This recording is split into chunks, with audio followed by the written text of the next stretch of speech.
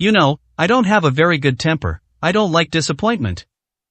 These words made many people speechless. It was acceptable to say them to others, but to say them to Mad King seemed quite inappropriate. Mad King was not Yi Qing's subordinate, but Yi Qing now seemed to be treating him like one of his subordinates. However, being alive was good enough at this moment. Yi Qing's prestige was at its peak, and no one would care about these things, nor would they dwell on them. It wasn't until he finished speaking with Mad King that Yi Qing turned his gaze to the last person who had contended for the throne today. This person was none other than Capital Garrison Overlord, Sima Rennie. Sima Dejiao's face was also extremely grim at this moment, and he was completely caught in a feeling of anxiety and uncertainty. 9 kings, the 9 kings that were clearly within his grasp, but now, there was nothing left. It was clearly within his reach, even the Southeast King and Southwest King positions were his to choose from, but how did it turn out like this? The throne was completely lost. Even now, whether Sima Dejiao could live was an unknown. After all, at the last moment, he had sided with Flower King and Sea King, and at the same time, he had tipped them off and sent people to intercept and kill Yi Qing. Taking a deep breath, looking at Yi Qing who was coldly staring at him, Sima Dejiao spoke first. Mr. Yi, the victor is king, the loser is bandit. I accept it. I, Sima Dejiao, brought this upon myself. I have nothing to say. Just say it, Mr. Yi, whether you want to kill me or torture me. Chapter 895 Give Face. How unyielding. At this moment, Sima Dejiao was indeed unyielding. He didn't beg for mercy, nor did he show any dejection, as if he hadn't committed any wrong. Yi Qing looked at Sima Dejiao and smiled. Your attitude makes me feel as if you've been wronged, that I'm the one at fault, I'm the villain, and you, on the other hand, are like a hero bravely facing death. Honestly, he really did give off that impression. Sima Dejiao heard this and said indifferently, it's just that the victors become kings and the defeated become bandits, there's no right or wrong today, I've lost, but I don't want to beg for mercy like them, nor do I want to grovel so, Yi Qing, if you want to kill me, just do it I accept it but if you want me to beg for mercy, bow my head in apology, and kowtow, that's impossible. Yi Qing smiled and nodded, clapping his hands he said, good, you have backbone I like people with backbone like you, Sima Rennie just as you said, the victors become kings and the defeated become bandits so, I have nothing more to say to you. Since you want to die, then, I'll grant your wish.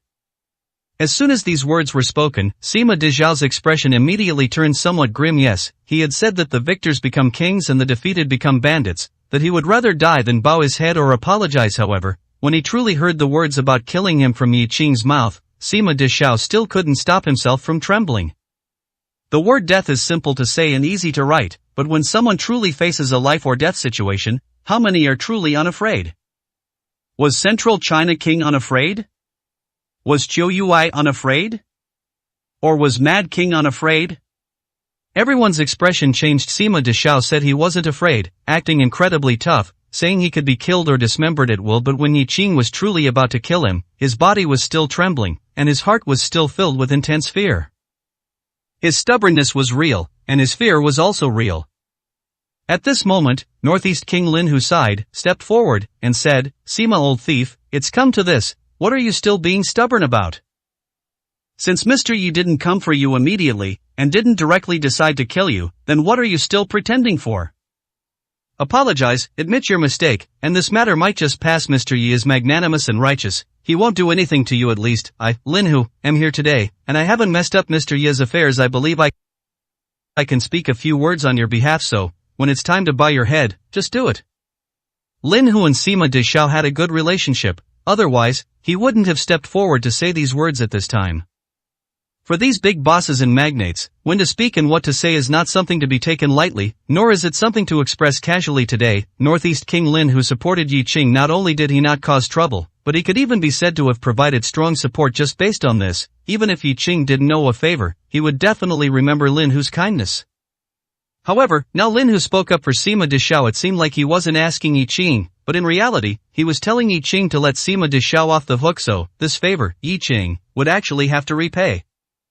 Whether it was worth it or not, that was up to individual interpretation. Sima Dezhao's expression changed, but he said nothing. Yi Qing, however, smiled and said, Sima Rini, you don't need to feel that Northeast King owing this favor for you, or me repaying this favor, is not worth it. Don't worry, no matter how you choose, my admiration for Northeast King remains unchanged. At the same time, I will always remember what he did for me today, and it won't change because of your matter. Yi Qing naturally wasn't afraid of Northeast King Lin Hu, nor would he change his mind because of Lin Hu. However, his admiration for Lin Hu was genuine. Moreover, there were some other reasons. If Yi Qing didn't know, then so be it, but since he knew, it was impossible for him to act as if nothing had happened. Lin Hu looked at Yi Qing, saying nothing more, just patting Yi Qing's arm and smiling. Everything was understood without words.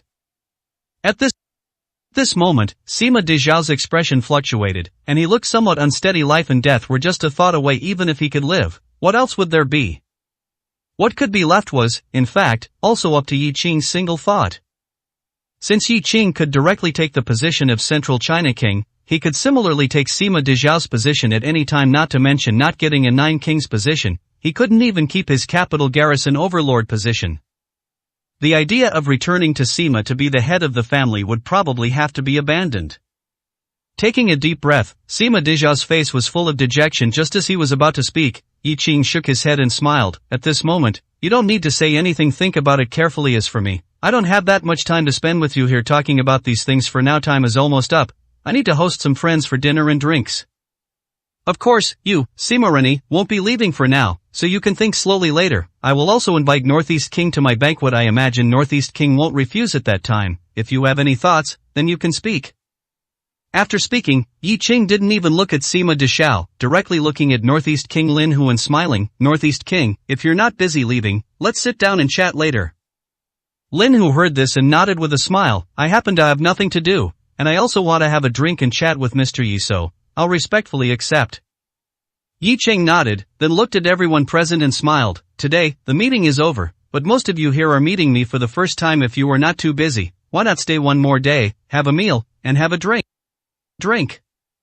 I imagine it won't take up too much of everyone's time. After all, if my information is correct, the annual Nine Kings Council usually lasts at least 2 or 3 days. This time, the speed was indeed a bit fast, but the effect was very good, wasn't it?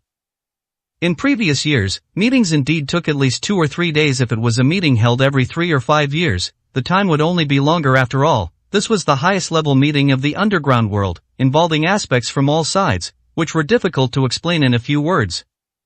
This time, it was indeed a bit fast. There was no other way but to be fast. Yi Qing cut through the mess decisively, directly killing the 9 kings. With the new king taking office, everything wasn't chaotic, but if you said it was chaotic, then it truly was completely chaotic. But these words were difficult to say. And today, when Yi Qing invited everyone to stay for drinks and chat, truly, no one refused. As for how much of that was giving Yi Qing face, and how much was for other reasons, it was hard to say. At least now, when Yi Qing invited them to a banquet, there were many who responded. And Yi Qing merely smiled, looking at Sea King and Flower King. He, Yi Qing, was not unaware of what happened in the southeast, and he was equally very clear about what was happening in East Province and even his base, Cloud Mist Villa. Chapter 896 Crazy and Scary. The meeting adjourned. This 9 Kings meeting was not a complete success, at least not for many people.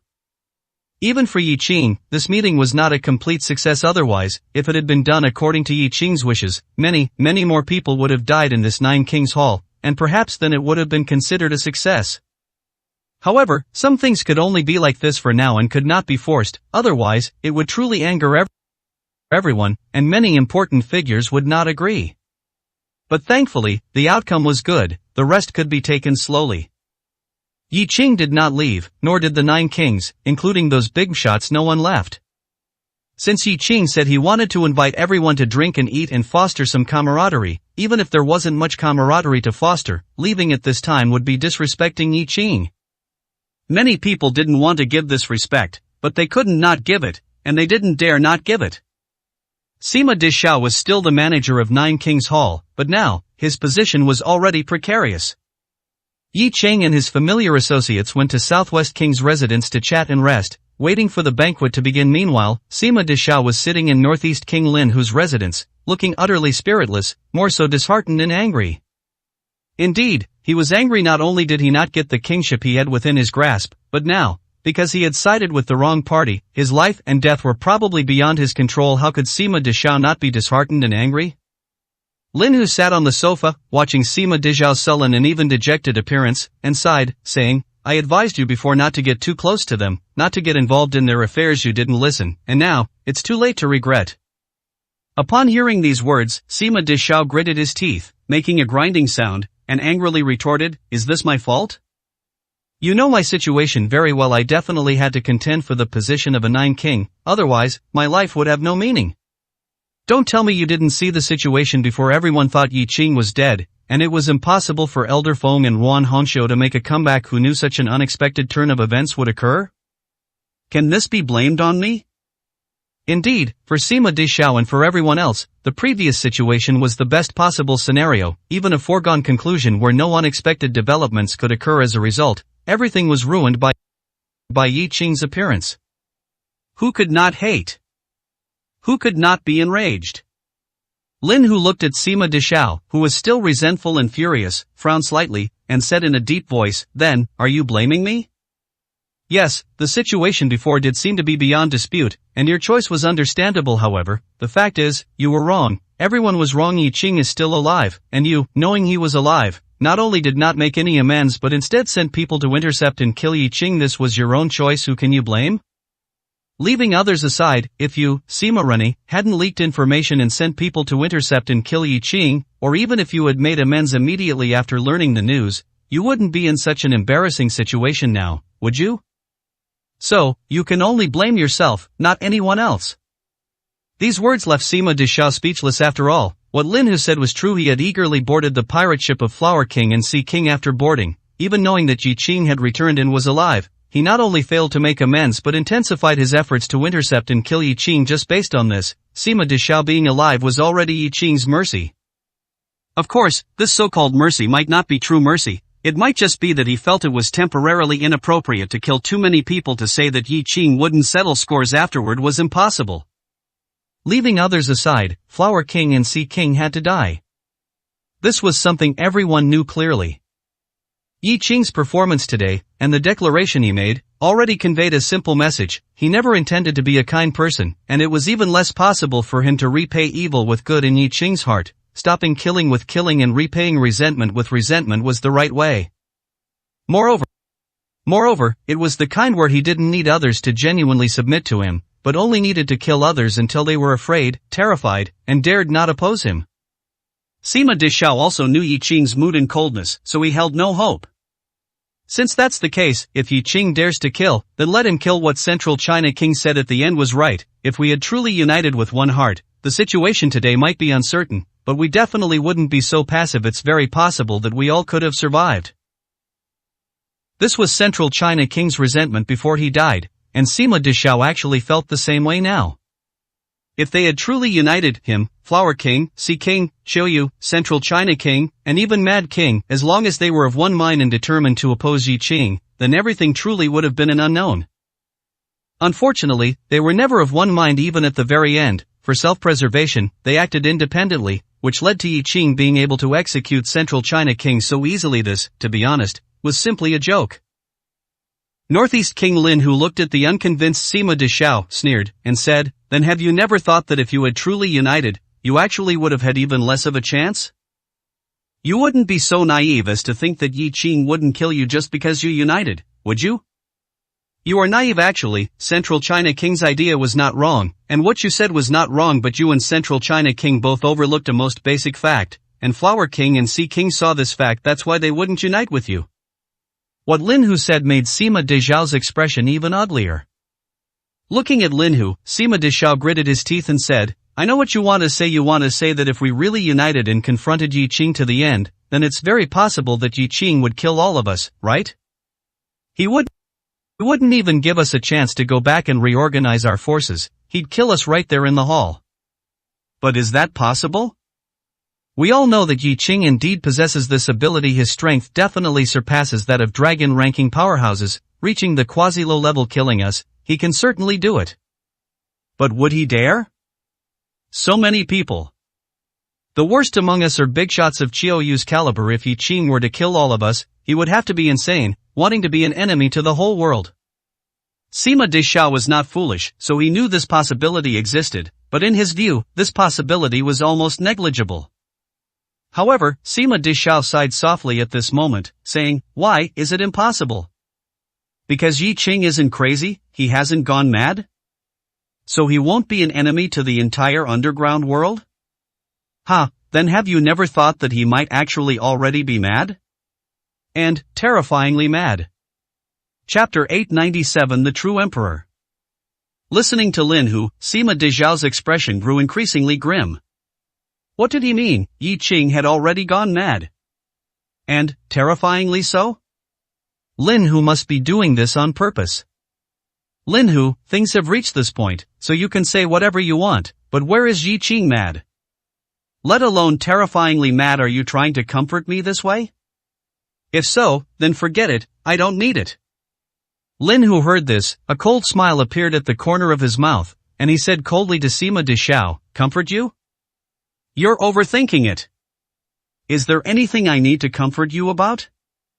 Everything is a path you've walked yourself. I have nothing to comfort you about. What's more, I, Lin Hu, owe you nothing at all to reach this point today. I've said what needed to be said and advised what needed to be advised, but you insisted on going your own way, and there's nothing I can do. Besides, we are all adults, and we make a living in the underground world. We've seen enough of life and death. It's just about who wins and who loses. I have nothing to say. I'm just stating a fact. You all think Yi Qing is very clear-headed, but in my opinion, he went mad long ago. At least, the madness deep within him is simply unimaginable. To put it bluntly, do you know what my first impression of Yi Qing was?" Lin Hu's words were truly unpleasant, but they were all facts that Sima Deshao could not possibly deny. But, was Yi Qing truly mad? Sima Deshao still held a skeptical attitude. In this world, is there such a clear-headed madman? But Lin Hu had no need to lie to himself since he said so. It meant that Lin Hu truly thought that way, and Lin Hu's premonitions had always been accurate. What feeling? When you met Yi Qing, besides marveling at his ruthlessness in youth, you probably wouldn't have any special feelings, right? After all, if Yi Qing doesn't reveal that ruthlessness, he's actually no different from an ordinary person. No different? Perhaps, but when Lin Hu saw Yi Qing, the feeling was truly different. Sima Rani, to be honest with you, my first impression of Yi Qing was coldness, an icy coldness, a trembling coldness, a coldness that even made me shiver, and made me want to escape. When saying these words, Lin Hu's expression was normal, seemingly indifferent, yet Sima Rani could tell that Lin Hu was not joking. He was truly feeling cold and truly wanted to escape. This was simply unbelievable. If these words were spoken by someone else, Sima Rani would not be surprised, but for them to come from Lin Hu's mouth, that was the strangest and most incomprehensible thing. This was Lin Hu, the Northeast King Lin Hu. Not to mention the underground world of Dragon Country. Even in the underground world worldwide, he was a notoriously ruthless man. Yet he said that when he saw Yi Qing, he felt a chill all over his body, and felt like escaping? He must be crazy at this moment. Sima Rani suspected that it wasn't Lin Hu who was crazy, nor Yi Qing, but himself. Otherwise, how could he hear such words that shouldn't be heard? Lin Hu, you don't need to say such things just to persuade me escape? What a joke. You are Lin Hu. How could you possibly want to escape? Yes, anyone might want to escape, but Lin Hu, it was simply impossible. Seeing Sima Rani's disbelieving look, Lin Hu smiled and said, "What's so hard to believe about that? Am I, Lin Hu, not human as well? As a human, one has emotions and desires normally. I'm not afraid because I haven't seen anything to be afraid of, but when I encounter it, I'll still be afraid. Of course, fear is one thing, and whether I can face it is another. At least, I, Lin Hu, didn't escape, did I?" Lin Hu didn't explain anything, as if he didn't find it shameful at all, and casually spoke these words. After speaking, without waiting for Sima Rani to think further, he directly said, "Sima Rani, I'm telling you all this out of consideration for our relationship, but if you think my persuasion is meaningless, then it doesn't matter.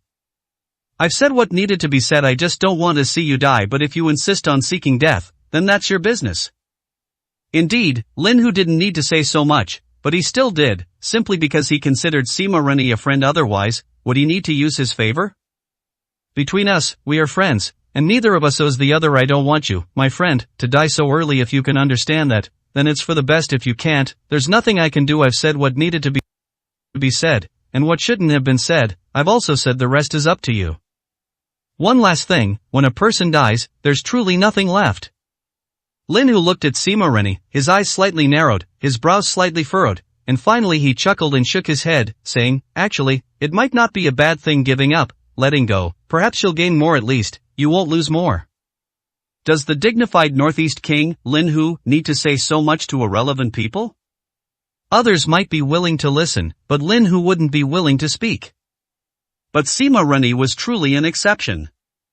Sima Rennie looked at Lin Hu, and now he had actually figured it out. In fact, he had already thought it through almost completely. He simply had no choice. He talked about winners and losers, and about death, but in reality, was he willing to die?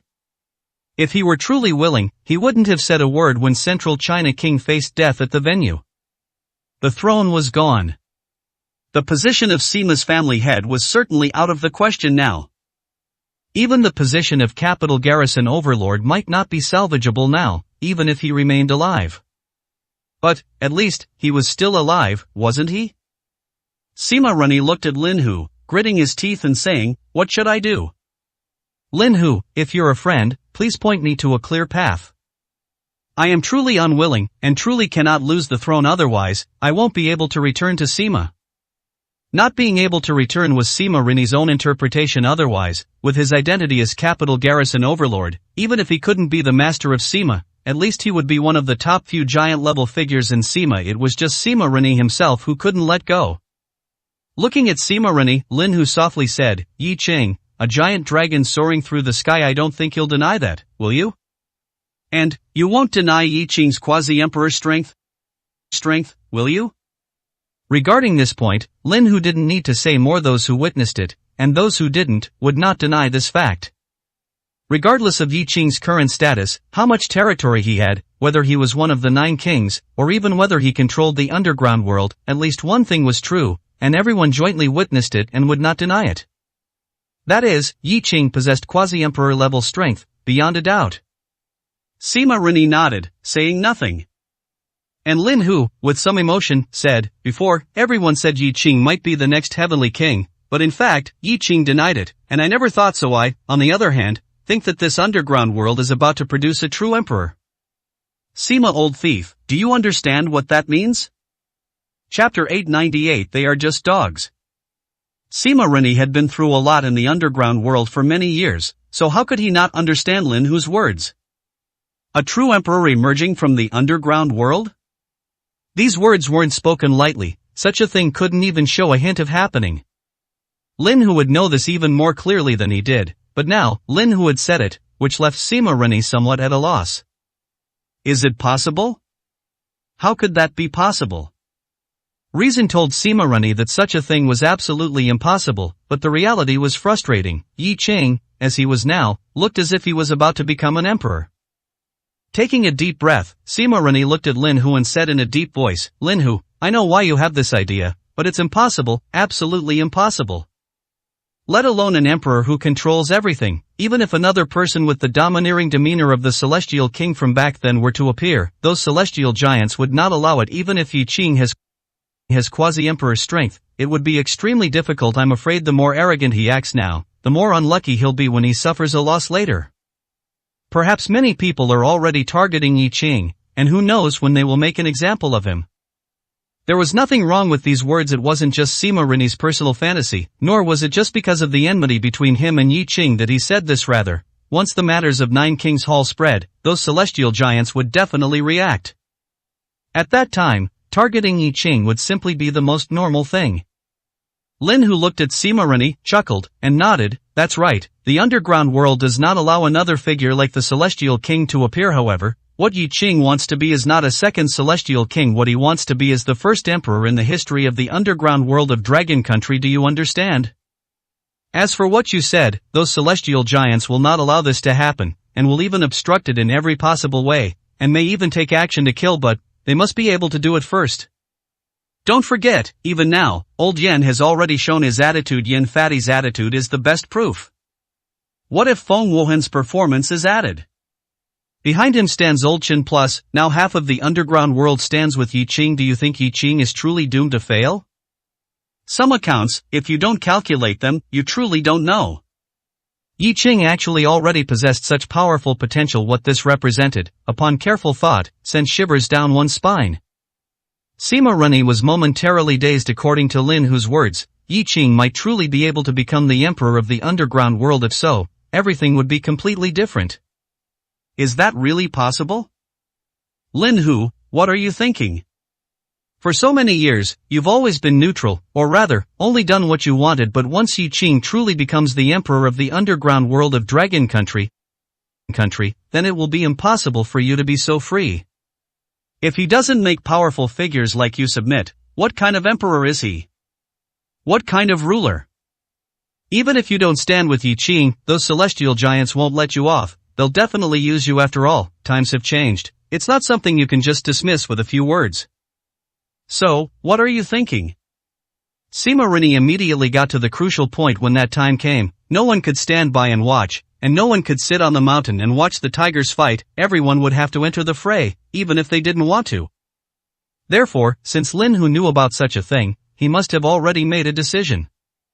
Lin Hu had no intention of hiding anything. He looked at Sima Rini, smiled, and said, "Actually, I also think that the underground world of Dragon Country should have a voice that calls the shots.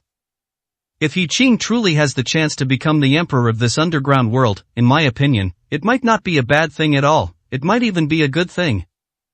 Upon hearing this, Sima Rini's expression completely changed. Since Lin Hu could say this, it meant he wasn't joking. He truly had this idea.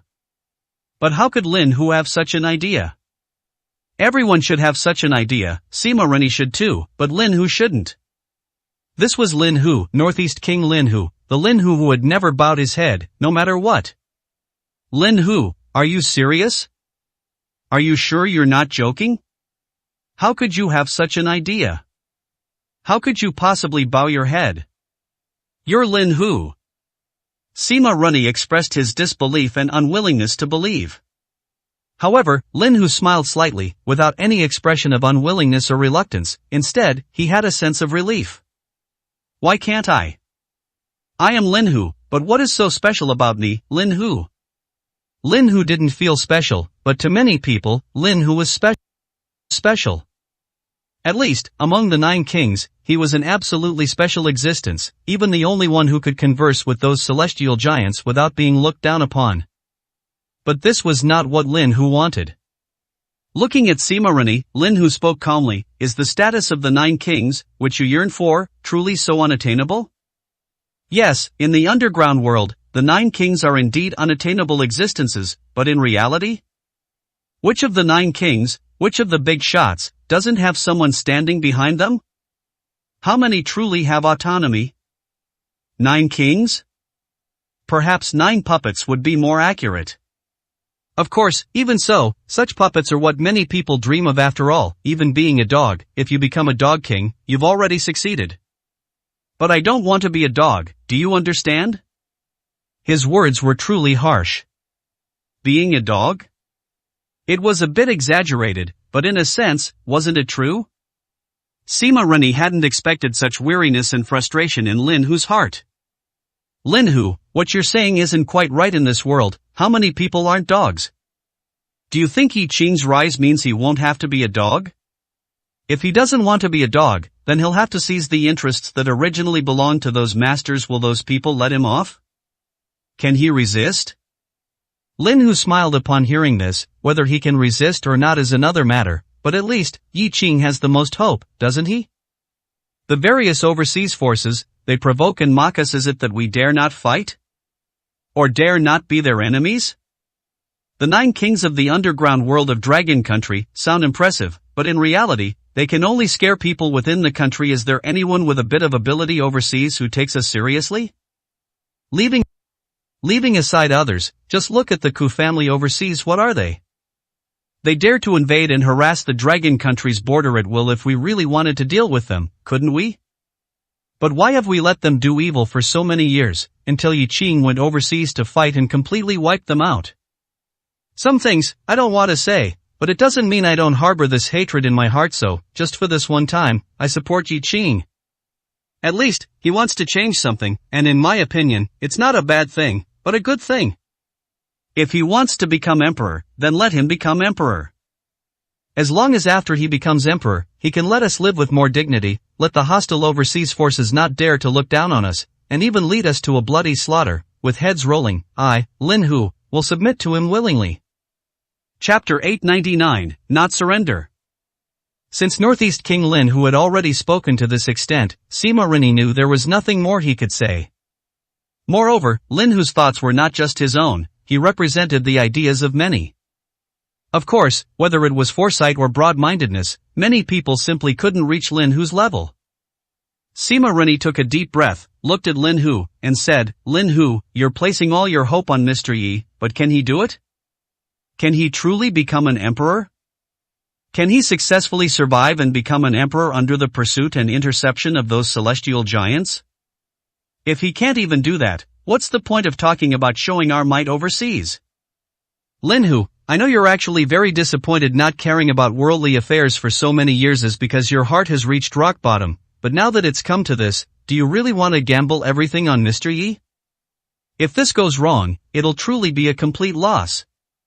A complete loss? Hearing this, Lin Hu burst out laughing.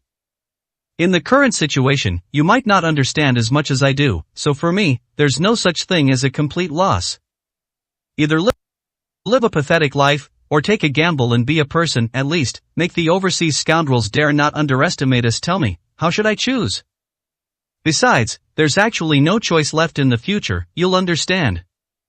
Sima Rini looked at Lin Hu as a friend. He knew very well that Lin Hu's words came from his heart, although it was somewhat unacceptable to Sima Deshao. This was Lin Hu's current state of mind.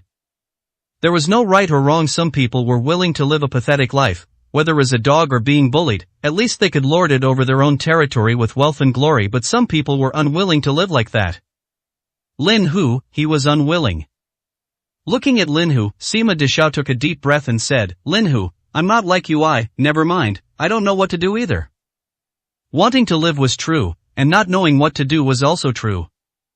Lin Hu patted Sima Deshao's shoulder, sighed, and said, it's still the same old saying, sometimes, if you don't get stuck in a rut, perhaps taking a step back will open up a vast new world.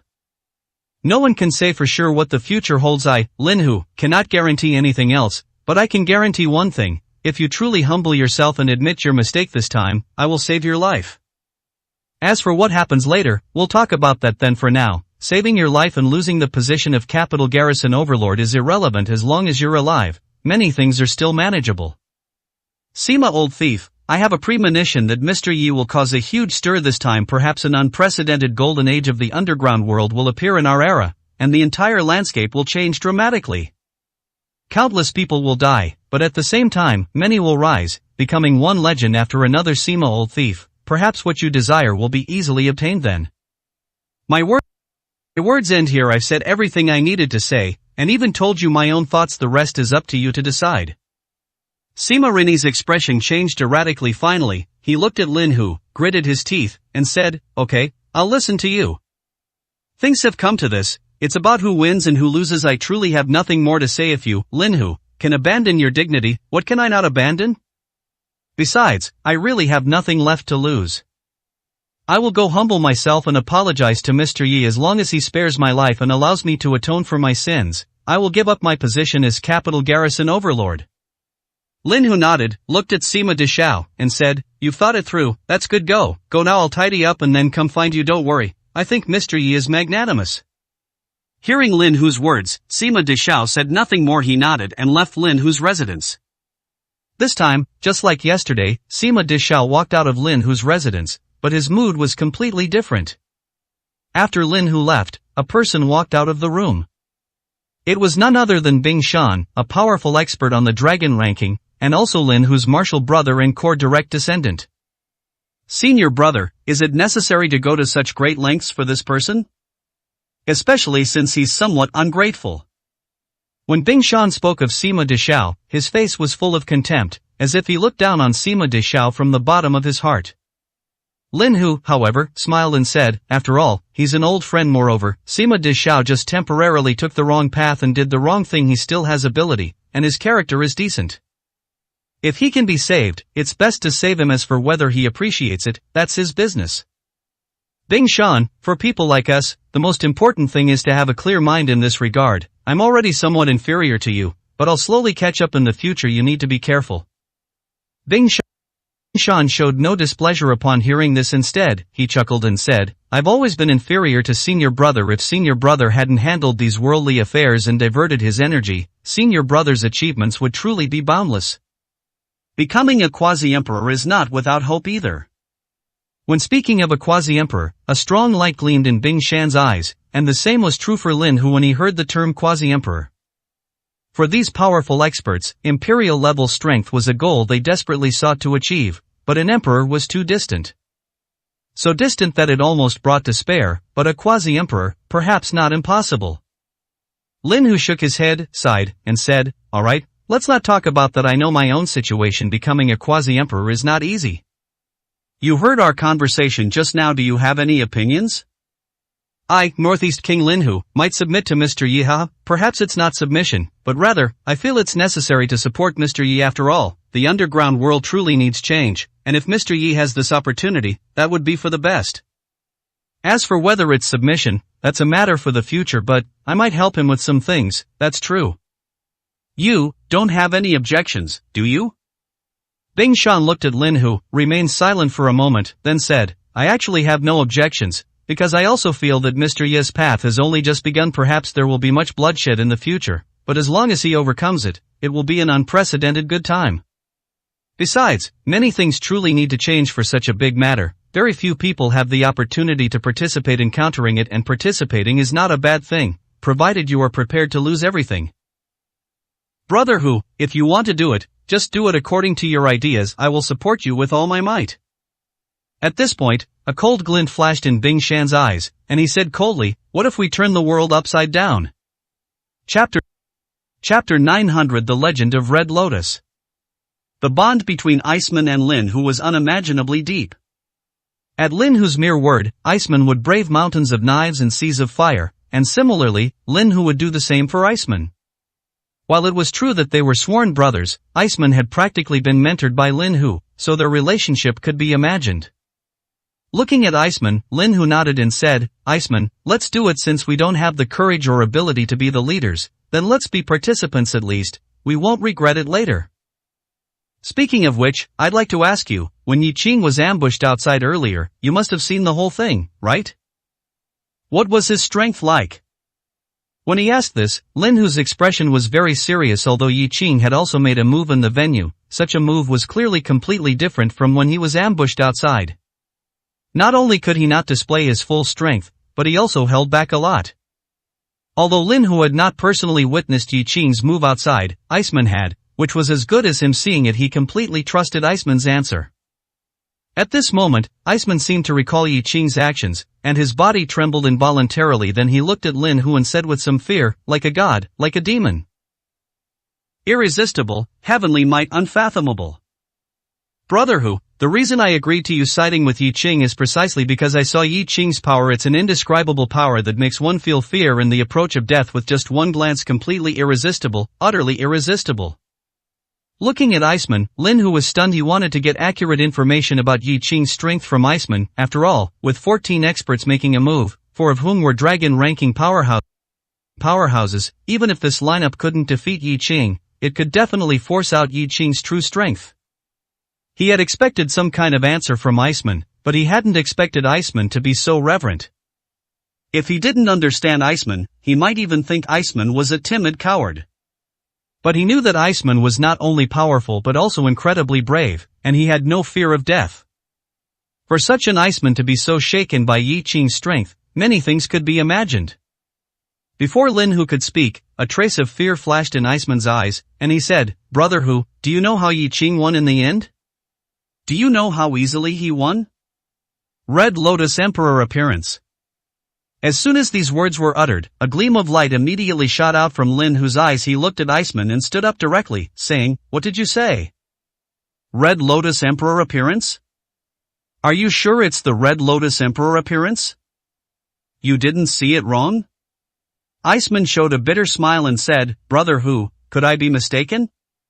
What Yi Qing displayed was the Red Lotus Emperor appearance. Once the Red Lotus Emperor appearance appeared, those so-called powerhouses were easily crushed like cutting melons and vegetables. It was indeed the Red Lotus Emperor appearance, the legendary Red Lotus Emperor appearance, the one that, once it appears, will bring a storm of blood and cause the entire world to tremble. Brother Hu, you must have seen the Red Lotus on Yi Qing's forehead, right?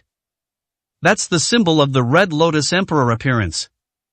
Lin Hu's expression flickered. If Sima Deshao were still here, he would be extremely surprised, because Lin Hu had never appeared so nervous, even more than just nervous, but with fear, with trembling, 10 times more panic than when he said he would be afraid and cold upon seeing Yi Qing before.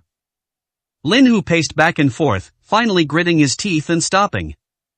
If everything you say is true, then even if we were originally hesitant about whether to stand with Yi Qing, now, we cannot hesitate even for a moment.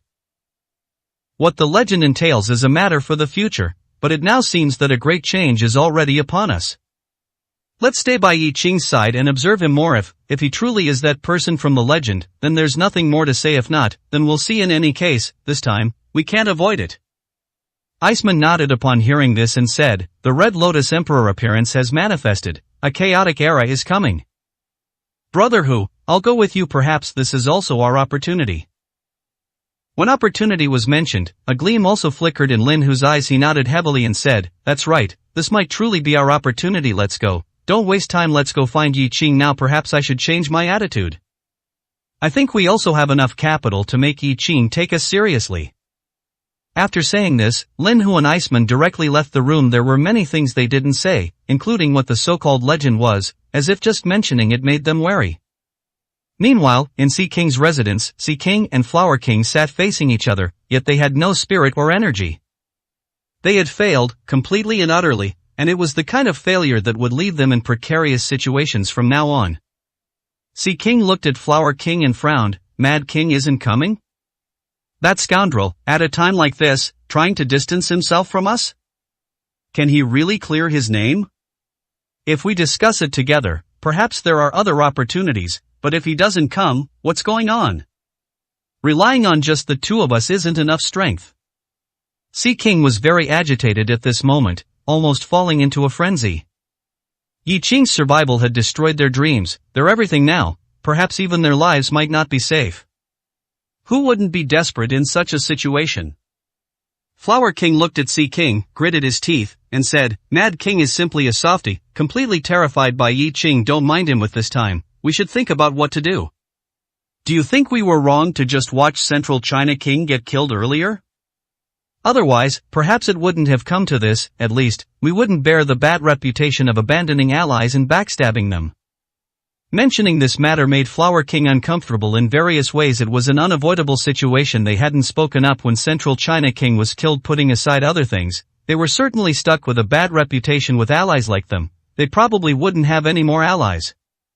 Even if everyone knew that in that situation, jumping out would mean dying together, unable to save anyone and getting themselves involved. No one would care about that. What others cared about was that they had abandoned him. Sea King frowned, looked at Flower King, and said in a deep voice, Central China King's death was unavoidable. Others don't know, but can't we ourselves know? Yi Qing came with the intention to kill at that time. If Central China King didn't die, then who would? You? Or me? Or would we die together? Those scoundrels, every single one of them is short-sighted. What's a temporary failure? The one who laughs last is the winner. Flower King, Yi Qing won't be arrogant for long. Others don't know, but don't tell me you can't see it either.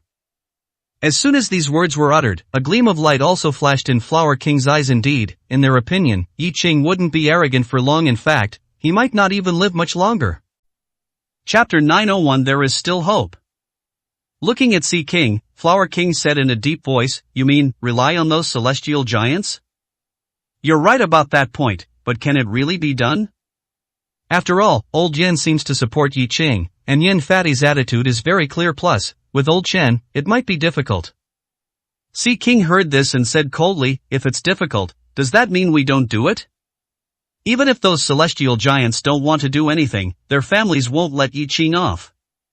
Having been the master for so long, who would want their position to be replaced? You've seen it yourself, the capital envoy is very angry. Flower King heard this and nodded. Indeed, that's the truth. So I understand what you mean. We must first survive, only then will we have a chance to turn things around. But the question is, can we live until then?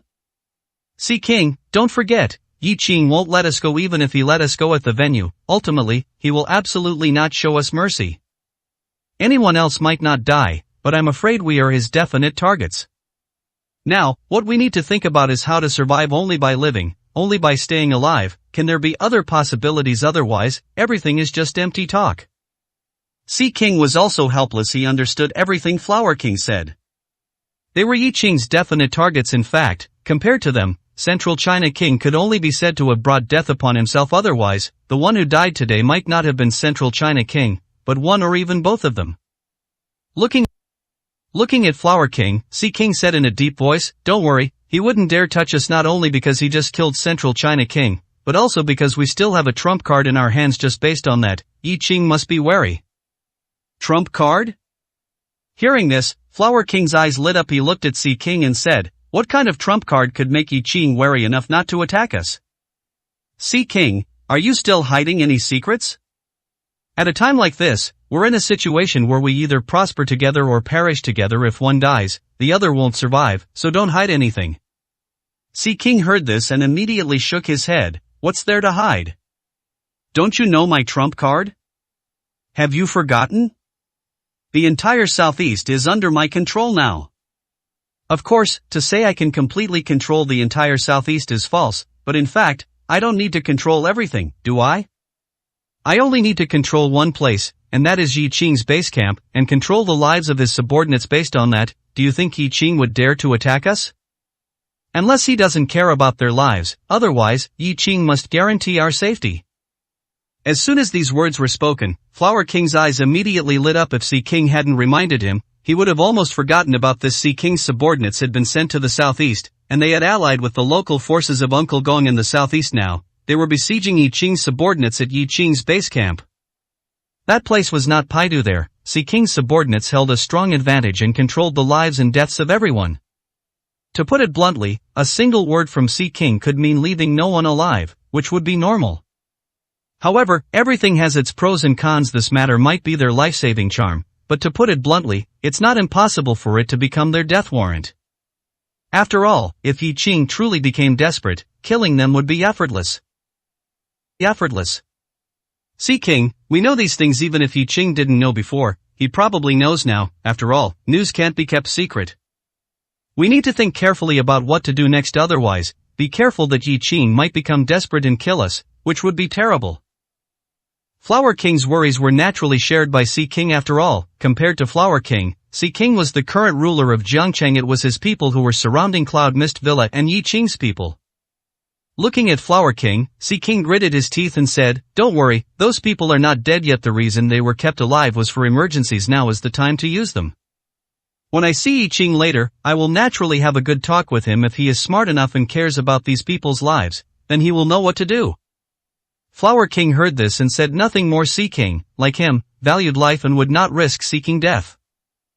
So what should we do now? Should just the two of us go?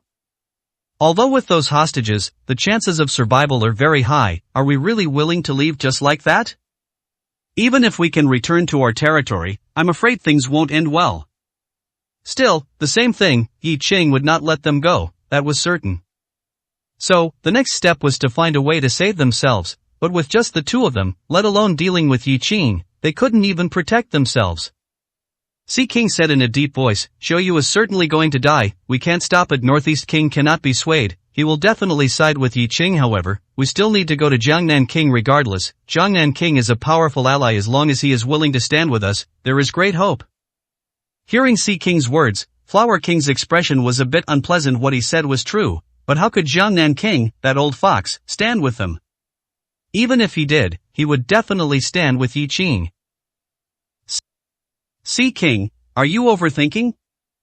I think the possibility of swaying Jiangnan King is even less than making Mad King angry again and facing Yi Qing with us. Sea King heard this and sneered, "You're right, Jiangnan King, that old fox, is unlikely to stand with us, but don't forget, the freedom Jiangnan King wants will cease to exist once Yi Qing gains power." Would Yi Qing allow a special existence like Jiang Nanking in a soon-to-be unified underground world? He won't agree.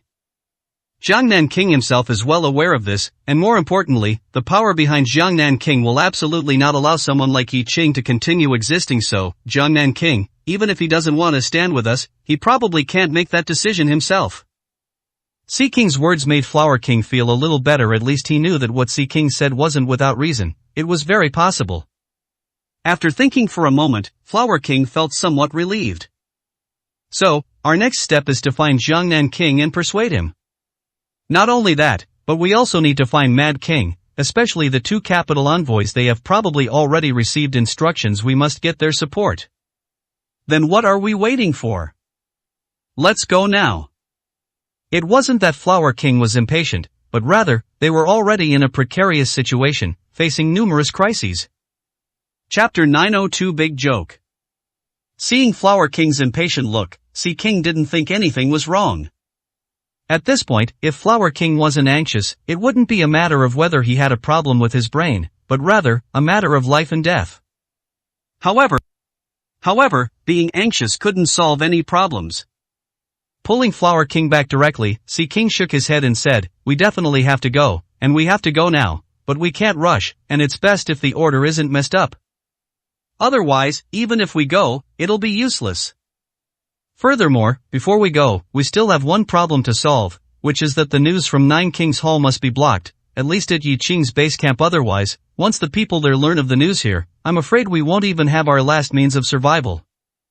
Upon hearing this, Flower King was also startled. Indeed, the news from Nine Kings Hall was too shocking and couldn't be kept from anyone. Even if it could be hidden for a short time, it wouldn't be for long, but now, they had to seize this time difference.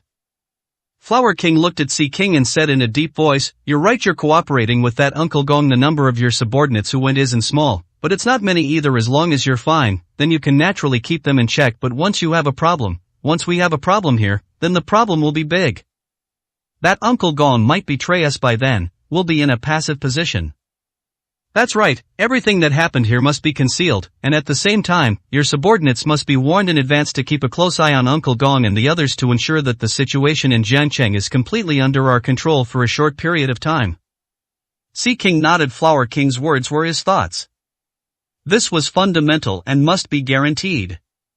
So, don't rush. Wait a moment, I'll arrange it now. Otherwise, no matter how well we talk and how confident we are, if the situation over there changes, it won't work. Flower King heard this, thought carefully, and said, "Uncle Gong, there shouldn't be a big problem, right? If there really is any problem, why not deal with him in advance? This can avoid a lot of trouble. It's already at this point, whether to use him or not actually doesn't matter much." When Sea King heard this, he wasn't surprised at all that Flower King would make such a choice for people like them. Sacrificing some people, especially those who weren't their own, was too simple and wouldn't cause any psychological burden. What's more, the crisis they were facing now made them willing to pay any price. However, killing Uncle Gong was something Sea King had never thought of. Sea King thought for a moment, shook his head, and said, "Nothing will happen. In fact, even if we really tell Uncle Gong about the situation here, it might not have a bad outcome. The outcome might even be better. Uncle Gong, he's the one whose arm was cut off by Yi Qing, and he was explicitly forbidden from entering East Province again as a result. Not only has he returned, but he's even gone to Yi Qing's base camp. This grudge is not easy to resolve. So, actually, it's not a big problem." At this point, Sea King's mouth curled into a cold smile, and he said, "Actually, to be honest, Uncle Gong really must live in this situation. It's impossible for Yi Qing not to vent. Instead of letting him vent on us, it's better to let him vent directly on Uncle Gong." "Alright, that's for later. Don't think too much about it. For now, let's solve the immediate problem." After speaking, Sea King went to make some arrangements. Soon, after making the arrangements, Sea King looked at Flower King and said, "Let's go to Mad King first. Jiang Nanking will be visited later. Mad King's matter must be resolved. Although there are many dissatisfactions with him, his strength is still beyond doubt." Flower King heard this and frowned slightly. Mad King's strength was indeed beyond doubt. Whether it was his personal strength or the power he possessed under him, it was not weak. Otherwise, Mad King wouldn't be so arrogant. But the key question was the current Mad King still the Mad King of the past? He had already been scared out of his wits by Yi Qing. "Alright, then let's go. I also want to see if this Mad King has really been scared into becoming a coward." At this moment, inside Mad King's residence, in the living room, everything that could be smashed had been smashed by Mad King, looking like a complete mess. Mad King sat on the sofa, his face terrifyingly cold, his eyes burning with raging flames, making people dare not look up. Outside Mad King's hall stood Mad King's subordinates, although they didn't know what Mad King had experienced. Just by looking at Mad King's injuries and his current rage, they knew that something must have gone wrong and he had suffered a great loss. No one dared to provoke Mad King at this time. Mad King couldn't deal with others, but dealing with them was simply effortless. Soon, Flower King and Sea King arrived at Mad King's residence. When Mad King's subordinate wanted to go in and report, Sea King directly shook his head and chose to go in directly with Flower King. Before they even entered the hall, just the sound of their footsteps going in, they heard Mad King's roar and the sound of a teacup being fiercely smashed to the ground. "Get out, all of you, get out. What do you mean my words don't count? Even you dare not listen to my orders, dare to defy me, is that right? Get out, all of you, get out. If you dare to appear in front of me again, I'll kill you." Flower King looked at Sea King and chuckled, saying, "It seems our Mad King is still as mad as ever." Sea King shook his head and said, "All right, stop with the sarcastic remarks, important matters first." After speaking, Sea King directly stepped into the living room, looked at the mess in the living room, then looked at Mad King, and spoke indifferently, "Mad King, venting all this anger on your own subordinates, isn't that a bit too meaningless? If you really have a temper, then there's a wrongdoer and a debtor. Find whoever provoked you. That's what a real man does." These words were simply adding fuel to the fire. If Mad King were really a match for Yi Qing, would he be so angry now? Could he be venting his anger here instead of going to find trouble with Yi Qing? It's just that he couldn't beat him. Seeing Sea King and Flower King walk in, Mad King didn't give them any pleasantries. "Get out, Sea King, Flower King. Don't think that just because I, Mad King, am in trouble, you can come over and mock me. I'm telling you, even if I'm about to die, it's not your turn to show off in front of me." At this point, a hint of disdain flashed in Mad King's eyes, and he said coldly, "What's more, how much better can your situation be than mine? I, Mad King, had bad luck today, but you won't be much better off than me, or even worse. With this free time, instead of thinking about how to save your lives and how to solve future troubles, you run to me to watch a joke? Do you even deserve to? You yourselves are the biggest joke." Chapter 903, Regain Your Dignity. What was said was truly impeccable. The Mad King being a joke was already an established fact. He couldn't change it even if he wanted to. But then again, how many of the big shots and magnates present today weren't a joke? Especially the Sea King and the Flower King, they were the biggest jokes. Even the Mad King could ridicule their jokes. The Flower King's face was not good, wanting to argue with the Mad King about something. However, the Sea King stopped the Flower King, seemingly not angry at all. Walking into the living room on his own, the Sea King sat opposite the Mad King, shaking his head and chuckling, "That's right, we are a joke. I don't deny it, and I can't deny it. Originally, everything was well planned. After this 9 Kings Council, everything would change. We would also become the most powerful and influential people in the underground world of Dragon Country, and our status would increase significantly. Unfortunately, all of this was ruined by Yi Qing. Not only that, but it also earned us the infamous reputation of backstabbing allies. A joke? Ha, it's more than just a joke, it's a disgrace. Mad King, if ridiculing us like this makes you happy, then go ahead and say it. But I think you're not happy at all, are you? Since that's the case, why don't we calm down and have a good talk to see if there's any way to recover our losses and regain our dignity." The Sea King chuckled as he spoke to the Mad King, but the Mad King, hearing the Sea King's words, looked disdainful. "Talk? Talk about what? Talk with you all? Talk with you all about how to regain our dignity? Sea King, are you perhaps trying to make me laugh because you know I'm feeling down? Ah, it's absolutely ridiculous." It was indeed ridiculous. At this moment, the Mad King was laughing uninhibitedly. Anything else would have been fine, acceptable, understandable, and he wouldn't have said anything even if they cursed or complained a bit. But what did the Sea King tell him? Regain dignity? Recover losses? The excellent situation before had been messed up to this extent. Did they still hope to regain any dignity or recover any losses? It was good enough to be alive. That was Yi Qing being merciful. The Sea King looked at the Mad King's laughter and showed no sign of anger, merely speaking faintly, "Laugh, when you've laughed enough, let's have a good talk." "Unless, Mad King, you've truly resigned yourself to fate. If that's the case, then we won't say anything more. After all, you want to continue being a joke, but we don't. Moreover, Mad King, perhaps today we are indeed the biggest joke, and we have indeed suffered the greatest losses, and we might even be retaliated against by Yi Qing and lose our lives, but you, Mad King, will probably be nailed to the pillar of shame for the rest of your life, unable to turn over a new leaf. Other things are fine, especially the title of a toad. You probably won't be able to get rid of it in this lifetime. Oh, not just a toad, but probably the title of a clown is also yours." The Sea King didn't care about the Mad King's anger at all, spewing out all kinds of mockery, even mentioning toad and clown, but precisely, it hit the Mad King's sore spot, making him furious at this moment. "Ah! You bastard, you're courting death!" The Mad King roared directly, then rushed straight to the Sea King, grabbing his neck, his eyes almost spitting fire. "You dog, do you think I don't dare to kill you? If you dare to be disrespectful to me again, I'll kill you. If you don't believe me, try it." Seeing the Mad King's murderous look at this moment, the Flower King's face also changed. The Mad King had been pushed to the brink, and at this time, he could do anything. Although he didn't believe the Mad King truly dared to kill the Sea King, any incident was not something they were willing to bear right now. "Mad King, stop. What do you want to do? Are you going to completely offend us too?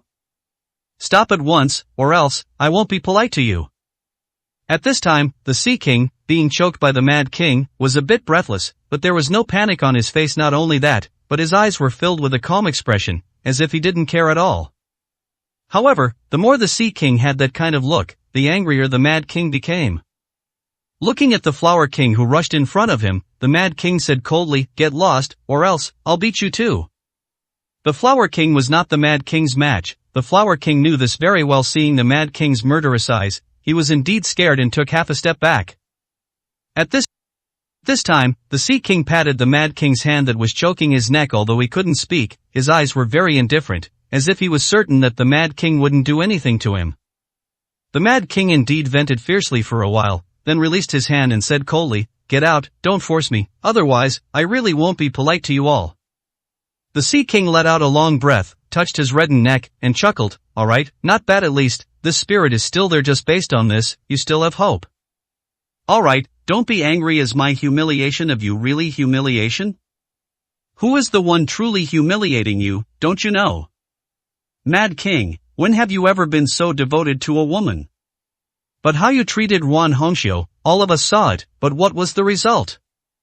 Did Yuan Hongxiu take you seriously? Especially after Yi Qing returned. Whether Yuan Hongxiu had an affair with Yi Qing, we don't know, but in her eyes, you, Mad King, are not even worth a single hair of Yi Qing's. This is true, isn't it? I still say the same thing. Lost dignity must be regained. This is not just about dignity, it's also about our survival, about wiping away our past disgrace. Mad King, it's not the final moment yet, and we haven't completely lost, but if we just give up like this, then everyone can just wait. The Central China King's fate will be our fate. You, I, the Flower King, everyone, will die. Even if we don't die, this kingship won't be needed, but if we lose all of this, won't we truly become a laughingstock, to be bullied by anyone? Mad King, have you thought it through? If you have, then the Flower King and I will leave now. From now on, just don't regret it, because by then, it will be too late to regret. After speaking, the Sea King was about to leave, seemingly no longer forcing the Mad King. And the Mad King, looking at the Sea King and Flower King's departing backs, a trace of struggle flashed in his eyes, and finally, he gritted his teeth and said, "Why do you think you can win? The previous situation was lost, how can you guarantee not to fail now?" The Mad King certainly had to ask this clearly. After all, this was a matter of life and death. However, the unfortunate thing was that the guarantee the Mad King wanted was also what the Flower King and Sea King wanted, but they couldn't get any guarantee, so they couldn't give anyone any guarantee either. The Sea King had no intention of hiding this, and he couldn't hide it. Chapter 904, Continuous Winning Over. Win. Sea King stopped and turned to look at Mad King, shaking his head decisively. "Sorry, if you think we're definitely going to win, then you're wrong, because we don't even know if we can win. But we know that if we just give up like this and do nothing, then we truly won't survive in the future. Of course, this doesn't necessarily mean we will definitely lose. At the very least, we will try our best. For example, if Mad King joins us, then we will have 1/3 of the underground world's strength. With this, we can advance or retreat as long as we leave Paidu. At least it won't be easy for Yi Qing to target us. Hearing this, Mad King laughed, a hint of mockery in his smile. Looking at Sea King and Flower King, Mad King shook his head. If that's your plan, then you two should go on not participating. Don't you find it ridiculous? When Central China King was about to be executed by Yi Qing, these exact words were already spoken, but what did you do? You abandoned Central China King, watching him die with your own eyes. Otherwise, the three of you would have 1/3 of the strength right now. Now, you even have the nerve to use these words to persuade me.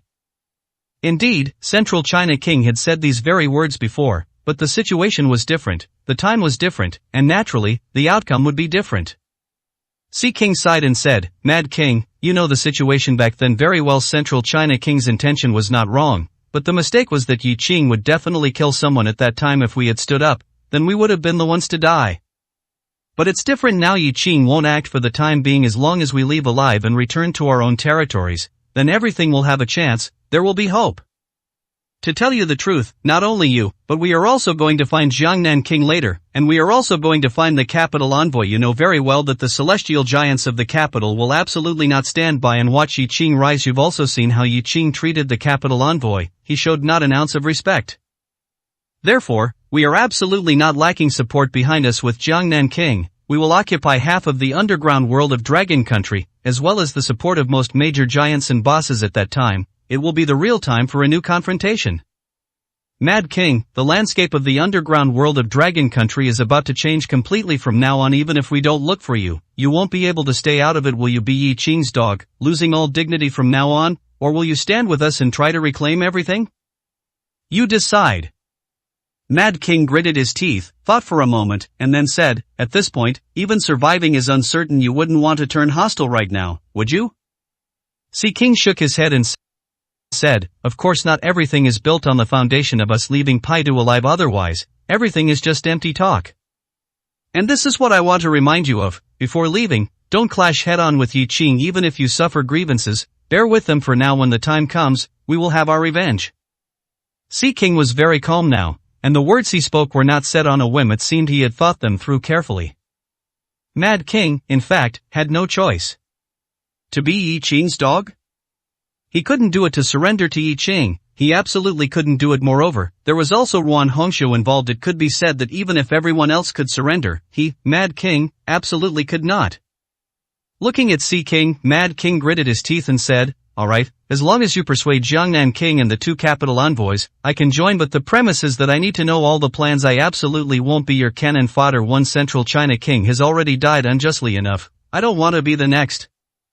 Sea King nodded upon hearing this, extending his hand and saying, Central China King's matter is an eternal pain in my heart. Rest assured, there will not be another Central China King. Mad King then shook hands with Sea King. Soon, Sea King and Flower King left Mad King's mansion. After stepping out, Flower King took a deep breath and said, at least the outcome is good. I almost thought we would fail. If we had failed, then all our efforts would have been in vain, and we wouldn't even need to look for anyone else. That's right, if even Mad King couldn't be persuaded, then how could anyone else be persuaded? Many things need a catalyst. If the catalyst isn't set up properly, the matter won't go well. Sea King smiled and said, I never thought we would fail, because Mad King's personality is just like that. However, even if we had failed, we wouldn't have been without options. Let's go. It's time to find Jiangnan King. This Jiangnan King, who is known as the wealthiest, most mysterious, and most laid back, is a true old fox. Jiangnan King, who occupied the rich lands of Jiangnan, had reigned supreme for decades, with no internal strife or external troubles. It could be said that he had quietly developed in peace. The true extent of the power he had accumulated was truly a matter for speculation. At this moment, at Jiangnan King's mansion, Sea King did not enter directly like he did with Mad King's residence, which would have been impolite. Instead, he had someone announce their arrival. Soon, Jiangnan King personally came out with a smile to greet them, his manners impeccable. The arrival of the two kings, Sea King and Flower King, truly brightens my humble abode. I just don't know, what brings you two to me? He spoke of brightening his humble abode and wore a warm, enthusiastic smile, but Jiang Nanking never once, from beginning to end, showed any intention of letting Sea King and Flower King enter his residence. This attitude, in fact, already explained everything. Everyone knew that Sea King and Flower King were currently thorns in Yi Qing's side, and it was absolutely impossible for the two sides to coexist peacefully. And this was Nine Kings Hall, to put it bluntly. There were spies everywhere from all sides. If Jiang Nanking allowed Sea King and Flower King to enter his residence today, the next second, this news would reach Yi Qing's ears. At this critical juncture, Jiang Nanking did not want any misunderstandings to occur, nor did he want to stir up any trouble. Sea King looked at Jiang Nanking, a smile on his face, and said, "Jiang Nanking, aren't you going to invite us in for a cup of tea?" Jiang Nanking, upon hearing this, did not show any awkwardness on his face. Instead, he smiled and said, "What a coincidence. I was just about to go to Mr. Ye's banquet. I'm about to leave. How about you two come along?" His words were truly impeccable. However, if they didn't even enter the door, then many things couldn't be discussed. Of course, it wasn't completely impossible to talk, but Jiang Nanking's attitude made it very difficult to say anything. Looking at Jiang Nanking, Sea King smiled and said, "Jiang Nanking, I know what your concerns are, but I think just having a cup of tea and chatting for a bit shouldn't affect anything, right? You are the dignified Jiang Nanking. You wouldn't be so cowardly, so afraid of Yi Qing, would you? If this were to get out, it probably wouldn't be very good for your reputation, Jiang Nanking." At this moment, Flower King frowned unhappily and said with a somewhat cold voice, "Jiang Nanking, we're not dead yet. You're afraid of offending Yi Qing, but aren't you afraid of offending us?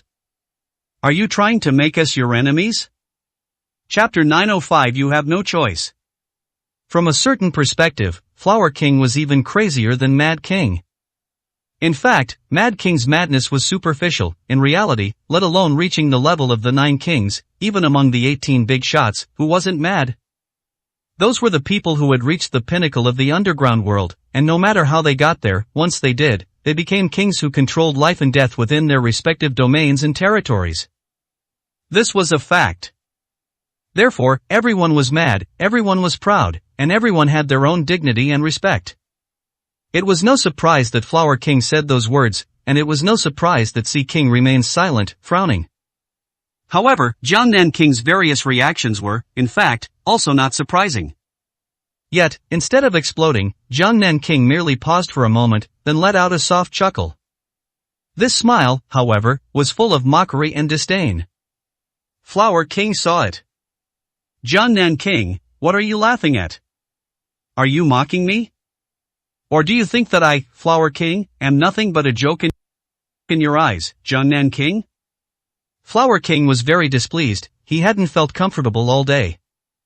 Sea King frowned, sighed, and said, "Flower King, what are you doing? Jiang Nanking doesn't mean that you said the wrong thing and are overthinking it. Jiang Nanking is a smart person, he knows how to choose. After all, Yi Qing's ambition is well known, and this completely contradicts Jiang Nanking's future plans. Therefore, Jiang Nanking will definitely know how to choose." At these words, Jiang Nanking's already smiling face became even more radiant, showing no intention of fading.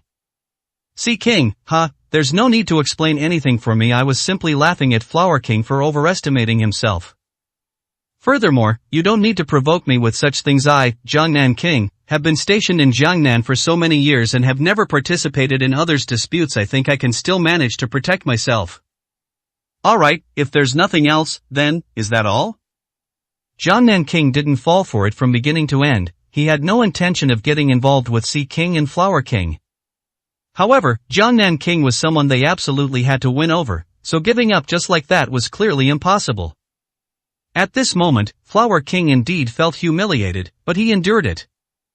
He wasn't a fool. He naturally knew what to do when showing anger. Just now was to give Sea King room to maneuver and to show their attitude. But Jiang Nanking seemed to be unyielding. Sea King smiled and said, "Jiang Nanking, you have always been a smart person, but smart people don't necessarily always do smart things. I know that Jiang Nanking's position is extraordinary, and he still has his say even when facing the celestial giants behind him, but I just want to know, has Jiang Nanking already told the celestial giants behind him about the current situation? If so, are the celestial giants tolerant of Yi Qing's attitude? Yi Qing's ambition, I believe, Jiang Nanking's insight cannot fail to see from his previous actions, Yi Qing is already aiming to dominate the underground world, this cannot be faked. Moreover, Yi Qing has openly stated that he wants to be the emperor of the underground world, and this is also true. Jiang Nanking, after you've said all these things, are you sure that the celestial giants behind you can tolerate another emperor appearing in the underground world of Dragon Country? Taking a step back, Jiang Nanking, how will you handle yourself then? Yi Qing is about to become emperor, will he tolerate different voices in the underground world? Don't say that you won't care about anything, whether you care or not is your business, but what he wants is probably uniformity, no dissenting voices, and to be able to have the final say, right, Jiang Nanking? Are you sure you can? Can the big shots behind you also? Si King smiled, his smile consistently bright, seemingly not doubting his ability to persuade Jiang Nanking. What he said were all facts, and of course, also guesses, but these guesses were built upon all the facts. Yi Qing wants to become emperor, to become the sole emperor of the underground world, to stand shoulder to shoulder with those celestial giants as the emperor of the underground world, or even surpass them. This is an undeniable fact. Jiang Nanking's expression did not change because of Si King's words, but the fluctuations in his eyes were still caught by Si King. However, Si King didn't say much more, but looked at Jiang Nanking and smiled. No rush, there's still time, Jiang Nanking. If you have any concerns, you can think about them more. I didn't come today necessarily for an answer. But I think Jiang Nanking should also know what choice is most beneficial for him. What Jiang Nanking is worried about now is whether we have the ability to contend with Yi Qing. Since that's the case, I'll give you the bottom line. What happened with Central China King will not happen a second time. In fact, once this decision is made, there will be no chance to go back on it. Flower King, and Mad King have already formed an alliance. I am about to visit the two capital envoys. I think you know what these two capital envoys mean without me saying it. If you and the existence behind you are added, there is actually much that can be achieved, isn't there? Indeed, the comparison of strength was not very disparate. It was hard to say who would win or who could dominate everything. Jiang Nanking was not swayed by Si King's words, but looked at Si King and smiled. If that's the case, then if I must join a faction, why wouldn't I join Yi Qing, who has a greater chance of winning? After all, joining you and joining Yi Qing, for me, there's actually no difference anyway. I can't stay out of it, can I? That was well said. Si King smiled and said, the key issue is that Jiang Nanking, you will not join Yi Qing's camp, and Yi Qing will not give you what you want. The existence behind you will also not allow you to join Yi Qing's camp, won't they? In fact, this is a crisis, but also an opportunity. Jiang Nanking, perhaps the 9 kings are truly too many, and everyone's territory is a bit too small, but after this, it's hard to say how many will remain. If we win, we can guarantee one thing. Not only will Jiang Nanking's status and position be greatly elevated, but your autonomy will also not be interfered with. You can continue to be your true carefree king. But Yi Qing cannot give you these things. Jiang Nanking, my words end here. Please consider carefully. It's okay, no rush. We won't come in for now. We'll go find the capital envoys first, but I believe your door will open for us, welcoming us in. However, Jiang Nanking, time waits for no one. No matter how unhurried you are, you actually need to make a decisive move, so please consider carefully. After speaking, Si King directly signaled Flower King to leave, as if he truly didn't care at all what Jiang Nanking would choose. Chapter 906, Fight to the Death. Watching Si King and Flower King's departing figures, Jiang Nanking stood in place and lit a cigarette. The trusted aide standing beside Jiang Nanking frowned slightly and said, Your Highness, aren't Si King and Flower King a bit too presumptuous? Is this how they try to win you over?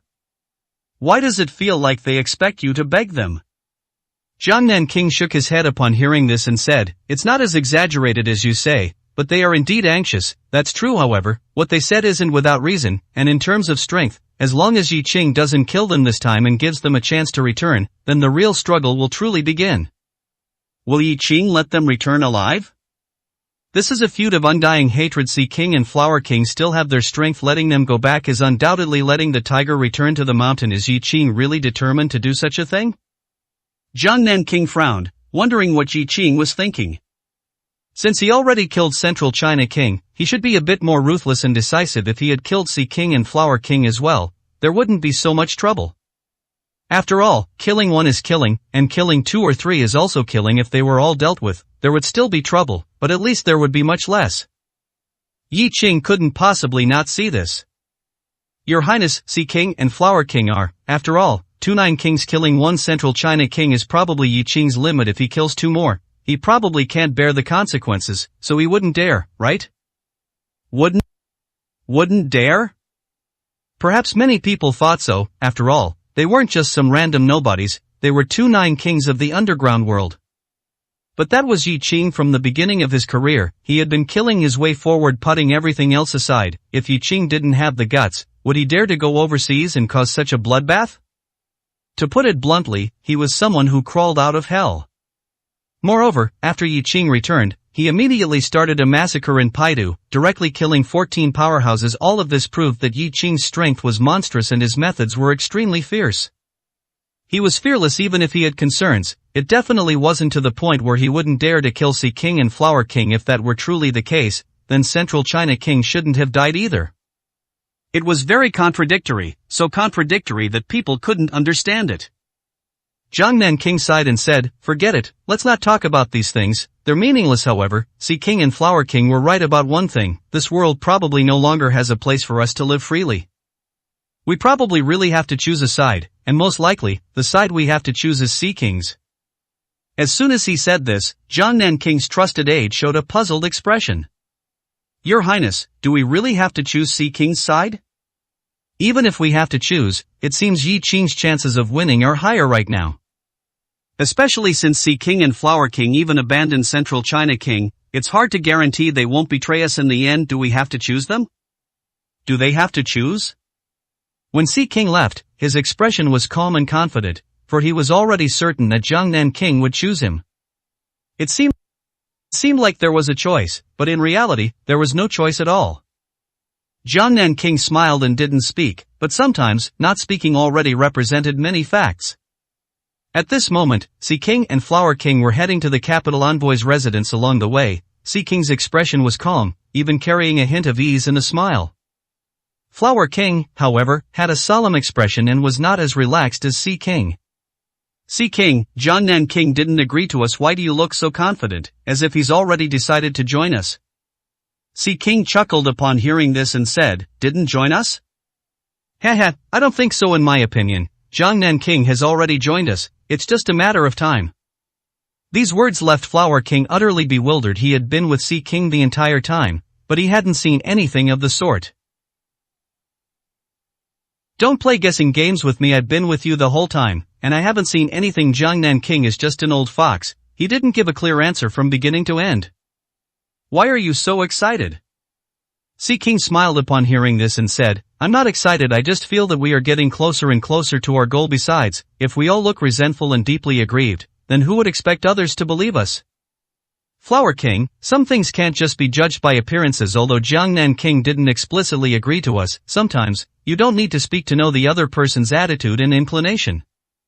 This involves the complexity of human hearts. If you, Flower King, put more of your energy from playing with women into serious matters, you would understand any situation clearly.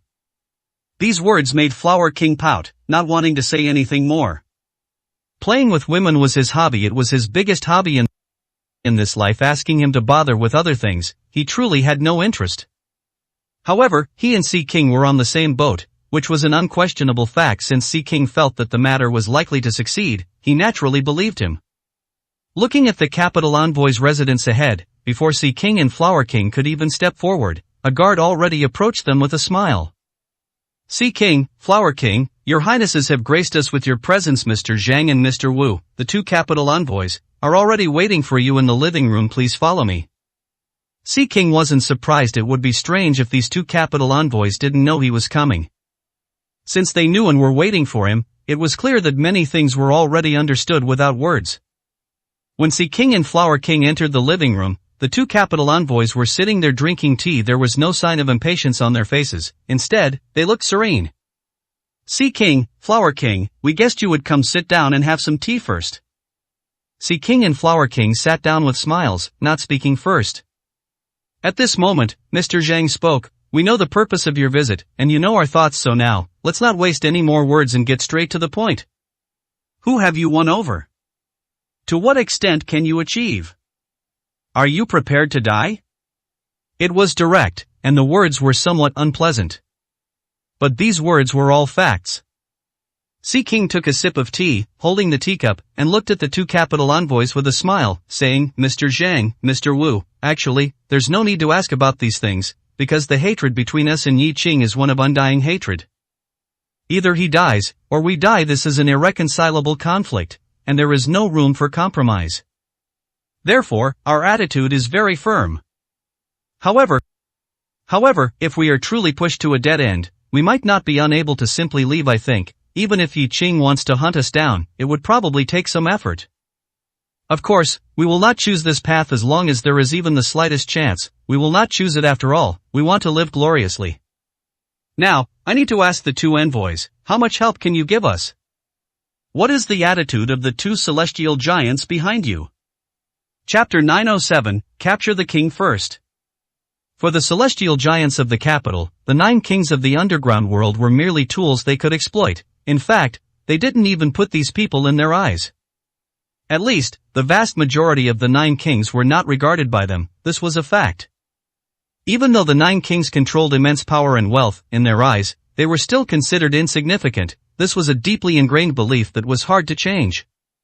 However, these celestial giants had the right to speak and act this way, but those who followed them for a long time also developed a condescending attitude, to the extent that, in their respective eyes, apart from the celestial giants and their clansmen and confidants, other people seemed unimportant. The attitude of the two capital envoys had already proven this point very well. Although Mr. Wu and Mr. Zhang were currently chatting amiably with the Sea King and the Flower King, the arrogance deep in their bones could not be concealed. Looking at the Sea King and the Flower King, Mr. Wu was silent for a moment before saying, "The 10 great families of the capital include 10 celestial giants, but only 5 or 6 are involved with the underground world, and the intentions of our 2 families can actually represent the intentions of many people. Sea King, Flower King, there's no need to test us, and no need to worry about being used as cannon fodder by us. In fact, while others have a choice, you don't. This cannon fodder role isn't something we're forcing on you, it's something you yourselves must undertake. You understand this, don't you?" The words were unpleasant, but they were all facts. If others still had a retreat, then the Flower King and the Sea King had absolutely no way out. The Sea King and the Flower King nodded and said, "You're right. Therefore, we also know our place very well. We've known it from the beginning, and now, we know it even more clearly. It is precisely because we understand our positioning that we are so respectful to the 2 envoys and to the celestial families of the capital on this point. I believe the 2 envoys can't find any fault, can they?" What he said truly had no problems at all.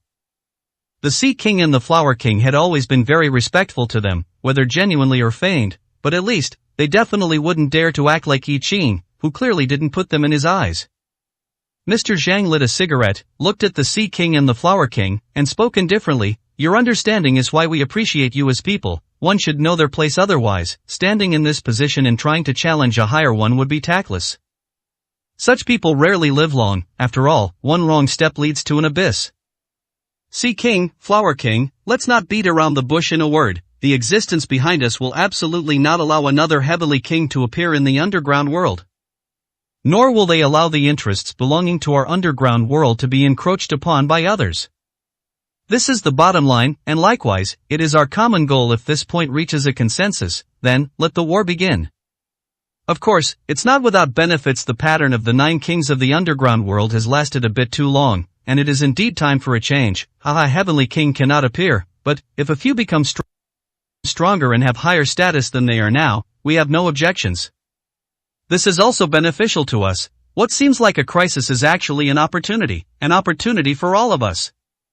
Upon hearing this, the Sea King chuckled and nodded, saying, "Indeed, this time, the intention was to change the 9 kings pattern of the underground world. Now it seems that it hasn't deviated from the track. However, 2 envoys, Yi Qing's strength is formidable, and now he has the support of Old Feng and Wan Hongxiu. I'm afraid the Northeast King will also stand on his side, making him difficult to deal with. Of course, most importantly, Old Yen and Old Chen will probably also stand with him. In that case, it's not something we can resolve. 2 envoys, you must already have some ideas, right?" Indeed, for the Sea King and the Flower King, if it was just about dealing with Yi Qing and resolving the issues of the underground world, then they weren't entirely without a fighting chance. They had been kings for many years and had deep foundations. They wouldn't just surrender unless it was a matter of certain death. However, while the problems of the underground world could still be resolved, the issues concerning the celestial giants and the capital were beyond their ability to handle. Mr. Zhang and Mr. Wu looked at the Sea King and the Flower King, nodded, and said, regarding Old Chen, there's no need to worry too much while Feng Wuhan is indeed his grandson-in-law and can be said to be his heir. Old Chen himself has no vested interests in the underground world, and he doesn't even belong to the celestial giants. So-called respect for him is merely that respect. He has the title but no real power, so he's not a concern. Someone will step forward to resolve this. As for the Yin family, regardless of whether what Yin Fatty said is true or false, even if it is true, Old Yan's idea is very dangerous. Don't worry, someone will persuade him. At worst, we'll concede some interests, and that will be it. In short, you don't need to worry about these matters. You just need to do what you're supposed to do, and everything else will be fine. With the promise from Mr. Zhang and Mr. Wu, the Sea King and the Flower King were indeed much more relieved. As long as the problems with the celestial giants were resolved, everything else would be manageable. The Sea King and the Flower King smiled and said, in that case, there are no more problems. Of course, after all, Yi Qing's strength is formidable, and in reality, their so-called alliance is centered around Yi Qing and relies on his strength. In fact, the simplest method is to capture the leader first. As long as Yi Qing is dealt with, their alliance will collapse on its own. On this point, I wonder if the two envoys can provide us with some assistance within your capabilities. The strength of the underground world, the combat power we can muster, is probably insufficient to achieve this step. If the two of you could arrange something, the problem would be very simple. Capturing the leader first is effective at any time. However, achieving this step is very, very difficult. Mr. Zhang and Mr. Wu looked at the expectant expressions of the Sea King and the Flower King, clearly understanding that relying solely on them would probably not solve the big problem of Yi Qing. Ultimately, they would still have to intervene. However, Mr. Zhang and Mr. Wu did not immediately give a promise. We understand what you mean. Don't worry, after we return to the capital, we will personally report this matter to the giants. We can't promise anything else, but providing some strong individuals to help is not a big problem. At this point, a hint of coldness and mockery appeared on the faces of Mr. Zhang and Mr. Wu. The underground world is indeed powerful, but to try and compare with the entire dragon country, to try and contend with the celestial giants, that is simply overestimating themselves. They will never understand how powerful the foundations of the celestial giant families are, and how strong the forces they can mobilize will be. Chapter 908, Murderous Intent. Hearing the two capital envoys speak, Sea King and Flower King finally breathed a sigh of relief.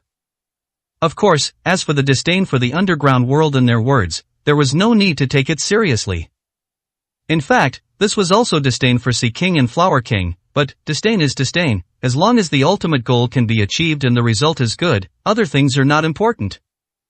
Especially since others might not know, but Sea King and Flower King were aware that every capital celestial giant's family had existed for at least decades, and the powerful ones for over 100 years. How could such family forces not be powerful? What's more, they controlled countless resources and possessed power beyond what ordinary people could imagine. Their deep foundation was truly terrifying. With these words from the two envoys, we are completely at ease. Since that is the case, we can also promise the two envoys that we will absolutely not disappoint you, nor disappoint those important figures. As they spoke, Sea King and Flower King stood up and bowed slightly to Mr. Zhang and Mr. Wu, expressing their respect.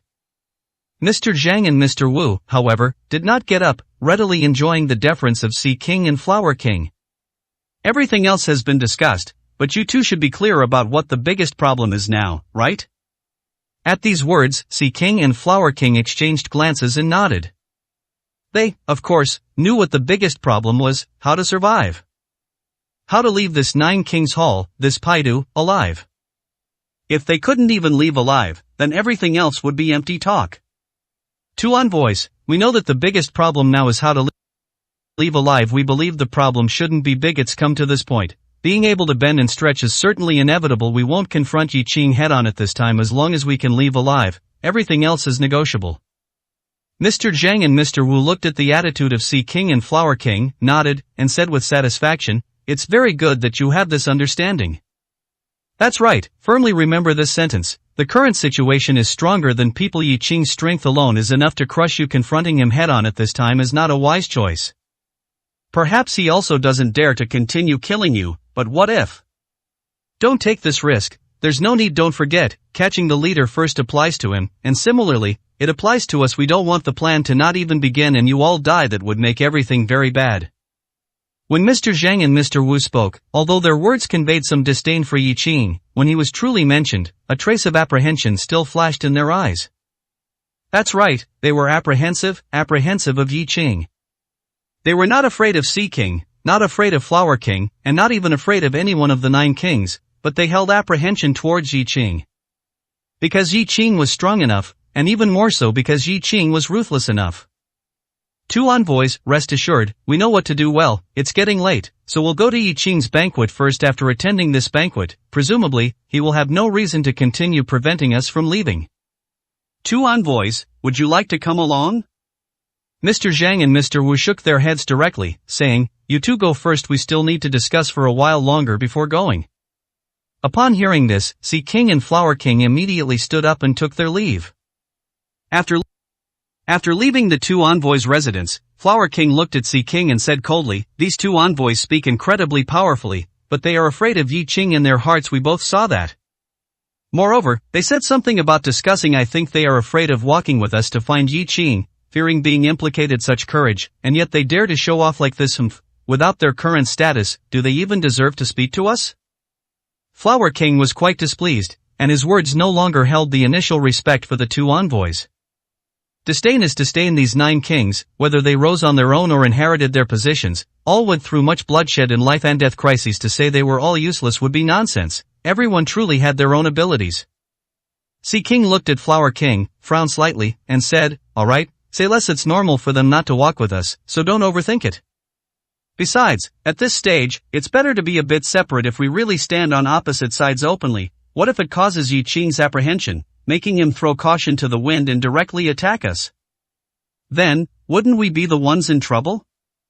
Flower King said in a deep voice, I understand, I'm just a bit annoyed by their attitude. What kind of people are they, really thinking of themselves as celestial giants? I think within the forces of those celestial giants, they are nothing more than insignificant small figures, to put it bluntly. What are they even? Sea King smiled, patted Flower King's shoulder, and said, they truly aren't much, but since they are here, they represent more than just themselves. If we want them to be respectful, later, when we succeed, they will naturally change their attitude. Flower King, you understand this without me needing to persuade you. Alright, we're almost at Yi Qing's place. We haven't put on enough smiles yet. Thinking of this, a trace of helplessness, a trace of unwillingness, and even a trace of anger flashed in Sea King's eyes. However, the smile on his face became even more brilliant. And at this moment, in the banquet hall of 9 Kings Hall, several tables of delicious food and wine had already been set. When it was said to be good food and wine, it truly was good food and wine. Even if it wasn't to entertain those whom Yi Qing disliked, there were still people he liked among them, so there was no need to play tricks on such matters. In the reception hall, Yi Qing, Old Feng, Ruan Hongxiu, and the others were all seated, chatting and talking. Compared to the bitter resentment of Flower King and Sea King, there were many smiles and much more relaxation among them. Looking at Yi Qing, Ruan Hongxiu, currently sitting on the sofa, had a murderous expression on her face. Yi Qing, if you ask me, there's no need for such trouble. When Sea King and Flower King arrive later, just kill them anyway. They won't be grateful to you for sparing their lives this time. Not only that, they will even come back for revenge and will definitely kill you, so it's better to strike first. It's already an irreconcilable hatred. At this time, there's no need to show mercy. If you're worried about certain people being unhappy, then there's even less to worry about. We are all here. If they dare, let them try to make a move. It's come to this point, I really want to test their strength. Ruan Hongxiu's murderous aura seemed to be the strongest among those present. She spoke of killing at every turn, and moreover, she not only considered killing opponents and enemies but also directly considered the existences behind them. This killing intent was overwhelming. Chapter 909 Cute Fatty. Ruan Hongxiu's killing intent was truly strong, filling the entire reception room with a chilling atmosphere. Yi Qing smiled and shook his head, saying, Sister Hongxiu, there's no need to be so angry. Rest assured, when it's their time to die, no one will be able to save them. Killing to establish dominance today is enough. If we were to kill them all now, I'm afraid someone might be driven to desperation. A cold sneer appeared at the corner of Yi Qing's mouth, And when he spoke of being driven to desperation, a flicker of displeasure, and more so, disdain, flashed in his eyes. However, for Yi Qing to describe them as being driven to desperation, and to still have some reservations, it was clear they were not so easy to deal with. Old Feng nodded at this moment, saying, "That's right, Queen Hongxiu, Yi Qing could kill them today, but if he were to kill everyone, there would be no room for maneuver at all. At this critical juncture, it's not suitable to create new complications. Just as Yi Qing said, establishing dominance temporarily is sufficient. We have obtained everything we wanted. The ones who should truly be anxious are them. Let's wait. I think Yi Qing should have his own plans and ideas. All we need to do is fully support him, and that's enough." Old Feng was, after all, older and saw things very comprehensively. Therefore, he did not feel that Yi Qing had done anything wrong. Instead, he felt that what Yi Qing did was what a qualified big shot should do. If he were to rely on force, disregarding everything and killing whoever he wanted, it would certainly be satisfying. But what about the consequences? Did the consequences truly not need to be considered? In this underground world, Yi Qing had not truly unified everything. The relationship between those celestial giants and Yi Qing, to put it unpleasantly, was actually non-existent. If nothing was considered, then there would be many troubles. Yen Fatty had already made his way into this room. It wasn't that anyone actively invited Yen Fatty, rather, Yen Fatty himself took the initiative, even shamelessly, to come here. From the moment he met Yi Qing, Yen Fatty had been somewhat thick-skinned, and now, he remained so.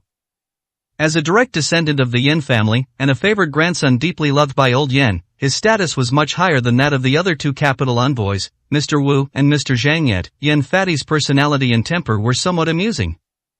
Actually, even if Brother Yi truly made a move, it wouldn't matter much. But it's also true, as Brother Yi said, that someone might be driven to desperation. The underground world, after all, is still a forbidden fruit in the eyes of many, not allowing for major changes. But now, changes have actually occurred, which is the best opportunity for change. Brother Yi, on my side, it's still the same. No matter what you do, I will support you with 100% of my effort. Although I can't make decisions for my Yen family, I understand my grandfather's attitude, and I can still influence the thoughts of some people. Not to say much, but 80% perhaps, at least 80% chance, my Yen family can go all out to support you. When Yen Fatty spoke, it was earth-shattering and surprising. It was like that before, and it was the same now. The way he kept calling him Brother Yi made everyone present feel speechless. This wasn't just being naturally familiar, this was clearly a massive suck-up. Shouldn't Yen Fatty be very proud? Even if not as proud as Mr. Zhang and Mr. Wu, he shouldn't be acting like this. But Yen Fatty showed no pride at all, completely lacking any temper, like Yi Qing's little wife. Red Eyes was not far from Old Feng at this moment, and he quietly said to Old Feng, you are relatively more knowledgeable about the capital side. Is this Yen Fatty a bit too much? I always feel like he's not a core member of the Yen family, more like an imposter.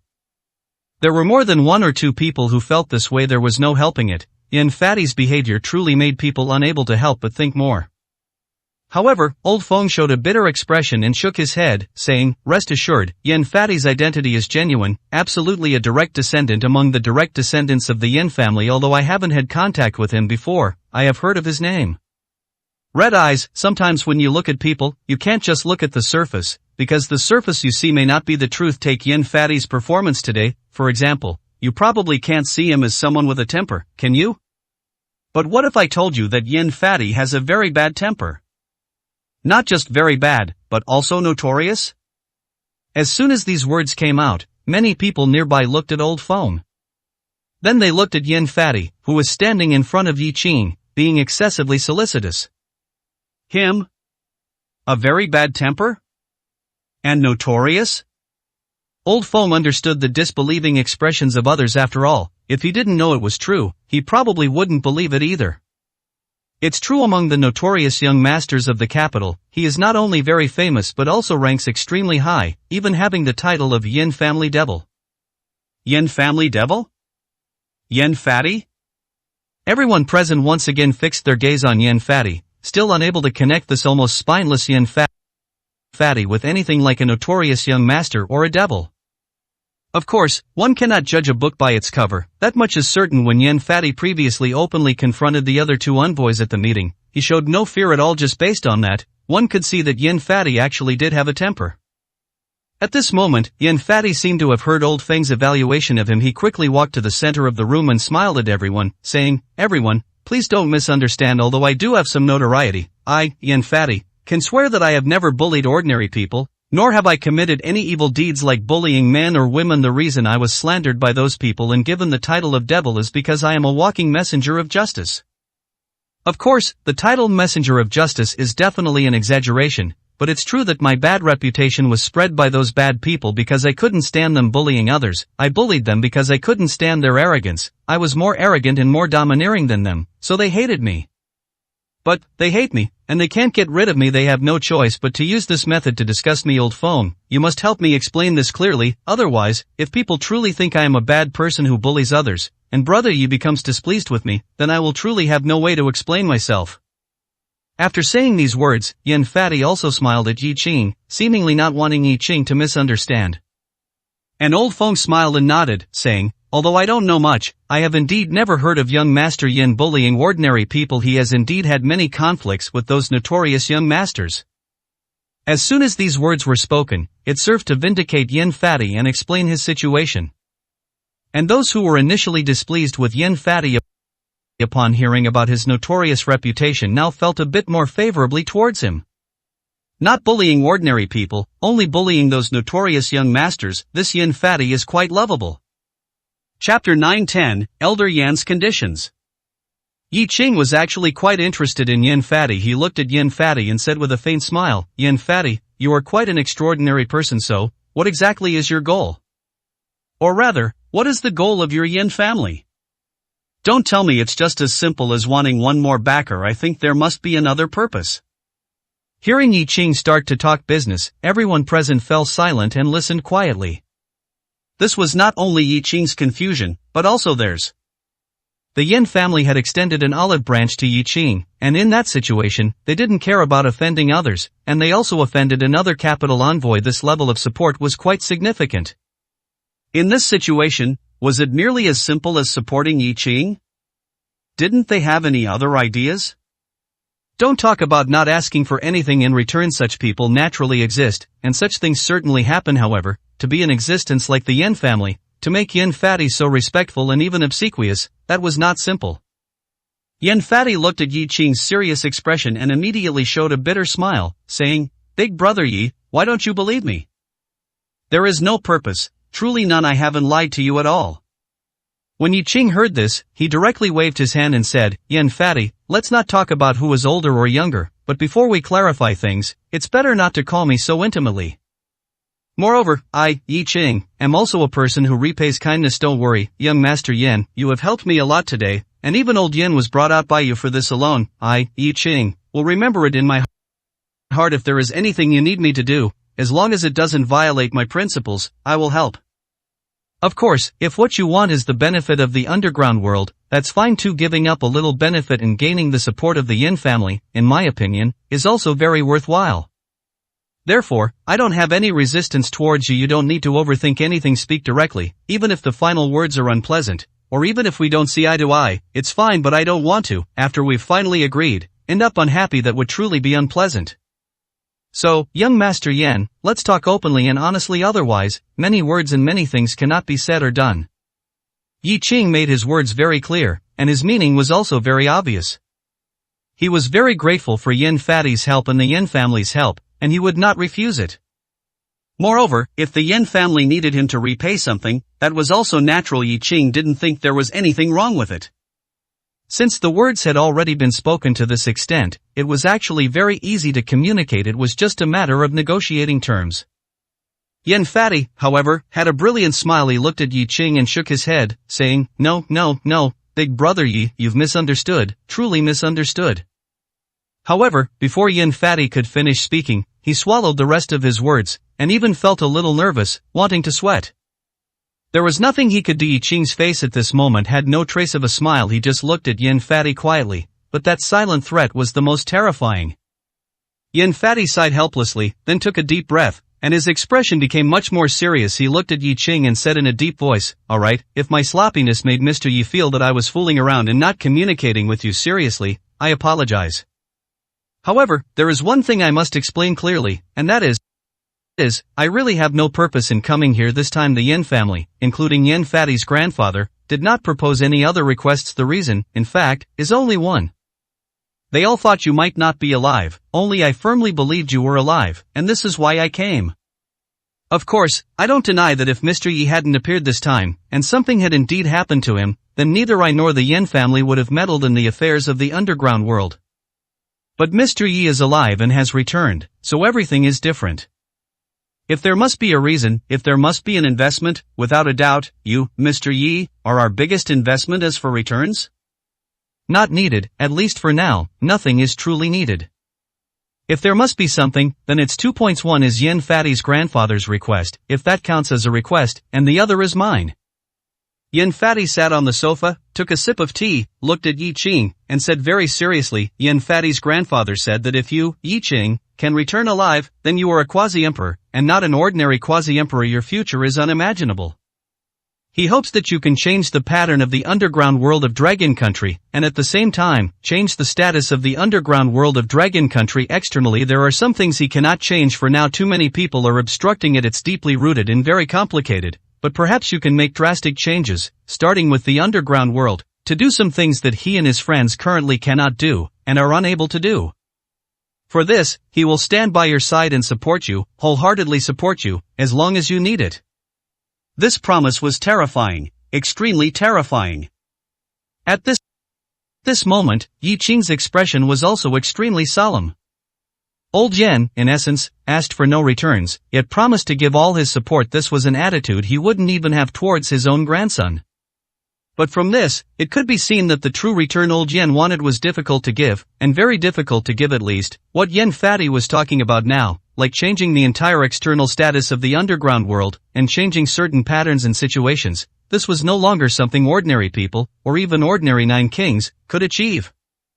Old Yan's expectations for Yi Qing were no longer just high, but terrifying. Yi Qing took a deep breath, looked at Yin Fatty, and said in a deep voice, I will remember Old Yan's profound kindness in my heart, but his expectations for me, I'm afraid I cannot answer him, because I don't even know if I can achieve them. This was not an excuse, but Yi Qing's true thoughts. Old Yan's expectations, at least for now, he was not sure if he could meet them. Yin Fatty looked at Yi Qing, smiled, and said, Yin Fatty's grandfather didn't set any time limit, and he didn't even make any demands on you. He just said that if you want to do it, then go ahead and do it. He believes you will succeed. Of course, as long as you are willing to do these things and work towards this goal, then he will support you. Mr. Yi, I know you might be a little confused, thinking why Yin Fatty's grandfather would offer such lenient and generous conditions, which aren't even conditions, and have no additional requirements, but you actually don't need to be confused. This is just Yin Fatty's grandfather's personality. At this point, Yin Fatty looked at Old Feng and smiled, saying, Old Feng should know Yin Fatty's grandfather to some extent. Based on your understanding of Yin Fatty's grandfather, do you think Yin Fatty's grandfather is someone who could do such a thing? Chapter 9:11 I just want to be a knight. Everyone's gaze fell upon Old Feng. Old Feng didn't overthink it and simply nodded, saying, Mr. Yi, from what I know of Old Yen, he is indeed capable of doing such a thing. Old Yen is not an ordinary person, he cannot be judged by conventional standards. At this point, Old Feng hesitated, looking at Yi Qing and saying, Mr. Yi, actually, I shouldn't interfere with your thoughts, nor should I say too much to influence your decision. After all, the matter is very significant. However, I still want to say a few words. Old Yen is a good person who cares about the country and the people. Many things I can't explain clearly, but if Mr. Yi has time later, he can slowly get to know him. Old Yen is very domineering and overbearing, but in his heart, he carries the Dragon Kingdom and its people. If I had to pick the person in the entire Dragon Kingdom I respect the most, or even someone I would bow down to and willingly work for, Old Shin is one, and Old Yen is also one.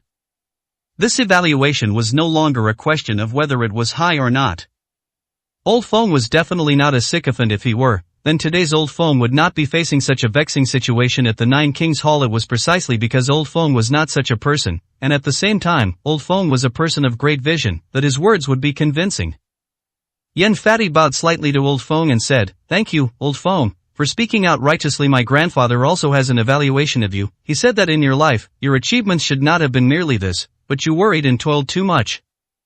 However, it is precisely because of this broad mind that you are who you are today. He said that if Mr. Yi had not been able to return today, your position could be abandoned, and you could lay down your burdens, but the Yin family would protect you. He, old Yen, would wait for you in the imperial capital to drink tea and chat. Who was Old Feng? He was one of the dignified 9 kings of the underground world, a true existence who had emerged from blood and fire. When facing life and death, Old Feng was always fearless, but at this moment, Old Feng stood up, bowed slightly to Yen Fatty, and said somewhat excitedly, to receive such an evaluation from Old Yen, I, Feng, am content. Please convey to Old Yen, young Master Yen, that if I have the opportunity, I will definitely go personally to visit him. Given Old Feng's age, calling Old Yen was not only out of respect, but also because Old Yen was indeed quite a bit older than Old Feng in age. The title Old Yen was truly well deserved. Yen Fatty did not accept Old Feng's bow when Old Feng bowed. He had already shifted his body to the side. From this point, it could be seen that Yen Fatty was sensible. At least, this made Yi Qing nod in approval, feeling that Yen Fatty was alright. Old Feng, I will definitely convey your words to my grandfather, please rest assured. I think my grandfather also really wants to meet you. As long as you have the opportunity, you can go to the imperial capital anytime, to my home anytime. After speaking, Yen Fatty looked at Yi Qing and smiled. Mr. Yi, actually, having said all this, everything that needed to be said has been said. As for a second condition, that's not really a condition, it's something I insisted on adding myself. That is, to acknowledge you as my elder brother, to find another immense backer for someone like me who likes to stir up trouble, so that others will be even more afraid to bully me. This is my biggest goal. These words were indeed something Yen Fatty could say, and he had said them more than once now. It seemed that Yen Fatty wasn't joking, he was serious. Yi Qing looked at Yen Fatty, nodded, pointed to the sofa next to him, and said with a smile, sit down and talk. Is it really necessary for you to acknowledge me as your elder brother? You seem to have a deep obsession with this.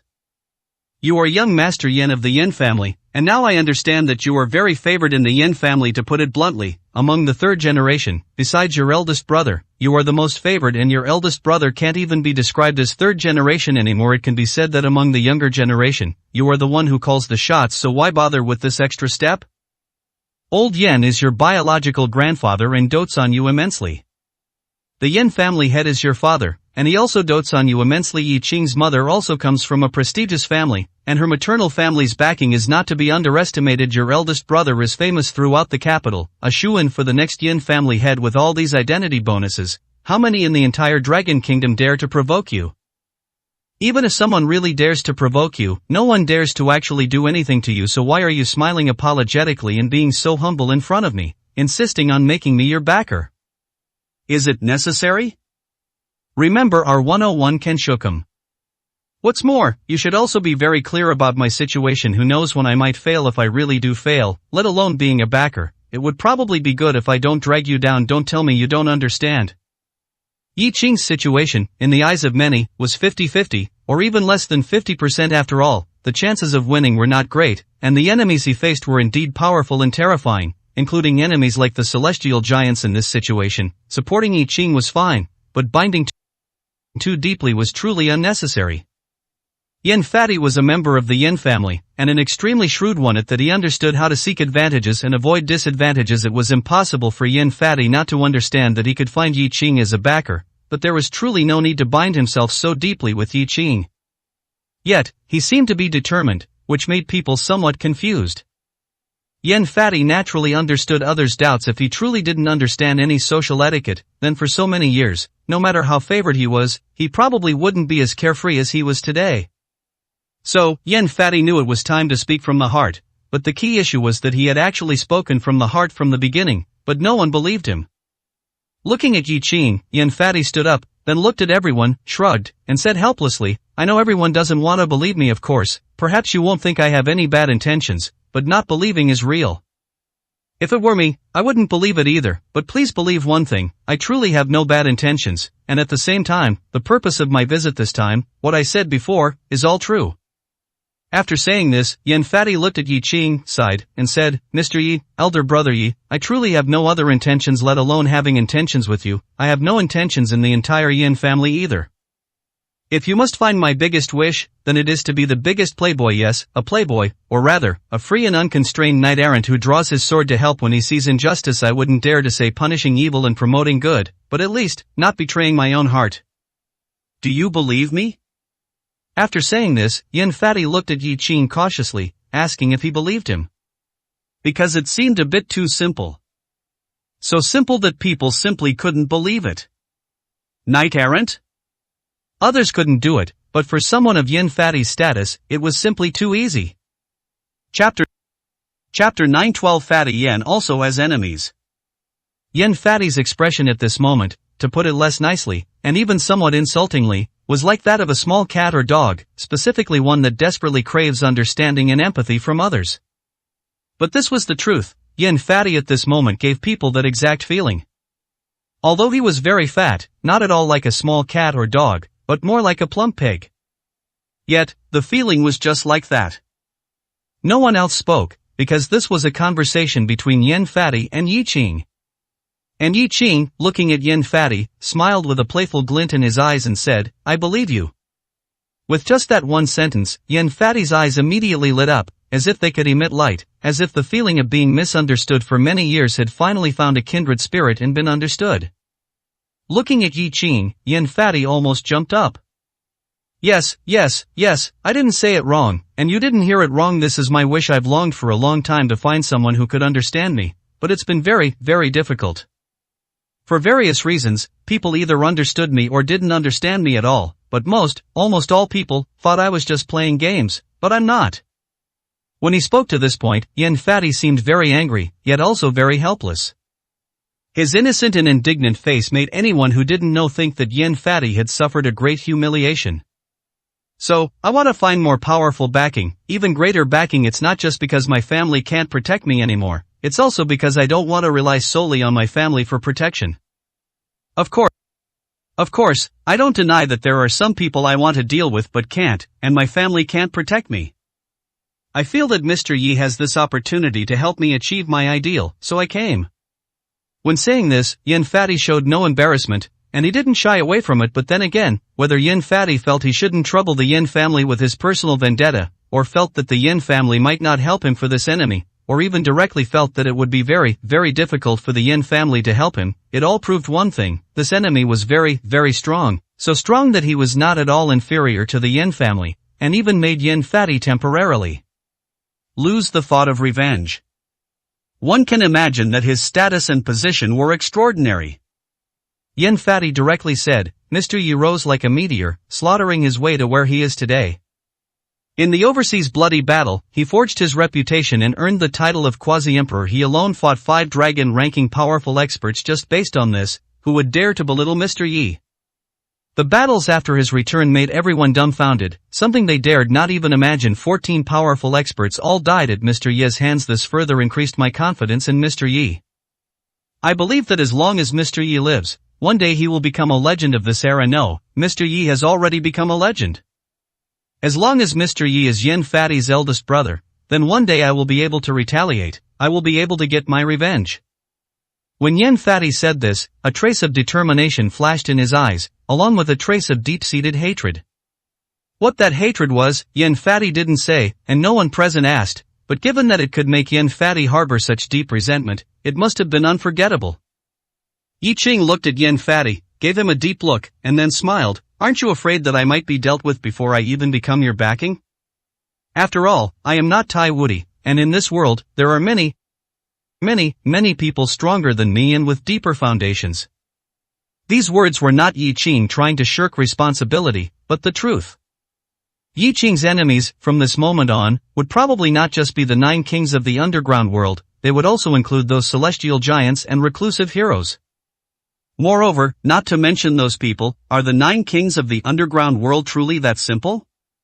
To put it unpleasantly, not a single 9 kings or big shot is simple, including Old Qin and Central China King, who were slain by Yi Qing. If they were given some time to seek help everywhere, who knows what the situation would have been like. In the overseas battle, 5 dragon-ranking powerful experts surrounded and attacked Yi Qing. In fact, the people who participated in the battle at that time were not just 5 dragon-ranking powerful experts, and similarly, the situation at that time was not that simple. But, in any case, the matter is in the past, so let's not dwell on it for now. And this time, it's not just 1 or 2 nine kings or big shots going against Yi Qing. At that time, what kind of situation it will be is truly unknown. Yan Fadi looked at Yi Qing and shook his head. Mr. Yi, you won't lose, so I won't fail. Even if, hypothetically, Mr. Yi really fails, at least I can save my life, can't I? Although it sounds a bit unfair, this world is just that unfair. If Mr. Yi fails, Mr. Yi might live, or he might die, but in a situation where many people will die, I won't die, because my surname is Yin unless they uproot my Yin family, otherwise, I will live.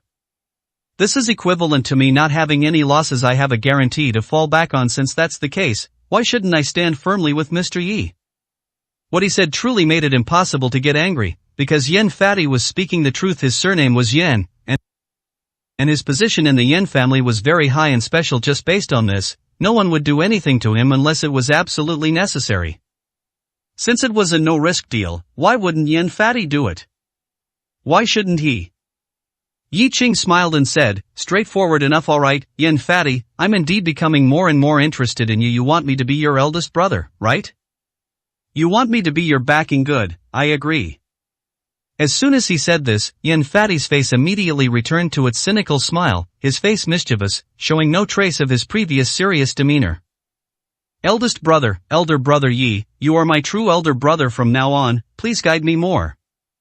After speaking, Yan Fadi looked at the others present and also cupped his fists with a smile. And I ask all of you to guide me more from now on. We are all our own people. If you need my help with anything, just say so. Although I may not have great abilities and can't help much, as long as you ask, I will do my best. Yan Fadi today provided timely help as a person. He was also humble and polite in front of them, with a mischievous smile. Regardless of whether he was truly a scoundrel, at least at this moment, no one among those present disliked him. This, in fact, was also Yan Fadi's ability. If it were anyone else with such status and position, could they lower their head? Bend their back? Perhaps, even if they could, they wouldn't be able to do it to Yan Fadi's extent. And that was a true ability. Yi Qing allowed Yan Fadi to fool around for a bit, then looked at Ruan Hongxiu and brought up the main topic. Sister Hongxiu, regarding Qiu Yue, are you really going to kill her just like that? Or keep her temporarily for other uses? Chapter 9:13. No one wants to be king.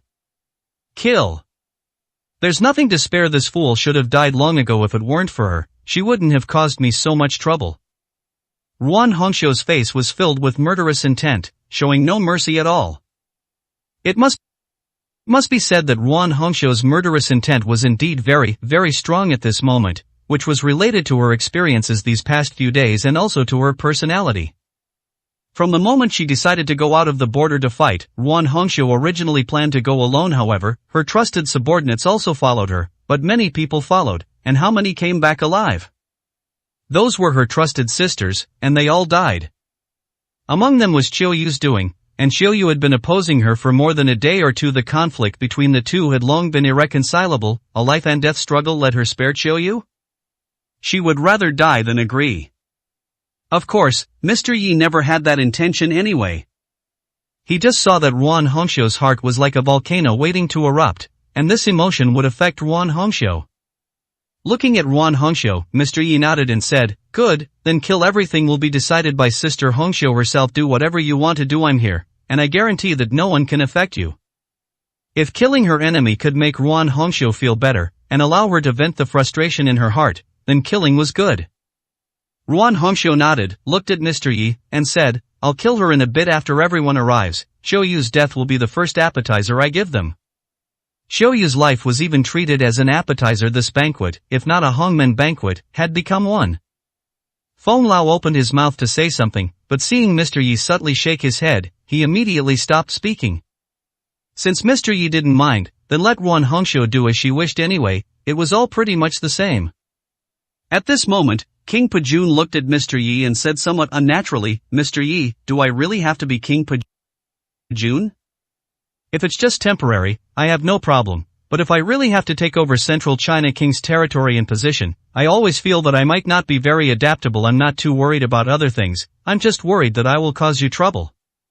King Pajun had already become King Pajun. This was unanimously approved by the Nine Kings Council. Of course, this so-called unanimous approval was forced by Mr. Yi, but it didn't matter. What mattered was that it passed, and that was a fact. It was normal for King Pajun to be unaccustomed to it. After all, being one of the 9 kings now might not seem like much, but in reality, it was that significant. The controllers of the underground world, controlling immense wealth and power, this was never a joke or a casual remark. King Pajun's leap to become one of the 9 kings was even more exaggerated than his transformation from a tiger-ranking strongman to a dragon-ranking strongman. Of course, his thoughts and mindset also needed to change. After all, from now on he would independently manage a large area of influence. Mr. Yi looked at King Pajun, smiled and shook his head. You don't need to be nervous about anything, didn't I say? Even if you are one of the 9 kings, you are still my person. It's just that your title has changed, your power has grown a bit, and you manage more territory and people. If you were to say that Red Eyes becoming this 9 kings would make me uneasy, then I am very much at ease with you becoming King Pajun. Just do what you need to do with peace of mind. I believe you will do very well, and you won't disappoint me. Of course, even if you don't do well, it doesn't matter, just take your time. Mr. Yi was very tolerant of King Pajun in a sense. King Pajun was not really Mr. Yi's subordinate, but after all this, even if not a subordinate, he was already one of his own. Moreover, King Pajun's loyalty to Mr. Yi was beyond doubt. And the bloody battle in overseas had already proven everything. If even this could make Mr. Yi misjudge, then Mr. Yi would willingly accept this mistake. Red Eyes pouted at this moment and said, Mr. Yi, why are you uneasy about me being one of the 9 kings? I think I'm more than capable of being one of the 9 kings. Anyway, as long as I listen to you and everything, that's enough. Everything else is easy to say. Before Mr. Yi could speak, King Pajun looked at Red Eyes and said directly, you want to do it so much? Alright, how about I give it to you? I'll manage it for you temporarily, and when Mr. Yi thinks you're suitable, I'll give the position to you. Red Eyes, we've agreed, no backing out now. This sentence made Red Eyes directly shake his head and say, forget it, I was just playing around with you. I don't want to be one of the 9 kings. The title sounds good, but there are more people and things to manage. Red Eyes, I'm not suited for these things. I'd rather honestly follow Mr. Yi and do things.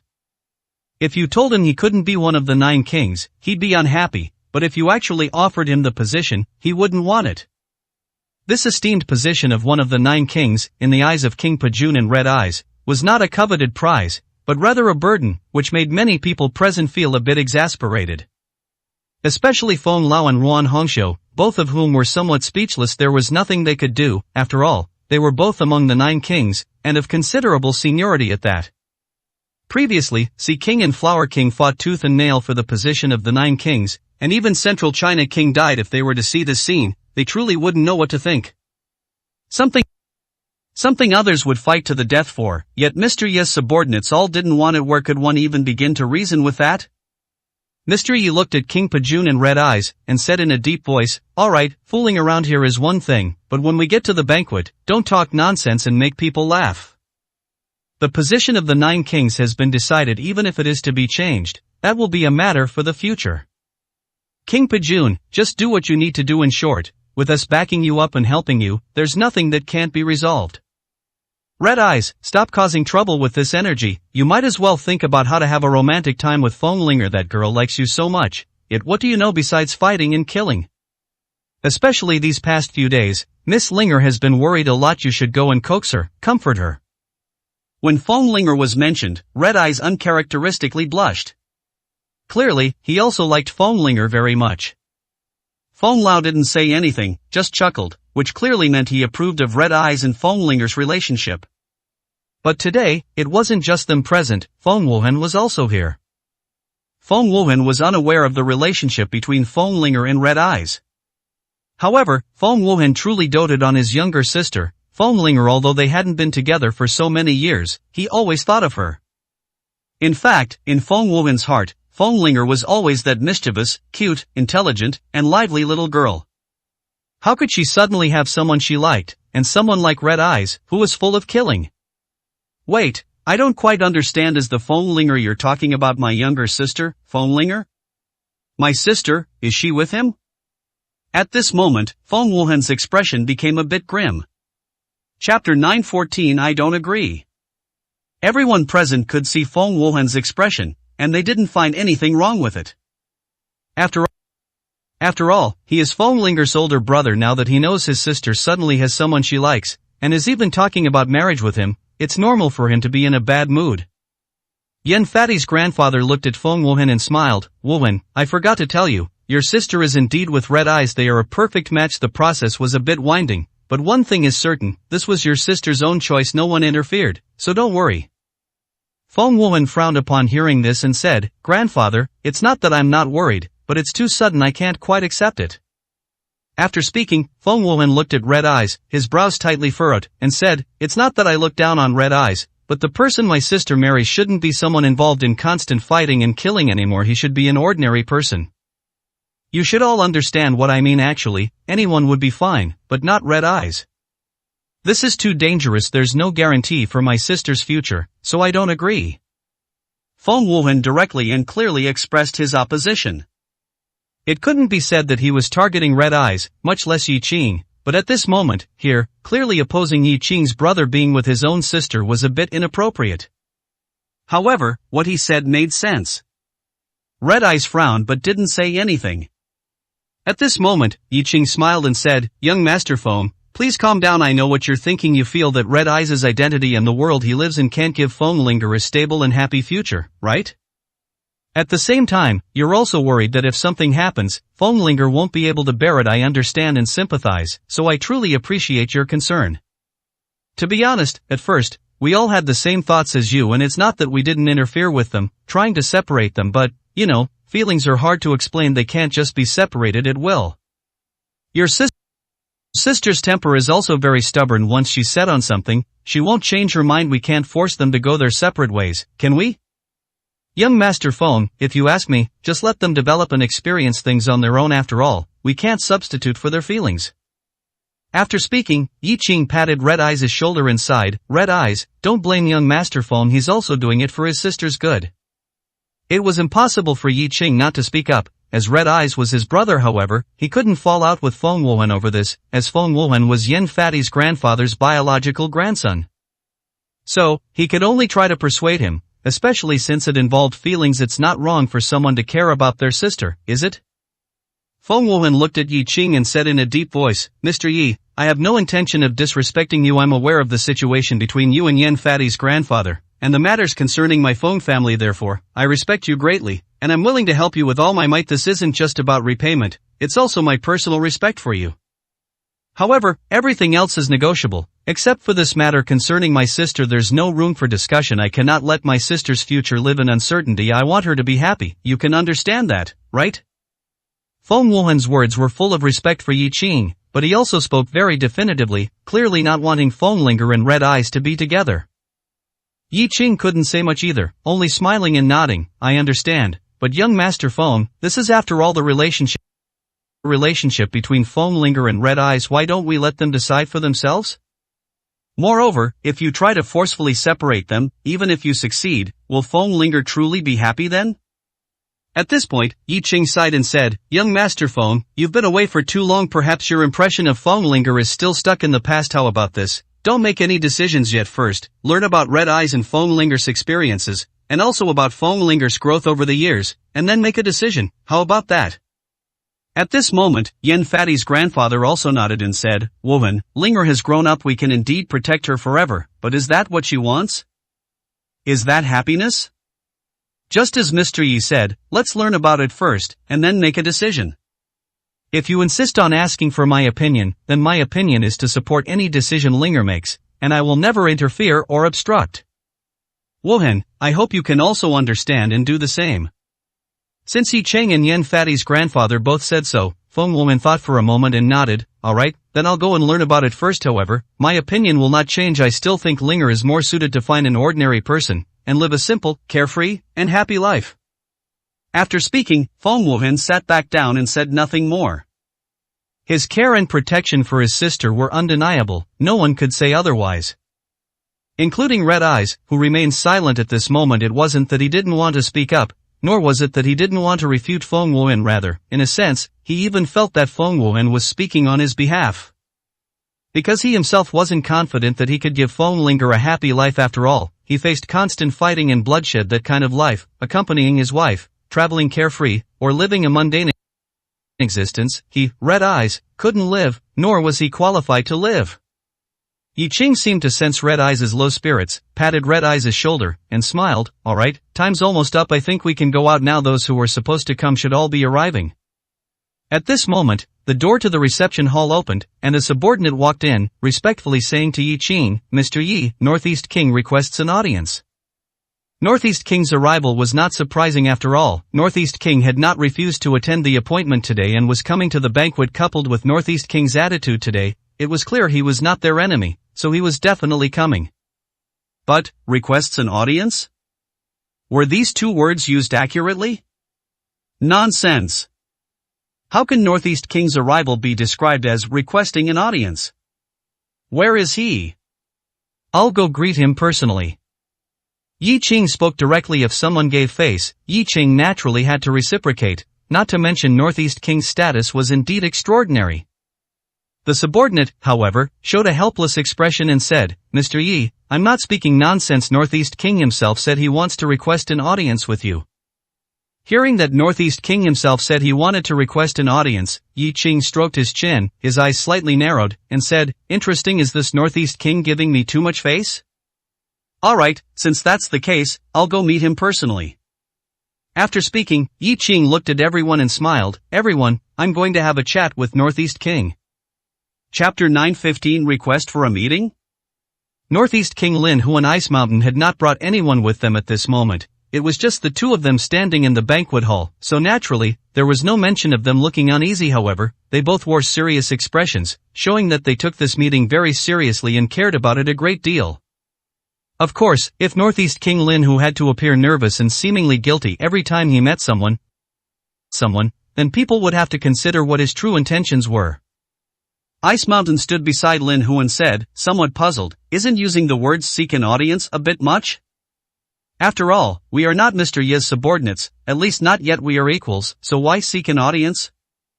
Ice Mountain truly found it hard to understand, regardless of whether they were subordinates or equals in status. When considering Lin Hu and his own strength, meeting Yi Ching was definitely not seeking an audience. Moreover, they had previously helped Yi Ching, and it was imaginable that Yi Ching would also need their help in the future. In such a situation, Yi Ching would be eager to meet them. There was no need to seek an audience at all. Of course, a more important point was that, for Ice Mountain, Lin Hu was his senior brother, and he was very clear about how proud Lin Hu was. The only person who could, in the capacity of one of the 9 kings, contend with celestial giants was Lin Hu himself. Such a person's pride needed no further explanation, yet today, he seemed overly humble. Lin Hu looked at Ice Mountain, his hands clasped behind his back, and said with a smile, it's just a word, it doesn't represent anything. Will saying seek an audience make me live a few years less? Or will saying seek an audience with Yi Ching make me, Lin Hu, much more humble? If neither of those will happen, then what's wrong with saying seek an audience? It shows that my attitude towards this meeting with Yi Ching is serious, and of course, sincere, and respectful. If Yi Ching also respects me, then he will know what to do. If he doesn't respect me, then, I think, I will need to reconsider many things. These words made Ice Mountain frown. It was just one word. Was it necessary to make it so complicated? It was as if using the term seek an audience would determine his and Lin Hu's fate, and also whether they would hold back. Was it necessary? But since Lin Hu had said so, he naturally wouldn't say anything more. At this moment, Ice Mountain saw Yi Ching walk out of the reception room, smiling and quickly approaching them. Brother Hu, Yi Ching seems to have come in person, and his attitude seems good. Even Ice Mountain could tell Yi Ching's attitude was good, let alone Lin Hu. Of course, since Yi Ching had personally come out to greet them, his attitude couldn't be bad. Lin Hu smiled, seemingly relieved, and also seemingly very satisfied with Yi Ching's attitude. Ice Mountain, be mindful in front of Mr. Yi. After saying that, Lin Hu didn't wait for Yi Ching to reach him, but proactively stepped forward, extended his hand, and said, Mr. Yi, am I not disturbing you? Yi Ching smiled and shook hands with Lin Hu, saying, Northeast King personally coming here brings glory, how could it be a disturbance? There are many people here, and many will come over later. Let's go to the small reception room first, sit down, have some tea, and chat. Come. After saying this, Yi Ching also shook hands with Ice Mountain, fully showing his respect for Ice Mountain, and not just treating Ice Mountain as Lin Hu's subordinate. Subsequently, Yi Qing, Lin Hu, and Ice Mountain arrived at the small reception room, where tea had already been prepared. Sitting on the sofa, Yi Qing looked at Lin Hu and smiled. "Your Excellency, Northeast King, although we are not very familiar with each other, Elder Feng and Sister Hongxiu have already introduced you to me, therefore, I should express my gratitude to you. However, I won't say too many polite words. I imagine you didn't come here to hear such pleasantries. Let's get straight to the point with whatever you have to say. After all, I hear Your Excellency, Northeast King, is also a straightforward person. Speaking frankly is good for everyone." Yi Qing got straight to the point from the start. Excessive pleasantries were definitely out. And Yi Qing had no intention of engaging in excessive pleasantries. Lin Hu, however, was not angry at all. Instead, he seemed very happy. Looking at Yi Qing, Lin Hu smiled and said, "Since that's the case, Mr. Yi, please don't call me Northeast King. You see, I haven't called you Southeast King. Call me Lin Hu, or King Hu is fine. The title Northeast King feels a bit too formal." Yi Qing nodded upon hearing this and smiled. "Then I'll call you King Hu. Calling you by your full name wouldn't be good. It would always feel a bit disrespectful to King Hu." "King Hu, do you have any advice this time? If you do, please speak freely. I will try my best to fulfill what I can. Of course, if you want to talk about Sima Dezhao's matter, I really can't directly promise anything, but if it's just to spare his life, that might be possible. The specific key depends on him after all. If he insists on being stubborn, I, Yi Qing, can't beg him to spare his life, right?" Sima Dezhao was actually insignificant. Compared to Lin Hu's importance, there was simply no comparison. If letting go of one Sima Dezhao could earn Lin Hu's gratitude, it would actually be worth it. However, the problem lay there. Yi Qing also had his own principles and bottom line. Even if he were to casually release Sima Dezhao, it would depend on Sima Dezhao's own performance. Otherwise, would he directly offer a warm welcome? Did Yi Qing have no self-respect? Lin Hu looked at Yi Qing, smiling and shaking his head. "Mr. Yi, you've misunderstood. I didn't come this time for Sima Dezhao's matter, but since he's been brought up, it's good to chat a bit. Sima and I have already talked. He has seriously reflected on his mistakes. As for any difficulties or coercions he faced, I won't say anything. In short, it's all his fault. If you make a mistake, you must bear the consequences. This is essential, and no one can help him. The fact that Mr. Yi is even considering sparing his life is already his good fortune. Mr. Yi, rest assured, Sima Dezhao has recognized his mistakes. Therefore, he will come to Mr. Yi to deeply repent. As for how Mr. Yi chooses to deal with him, then everything will be at Mr. Yi's discretion. Of course, if Mr. Yi is willing to let him off, I, Lin Hu, am willing to be his guarantor. At the same time, I can also guarantee that the Paido territory will be handed over, and Sima Dezhao will certainly have a chance to atone for his sins through meritorious service. At that time, he can properly repent for his mistakes." Although he said he wouldn't talk about Sima Dezhao, once it was brought up, Lin Hu still said a lot. His words, in essence, conveyed one meaning: Sima Dezhao had repented and would not pose any threat or seek revenge against Yi Qing. Moreover, he would atone for his sins, and Lin Hu himself would personally supervise Sima Dezhao. This in itself was to reassure Yi Qing. If Yi Qing still couldn't understand this, then he wouldn't be fit to be in his position. However, Yi Qing still fell silent. Chapter 916 Famous all over the world. While Yi Qing was silent, Lin Hu did not disturb him. As he said, he was not in charge here now. Sima Dezhao offended Yi Qing, not him, Lin Hu. Therefore, whether Sima Dezhao could keep his life, and how much use he could still be after keeping it, all depended on Yi Qing's whim. A moment later, Yi Qing smiled, picked up his teacup, and said, "Northeast King, have some tea. Ice Mountain, have some tea. It's just a small matter, there's really no need for it to be so troublesome. Since Northeast King is willing to plead for Sima Dezhao and vouch for him, then I have nothing to say. Let him keep his life. As for whether he will atone for his sins in the future, or if he harbors resentment towards me, that's up to him. Northeast King doesn't need to take everything upon himself. There really is no need. After all, it's hard to know what's in a person's heart." Lin Hu heard this, took a sip of tea, smiled, and nodded. "Mr. Yi saying that gives me, Lin Hu, immense face. I will certainly remember this favor firmly. It's still the same old saying, don't worry about Sima Dezhao's matter, I will bear the responsibility. I absolutely will not let him cause Mr. Yi any trouble. If he even has the slightest thought of retaliating against Mr. Yi, I will personally deal with him without Mr. Yi needing to lift a finger." These words were a promise. For people of their status, a promise was not just idle talk. Today, Lin Hu promised that Sima Deshao would absolutely not cause Yi Qing any trouble in the future, and he had to deliver on that, otherwise he, Lin Hu, would be breaking his word and not keeping his promises. It wasn't just about losing face, the key was credibility. Credibility was more important than anything else to people like them. Of course, Mr. Yi can still observe Sima Deshao's performance later if he doesn't perform well, or if there's anything that makes Mr. Yi unhappy. I will never stop you from doing whatever you wish. As for me, I have done my utmost. If he still doesn't know better, then he deserves to die. Yi Qing nodded and said, "All right, then let's leave it at that, Northeast King. Do you have anything else to discuss with me? Let's talk about serious matters." Lin Hu heard this, his expression immediately turned serious. He looked at Yi Qing and said in a deep voice, "I actually do have some other matters to discuss this time, but first, I need to ask Mr. Yi what his intentions are."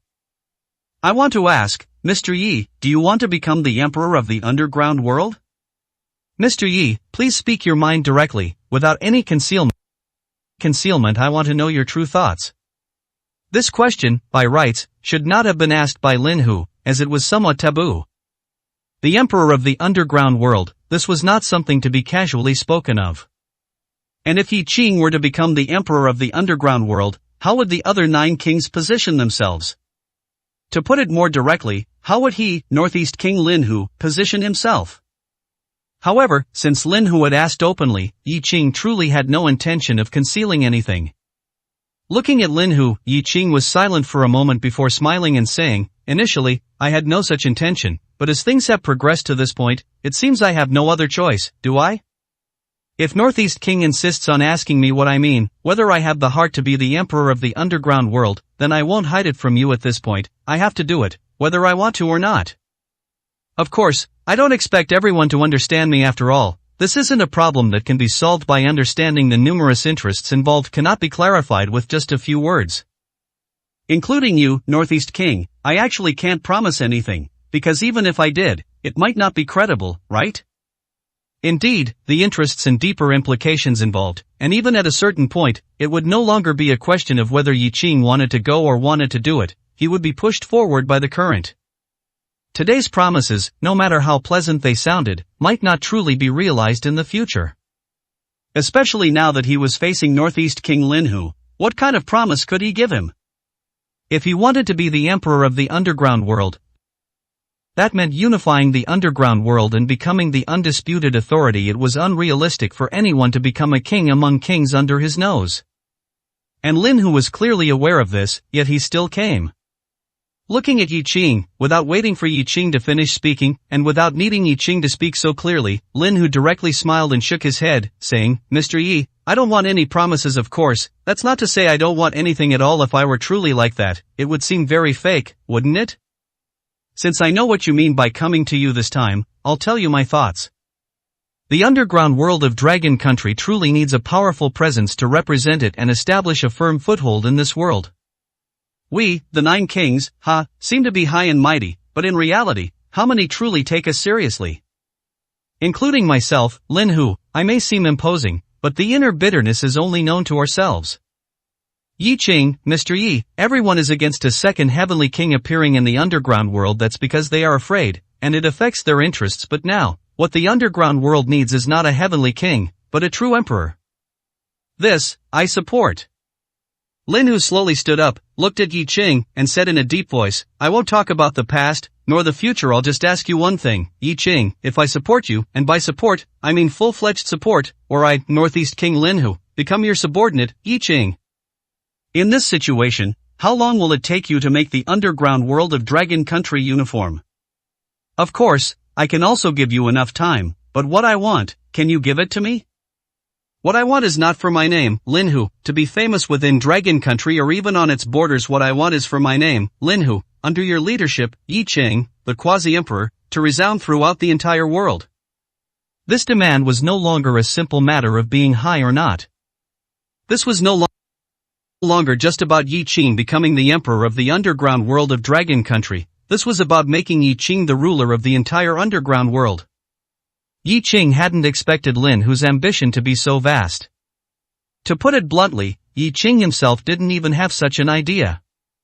So at this moment, Yi Qing was stunned. Then, he showed a wry smile, looked at Lin Hu, and said, "Northeast King, are you sure you're not joking with me? Are you serious?" Lin Hu looked at Yi Qing and said with extreme solemnity, "Mr. Yi, I'm not joking, I'm serious.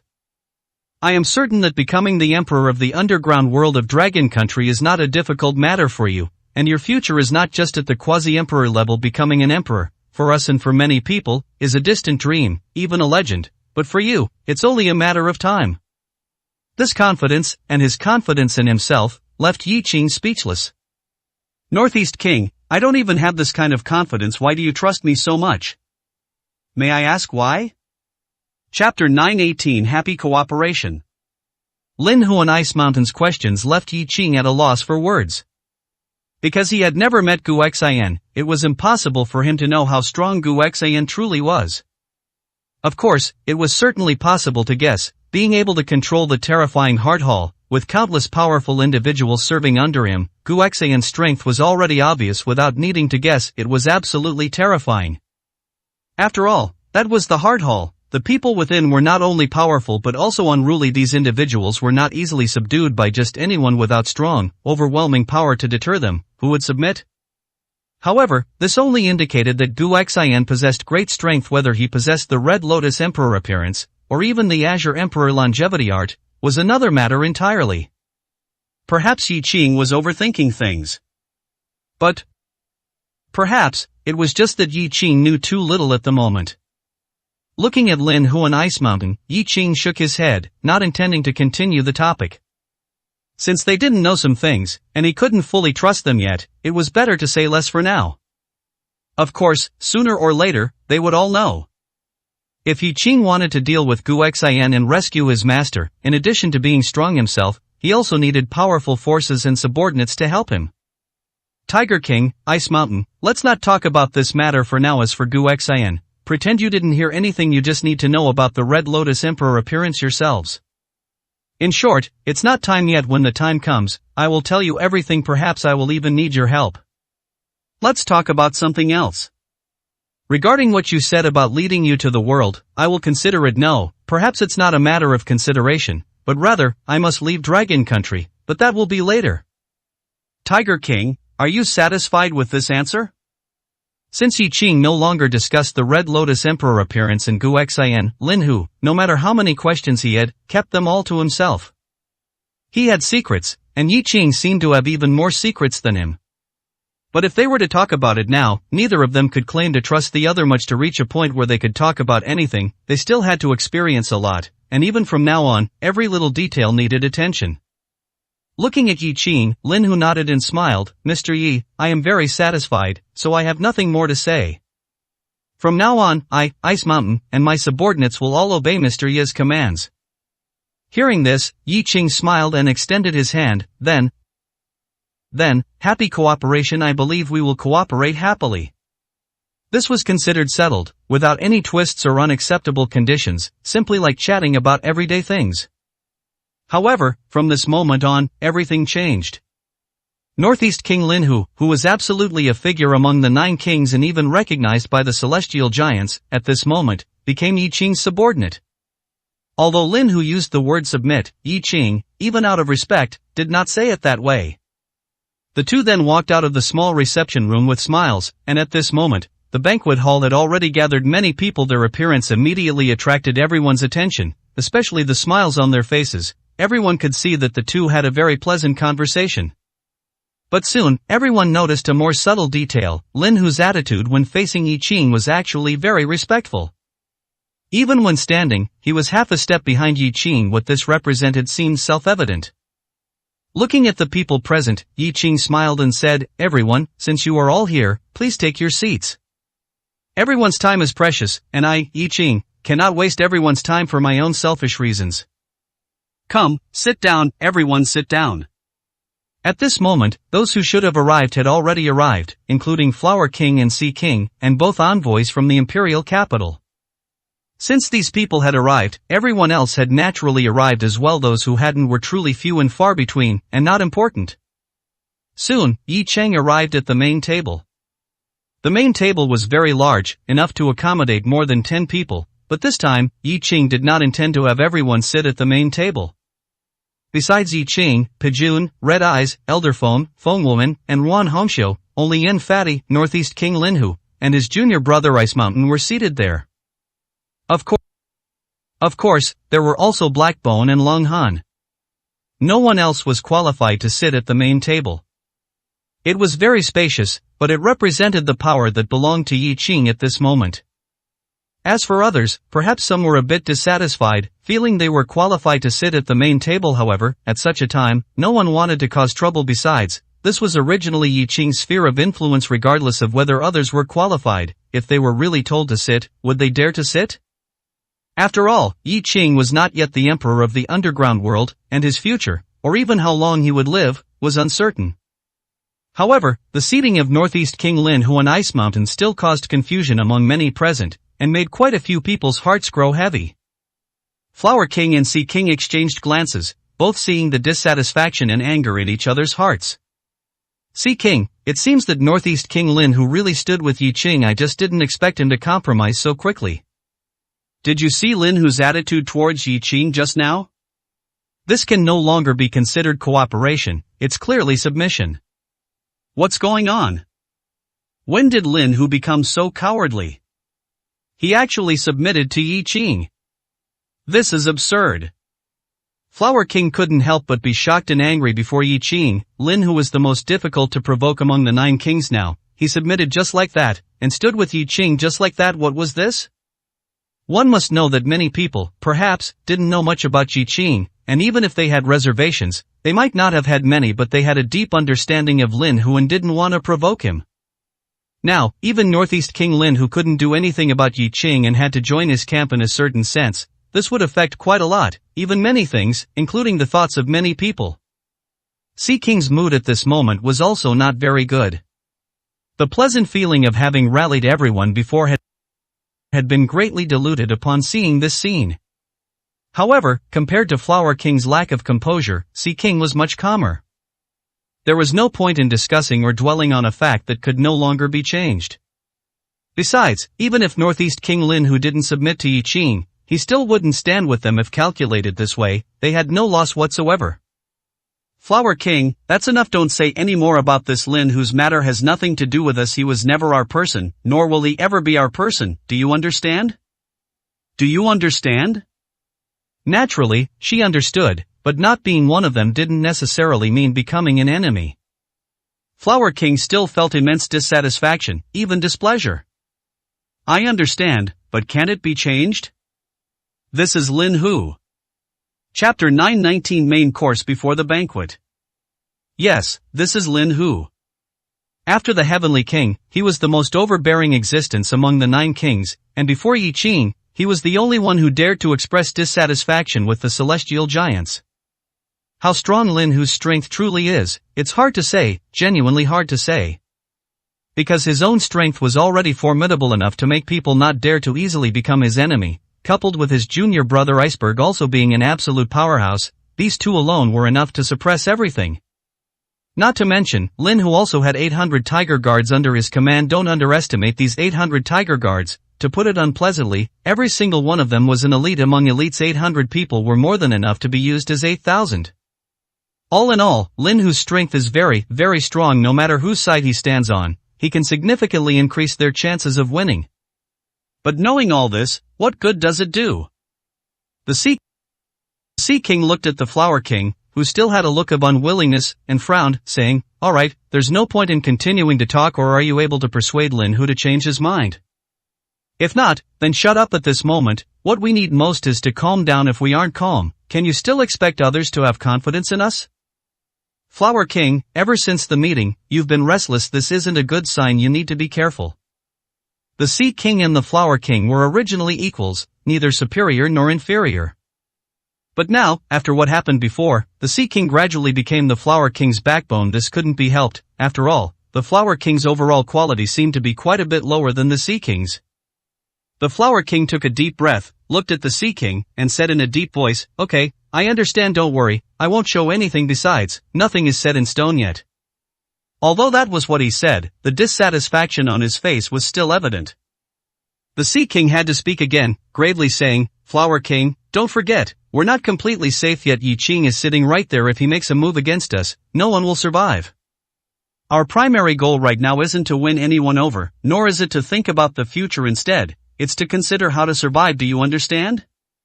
As soon as these words were spoken, the Flower King seemed to realize that he was still in danger, and immediately broke out in a cold sweat. It was true, he had almost thrown his life away. Seeing the fine beads of sweat on the Flower King's forehead and him becoming completely subdued, the Sea King finally breathed a sigh of relief. At least, he no longer had to worry about the Flower King's arrogance causing trouble for himself. However, he couldn't help but feel a pang of sorrow. One of the dignified 9 kings, no, including the Flower King and others, they could account for half of the underground world's power, yet now, when they spoke of Yi Qing, they would be so fearful. It truly was a tragedy. At this time, the Mad King also sat with them, including the 2 capital envoys, all at this table. The Jiangnan King also sat at this table. At the moment it seemed as if they were clearly divided into factions, but in reality, there were no other tables to choose from after all. Their status and position were evident, and truly squeezing in with other big shots would inevitably lead to ridicule. Mr. Zhang and Mr. Wu's faces were grim at this moment. Looking at the jovial conversation at the main table, they coldly said, "Ants in autumn don't last long. Do they really think the underground world of Dragon Country is theirs? Simply ridiculous."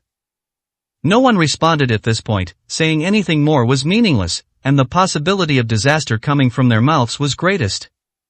And just then, Yuan Hongxiu stood up directly, looked at everyone present, raised a glass of wine, and calmly said, "Everyone, today is a banquet hosted by Yin Fatty, Yi Qing. For all of you to be able to attend is to give face, and since you've given face, many things will not be discussed for now. However, although the dishes haven't been served yet, the feast must begin. I, Yuan Hongxiu, will first present everyone with a main course, and then, the dishes will begin to be served." After speaking, Yuan Hongxiu directly raised her wineglass and calmly commanded, "Come, men, bring Qiuyu to the entrance. Later, I will use the blood of that bitch to open this first main course for everyone, letting her blood bring you all good fortune, ha." At this moment, Yuan Hongxiu was quite insane, and the words she spoke made one's scalp tingle. People had seen dishes served, but never like this. Directly using a person's life to start a banquet was no longer just unique, especially since this person was none other than Qiuyu, one of the big shots. However, Qiuyu's death was already a recognized fact by everyone. Unless a miracle occurred, no one could save Qiuyu. Soon, Qiuyu was tied up and brought to the main entrance of the banquet hall. Through the doorway, one could still see Qiuyu's tragic struggles. This made many people feel a chill, a coldness in their hearts. Regardless of whether Qiuyu deserved to die, she was, after all, one of the 18 big shots, and had even just been announced as a queen, and now, she was going to die like this? Moreover, it didn't look like she would die with any dignity. Wasn't it tragic?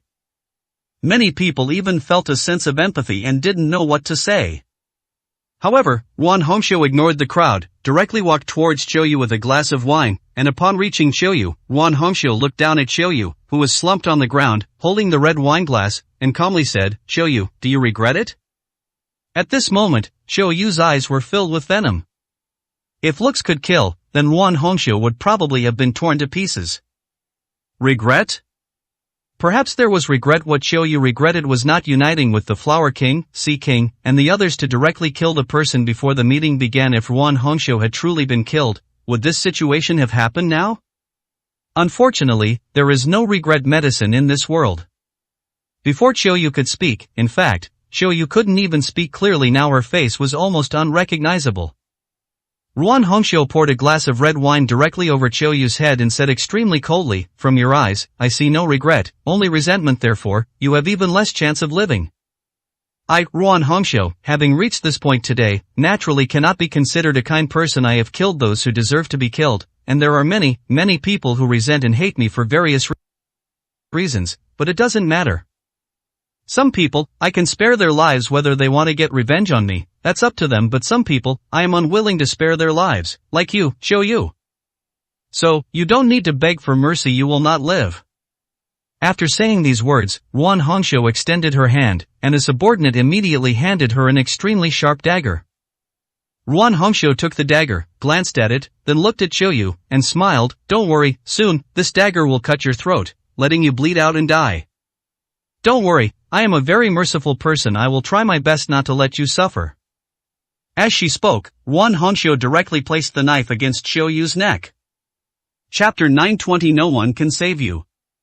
The knife was placed against Qiuyu's neck. The cold, sharp blade directly cut a small gash on Qiuyu's neck. This was the result of Ruan Hongxiu not even using any force. One could imagine what Qiuyu's fate would be if Ruan Hongxiu applied even a little pressure. At this moment, with death truly imminent, Qiuyu's eyes, while still holding resentment, were filled more with fear, collapse, and despair.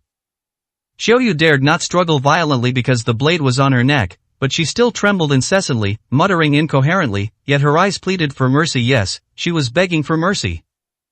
Ruan Hongxiu smiled, finding Qiuyu's collapsed and desperate appearance utterly amusing. Qiuyu, just now you were full of resentment, but now you're showing such a pitiful expression. Do you really need to do this? Also, what are you hoping for?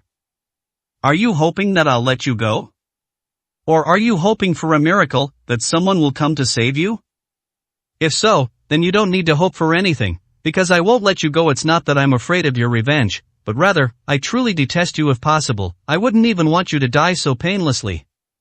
But compared to you living, it's better for you to die sooner. As for a miracle? Forget it, no miracle will appear. No one will save you. Even if someone could save you and speak for you, do you think their words would be faster than my knife? So, you're dead for sure. Ruan Hongxiu's words drove Qiuyu to extreme despair. There was no way out. Besides waiting for death, she could do nothing. Ruan Hongxiu smiled and said softly, look, so many people are waiting for their food. Wasting too much time on you is simply not worth it, so, just die. Dying in front of so many people, giving them a reminder, a warning, you could say you're dying in a fitting way. Goodbye, Qiuyu, in your next life, don't be my enemy again. As her words fell, before Qiuyu could struggle, the blade slowly cut across Qiuyu's neck. The next second, Qiuyu collapsed into a pool of blood, her eyes slowly becoming lifeless. Yet, at this moment, Qiuyu had not completely died, but she could clearly feel her blood constantly draining away, her life continuously fading. No one paid attention to Qiuyu anymore. Although she was still conscious, she could only consciously await the arrival of death. Ruan Hongxiu handed the knife to her subordinate, took a towel, wiped her hands, and then walked into the banquet hall, looking at everyone and smiling. Gentlemen, the appetizer has been served. I hope everyone is satisfied. Now, let's continue. Everyone present had seen the previous scene, and now they could also see Qiuyu lying in a pool of blood. Is human life valuable? In the underground world, sometimes, it's just that worthless. What if Qiuyu was one of the 18 big shots? She took the wrong path, and now, isn't she dying a miserable death? Including Central China King from before, up until now, the conflicts haven't even officially begun, yet one of the 9 kings and one of the big shots have already died. How many more people will die next, or even today, is already something people dare not imagine. Flower King looked at Mad King, who was frowning deeply, and smiled. Mad King, you can like a woman like Ruan Hongxiu. Just tell me, is there something wrong with your head? See how ruthless she is? A woman like this probably won't find a man her whole life. Flower King considered himself a man who had been through many flowers, but to say he had never been moved by Ruan Hongxiu was false. However, being moved was one thing. It didn't mean he wanted to develop anything. Flower King still knew clearly which women he could touch and which he couldn't. Mad King was already in a bad mood upon hearing Flower King's words. He said coldly, Flower King, are you looking to die? Flower King smiled and stopped speaking. Meanwhile, Sea King frowned slightly and said in a deep voice, Flower King, are you determined to cause trouble? Mad King, don't be angry, Flower King didn't mean it. Now, let's all just wait and watch the show. We're all in the same boat. We prosper or suffer together. Let's all calm down. After all, the next act might be us. At this moment, Mr. Zhang and Mr. Wu, the 2 capital envoys, looked a bit displeased. They were capital envoys, true, but in reality, they were not people of the underground world, nor were they big shots or magnates of the underground world. They were truly unaccustomed to an environment where killing was commonplace, especially with one person after another dying in front of them, and all of them holding considerable status. This made them uncomfortable. This is simply outrageous. They truly have no regard for human life. Whether it's Yuan Hongxiu or Yi Qing, they are all too arrogant, aren't they? So many people are here, and these people all have status, yet they are executed just like that? Damn it, it's simply outrageous, lawless. Mr. Zhang spoke through gritted teeth, feeling a strong sense of empathy, and this feeling made him very uncomfortable, very displeased. Looking at Xiu Yu lying in a pool of blood, he had a feeling that he himself was also lying in a pool of blood. Mr. Wu frowned deeply and said coldly, "Enough, Mr. Zhang, circumstances are stronger than people. They are arrogant now because they have the capital to be arrogant. However, let's see how long they can remain arrogant." Si King sighed at this point and said, "Mr. Wu, Mr. Zhang, both of you, please be careful with your words. Be careful of misfortune coming from your mouth. I'm not looking down on the two envoys, but you also know Yi Qing's temper and methods. If he genuinely gets displeased, he probably won't care about your status, especially now he's clearly trying to establish his authority. We should just keep our tails between our legs." These words were indeed meant to persuade the two capital envoys, but to say that there was no intention of bad-mouthing Yi Qing besides persuasion would be impossible. Sure enough, after Si King finished speaking, the two capital envoys both looked ashen and clenched their fists. To keep their tails between their legs. They, the dignified capital envoys, were now reduced to such a state. How tragic, how utterly tragic. However, in the end, they still didn't say much today. It wasn't just them who were keeping their tails between their legs compared to others. They truly weren't the kind to worry too much.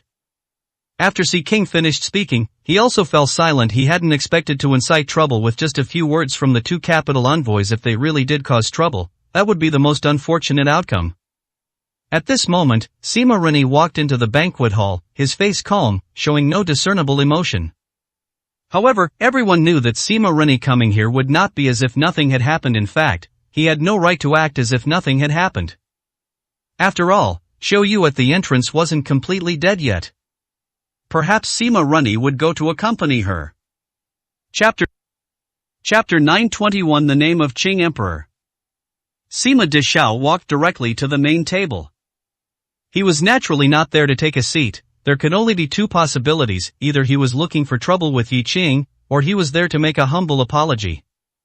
According to Northeast King Lin Hu's intention, he had to apologize to Yi Qing with extreme sincerity. Only then could he survive and have a chance in the future. Otherwise, even if he didn't die, his future would be uncertain. Everyone's gaze was fixed on Sima Deshao, and at this moment, Northeast King Lin Hu slowly stood up, and before Sima Deshao could speak, he looked at the crowd and said indifferently, "Since all of you are here today, I, Lin Hu, will say a few words. I don't think anyone feels that I don't have the qualifications to speak, do they?" Northeast King Lin Hu's eyes indifferently swept over everyone present. No one responded, and in fact, under his gaze, many people even shrank their heads, showing a hint of fear. This was Lin Hu, Northeast King Lin Hu. His deterrence, in some sense, was even more terrifying than Yi Qing's. After all, Lin Hu had existed for much longer than Yi Qing. Yi Qing looked at Lin Hu and smiled. "Tiger King, say whatever you want to say. If it's not convenient, you can say it after dinner." Hearing Yi Qing's words, Lin Hu smiled and shook his head. "Let's say it now, Mr. Yi. After all, everyone hasn't started drinking yet. If we wait until after drinking and someone says what I said was drunken nonsense, unclear, or doesn't count, then it would be meaningless. I'm not going to talk about other things, nor do I want to discuss grudges, feuds, or the distinction between friend and foe. I won't talk about any of that now. However, I want to talk about one thing, and this thing concerns Mr. Yi, and it also concerns everyone present." These words left everyone present somewhat bewildered, not knowing what Lin Hu wanted to say, especially since he said it concerned Yi Qing and everyone. Lin Hu looked at the crowd and said indifferently, "I think I don't need to introduce Mr. Yi's situation anymore. His quasi-emperor level strength should no longer be questioned. Plus, now that Mr. Yi has taken control of half of the underground world's power, I think the title needs to be changed. The title of Southeast King is clearly no longer applicable to Mr. Yi. Therefore, whether from the perspective of strength, influence, or future development, I propose that from this moment on, Mr. Yi be named Emperor. His title, Emperor Chang. Do any of you have any objections?" As soon as these words were uttered, the hall erupted in a clamor. No matter how much fear there was, at this moment, the entire banquet hall was filled with discussions. Even at the main table, people began to talk amongst themselves. After all, this title was not a simple one. it was directly naming him emperor. This was different from casually mentioning it. This was Lin Hu directly proposing it in front of everyone, to have Yi Qing truly be named emperor under everyone's witness. If no one objected and it was truly established, then from now on, Yi Qing would be Emperor Chang. Even if Yi Qing ultimately failed and was labeled a pseudo-emperor was still an emperor. Yi Qing himself was bewildered by this title. Although he had always spoken of becoming the emperor of the underground world, and his strength was indeed about to reach the emperor level, was he to be crowned emperor now? Yi Qing looked at Lin Hu and smiled. Tiger King, I thought it was something serious, but it turns out it's about my title. No rush, I think this matter is not urgent, let's take it slowly. Yi Qing was not in a hurry, but Lin Hu shook his head with a serious expression. Mr. Yi, this matter might truly not be urgent, but if we really consider it, both for righteousness and legitimacy, it should be settled now. Mr. Yi possesses quasi-emperor level strength, this is a fact, and no one objects, not to mention that emperor level will be reached very soon. Even if it's not yet, a quasi-emperor is still an emperor. Who dares to say anything if we address you as Emperor Qing? No one has the right to criticize, because you are an emperor. As for influence, half of the underground world is now under your control, not to mention Southeast, even Southwest King Feng Lao, Queen Ruan Hongxiu, King Pejun, and I, Northeast King Lin Hu, are all willing to follow your commands even if you are not yet the true emperor of the underground world. Is that day far off? However, for righteousness, a conclusion must be given when you are crowned emperor, everything will be justified, and no one can object. Mr. Yi, please do not refuse the name Emperor Qing, you not only deserve it, but it is also well deserved. At this moment, it felt somewhat like the ancient ceremony of donning the yellow robe. Although there was no yellow robe, Lin Hu's words and the title Emperor Qing were the equivalent of the yellow robe. Yi Qing hadn't said anything yet when Pejun stood up directly, nodding heavily. Indeed, Northeast King is right, Mr. Yi, the name Emperor Qing, you truly deserve it. Your subordinate, Pejun, greets Emperor Qing. After speaking, Pejun directly bowed to Yi Qing and remained in that position for a long time. And Red Eyes, without a word, his eyes filled with excitement, also bowed to Yi Qing. Your subordinate, Red Eyes, greets Emperor Qing. And just then, Ruan Hongxiu also smiled and stood up, saying, Yen Fatty, although you are my Yen Fatty, that is in private in public, I, Ruan Hongxiu, one of the 9 kings, am willing to submit to you, to submit to Emperor Qing. Your subordinate, Ruan Hongxiu, greets Emperor Qing. And with Ruan Hongxiu's bow, Yi Qing was already extremely helpless. He naturally had no problem with the name Emperor Qing. He wouldn't refuse anything, but seeing the people in front of him bowing one by one, he wanted to refuse but couldn't. They were all doing it for his own good, they were all trying to legitimize him. And at this moment, Feng Lao also slowly stood up. Before Feng Lao could speak, Yi Qing quickly said, Feng Lao, please don't add to the chaos. If you bow to me, then I won't be able to stay in this seat today. Feng Lao heard this, smiled, and said, Mr. Yi, from the moment I met you, I knew you were no ordinary person. Becoming an emperor and supreme is only a matter of time for you. However, it is indeed a bit faster than I expected, but I am happy for you to be this emperor. Therefore, I, Feng, also greet Emperor Qing here. Subsequently, those who should stand stood, and those who should bow bowed. Of course, the vast majority of people present made no movement, including those at Sea King's table. They naturally would not want to acknowledge Yi Qing's identity as Emperor Qing. If they did, the consequences would probably be more severe than what happened at the venue today. But this time, Northeast King Lin Hu clearly did not intend to let them leave so easily.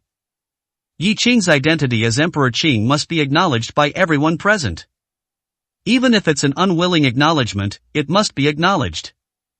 Even if it's a forced, crying, unwilling acknowledgement, it's still an acknowledgement.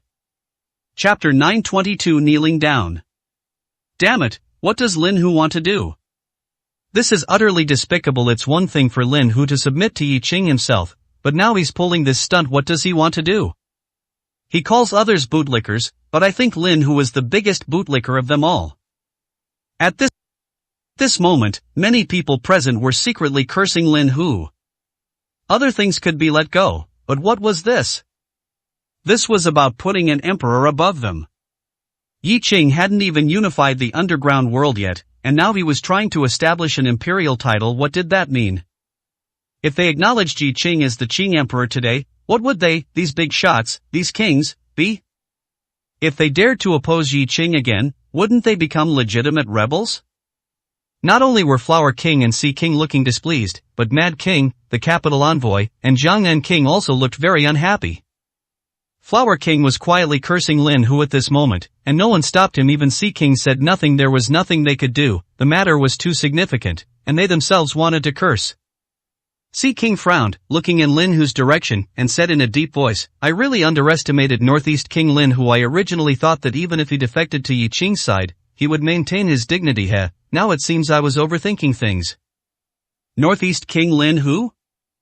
I truly overestimated his bottom line. At this moment, Sea King's tone was extremely disdainful, clearly full of mockery and contempt for Lin Hu's performance today. And at this moment, Mad King, who had been silent, also sneered and spoke.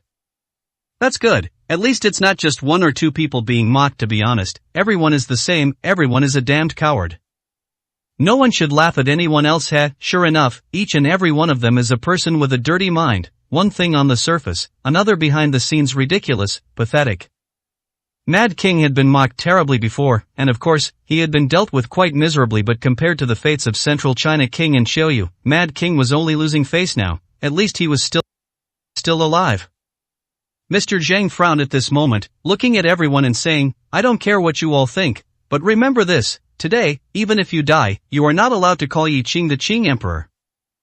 I want his imperial title to be a joke. Anyone who dares to call him that, just wait for death.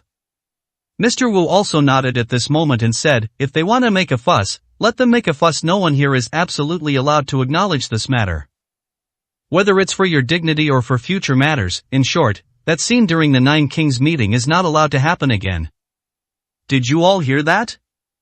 When Mr. Wu and Mr. Zhang spoke, it meant that the capital celestial giants had spoken. In fact, there was no need to ask what the celestial giants meant. Yi Qing was about to claim the title of emperor, and those celestial giants could only have one meaning, absolute disapproval. Sea King nodded and said, don't worry, both envoys, they can make their fuss, we will not acknowledge it. The others also nodded at this time. After all, Lin Hu might not question them, and before that, the two capital envoys were already so displeased, so they naturally couldn't continue to provoke them. At this moment, over there, everyone acknowledged Yi Qing's identity. The title of Qing Emperor had already become Yi Qing's newest title. Moreover, it was a very practical title.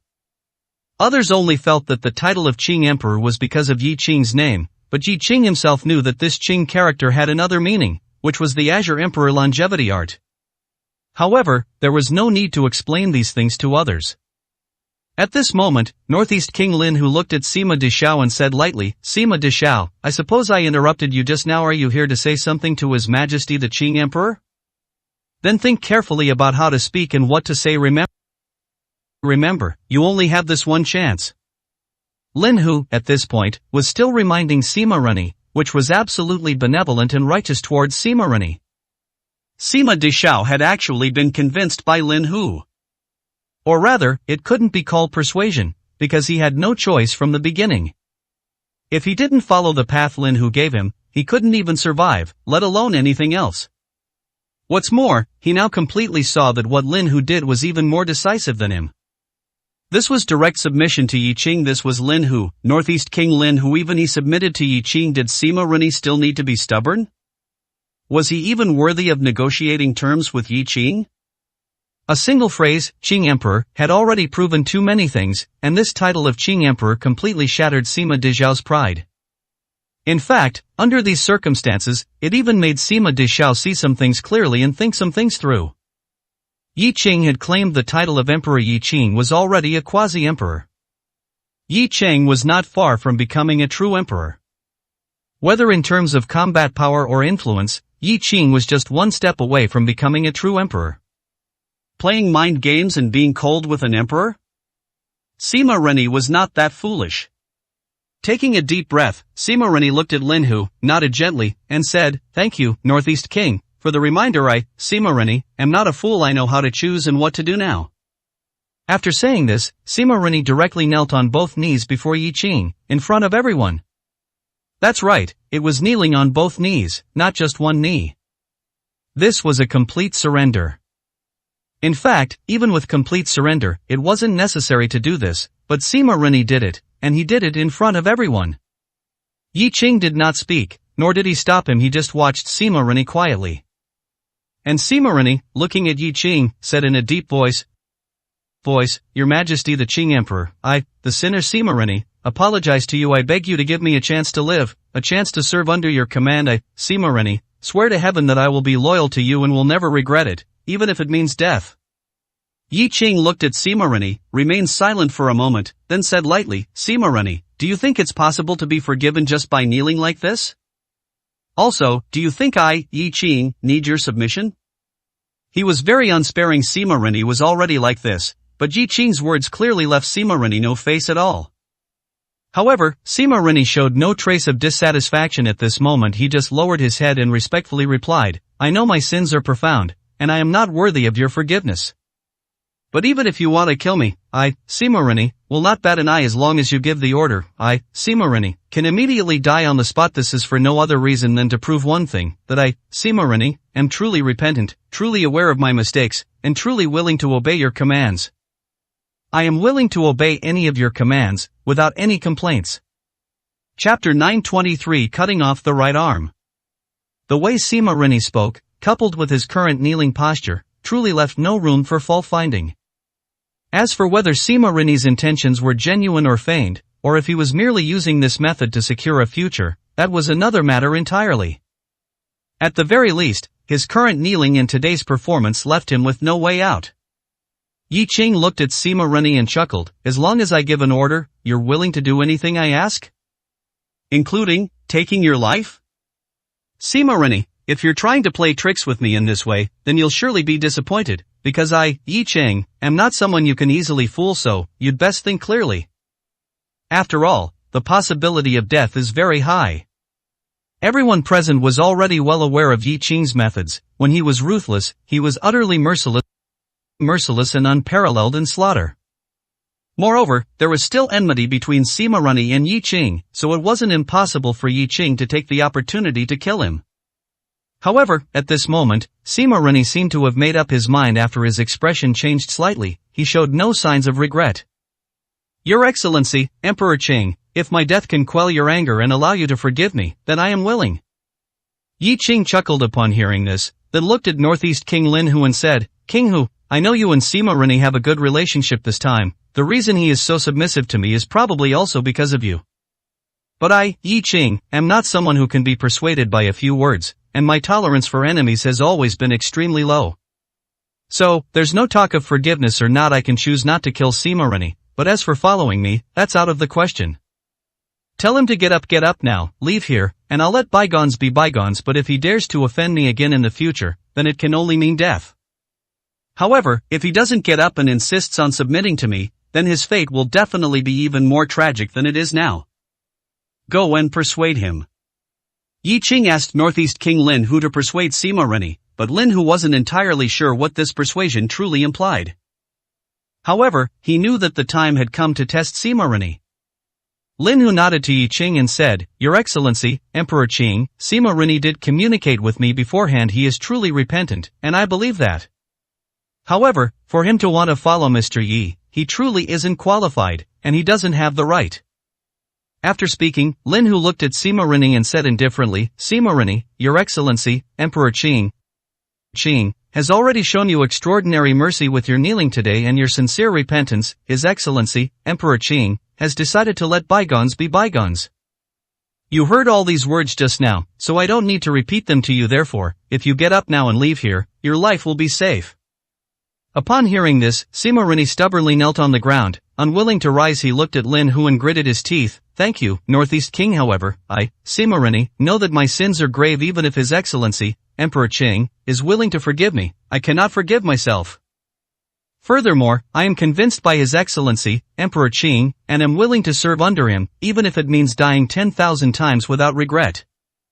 I beg Northeast King to give me this opportunity, and I beg Your Excellency, Emperor Qing, to give me this opportunity. Lin Hu looked at Sima Rini. Knowing this was Sima Rini's answer, he frowned slightly and said, You must think clearly. If you get up and leave now, although you won't be a subordinate of His Excellency, Emperor Qing, you can at least leave unharmed, and His Excellency, Emperor Qing, will not retaliate against you. You will still be Sima Rini, and you might even continue to be a capital garrison overlord at worst. Becoming a wealthy man is always an option. But if you insist on following His Excellency, Emperor Qing, then no one knows what you will face next. Do you understand? Do you understand? Naturally, he understood, and he had thought it through very clearly.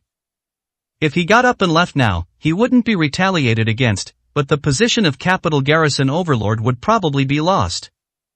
The most important thing was, even if he kept the position of capital garrison overlord, what would be the point?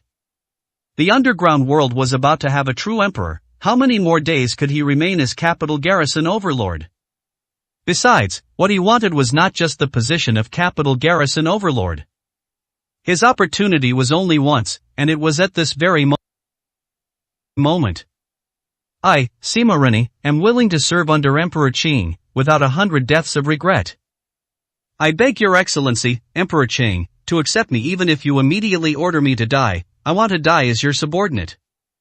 After Sima Rini finished speaking to Yi Qing, he slammed his head heavily onto the ground, immediately drawing blood from his forehead.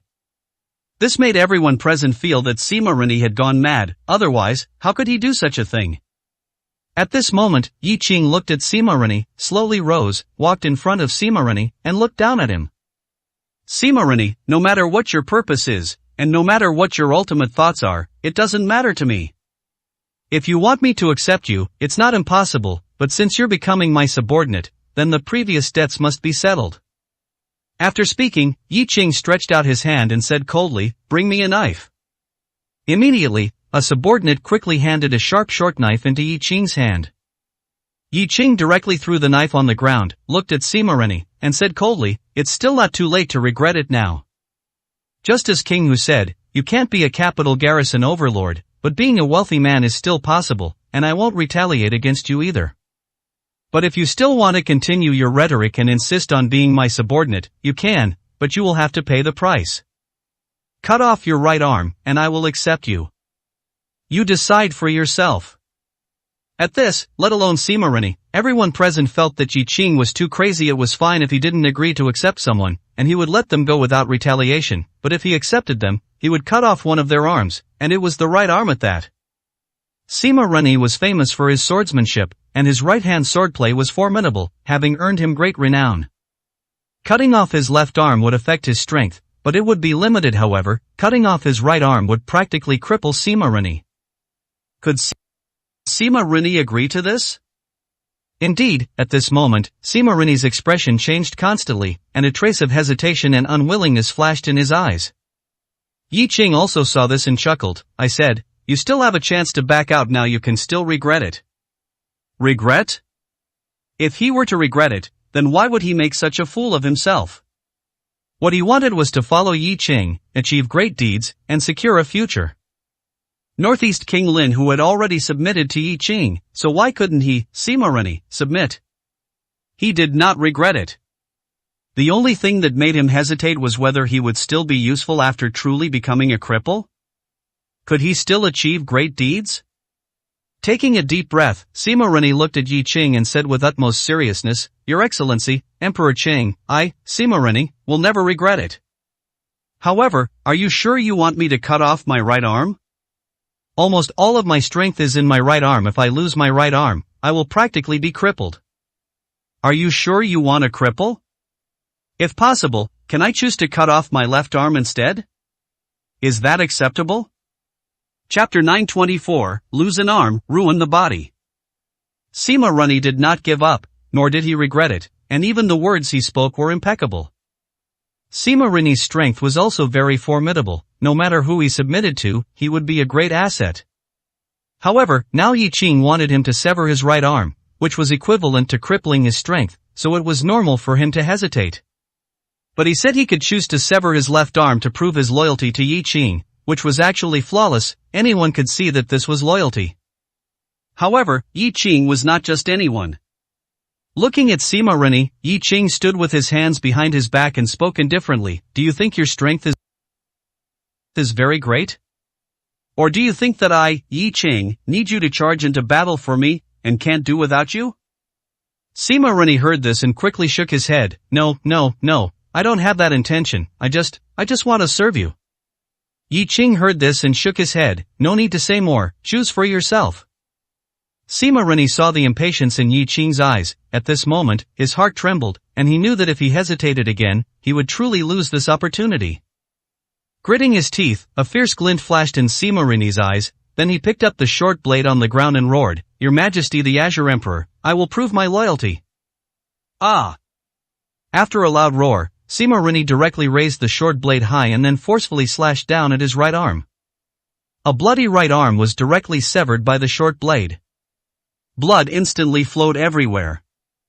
It must be said that Sima Rini's ability to become a capital garrison overlord was no accident. This level of ruthlessness towards himself was something many people could not achieve.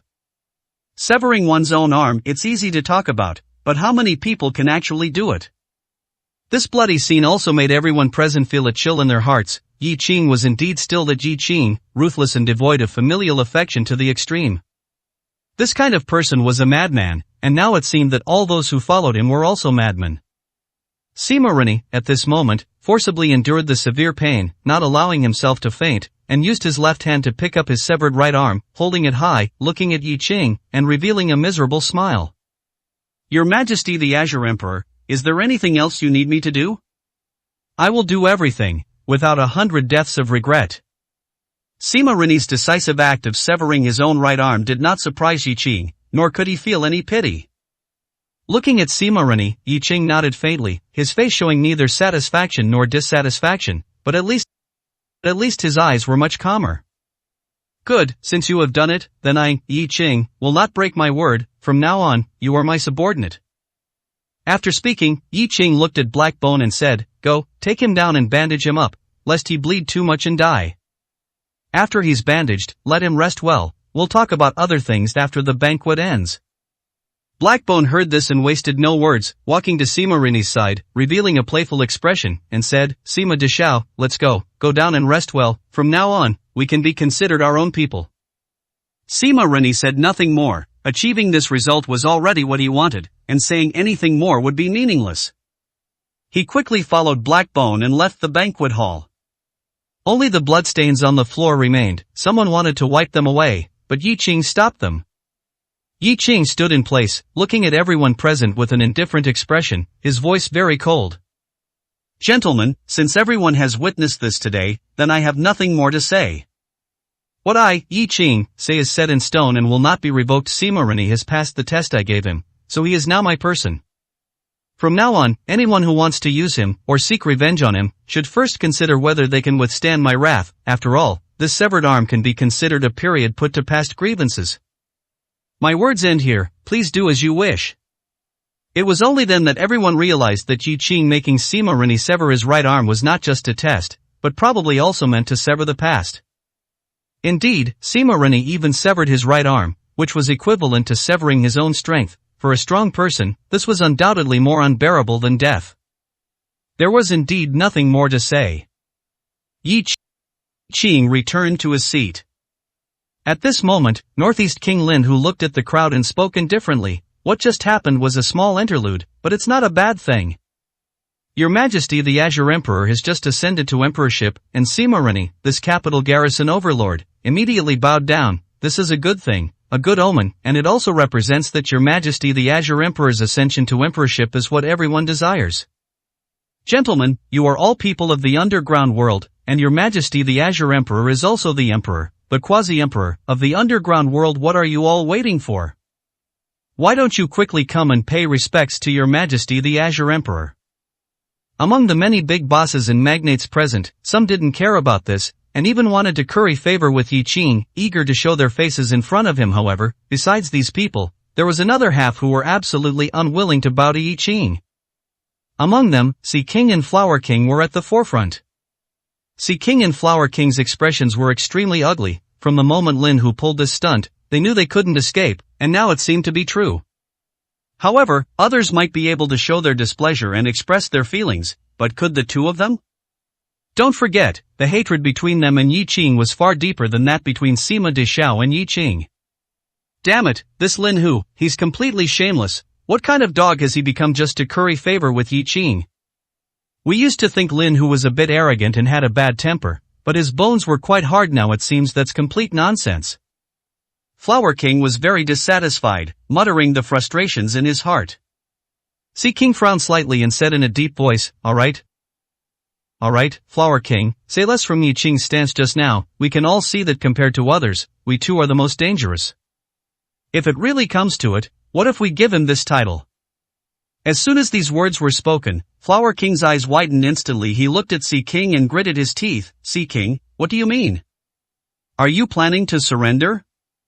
If we acknowledge Yi Qing's identity as the Azure Emperor and give him this title, then he will truly be the Emperor of the underground world, at least in name. Then won't we all become rebels? Sea King, think clearly, this is not just any matter, this matter is life-threatening. Flower King was clear-headed at this moment, but life-threatening? The life-threatening matters were yet to come. Looking at Flower King, Sea King said coldly, being a rebel means at least being alive. Only by being alive is there a chance to turn the tables. If you're dead, Flower King, does anyone care whether you're a rebel or not? Or are you saying, Flower King, that I, Sea King, surrender, but you won't? If that's the case, then fine, you can resist to the end later, I have no objection.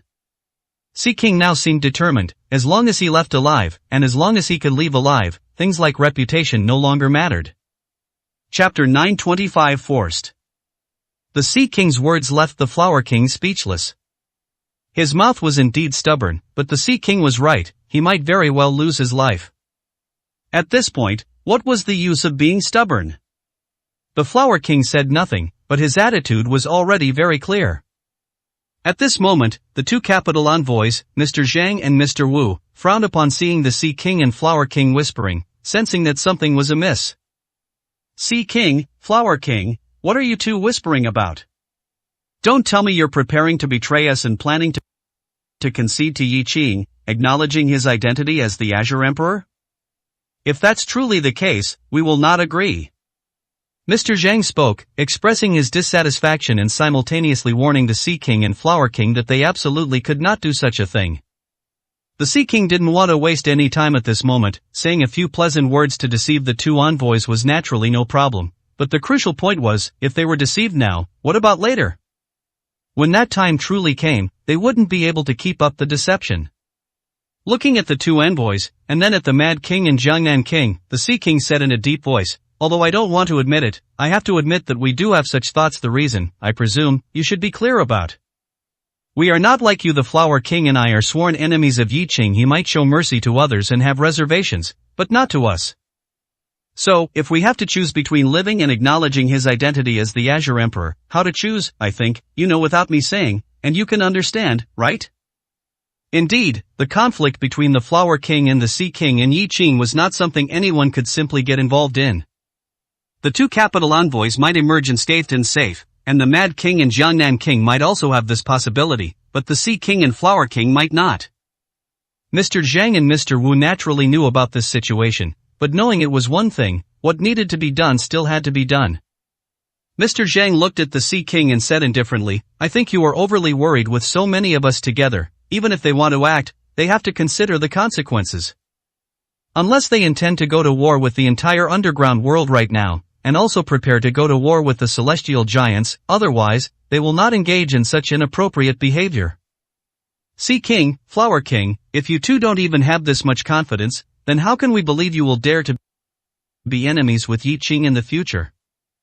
These words sounded good and pleasant. But in reality, they were no different from farting. The Sea King looked at Mr. Zhang and Mr. Wu and said indifferently, that's true, but while betting that Yi Qing wouldn't dare, we're also entrusting our lives to Yi Qing. The two envoys might not have an issue, as you represent your backers, but we cannot. Mr. Wu, seeing the Sea King's continuous refusal, instantly grew annoyed and said coldly, Sea King, we are not discussing this with you, rather, it's an order, understand? This is our order, you are absolutely not allowed to acknowledge the other party's identity. This must be done. What an order! It immediately made both the Sea King and Flower King frown, and at the same time, the Mad King and Jiangnan King also frowned. Mr. Zhang and Mr. Wu were indeed capital envoys, with extraordinary status, but could they also order these 9 kings? What did they take them for? However, although the 2 envoys spoke this way, no one present directly turned hostile. The Sea King looked at the 2 capital envoys and said indifferently, "In order? Ha, between us, we are actually all in the same boat, but even if the relationship is close, there is no superior-subordinate relationship, right? At least, not with the 2 envoys? Of course, we can overlook these things, but we are all people of standing. Have the 2 envoys perhaps forgotten who we are? Let's not talk about these. I'm just giving the 2 envoys a reminder, but there are some things I think are necessary to clarify. To absolutely not acknowledge Yi Qing's identity as the Azure Emperor, it's not impossible to agree, but what you demand of us, shouldn't the 2 envoys do it first? If the two envoys cannot even do these things, I imagine you won't make things difficult for us, right? Mr. Zhang and Mr. Wu naturally heard the dissatisfaction in the Sea King's words, but at this moment, seeing that everyone at the table looked somewhat displeased, they couldn't say much more. It was indeed that they had been a bit too arrogant. If others gave them face, it was giving face to the people behind them, but they insisted on taking that face as their own. For small matters, it was fine, but for major matters, who would bother with them? Looking at the Sea King, Mr. Zhang said coldly, "Rest assured, we will absolutely not acknowledge the identity of the Azure Emperor. If we cannot even do it, then indeed, there's no need for you to insist on anything. But if we can do it, then you must also do it. Remember, we are one. We prosper and suffer together." Sea King, Flower King, I know what you are worried about, but I think you really don't need to be, because no one will allow anyone else to die today.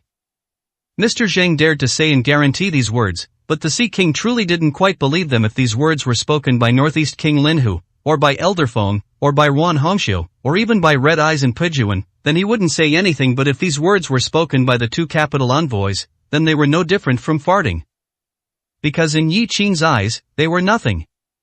At this moment, Northeast King Lin, who had already cast his gaze upon the Sea King and the others clearly, the only people who would refuse to acknowledge Yi Qing's identity today and insist on opposing him were these individuals.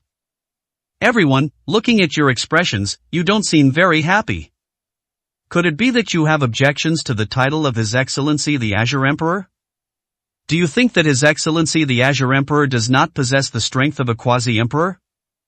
Or does he not have the influence of a quasi-emperor in the underground world?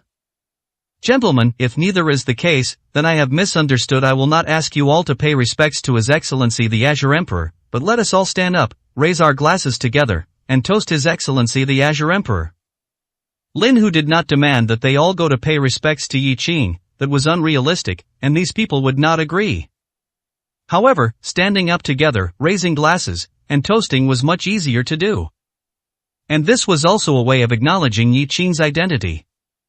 The Sea King and the others naturally knew that this method was equivalent to acknowledging Yi Qing's identity, so at this moment, none of them moved. Not only that, but they all fixed their gazes on the 2 capital envoys. And Lin Hu, seeing this scene, was not angry. He looked indifferently at the Mad King and said, "Mad King, you have committed heinous sins, but His Excellency the Azure Emperor is tolerant and benevolent, which is why he spared your life." What? You won't stand up and congratulate His Excellency the Azure Emperor? Chapter 926 Standing Way. At this moment, Mad King truly felt as if he had swallowed a fly. Lin Hu didn't seek out anyone else, but came straight to him first. Was he implying that he was easy to bully? Yet, he had no right to refute the words Lin Hu spoke. Who told him that he was indeed Yi Qing's defeated opponent, and that Yi Qing had indeed spared his life? Otherwise, could he still be sitting here? Although he was sitting here now, covered in wounds, he was still alive, wasn't he? However, there's more than one way to skin a cat. Mad King wasn't so mad now. If he continued to be mad, who knew what the consequences would be? So, Mad King looked at Lin Hu and chuckled, "I'll wait for everyone to be ready together." His words were very clear. He wouldn't deny Yi Qing's identity, but he also wouldn't take the lead in doing anything. Northeast King, it's not that I'm shirking, but finding me is meaningless. I think you should be clear about that. As if fearing Lin Hu's anger, Mad King added another sentence, explaining himself. Lin Hu nodded upon hearing this, not continuing to make things difficult for Mad King, but still looked at Mad King and said, "Mad King, sometimes, people need to learn from their mistakes, otherwise, there won't be a second chance." I don't care what you're thinking, and I won't ask what you want to do, but your life is your own, and you only get one. You're lucky today, but next time, you might not be so lucky. I, Lin Hu, may not have other abilities, but in terms of strength, I do have some, so I will be watching you. I won't watch anyone else, I'll watch you first. These words immediately made Mad King's expression extremely grim. Lin Hu's words were already explicit, and he directly stated that he would be watching Mad King. What did this mean? This was a threat. But Mad King had no choice but to accept this threat, and he couldn't afford not to be afraid. After all, Northeast King Lin Hu was indeed much stronger than him. Looking at Lin Hu, Mad King forced a dry smile and said nothing. Then Lin Hu spoke faintly, "Put your wine glass in your hand, so you won't be a beat slow when we all raise our glasses later," which would seem disrespectful to His Majesty, Emperor Qing. Mad King said nothing to Lin Hu's request and immediately picked up his wine glass. Anyway, he wasn't being asked to stand up and toast Yi Qing now, just to pick up the wine glass. What was so difficult about that? Then, Lin Hu looked at Sea King and Flower King, and directly chuckled. To say who should stand up and proactively show goodwill to His Majesty, Emperor Qing, today, it should be the two of you, but why do I see you two still sitting so steadily, not at all anxious? What? Don't want to live? Lin Hu showed no quarter to Sea King and Flower King. His opening words showed he looked down on them, especially that phrase, "don't want to live," which was full of disdain. Flower King's face immediately turned unsightly, yet, before Flower King could say anything, Lin Hu directly pointed at Flower King's nose and said coldly, "Flower King, among the 9 kings, if I had to say who I dislike the most, you would absolutely be at the top of the list. So, who gave you the guts to show me that expression? Are you showing me that ugly face? Do you think I, Lin Hu, wouldn't dare to touch you? Immediately get rid of that ugly face, otherwise, I will kill you right now." Lin Hu's sudden outburst startled everyone. Things had been going well, perhaps pleasantly, perhaps unpleasantly, but at least there hadn't been such direct anger. But now, before Flower King even spoke, simply because his expression wasn't very pleasant, he was directly threatened with death by Lin Hu. This truly made people's heads ache endlessly. At this moment, Flower King's face turned even more ashen. Who did he provoke? Lin Hu was doing this on purpose, absolutely on purpose. This was him establishing his authority. However, even though he knew all this, Flower King dared not say or do anything. Lin Hu was indeed establishing his authority, but the key was that Lin Hu also truly dared to act. Flower King was absolutely no match for Lin Hu, this was a given. Endure, besides enduring, he could do nothing else. Sea King, at this point, could no longer remain silent. It was true that everyone sitting at this table was in the same boat as him now, but the one truly sharing his fate was, in fact, only Flower King. Lin Hu targeting Flower King was essentially targeting him. Of course, it also couldn't be ruled out that Lin Hu had always disliked Flower King. Many people actually knew this. But before, it was just minor squabbles, and no one took it seriously, but now, Lin Hu wanted to use this opportunity to do something like this, and it was hard to say he didn't intend to kill Flower King. So Sea King had to speak up. Looking at Lin Hu, Sea King raised his wine glass and chuckled, "Northeast King, why bother? We've been together for so many years. Even if we're not familiar or don't have good feelings, there's still years of camaraderie. Flower King just has this bad temper. It's definitely not directed at anyone. However, we all understand Northeast King's meaning. This occasion is indeed not suitable." After speaking, Sea King looked at Flower King with a bright smile and said, "Flower King, even though something happened at home, you still need to distinguish what kind of occasion calls for what kind of emotion. You're so old, do you still need someone to teach you? Hurry up and apologize to Northeast King." Flower King was extremely unwilling and unhappy in his heart, but he also knew that this was Sea King providing him a way out, and he had to take it whether he wanted to or not. The 2 capital envoys, at this moment, were like dummies, clearly showing no intention of stepping forward, and they were supposed to listen to them? That would truly be courting death. Flower King took a deep breath, raised his wineglass, and showed a bright smile, saying, "Northeast King, I'm sorry, I was just distracted. Please don't take offense." Sea King smiled and said, "Northeast King, you see, Flower King has already admitted his mistake to you. He is one of the 9 kings after all, and he's giving you face. Please don't hold it against him." After saying all this, Sea King's smile remained, and he continued, however, there are some things at this table that Flower King and I cannot control others, but we also dare not offend others. Northeast King, you should understand, right? We are nothing now, we are already nothing, no one puts us in their eyes anymore. You understand, right? As Sea King spoke, his eyes subtly glanced at the two capital envoys. The meaning was simple, he was saying that their words didn't count, and now they had to consider the capital envoys' intentions. But this was their business, and it had nothing to do with Northeast King Lin Hu. What he wanted was the attitude of Sea King and Flower King. Therefore, Lin Hu had no intention of indulging their bad habits. However, just as Lin Hu was about to speak, Yi Qing walked over, holding a wine glass. Tiger King, why make things difficult for people? Besides, I, Yi Qing, don't need to use such methods to force everyone's recognition of me. However, since we're here, there must be an explanation, and that's a fact. Chapter 927, Knowing the Current Situation. Yi Qing walked over to the table where Sea King, Flower King, and the two capital envoys were seated, holding his wine glass. Most people, however, remained seated, seemingly not noticing Yi Qing, or perhaps, thinking Yi Qing was not coming to their table. Lin Hu looked at Yi Qing, chuckled softly, and said, Your Excellency, Emperor Qing, we can handle many things ourselves, we don't want to trouble you.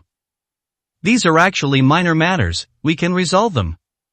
Yi Qing heard this, nodded, and smiled. I naturally trust King Hu's methods and strength, however, since I am already this Emperor Qing, it's not impossible for me to personally resolve some issues. Besides, I also feel the need to let people know what kind of person I, Yi Qing, am, and what kind of temper and personality I possess.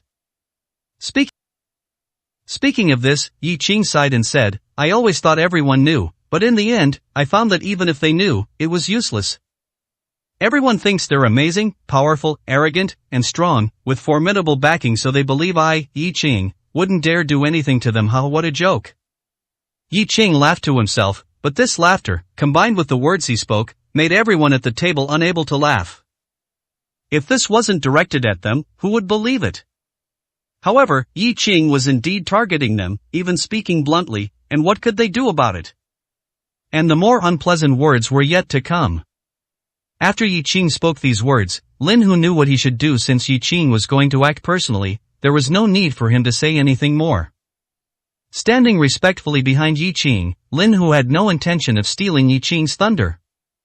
Yi Qing also didn't waste words, looking at Sea King and Flower King, and spoke indifferently, There's actually nothing much to say between us, however, others died, and you two are still alive. This is your own capability, but more than that, it's my benevolence towards you. Do you admit this? Previously, among Sea King, Flower King, and Central China King, one had to die. Central China King died because Sea King and Flower King united to choose him. He had no choice but to die. But, in the final analysis, it was Yi Qing who only allowed one of them to die. What if he wanted all of them to die?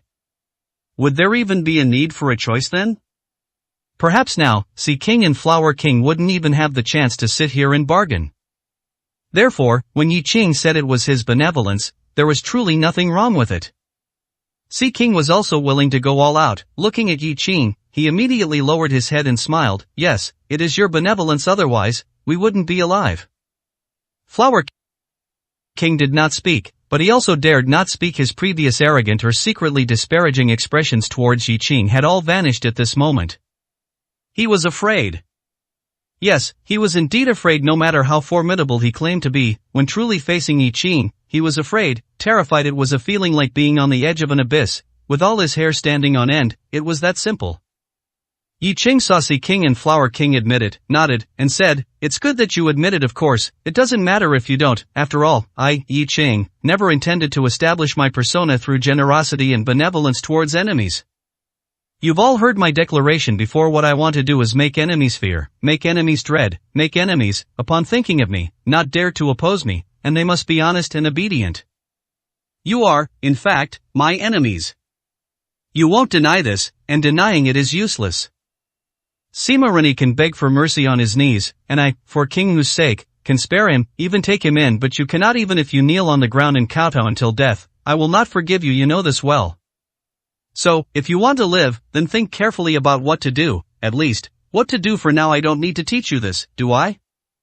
Yi Qing spoke very directly, almost saying outright that he, Yi Qing, still wanted to kill them. Sea King and Flower King both showed bitter expressions. They knew this would happen. Yi Qing would not let them off so easily. Taking a deep breath, Sea King said no more, looking at Yi Qing and directly smiling. Of course, we understand. When we came to this banquet today, we knew what to do. After speaking, Sea King directly bent down and respectfully said to Yi Qing, "Congratulations, Mr. Yi, on becoming Emperor Chang."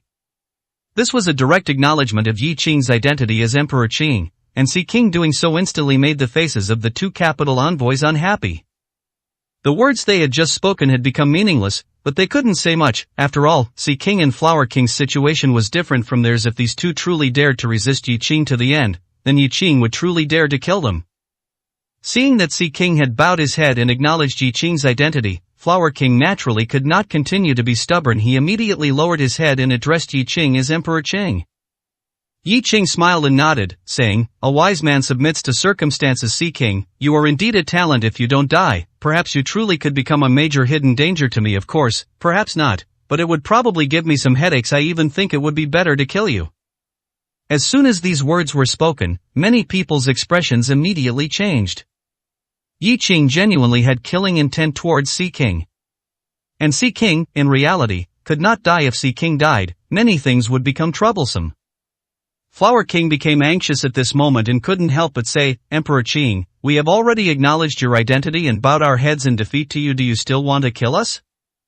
Hearing Flower King speak, Yi Qing looked at him with an indifferent expression and said coldly, "Just because you acknowledge my identity, I can't kill you anymore?" "Flower King, when did I, Yi Qing, give you such a promise? Is there anyone here who heard me give you such a promise? You brainless idiot, shut your stinking mouth. I hate you, do you know that? Dare to question me even a little again, and I'll execute you right now." Yi Qing showed no good face to Flower King, constantly threatening to execute him directly. This made Flower King not only terrified but also extremely stifled internally. However, he could only be stifled. Flower King dared not say another word, fearing that Yi Qing would actually follow through and execute him.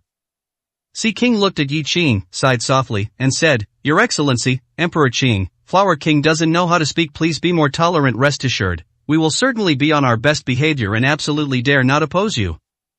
As for me being a hidden danger, you are truly joking. Your Excellency, Emperor Qing's strength is immense, and your power is growing ever larger, with more and more powerful individuals under your command. Not to mention that I have already been defeated and my life was spared by you. Even if you give me a chance to live, it's merely because you don't care about a defeated opponent. Defeated enemies are no longer in your eyes, are they?" Sea King's words were not truly praising Yi Qing, he was merely stating his stance. And Yi Qing, in fact, thought the same way. If he truly considered Sea King and the others important, they would already be dead. Looking at Sea King, Yi Qing smiled faintly and said, "You're certainly getting better at speaking. All right, seeing how sensible you are, I won't bother with you for now." After speaking, Yi Qing looked at Mad King and Jiangnan King. Chapter 928. Who are you looking down on? Mad King had just been suppressed by Northeast King Linhu, and he was full of grievances. But when he saw Yi Qing arrive, he was filled with nothing but fear. His so-called madness had become a joke. However, since even the Sea King and the others were like this, his own foolishness was nothing. After all, they were all just jokes. Yi Qing glanced at Mad King, sneered, and didn't even bother to speak, looking directly at Jiangnan King. Jiangnan King wore a smile, gentle and refined, as if he didn't contend with anyone, but Jiangnan King sitting at this table itself represented an attitude.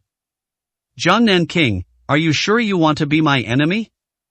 Yi Qing didn't use harsh words, he just uttered this sentence indifferently. Upon hearing this, Jiangnan King's expression remained unchanged. He stood up directly, raised his wine glass, and said with a smile, "Your Excellency, Emperor Qing, what are you saying? How could I be your enemy? Your divine might is still deeply etched in my memory. Rest assured, I am a man who knows the times. Therefore, I acknowledge your identity as Emperor Qing. Of course, even if I didn't acknowledge it, it wouldn't really affect you, but I still acknowledge it because you are truly worthy." Jiangnan King was indeed much more sensible. Instead of being an enemy of Yi Qing, he directly acknowledged Yi Qing's identity, calling him Your Excellency, Emperor Qing, repeatedly, which truly left no room for fault-finding. Yi Qing looked deeply at Jiangnan King and chuckled, "Jiangnan King, I know a bit about your situation, and I appreciate you, don't worry. I might not give the Sea King and Flower King a chance, but if you choose to stand with me, I will give you a chance. So, think carefully, but while I will give you a chance, how much and when I give it is hard to say, but I believe you will seize the opportunity." These words were quite provocative, yet everyone knew what Yi Qing meant, but who could say anything? Yi Qing provoked them so directly, and they didn't dare to say much. Including Jiangnan King, he didn't even dare to refuse and could only cooperate with Yi Qing. "Yes, thank you, Your Excellency, Emperor Qing, for your appreciation. If there's an opportunity, I will definitely consider it carefully." It was hard to say how much of this was to humor Yi Qing, or if he truly had such thoughts. However, no one could guarantee that Jiangnan King wouldn't turncoat when necessary. The so-called trust, among these people, actually never existed from the beginning. At this moment, the most enraged people were not the Sea King, not the Flower King, nor the Mad King and Jiangnan King, but the two capital envoys, Mr. Zhang and Mr. Wu. They had just agreed that no one was allowed to acknowledge Yi Qing's identity as Emperor Qing, and if anyone did, they would never agree. But what was the result? As soon as Yi Qing appeared, without even threatening them, one by one they all cowered and directly recognized Yi Qing's identity. What was this? What future could there be cooperating with such people? However, their angry expressions were indeed not concealed at all. Although they didn't say anything, their faces already showed the rage deep within them at this moment. In their opinion, these people should bravely unite. Would Yi Qing really dare to kill all of them? At least, the two of them believed that they would absolutely not do such a foolish thing, nor would they cower in front of Yi Qing. However, even they themselves didn't expect that it would soon be their turn. Yi Qing, not content with merely gaining the recognition of these 9 kings and magnates, had also set his sights on them. "Mr. Zhang, Mr. Wu, you two are capital envoys, your status is quite transcendent. I wonder, do you have any opinions on today's matter? I, Yi Qing, have been nominated as Emperor Qing. Although I also feel I'm somewhat unqualified, there's no way around it. Everyone thinks so, and I can't spoil their mood, right?" Looking at Yi Qing's rather benevolent expression and the smile on his face, Mr. Zhang and Mr. Wu's faces turned somewhat ashen. In their view, this was Yi Qing showing weakness to them. Ultimately, he still didn't dare to make a move against them, which was why he wanted to gain their approval with a gentle tone. Even if he wasn't afraid of them, it was close enough. At least, that's what they thought. However, sometimes people can be incredibly foolish, and at this moment, Mr. Zhang and Mr. Wu were precisely that. Relying on their identity as capital envoys, relying on the existence behind them, and also because they didn't want to cower in public and couldn't cower, they even wanted to set an example for those who had cowered, to let them know that Yi Qing was not to be feared. Mr. Zhang looked at Yi Qing, smiled coldly, and said, "Yi Qing, isn't the identity of Southeast King enough? With the identity of Southeast King, you've almost taken over half of the underground world. Anyone else would be satisfied with that. Do you insist on becoming a second Heavenly King? If I remember correctly, the Heavenly King's end was not good." Mr. Zhang actively brought up the Heavenly King, and even stated that the Heavenly King's end was not good. This was a hint to Yi Qing, saying that he was now following the Heavenly King's old path, and his future end would likely be the same. These were not kind words. Everyone present understood that. Lin Hu spoke at this moment, his expression cold, and he said chillingly, "The Heavenly King is the Heavenly King, and Emperor Qing is Emperor Qing. How can they be the same?"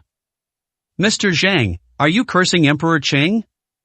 Just as he finished speaking, Yi Qing waved his hand and said with a smile, "Tiger King, Mr. Zhang wants to speak. We can't stop him, can we?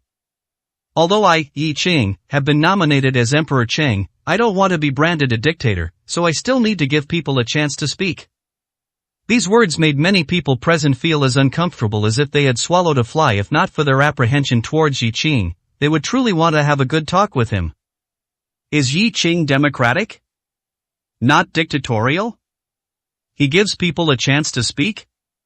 When the 9 kings held their meeting, Yi Qing didn't act this way. His so-called giving people a chance was holding a knife to your neck, making you agree to vote, with no dissenting voices allowed. If this is also called democracy and not dictatorial, then it truly leaves one speechless. But Yi Qing said it, and who dared to say more? After Yi Qing spoke, Tiger King smiled and nodded, then said no more. There was no need for him to stick up for Yi Qing, since Yi Qing wanted to handle it himself, no one else had the right to object. Yi Qing looked at Mr. Zhang and said with a smile, "Mr. Zhang, I understand a bit about your and Mr. Wu's identities, capital envoys, truly noble and distinguished. However, even you, when mentioning the Heavenly King, seem to show some disrespect. The Heavenly King is gone, but he was, after all, a king who once controlled more than half of the underground world. If I remember correctly, the Heavenly King back then was able to directly converse and even contend with the existence behind you. Are you so disrespectful to the Heavenly King because you look down on the entire underground world? Or does it mean that you don't really think highly of the existence behind you either?" Chapter 929, Kill Your Heart.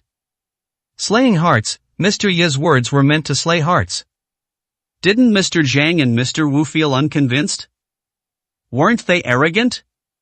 Didn't they insist on belittling the Celestial King to humiliate Mr. Yi in another way? Alright, Mr. Yi didn't mind if they used that method, he would too. As soon as he spoke, Mr. Zhang became anxious.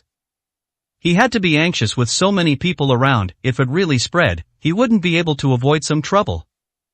Looking at Mr. Yi, Mr. Zhang gritted his teeth and said, "Yi Qing, don't slander me and talk nonsense. I never meant to look down on those existences. I'm telling you, Yi Qing, your little trick can't deceive others, but don't you think it's shameful for someone of your status to use such a despicable method?" Shameful? Mr. Yi didn't take it seriously at all, directly smiling and saying, "What's shameful? Where is it shameful? Besides, did I say anything? Did I say anything wrong? Who the Celestial King is, I don't need to elaborate, do I? The Celestial King back then was comparable to the existence behind you. There shouldn't be any problem with that, right? If you're trying to bully me into not knowing the situation back then, fine, I'll find someone who does know to ask." After speaking, Mr. Yi looked at Yin Fati and said indifferently, "Yin Fati, you are a direct descendant of a celestial giant's family, and this time you are also one of the capital envoys. I assume you wouldn't lie about such matters, right?"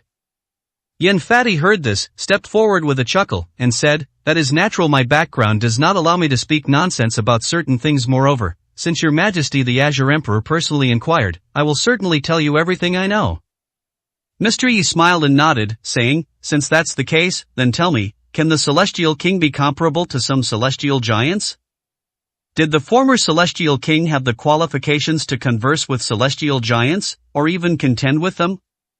Do Mr. Zhang and Envoy Wu, two capital envoys, have the status and position to criticize the Celestial King, or even verbally insult him?" After hearing these words, Yin Fati did not hesitate and directly said, "Your Majesty the Azure Emperor, regarding the Celestial King, everyone present is actually very clear. The Celestial King back then was the king of kings in the underground world. His power was so vast that he almost controlled half of the underground world. Therefore, his status and position were extraordinary. I, Yin Fati, dare not casually comment, nor dare I say that the Celestial King's status was enough to be comparable to celestial giants, but it is a well-known fact that the Celestial King did contend with celestial giants more than once. Not only that, but the Celestial King also did not lose, and sometimes it was the celestial giants who retreated. Setting aside everything else, Mr. Zhang and Envoy Wu should remember that the Celestial King back then had dealings with the celestial giants of your families. It seems that the celestial giants of your families were somewhat helpless when facing the Celestial King back then, weren't they?" What Yin Fati said could withstand scrutiny. Although many things have now become somewhat secretive, and even deliberately concealed, there are still people who know. Therefore, when Yin Fati brought it up, it really made many people think that the Celestial King had indeed competed with the existences behind Mr. Zhang and Envoy Wu back then. It seems he didn't lose.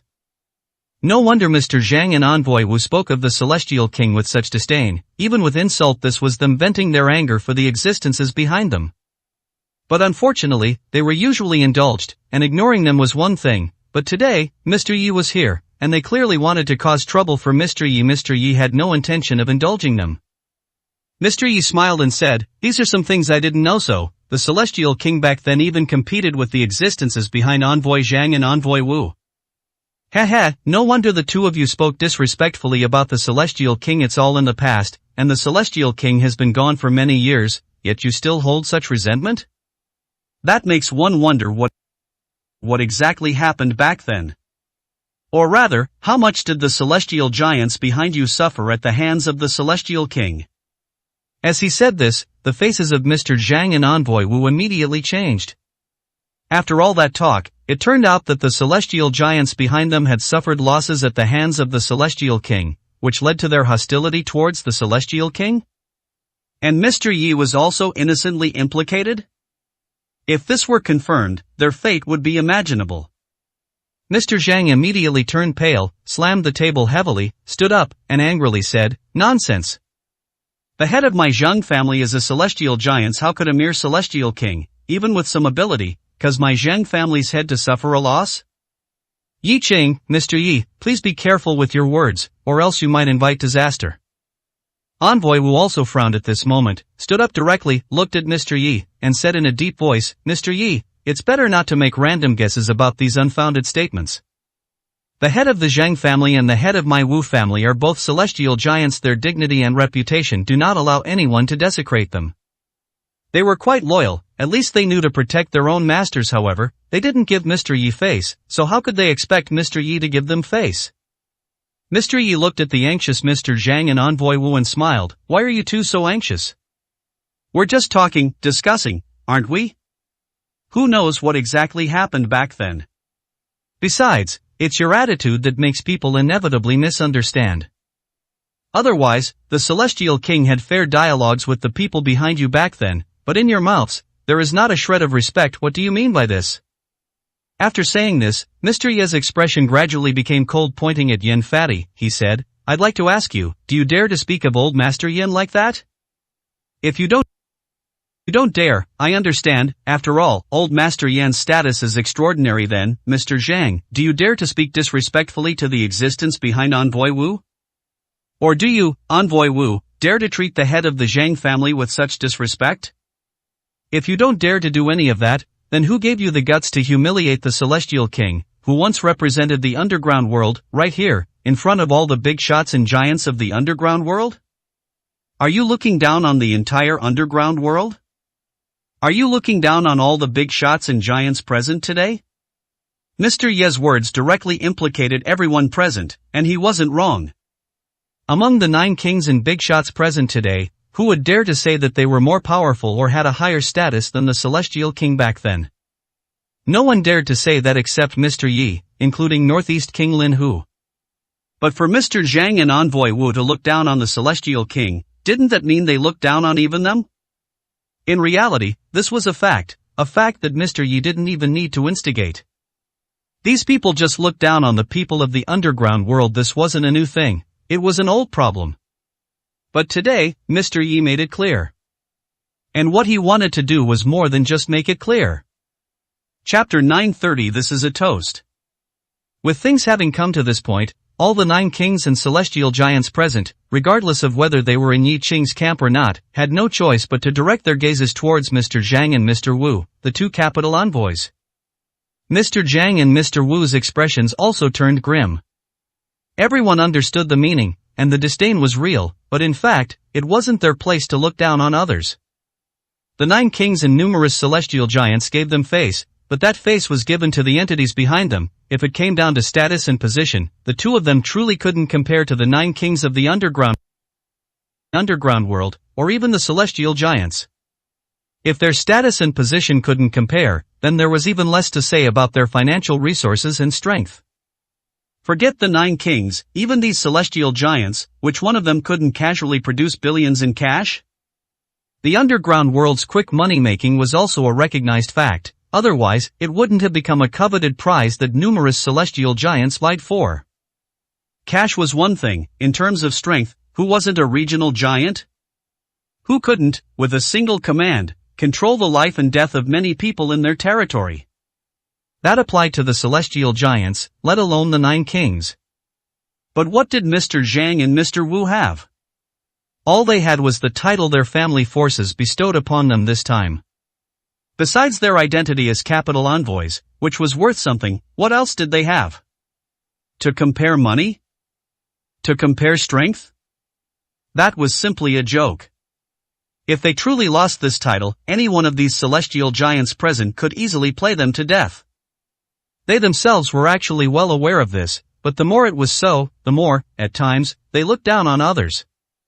However, at this moment, even if everyone knew this fact, it was just an unspoken understanding. If it were truly brought to light, it would become quite awkward. Mr. Zhang's face was ashen, and he was speechless for a moment. But Mr. Wu couldn't allow this situation to continue. If they didn't explain themselves clearly, they would incur public wrath. Mr. Yi has misunderstood. We absolutely had no intention of looking down on any of you, and certainly no intention of looking down on the Heavenly King. Earlier, it was just that Envoy Zhang misspoke and didn't think before he spoke. Please forgive him, Mr. Yi. Yi Qing heard this, smiled, and said, "Can a problem be solved with a few words, a misunderstanding, and a mistake? If that were truly the case, then it would truly be you looking down on us. I, Yi Qing, am now, at least, a person of the underground world. You're looking down on the underground world is just looking down on me, but I am a competitive person. On normal days, it's fine, but today, with so many celestial giants of the underground world supporting me and making me this Azure Emperor, I must stand up for them, right? Mr. Zhang, Mr. Wu, the former Heavenly King, you didn't care for him. Do you also completely disregard the current Azure Emperor? After all, in some sense, my current situation seems to be just a tiny bit worse compared to the Heavenly King of yesteryear. So, looking down on me would be natural. But I'm a bit displeased. It seems you haven't addressed me as Azure Emperor from beginning to end. What? Is it that you don't recognize it? Yi Qing was determined to take this matter upon himself, forcing these two capital envoys to acknowledge his identity as the Azure Emperor. Mr. Wu knew that a simple resolution to the problem today was likely impossible. Yi Qing was clearly here for recognition, not giving it? That probably wouldn't fly. But to just give it? Just moments ago, he was still angry that everyone was not standing strong and succumbed to Yi Qing's few words, but now it was their turn, and this pressure suddenly became immense. However, before Mr. Wu could speak, Mr. Zhang seemed to get angry and looked at Yi Qing, saying, "Southeast King, you just used coercive methods to make everyone acknowledge your kingship and did so many unforgivable things. What? After only a few minutes, you want to go from king to emperor? If we don't agree, are you going to kill us?" Upon hearing this, Mr. Wu immediately felt his scalp tingle. Mr. Zhang was directly confronting Yi Qing, but what kind of temper did Yi Qing have? Would he tolerate him? Don't look at how he didn't do anything to them before. That was because they all bowed their heads and tacitly acknowledged Yi Qing's actions, but now, in front of everyone, at the moment Yi Qing was claiming emperorship, to forcefully contradict him, would Yi Qing let them off? Mr. Zhang, watch your words. Mr. Yi naturally won't do anything to us, but you can't contradict Mr. Yi like this. After speaking, Mr. Wu looked at Yi Qing, sighed, and said, "Mr. Yi, please forgive Mr. Zhang's impropriety. He's had too much to drink." Had too much to drink? Yi Qing smiled, seemingly not angry at all, nodded, and said, "It's good to have had too much to drink. I'm not one to argue with drunk people, but some things still need to be explained. Although I, Yi Qing, am not a soft-hearted person, and the blood on my hands is countless, Mr. Zhang is right. How dare I kill him? After all, he's the one who's drunk, not me." As he spoke, without waiting for others to interject, Yi Qing directly picked up the highball glass on the table, filled it to the brim with white liquor, and then looked at Mr. Zhang, smiling. "Mr. Zhang, if you're truly drunk, then so be it, but I don't smell any alcohol on you yet. You must not have had enough fun." "How can that be? Since you've come to my banquet, Mr. Yi, you're giving me face if I don't entertain you well. Wouldn't that make me a laughingstock? Come, drink." After speaking, Yi Qing slowly raised the full highball glass of white liquor and presented it to Mr. Zhang. And Yi Qing still had a smile on his face, as if he genuinely was just offering a toast. And as if he wasn't angry at all. But was this the look of someone not angry? Who toasts with a completely full highball glass? Mr. Zhang's face was grim. He looked at Yi Qing and shook his head, saying, "Thank you for your kindness, Mr. Yi, but I'm not good with alcohol, so I won't drink." Not drinking? Yi Qing's smile became even brighter. He looked at Mr. Zhang and chuckled. "Mr. Zhang, are you not giving me face? Are you blaming me for not entertaining you well? Not drinking is not an option. If you don't drink, then what you just said wasn't drunken talk. Since it wasn't drunken talk, then there's no need for forgiveness, is there? Oh, right, if you don't drink, then I can drink instead. It's just that if I drink too much and get drunk, and do something, I suppose that can also be forgiven, right?" At these words, Mr. Zhang and Mr. Wu's expressions changed simultaneously. Yi Qing's words were a threat. Yi Qing, you're threatening me. Yi Qing smiled, shook his head, placed the glass on the table, and said calmly, naturally, it's not a threat, just a toast. However, the next second, Yi Qing's expression instantly turned cold. However, if you refuse a toast, then I can only offer you a penalty drink. So, if you want to call it a threat, then let it be a threat. I am here today unless you can kill me, otherwise, however much I tell you to drink, you must drink not a single drop less. Chapter 931 Drunk. Yi Qing's expression and tone simultaneously turned cold. It was terrifyingly cold, so cold that Mr. Zhang involuntarily broke out in a cold sweat. If you don't eat the toast, then you'll eat the penalty. Not a single drop less would do. This was the answer Yi Qing gave. As for what the consequences would be if Mr. Zhang defied Yi Qing's words and refused to drink this glass of wine, no one could imagine it now. But, the outcome would probably not be good. Mr. Wu took a deep breath at this moment, pulled Mr. Zhang, and smiled, Old Zhang, what are you doing? Mr. Yi is toasting you, this is the first one today. Of course, you have to drink it, and I don't know about others' alcohol tolerance, but I know yours very well. This one glass of wine is no problem at all. This high-stemmed glass of baijiu was quite a lot. Of course, for those with good alcohol tolerance, although this glass of wine was a lot, they could drink it, and even drink it without getting drunk. But, if anyone said that this high-stemmed glass of wine could be drunk in one gulp without feeling anything, that would be purely false. Perhaps there are such drinking masters, but at least, Mr. Zhang is definitely not such a person. He does not have such ability. But now, not drinking was not an option. Mr. Zhang looked at Yi Qing's cold expression. As the person involved, no one feared him more. It was truly humiliating, but Yi Qing's threat was that direct. If he didn't drink it, he was afraid that even more humiliating things would follow. Gritting his teeth, Mr. Zhang picked up the wine glass, looked at Yi Qing, and said, alright, since it's Mr. Yi toasting me, then I'll drink this wine. After speaking, Mr. Zhang directly picked up the wine glass and began to drink, seemingly resigned to his fate. However, halfway through drinking the wine, Mr. Zhang's expression changed, and he almost vomited. Looking at the remaining half glass of wine, he couldn't swallow it at all. Mr. Wu quickly spoke up at this moment, Mr. Yi, look, Mr. Zhang has already started drinking as per your instructions, but his alcohol tolerance is limited, and it's difficult for him to drink so much at once. Can he sit down and drink slowly? Yi Qing heard this and immediately laughed, shaking his head, Mr. Wu, don't you think what you said is ridiculous? How can a toast given be drunk halfway? As for poor alcohol tolerance? I think Mr. Zhang's alcohol tolerance is very good. If his alcohol tolerance were really poor, he wouldn't have said so many inappropriate drunken words. Drink it, or are you saying you won't give me face? Everyone knew that Yi Qing was deliberately making things difficult, but who could say anything? Mr. Wu frowned slightly. He and Mr. Zhang were truly in it together, for better or worse, but at this moment, he couldn't really help Mr. Zhang anymore. And Mr. Zhang, at this moment, holding the wine glass, gritted his teeth and said, I can drink it, and I won't beg anyone. It's just a glass of wine. Mr. Zhang, will drink it. After speaking, Mr. Zhang endured the discomfort, held the wine glass, and drank the remaining half glass of wine. After drinking this glass of wine, Mr. Zhang's entire face turned completely red, his mouth full of alcohol, and he was dizzy, as if he couldn't stand steadily. But, fortunately, he finished it. Yi Qing, I've finished my wine. You have no reason to trouble us anymore, right? Mr. Zhang, emboldened by the alcohol, spoke to Yi Qing, his face full of defiance. It was as if, after he finished this glass of wine, Yi Qing would have no way to deal with him. However, Yi Qing smiled and clapped his hands. Good alcohol tolerance, truly good alcohol tolerance.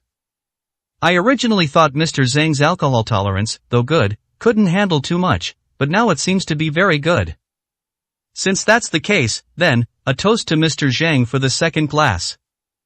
After speaking, Yi Qing directly picked up the wine bottle and began to pour wine into the high-stemmed glass again. Mr. Zhang was stunned at this moment. Looking at Yi Qing, he gritted his teeth and said, Yi Qing, you're deliberately messing with me, aren't you? I've given you the respect you deserve. You told me to drink, and I drank. What do you mean now? Still pouring? Still making me drink? Yi Qing heard this, not angry, and smiled, nodding. Good wine and good food are always feared to be not enough for distinguished guests. The wine today is not bad, and your status is very distinguished, so letting you drink more, what? Is there something wrong? Stop talking nonsense, come, keep drinking. After speaking, Yi Qing handed out the wine glass once again. However, at this moment, whether Mr. Zhang was truly drunk or simply couldn't hold back his anger, he directly slapped the wineglass in Yi Qing's hand. Subsequently, the wineglass fell to the ground with a clang, and all the baijiu spilled onto the floor. This was not important, but what was important was that Mr. Zhang had gone mad. He actually laid hands on Yi Qing, and this was an extremely humiliating act towards Yi Qing. Mr. Wu's face instantly turned pale when he saw this scene. And Red Eyes, Pei Jun, and the others all glared angrily, looking at Mr. Zhang, their faces full of murderous intent. Presumptuous. At this moment, including Northeast King Lin Hu, murderous intent filled his eyes. Yi Qing was indeed bullying Mr. Zhang, everyone could see that. But, what if they saw it? Since you, Mr. Zhang, dared to disrespect Yi Qing, you must accept this outcome. Enduring is the only thing you can do, not enduring? Like now? Then you're truly seeking death. The atmosphere in the scene instantly became extremely tense, and a strong murderous aura began to permeate the banquet hall. Everyone felt a chilling atmosphere. And Mr. Zhang, at this moment, also had a pale face after doing such a thing. Being enveloped by the murderous aura of so many people, he finally realized what he had done. Mr. Wu quickly spoke up. Mr. Yi, Mr. Zhang didn't do it on purpose. He just drank too much. He drank too much. Drunk again? Yi Qing, however, ignored Mr. Wu and didn't look at Mr. Zhang. Instead, he looked at the spilled wine on the ground and the broken high-stemmed glass, sighing softly, and said, "Good wine, it's not cheap. Truly don't know how to cherish it. Indeed, you are very arrogant. Mr. Zhang, it seems you have many grievances against me, Yi Qing, but, if you have grievances, why don't you just say so? I, Yi Qing, am not without tolerance. But, treating me like this, isn't it really a bit excessive? Even if you people don't acknowledge me as the Azure Emperor, I am still one of the 9 kings of the underground world, the Southeast King, right? Today, in front of so many big bosses and magnates, you directly smashed the wine I offered. What does this mean? Is it looking down on me, Yi Qing? Or do you have some grudge against me? Is it representing yourselves? Or are you saying that your defiance towards me represents the attitude of the people behind you? Or do you truly think that I, Yi Qing, am easy to bully, that I don't dare to kill people? Don't dare to touch you? As Yi Qing spoke these words, Red Eyes immediately placed a short knife against Mr. Zhang's neck, the sharp blade directly drawing a bloodline on Mr. Zhang's neck. And Yi Qing, looking at this scene, as if he hadn't seen it, said in an extremely cold voice, "So, guess what, do I dare to kill you? Do I dare to kill you, this so-called messenger?" Chapter 932. It's not a good thing. To dare, or not to dare, has never truly been a question. Is there anything Yi Qing doesn't dare to do? Is there anyone he doesn't dare to kill? If there were, it would only be due to some apprehension, but at his core, Yi Qing wouldn't care about such things. Today, Yi Qing has already established his authority, but it's clear he feels it's still not enough. He plans to continue making an example of people, and the capital envoy might not be the best choice, but since he's come knocking on death's door himself, whether it's a good choice or not is irrelevant. Seeing this, Flower King, feeling a bit excited, gently tugged at Sea King and whispered, "Sea King, this Mr. Zhang is truly seeking death, but for us, this might not be a bad thing." Yi Qing was already planning to kill someone to establish his authority, and originally, we too were the most likely to die. Now, if he dies, won't we be much safer? Flower King was indeed somewhat happy, partly because he was genuinely displeased with Mr. Zhang and the others. After all, when all was said and done, his Flower King was also a person of the underground world, and one of the 9 kings. But did Mr. Zhang and the others respect him? Especially after Yi Qing disrupted their plans and they failed, it seemed they regarded them even less, speaking and acting completely with a tone of command, and frequently throwing in threats. Not just Flower King, many others couldn't tolerate it. So, watching Mr. Zhang suffer, and thinking of Yi Qing directly engaging in battle with the celestial giants, he actually felt that this wasn't a bad thing at all. However, no sooner had he spoken than Sea King glared fiercely at Flower King. Compared to the excitement and joy in Flower King's eyes, Sea King's heart sank, filled with extreme unease. His dissatisfaction with Mr. Zhang and the others was actually the same as Flower King's. However, he thought more deeply than Flower King. Mr. Zhang's death would bring them no benefit whatsoever, on the contrary, it might bring more harm. Flower King's idea that they would be much safer if Mr. Zhang died to establish authority was, in Sea King's view, utter nonsense. That wouldn't be much safer, that would be 10 times more dangerous. Foolish Flower King, do you really think we'd be safer if Mr. Zhang died? Wrong, completely wrong. Mr. Zhang and Mr. Wu, these two capital envoys, are actually the important reliance that allows all of us to remain safe and sound. If they die, do you think Yi Qing would still have any reservations? He even dares to kill a capital envoy. It's clear he's completely torn off the mask. If that's the case, would he still spare our lives and allow us to leave? Therefore, Mr. Zhang cannot die. Upon hearing Sea King's explanation, Flower King instantly broke out in a cold sweat. Indeed, if the capital envoys died, it would mean a complete severing of ties. Killing them would then be even simpler and more uninhibited, wouldn't it? Such a thing, if one thought about it carefully and put themselves in his shoes, even they would do the same. Damn it, why couldn't this Mr. Zhang just endure it? Does he really think Yi Qing is easy to provoke, and that he would show them consideration because of their so-called envoy status? If that were the case, then Yi Qing wouldn't have been so arrogant before. Sea King, you're right, Mr. Zhang absolutely cannot die, but now, what do we do? He's completely offended Yi Qing, hasn't he? Are we all supposed to step forward now and collectively protect Mr. Zhang? Flower King was anxious. Whether Mr. Zhang lived or died was not important to him at all. In fact, if Mr. Zhang died and the power behind him became furious, that was precisely what they wanted to see. But the problem was, they were still here, and Yi Qing had no good feelings towards them either. If Mr. Zhang died, the mask would be torn off, and their chances of survival would not be great. Sea King furrowed his brow and whispered, "No, now is even more not the time to act rashly. Let's observe the situation first. Perhaps it hasn't reached the most dangerous point yet." In short, Flower King, don't say anything else. Act according to my expression, otherwise, none of us will survive today. Remember, at this moment, don't care about face. Being able to leave alive and having the last laugh is the most important thing. Upon hearing this, Flower King dared not refute a single word, nodding obediently, intending to be a complete coward. At this moment, Mr. Zhang's face was pale, filled with terror, and he was trembling all over. He was an envoy, true, but he only possessed the title of an envoy. In the end, he was still an ordinary person, and many people present had far more courage than him. Without the added prestige of the envoy title, he was nothing. Mr. Wu absolutely could not stand by and watch Mr. Zhang die at Yi Qing's hands like this. If Mr. Zhang truly died, could he, Mr. Wu, be sure to survive? Even if he left alive, he would inevitably be implicated. Looking at Yi Qing, Mr. Wu quickly said, "Mr. Yi, a misunderstanding, it's all a misunderstanding. Mr. Zhang is truly drunk, he's drunk. We all know what kind of person Mr. Yi is, and what kind of strength and methods he possesses. We would absolutely not dare to provoke you. Please spare his life, he will truly repent." After speaking, Mr. Wu directly walked in front of Mr. Zhang, his eyes wide, and roared, "Mr. Zhang, you're drunk, you're wasted. Why is your alcohol tolerance so poor, getting drunk at a time like this? And even if you have no manners when drunk, how could you provoke Mr. Yi? Apologize, quickly apologize to Mr. Yi." Mr. Zhang also dared not continue to provoke Yi Qing at this moment. Being able to resolve the problem was the best outcome. As for face? Forget it, caring about face now would be asking for death.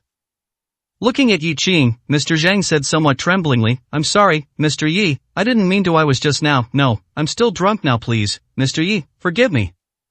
Yi Qing looked at Mr. Zhang, who was bowing to him, and said indifferently, "Drunk? I'll just repeat what I said earlier. Sometimes, when people are drunk, their actions and words are uncontrolled. In such cases, it's not unforgivable. However, I don't think you, Mr. Zhang, are drunk. I think you haven't had enough to drink yet. What do you think? How was he supposed to respond to that? Mr. Zhang was somewhat at a loss. He was scared, his mind filled with worry about the severe consequences if he said the wrong thing again. So, after hesitating for a moment, Mr. Zhang cautiously looked at Yi Qing and said, "If Mr. Yi says I'm drunk, then I'm drunk. If Mr. Yi thinks I'm not drunk, that I haven't had enough, then I haven't had enough." Obedient at this moment, Mr. Zhang's obedience was simply outrageous. However, no one laughed at Mr. Zhang. If they were in this situation, how much better would they be? Yi Qing looked at Mr. Zhang and burst out laughing. Then, pointing at the spilled wine on the ground, he said, "Is Mr. Zhang really so obedient? If you're truly so obedient to me, then why don't you drink all the wine spilled on the ground?" Chapter 933, Admit. The wine spilled on the ground, did he drink it all? At these words, the hall erupted in an uproar. Everyone looked at Yi Qing in disbelief. This time, even Mr. Wu and Mr. Zhang were dumbfounded. They had thought Yi Qing would make things difficult for him, but they hadn't expected Yi Qing to humiliate and make things difficult for him in such a way. The wine was spilled on the ground. How could he drink it? Did he have to collect it drop by drop and drink it again? What a humiliating thing that would be. If it were even more excessive, wouldn't it mean Mr. Zhang would have to lie directly on the ground and lick all the spilled wine into his stomach with his mouth? No matter what, Mr. Zhang was an envoy, representing not just himself to save his life. Lowering his head and speaking softly was fine. Yi Qing felt it wasn't enough and bullying Mr. Zhang wasn't entirely out of line, but if he really did that, it wouldn't just be Mr. Zhang who was humiliated, it would also be the celestial giants Mr. Zhang represented. And Mr. Zhang would rather die than do such a thing. It was simple, it wasn't a question of humiliation or not, but rather, even if doing so allowed him to live, how many days could he live? Forget a few days, he would probably die a miserable death the moment he left here today and the news reached the ears of the existence behind him. Therefore, Mr. Zhang would absolutely not do that. "Mr. Yi, you're joking, right?" Mr. Zhang looked at Yi Qing, took a deep breath, and said, "But this kind of joke cannot be made." Yi Qing heard this, smiled, nodded, and said, "Mr. Zhang is indeed not drunk. That's right, I was just joking. How could such a thing be done? If this got out, wouldn't it be said that I humiliated Mr. Zhang, and even the existence behind Mr. Zhang? I, Yi Qing, have no such intention. Besides, if I really did that, wouldn't I, Yi Qing, also lose face? It would be as if, having spilled wine, I, Yi Qing, couldn't afford the next glass. So, don't overthink it." Yi Qing laughed heartily, speaking casually as if it were a joke. But Mr. Zhang couldn't laugh. However, he finally breathed a sigh of relief, knowing that Yi Qing still had a bottom line and was still a person, otherwise, it would have been difficult to end the situation. However, before Mr. Zhang could even relax, when the next glass of wine was filled, Yi Qing's words left Mr. Zhang with nothing but helplessness. "Come on, Mr. Zhang, keep drinking. Don't worry, there's plenty of wine, guaranteed to be enough." After speaking, Yi Qing placed the wine directly on the table and pushed it to Mr. Zhang. And Mr. Zhang, looking at the wine on the table, at this moment, only wanted to vomit. However, the most important issue was not whether to vomit or not, nor was it this one glass of wine, but rather, how much more would there be after this one was finished? Yi Qing, how much more did he want him to drink? According to Yi Qing's meaning, if the wine was enough, then there was no need to play. From now on, Mr. Zhang only needed to keep drinking until he passed out. But if he passed out, would Yi Qing let him go? Obviously, it was impossible. He knew what Yi Qing wanted, so he sighed and said, "Mr. Yi, no, Your Majesty Qing Emperor, can I stop drinking? I really can't drink anymore." The phrase Your Majesty Qing Emperor meant that Mr. Zhang had completely yielded to Yi Qing. He acknowledged Yi Qing's identity as the Qing Emperor, which was what Yi Qing wanted now. Yi Qing should no longer trouble him, right? Indeed, after hearing this address, Yi Qing's lips curved slightly, and he looked at Mr. Zhang and said faintly, "Qing Emperor?" "Haha, Mr. Zhang, don't misunderstand. In your eyes, where do I, Yi Qing, have the qualifications to be called Emperor? If you do this, it's as if I'm forcing you to acknowledge my identity. If this gets out, will I, Yi Qing, still be able to face anyone? Still be able to face anyone? You should act like a person. Everything you've done isn't what a person should do. It's really interesting to say these things now. However, Mr. Zheng only dared to complain about these words in his heart. On his face, he dared not provoke Yi Qing in the slightest. No, Your Majesty Qing Emperor did not force me. I willingly acknowledge your identity. You possess quasi-emperor strength, and now half of the underground world is devoted to you. To be called Qing Emperor is well deserved. Yi Qing looked deeply at Mr. Zhang, nodded, and smiled. Well deserved, you say? Alright, since it must be so, then I will accept this title openly. Originally, it was just their own playful act, and I still felt it was not quite appropriate, but since the capital envoy has spoken, then this Qing Emperor, must be one, even if I don't want to be. Good, Mr. Zhang, well said. Just this one phrase from Mr. Zhang, well deserved, is worth a big toast. After speaking, Yi Qing poured himself a small wine cup of white wine, then clinked it against the full high-stemmed glass of white wine on the table, and smiled. Come on, Mr. Zhang, let's have a drink. Have a drink? Yi Qing used a small wine cup of less than 2 qian, but he gave Mr. Zhang a high-stemmed glass that held almost a whole jin. This was truly not a matter of fairness or unfairness anymore. Seeing Mr. Zhang hesitate, his face full of bitterness, Yi Qing smiled. Come on, Mr. Zhang, drink this glass of wine and then rest well. Hearing this, Mr. Zhang no longer hesitated. Yi Qing had already made his meaning clear. This glass of wine had to be drunk, but after drinking it, based on his previous performance, he wouldn't have to drink anymore. Good news at least, compared to the previous situation, it was a huge relief. This hurdle was finally over. Mr. Zhang didn't hesitate at all, fearing that Yi Qing, who changed his mind like flipping a book, might come up with another trick. He immediately picked up the wine glass and said, I'll drink. The subsequent scene goes without saying. Mr. Zhang held his nose, in extreme pain, and drank the glass of wine. By the time Mr. Zhang finished the glass of wine, he was already swaying, and if Mr. Wu hadn't quickly supported him, he would have fallen to the ground. Mr. Wu took a deep breath, looked at Yi Qing, and said, Mr. Zhang has had too much to drink. Could he be excused from this banquet so I can take him back to rest? He didn't address him as Mr. Yi, nor as Qing Emperor. Clearly, in Mr. Wu's heart, he still couldn't bring himself to do so, unwilling but also afraid of Yi Qing, wanting to gloss over it like this. But if Yi Qing was so easy to fool, then today's situation wouldn't be like this. Looking at Mr. Wu, Yi Qing smiled. Mr. Zhang has had too much to drink, so he can naturally leave. But Mr. Wu, you haven't had a single drink yet. As fellow capital envoys, I, Yi Qing, cannot show favoritism, only toasting Mr. Zhang and not Mr. Wu. If this gets out, wouldn't it be said that I look down on Mr. Wu? Mr. Wu, you too, have a drink. After speaking, Yi Qing picked up the high-stemmed glass. This posture clearly indicated that he was going to use the same method he used against Mr. Zhang to deal with Mr. Wu again. Mr. Wu's face changed before Yi Qing could start pouring the wine. He immediately said, Your Majesty Qing Emperor, I am truly not good with alcohol, and Mr. Zhang has already had too much and needs care. I appreciate Your Majesty Qing Emperor's kindness, but could I be excused from this drink so I can go take care of Mr. Zhang? Thank you, Your Majesty Qing Emperor. Chapter 934, Dispersed. The way he kept calling him Emperor Qing and his respectful attitude truly left no room for fault. Compared to Mr. Zhang, Mr. Wu was much more pragmatic. This was not surprising. After witnessing Mr. Zhang's predicament, if Mr. Wu had continued to be unyielding, he would truly have been out of his mind. Knowing that being unyielding would yield no results, only making himself humiliated and suffer, why bother? It was better to be straightforward. After all, the final outcome would be the same.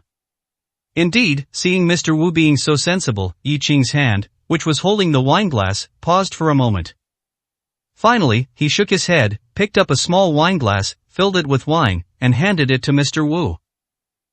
Since Mr. Wu has said so, how can I not give him face? However, the wine still needs to be drunk. Since you can't hold your liquor and need to look after Mr. Zhang, then don't drink so much, drink a little less. If Mr. Wu wants to drink in the future, there will be plenty of opportunities. Mr. Wu looked at the white wine in the small glass and immediately breathed a sigh of relief, feeling as if he had been reborn. Without the slightest hesitation, as if fearing Yi Qing would go back on his word, Mr. Wu picked up the small wine glass and drank it all in one gulp. Thank you for your kindness, Mr. Yi. The wine has been drunk. Can I take Mr. Zhang and leave now? Yi Qing smiled and nodded, saying, of course you can. Today, as capital envoys, you have acknowledged my title of Emperor Qing. Logically, I should toast you a few times, but seeing that you can't hold your liquor, let's forget it. Anyway, there will be other opportunities in the future, so I won't see you off. Please, make yourselves at home. Hearing Yi Qing's words, Mr. Wu felt as uncomfortable as if he had eaten 10,000 flies. They, as capital envoys, had just acknowledged Yi Qing's title of Emperor Qing? It wasn't like this at all. However, whether it was like this or not no longer mattered. They had, after all, personally acknowledged Yi Qing's identity as Emperor Qing. Based on this alone, there was nothing to explain. Subsequently, Mr. Wu helped Mr. Zhang walk out of the banquet hall step by step, hearing Yi Qing and the others' hearty laughter from behind.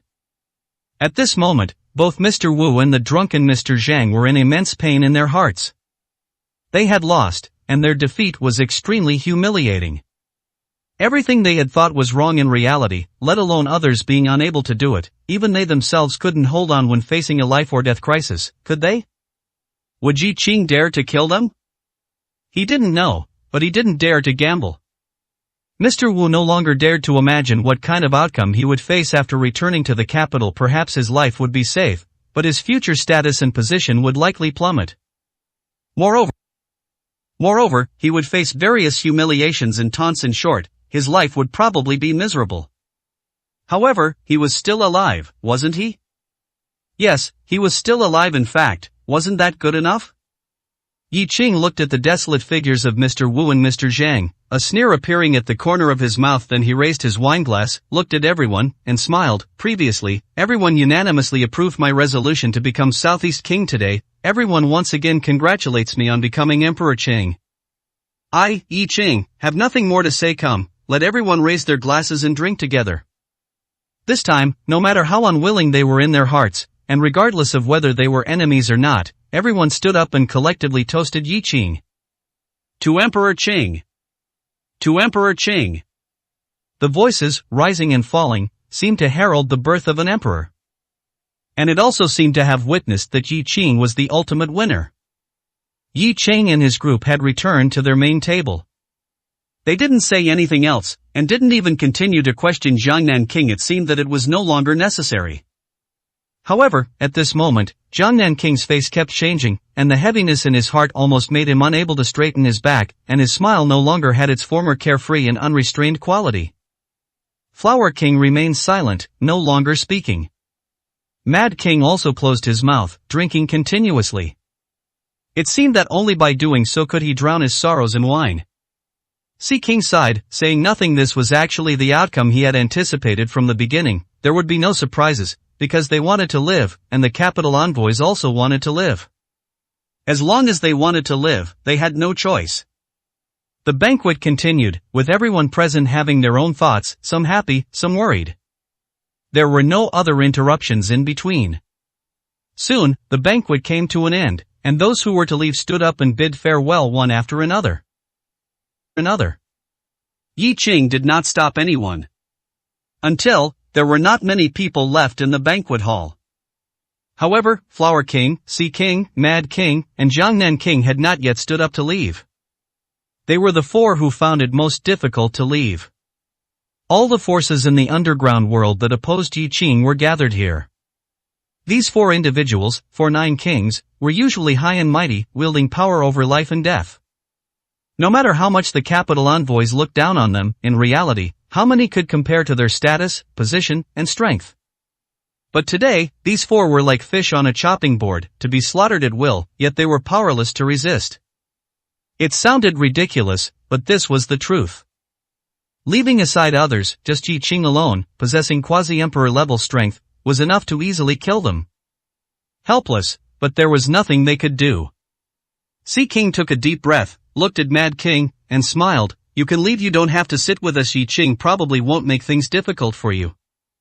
Since he chose to let go of the capital envoys, it means that he is not yet ready to completely fall out. In fact, that is indeed the case.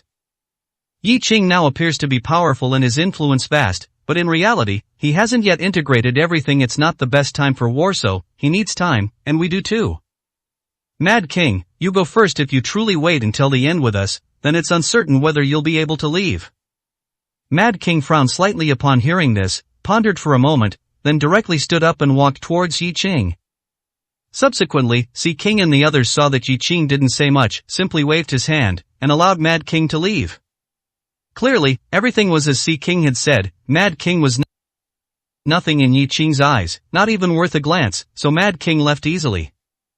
Jiangnan King sighed at this moment and said, Sea King, Flower King, since that's the case, I'll also go bid my farewell and then leave. As for what happens later, we'll talk about it then. After speaking, Jiangnan King didn't give Sea King a chance to speak and also walked directly towards Yi Qing.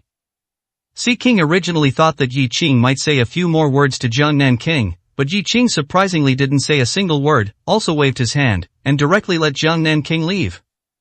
This scene made Sea King frown and sigh even more. At this moment, apart from the two of them, everyone in the banquet hall belonged to Yi Qing. Looking at Flower King, whose eyes still held a hint of panic, Sea King smiled and said, Flower King, don't be afraid, perhaps things aren't as bad as we imagine. Flower King forced a smile upon hearing this and said, I'm not scared at all. Moreover, with you here, I don't think we won't be able to leave. After all, you still have a trump card. A trump card? Sea King smiled, saying nothing. He did have a trump card, but whether it would save his life or hasten his death was hard to say. Chapter 935, Kneeling to Survive.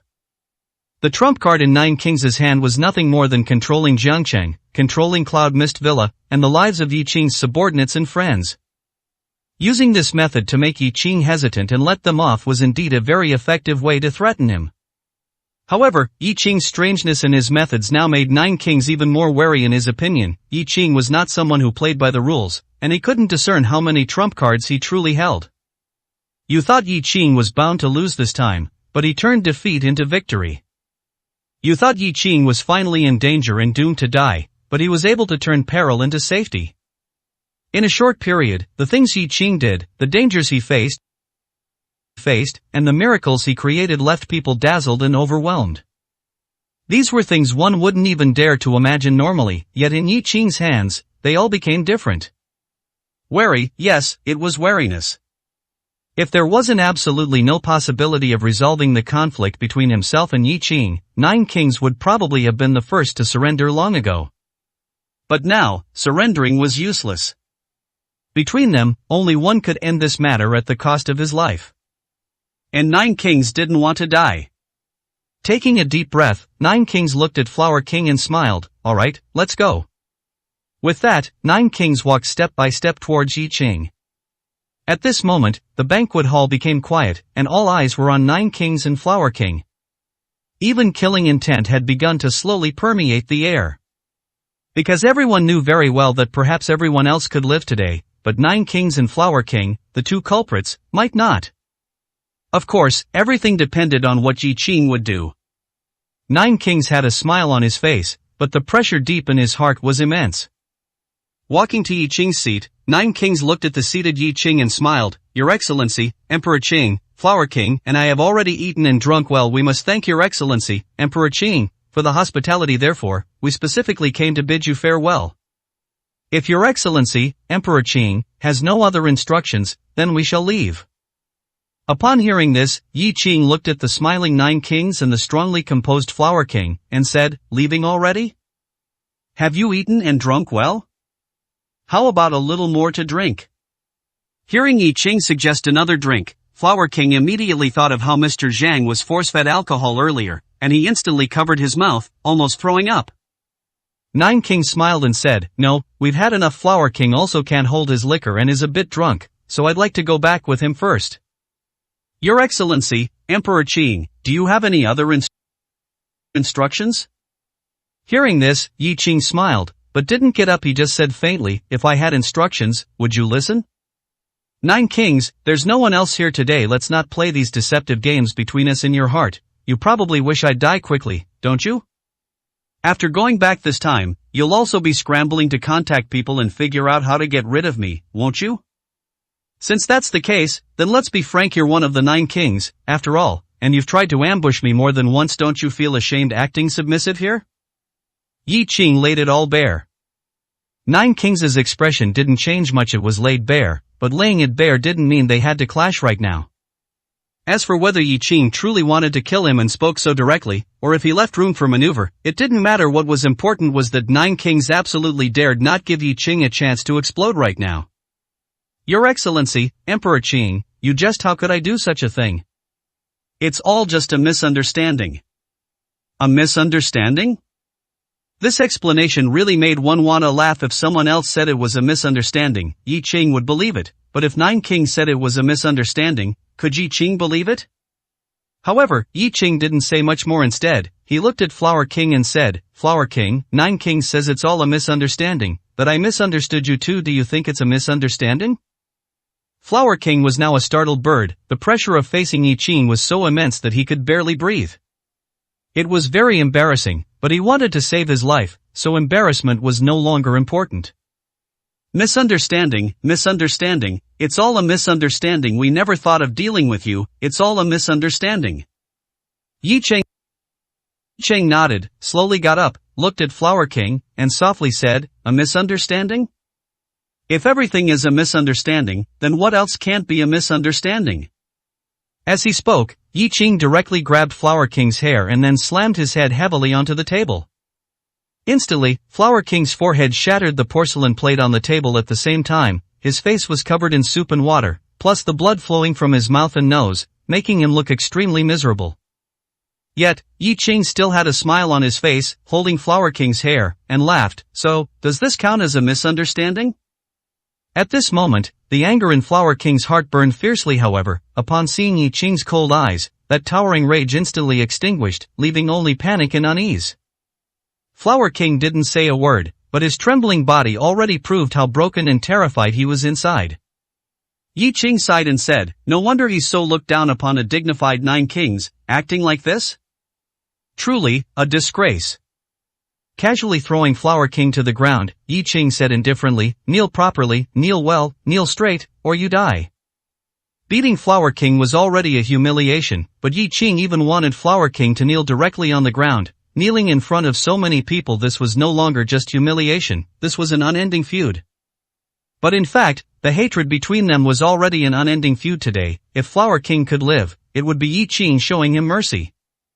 Flower King's body trembled violently. His last shred of reason and dignity told him not to kneel. If he knelt here today, he would never be able to lift his head or stand up again in this life. For the rest of his life, he would become a laughing stock, with no chance of ever recovering. But, if he didn't kneel, he would die. He didn't want to die. Flower King's legs slowly bent, his fists clenched tightly, his whole body trembling, and his eyes were bloodshot. One could imagine how immense the pressure in his heart was at this moment. However, it was still the same phrase, he wanted to live.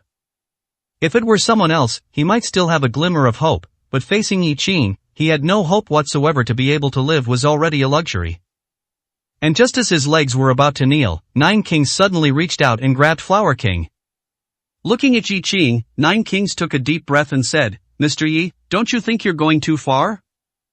After all, Flower King is also one of the Nine Kings. You can kill him, but do you need to humiliate him like this? Don't forget, among the people surrounding you today, there are also 9 kings and other big figures. Aren't you afraid they'll feel disheartened? What a good argument. It even made Yi Qing stunned. However, the next second, Yi Qing suddenly burst into laughter, laughing so hard that he bent over. Chapter 936, Just Playing With You. Flower King frowned, looking at Yi Qing, who was laughing wildly, wondering what funny thing he had said to make Yi Qing laugh so much. He didn't think he had said anything wrong. Yi Qing's actions, though seemingly only humiliating Flower King, were in reality more than that. Yi Qing himself was now the Azure Emperor, and that was that. But what about Broken Army? What about Elder Feng? What about Yuan Hongxiu? They were all among the 9 kings. So, what was the difference between humiliating one of the 9 kings and humiliating them? He hoped to use this method to warn Yi Qing and make him show some restraint. But he had forgotten one thing, what they had done when the 9 kings held their meeting earlier. Looking at Flower King, Yi Qing smiled and said, Flower King, you truly are a noble person who forgets easily. Have you forgotten how you bullied Elder Feng and Sister Honshio before? At that time, you didn't seem to give them any face just because they were also 9 kings, did you? Moreover, how can you cowards compare to Elder Feng and Queen Honshio? After speaking, Yi Qing ignored Flower King and looked directly at Flower King, saying indifferently, Flower King is stopping you from kneeling, but your legs are your own, kneel or not, you choose. However, you only have this one chance. Yi Qing did not forcibly order Flower King to kneel immediately, but his words were an ultimatum. To kneel or not to kneel was indeed Flower King's choice, but the question was, did he have a choice? Flower King simply could not protect him or save his life. If Flower King did not kneel today, he would surely die. He saw the icy killing intent in Yi Qing's eyes. It was precisely because he saw it, and precisely because he knew that Yi Qing was a seemingly clear-headed and calm person who was actually crazier than anyone, that he knew he had no choice. Looking at Flower King, who was holding him, Flower King gritted his teeth, directly shook off Flower King's hand, and then his knees heavily hit the ground. He knelt, perfectly straight. He knelt, with tears of humiliation streaming from his eyes. But he knelt down, completely and utterly, before Yi Qing. In this life, unless Yi Qing died by his hand, Flower King would never be able to stand up again. Seeing this scene, Flower King sighed. He knew he couldn't stop it. In fact, he shouldn't stop it. Flower King wanted to live, and Yi Qing might really kill Flower King. There was nothing he could do. Looking at Yi Qing, Flower King sighed, Mr. Yi, you won. But I believe you won't truly kill us, because it's not time yet, because the moment isn't right.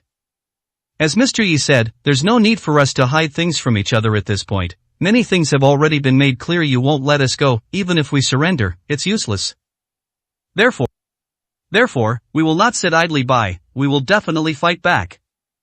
So now, Mr. Yi, can you let us leave?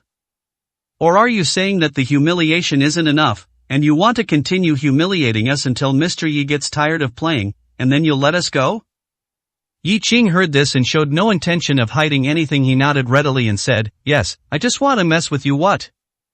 Is there a problem? Of course, you said one thing wrong, and that is, even if I've had enough, I might not necessarily let you leave alive. Whether you can leave depends on your performance, and even more so on my mood. Flower King, you are very clever and see things very accurately. However, you misunderstood one thing, and you misunderstood one person. That is, you misunderstood me, Yi Qing. The time has indeed not come, but when will the time come? In fact, what kind of time is there? For me, if I just kill all of you, how much more chaotic can it get? If I leave your lives intact, won't you retaliate against me? Letting the tiger return to the mountain, huh? Although in my eyes you are not tigers, letting you go back would cause me the most trouble, wouldn't it? The reason I have spared your lives and haven't killed you yet is not because I can't kill you, nor because I don't dare to kill you, but because I want to see what other tricks you haven't used yet. I want to make you completely despair. After all, without experiencing a few true life and death battles, many things may indeed not meet my expectations. But, if I find you uninteresting, and there's no need for you to live, then what if you die? Yi Qing's words were spoken with an air of nonchalance, as if the lives of Flower King and Flower King were utterly insignificant to him. In fact, in Yi Qing's eyes, their lives were indeed insignificant. Whether they lived or died was irrelevant. To live, there was a reason to live. To die, there was also a reason to die. Everything depended on Yi Qing's will. Flower King, after all his calculations, had correctly assessed human nature, but he had miscalculated Yi Qing's heart. At this moment, Flower King looked into Yi Qing's indifferent eyes and saw the calmness within them, a calmness so extreme it seemed devoid of any emotion. Beneath this extreme calmness, he even saw that all of Yi Qing's laughter and wildness today seemed more like a performance. In the deepest part of his eyes, Flower King saw fire, a raging inferno, and a scene of extreme madness, as if the entire world had been destroyed, with bodies piled like mountains and blood forming rivers. This was the truest reflection of Yi Qing's inner self. Was he craving these things? Flower King was startled, then immediately felt that he must be crazy. Yes, crazy. If he wasn't crazy, how could he have such a thought? However, was he truly crazy? But now, the most important thing was not that, but Yi Qing's attitude. He had already confirmed that Yi Qing truly didn't care about their lives or deaths. After realizing this, Flower King looked at Yi Qing's playful expression, took a deep breath, and said, "Your Majesty the Azure Emperor, why bother stooping to our level? As you said, whether we live or die, or whether we retaliate, it doesn't really matter to you. Since that's the case, Your Majesty the Azure Emperor, please grant us a path to survival." Hearing this, Yi Qing smiled and said, "What if I don't want to?" Flower King looked at Yi Qing and said softly, "Mr. Yi, after you returned from overseas, you seem to have been recuperating in a certain place. You know quite a bit about the matters in Dragon Country, but perhaps not too much. Especially, you might not have been home for quite some time, and you're not very clear about the situation at home. Mr. Yi, I have no other intentions. I just heard that Uncle Gong, the boss of the East Province underground world whom you let go back then, seems to have made a comeback. He has even taken control of Jiangcheng and surrounded your Cloud Mist Villa. If Mr. Yi needs help, I can actually assist. Do you think this sincerity is enough?" Chapter 937, Any more cards? Sincerity? If this is sincerity, then I don't know what a threat is. This was the Sea King's trump card. Uncle Gong had already received the Sea King's instructions, and even the Sea King's confidants personally helped him, which was how he got to this point. Otherwise, it would be a fool's dream for Uncle Gong to make a comeback and even surround Mr. Yi's Cloud Mist Villa. However, the Sea King didn't say it that way. He said that knowing this news, he didn't dare to completely tear off the mask and provoke Mr. Yi's rage, which would lead to him being directly killed. He used this method to tell Mr. Yi that the people were in his hands. If the Sea King died, those people would probably not survive. But, as long as Mr. Yi let them go, all of Mr. Yi's subordinates could live. At this moment, many people looked at the Sea King with cold faces, their killing intent very strong. The Sea King, however, just looked at Mr. Yi, a smile on his face. However, to the Sea King's disappointment, he had wanted to see panic, anger, or even killing intent in Mr. Yi's eyes. But the result was that Mr. Yi's eyes remained indifferent, as if he didn't care at all, and it seemed he had already known about it. Of course, he must have known. After all, although those messages were hidden as much as possible, how long could they be kept secret? However, even if he knew, those people were still in his hands now. How could Mr. Yi not be flustered? Or was he certain that he wouldn't dare to act? At this moment, the Sea King had all sorts of conjectures. The calmer Mr. Yi was, the more panicked he became. His original absolute confidence was also gradually diminishing. "Mr. Yi, what do you think?" Mr. Yi didn't speak, just kept looking at him, which made the Sea King feel uneasy, so he took the initiative to ask. Mr. Yi smiled, looked at the Sea King, and said, "Sincerity? Your sincerity is indeed quite sufficient. You're threatening me with the lives of so many of my relatives and friends. Sea King, oh Sea King, what should I say about you?" Hearing Mr. Yi's words, the Sea King quickly waved his hand, shaking his head and saying, No, Mr. Yi has misunderstood. It's really a misunderstanding. I absolutely have no intention of threatening Mr. Yi. The matter in Jiangcheng really has nothing to do with me. It was all Uncle Gong. He was unwilling to accept being driven out of East Province by Mr. Yi back then, so he seized the opportunity to make a comeback. Of course, he will soon know that Mr. Yi is still alive and has become the Azure Emperor. At that time, he will definitely be terrified and flee at the mere mention of it. But, what I'm afraid of is that he will be too afraid of Mr. Yi at that time, knowing Mr. Yi's methods and knowing that Mr. Yi won't let him go, so I'm afraid he might go for a fish dies, net breaks scenario, doing something he shouldn't when he sees no hope. That would truly be something that leaves one helpless.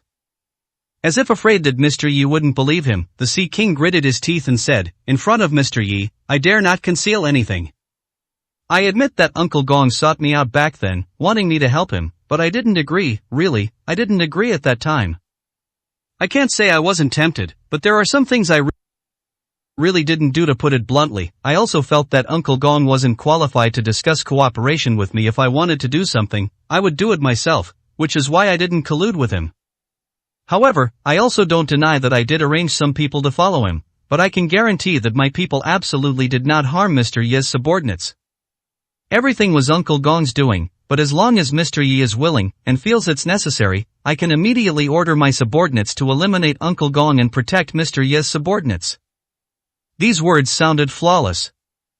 However, Mr. Yi started to laugh. Looking at the Sea King, Mr. Yi smiled and said, "Is that so? In that case, I should thank the Sea King very much. Of course, if I don't thank the Sea King and instead want to harm him, then there wouldn't be any talk of eliminating Uncle Gong and rescuing my subordinates, would there? In fact, the order could completely change to killing my people. Sea King, your method of threatening, though rare, rest assured, I understand it really makes one terribly afraid." Mr. Yi said he was afraid, but there was no fear on his face. But while Mr. Yi showed no reaction, the Sea King's reaction grew stronger and stronger.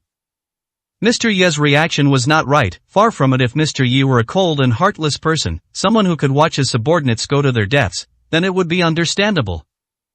But Mr. Yi wasn't that kind of person. Mr. Yi was a person who valued relationships and loyalty. This point was actually widely recognized. What did it mean when a person who valued relationships and loyalty and cared for his subordinates showed no anxiety at all upon hearing that his subordinates were about to die? This might mean that, in Mr. Yi's view, this threat was no threat at all, meaning that Mr. Yi might have already known the situation there and made arrangements. But, was that possible? The Sea King had made all arrangements in advance, and everything was set up until he came to the banquet. He hadn't received any news of changes. How could there be any now? For a moment, the Sea King's mind was in a mess. He couldn't figure out the situation. "Mr. Yi, I really didn't mean to threaten you." The Sea King still wanted to continue speaking, but Mr. Yi waved his hand and smiled. "Whether you did or not, it doesn't matter, does it? I just want to know, if I don't accept your threat, Sea King, do you have any other methods? If you do, then say them. After all, it's a matter of life and death. It's come to this point, so there's no need to hide anything anymore." Not accept the threat? The Sea King hadn't thought about this. In his opinion, Mr. Yi would definitely give him a way out. He felt he understood Mr. Yi. For the lives of so many of his subordinates, it was normal to let him go. But what did Mr. Yi mean by that? The Sea King gave a dry laugh and said, "Mr. Yi is joking. I have no other trump cards." Mr. Yi heard this, nodded, and said, "Really, none left? Are you sure? If not, then, wanting to live is actually very simple. You don't even need to tell me about Jiangcheng. You just need to be obedient." After speaking, Mr. Yi pointed to the Flower King, who was kneeling perfectly straight on the ground, seemingly having completely given up resistance, and said, "Do you see him? He's very well behaved now, so I don't plan to kill him. But you are not well behaved at all, and I don't like it, so I'm considering whether to kill you. How about this? Like the Flower King, kneel here obediently. If I'm satisfied, you live. If I'm not satisfied, you can only die. Anyway, for me, killing you or not killing you makes no difference, but, if you're obedient, you live. If you're not, you can only die. You choose." At this moment, the Sea King's face was extremely grim. He hadn't expected that after he revealed his trump card, Mr. Yi would not take it seriously. Not only would he not let him go, but he also wanted him to kneel in humiliation like the Flower King? This was simply outrageous. Chapter 938. I am the villain. At this moment, Flower King's heart was already ashen, devoid of any dignity or face. Even his anger had vanished without a trace, as if he had truly resigned himself to fate. However, upon hearing Mr. Yi say that Sea King should also kneel like him, a flicker of excitement and thrill surprisingly rose in Flower King's heart. Yes, why should he be the only one kneeling here, utterly undignified and humiliated? Sea King could too. Only the two of them were in the same boat here, but even people in the same boat were still two different individuals. He had lost all face today, but if Sea King didn't lose some face and dignity, what would that be? Wouldn't he also have to bow his head to Sea King in the future? But if Sea King also knelt before Mr. Yi and made a spectacle of himself, then no one could criticize anyone. They would all be humiliated together. After realizing this, Flower King even became the person who most hoped Sea King would kneel down at that moment. However, at this moment, Flower King said nothing. Sea King's expression was grim as he looked at Mr. Yi and chuckled dryly. "Mr. Yi, you must be joking with me." Mr. Yi picked up his wine glass, took a small sip, and then gently shook his head, saying, "I don't particularly like to joke, especially with people I'm not familiar with, or even enemies. There's nothing to joke about with them. Kneel, and you live. Don't kneel, and you die. You choose." At this moment, Sea King realized that Mr. Yi was not joking at all. He was serious. He truly wanted him to kneel. Looking at the many people present, seeing their playful and mocking expressions, Sea King wished he could just charge out. He would rather die than suffer such humiliation. However, he couldn't break out, and the result would only be worse than his current situation. Taking a deep breath, Sea King looked at Mr. Yi and gritted his teeth. Mr. Yi, do you truly not care about the lives of those people in Jiangcheng? As far as I know, those people include Mr. Yi's subordinates, friends, and family. Mr. Yi, do you truly not care about their lives? With just one sentence, you could let them all live. Mr. Yi, are you forcing them to die? Such actions, so cold and heartless, Mr. Yi, aren't you afraid of chilling the hearts of everyone present today? Sea King was truly at his wit's end. Mr. Yi's current cold and ruthless demeanor frightened him. If he truly didn't care about those people's lives and insisted on forcing Sea King to die, he would be completely helpless. Therefore, he could only use this method to pressure Mr. Yi and make him have some reservations. Mr. Yi, however, smiled and said indifferently, Sea King, don't use your understanding to measure me. Who said I don't care about the lives of my people? Any one of my subordinates is 100 times more valuable than you. Even if you die 10,000 times, you cannot compare to the life of one of my subordinates. However, I am right here. Try to threaten me? Try to kill one? If even one of them dies, I will kill you. If two die, I will slaughter your entire family. Don't believe me? Try it. Hearing Mr. Yi's words, Sea King finally understood why Mr. Yi was so confident. It was because he felt that he was right here and couldn't escape, so he could only compromise. However, Sea King could compromise, but never live a life of ignominy, kneeling and begging for mercy. Taking a deep breath, Sea King looked at Mr. Yi and gritted his teeth. Mr. Yi, there's no need for us to be like this. You've already humiliated us so much. Do you want to go even further? Let us go, let us leave, and I guarantee that Uncle Gong will die, and your people will all be safe and sound. Otherwise, I truly cannot control the situation in Jiangcheng. I'm not lying to you, I truly cannot control it. If Mr. Yi doesn't want to believe me, you can try to contact Jiangcheng. Perhaps the communication methods have already been cut off. This is because all signals there have been cut off. I did this to protect Mr. Yi's subordinates, lest Uncle Gong learns the situation and decides to go all out. Mr. Yi, I only asked to leave, is that okay? Sea King was truly anxious. Mr. Yi, however, was calm and unhurried. He walked up to Sea King, looked at him, and said indifferently, did I give you face? I gave you face, but you didn't appreciate it, did you? Since that's the case, don't blame me. As he spoke, without waiting for Sea King to react, Mr. Yi directly backhanded him with a heavy slap across Sea King's face, immediately drawing blood from the corner of his mouth. At this, Sea King almost collapsed. He was hit? Slapped? It was simply unprecedented. He was Sea King. At this moment, a strong killing intent and raging anger almost made Sea King lose his mind and fight Mr. Yi to the death. However, before Sea King could make any move, Mr. Yi spoke indifferently. Very angry? Want to kill me? Fine, come on, make a move. I also want to see how capable you are, daring to negotiate with me. I'll let you fight with one hand tied behind my back. If you can leave unharmed, I'll let you go, but if you can't defeat me, then you die.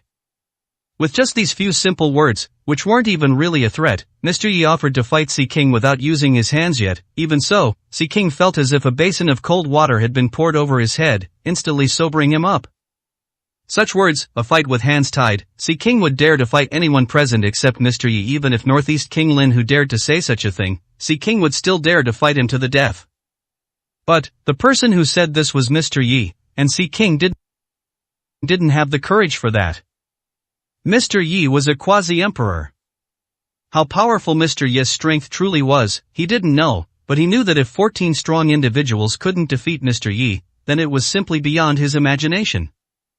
Admitting defeat, he had no other choice but to admit defeat, unless he chose to make a move, but Mr. Yi had already stated the outcome of making a move, only death. He didn't want to die. At this moment, Sea King experienced Flower King's frustration. Yi Qing, what good does it do you to humiliate me like this? Clearly, we can resolve the issue peacefully, at least the current one. It's just letting us go. Is that so difficult? You've already humiliated us enough, isn't that sufficient? At this moment, Sea King felt a sense of tragic indignation. And Mr. Yi, on the other hand, was like a great villain who tormented people to death, relentless and unforgiving. However, let alone being a villain, Mr. Yi was even willing to admit he was a demon. Did he still care about this? Being ruthless towards enemies was a must. Looking at Sea King's aggrieved expression, Mr. Yi smiled. Sea King, you are one of the 9 kings. After all, you must have a lot of blood on your hands, and many people must have died or been tormented by you. Now, at this moment, who are you showing this aggrieved face to? Come on, kneel, and you live, don't kneel, and you die. I still say the same thing, to kneel or not to kneel, it's up to you. To put it bluntly, I'm just tormenting you all today. As for what you think of me, how much you hate me, I don't care. I just want to feel good. Chapter 939. No one can threaten me. Since things had already come to this, it was clear that there was no way for a peaceful resolution. Yi Qing deliberately wanted to torment and humiliate the Sea King. As for whether the Sea King was willing or not, it didn't matter, unless he wanted to die. The Sea King took a deep breath, wanting to make one last effort. Yi Qing, don't go too far. I admit you are the Southeast King, and I also admit you are the Azure Emperor. I've given you enough face, but you insist on trampling my face into the ground? I, the Sea King, am not without backbone. If you really push me too far, then we'll both go down. I know I'm not your opponent, but consider it carefully. Killing me now won't do you any good. Moreover, if I die, all your subordinates in Zheng City will be buried with me. Don't force me. Let's all part ways amicably. The only thing the Sea King could threaten Yi Qing with was the situation in Zheng City. Besides that, he had no other means to threaten Yi Qing.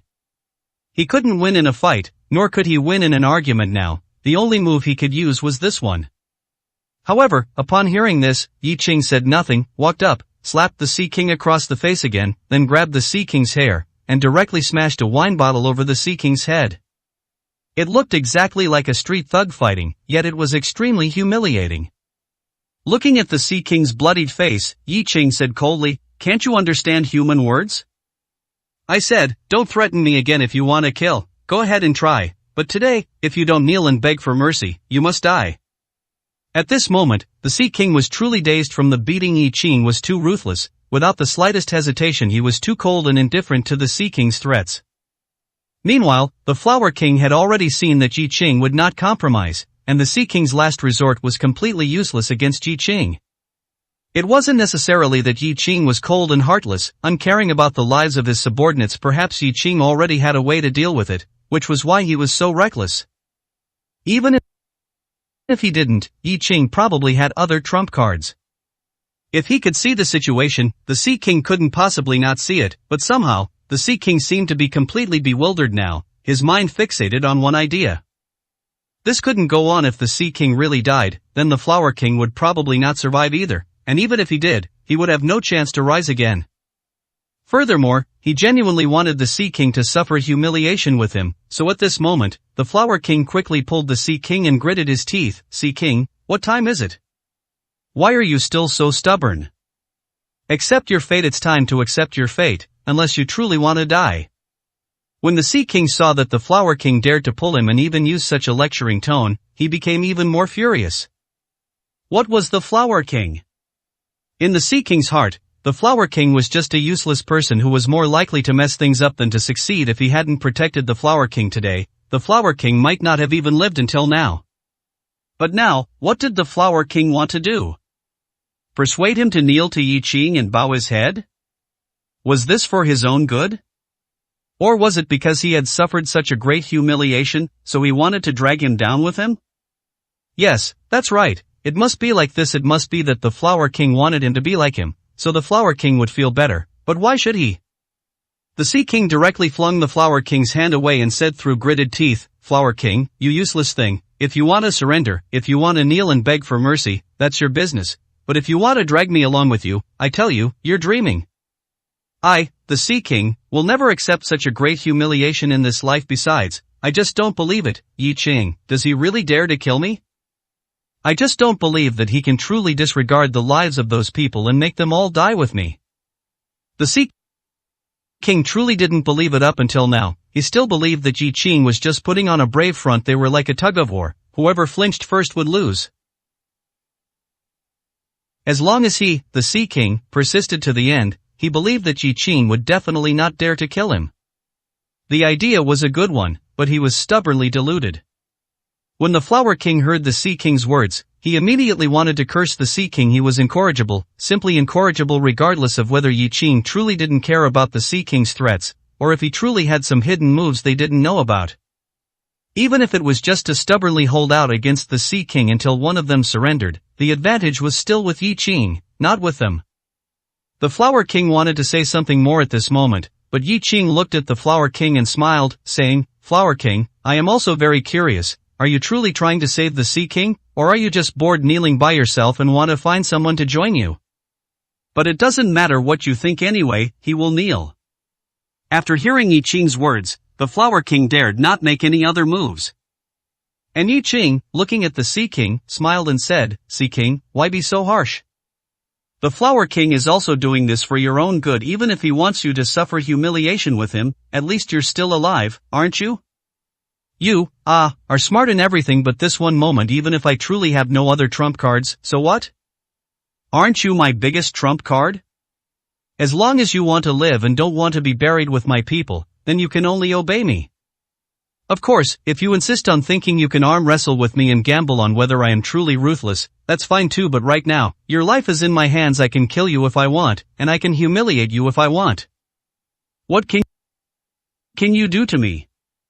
Speaking of this, Yi Qing's eyes became incredibly cold, looking at the Sea King, suddenly filled with overwhelming killing intent. "I, Yi Qing, have said that I hate it most when others threaten me with the lives of those I care about. I said before, to avoid such situations, I don't mind slaughtering the world. So that all enemies, from now on, as long as they are not certain of my complete death, will absolutely not dare to lay a hand on my people, and even less dare to threaten me with such matters. Sea King, do you think my previous words were a joke to you? Do you think that I, Yi Qing, speak nonsense? You, today, have crossed my bottom line, and you did it knowingly. If I don't teach you a profound lesson, from now on, who will take my words seriously? So, today you must not only kneel and admit your mistake, but also lose a leg. This is the lesson I'm giving you. Of course, you can choose not to, but the result will be death. And it's not just you dying, I want everyone you care about to die with you. You, Sea King, aren't you threatening me? Well then, let's see who is more ruthless."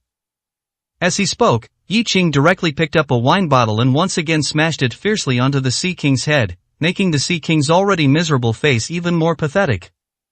Yi Qing, with his quasi-emperor level strength, was an opponent that all the people present combined might not be able to defeat. Yet, Yi Qing chose to humiliate the Sea King in such a way, which showed how furious Yi Qing was at this moment. And the Sea King, bleeding from the head from the smashing, suddenly woke up. He, from Yi Qing's words, suddenly realized. Perhaps he had truly made a mistake. Chapter 940. The word sin. Yes, I made a mistake, I truly did. The Sea King's methods, his approach, might work on others, but against Mr. Yi, they were probably truly ineffective. Whether he had other trump cards or backup plans, there was no need to discuss them for now, but Mr. Yi had stated before that he was unwilling to be threatened, and even more unwilling to be threatened using his subordinates and friends. Mr. Yi, willing to become a demon, a being feared by everyone in the world, for what reason? Wasn't it precisely so that no one would ever dare to threaten him using his friends and family again?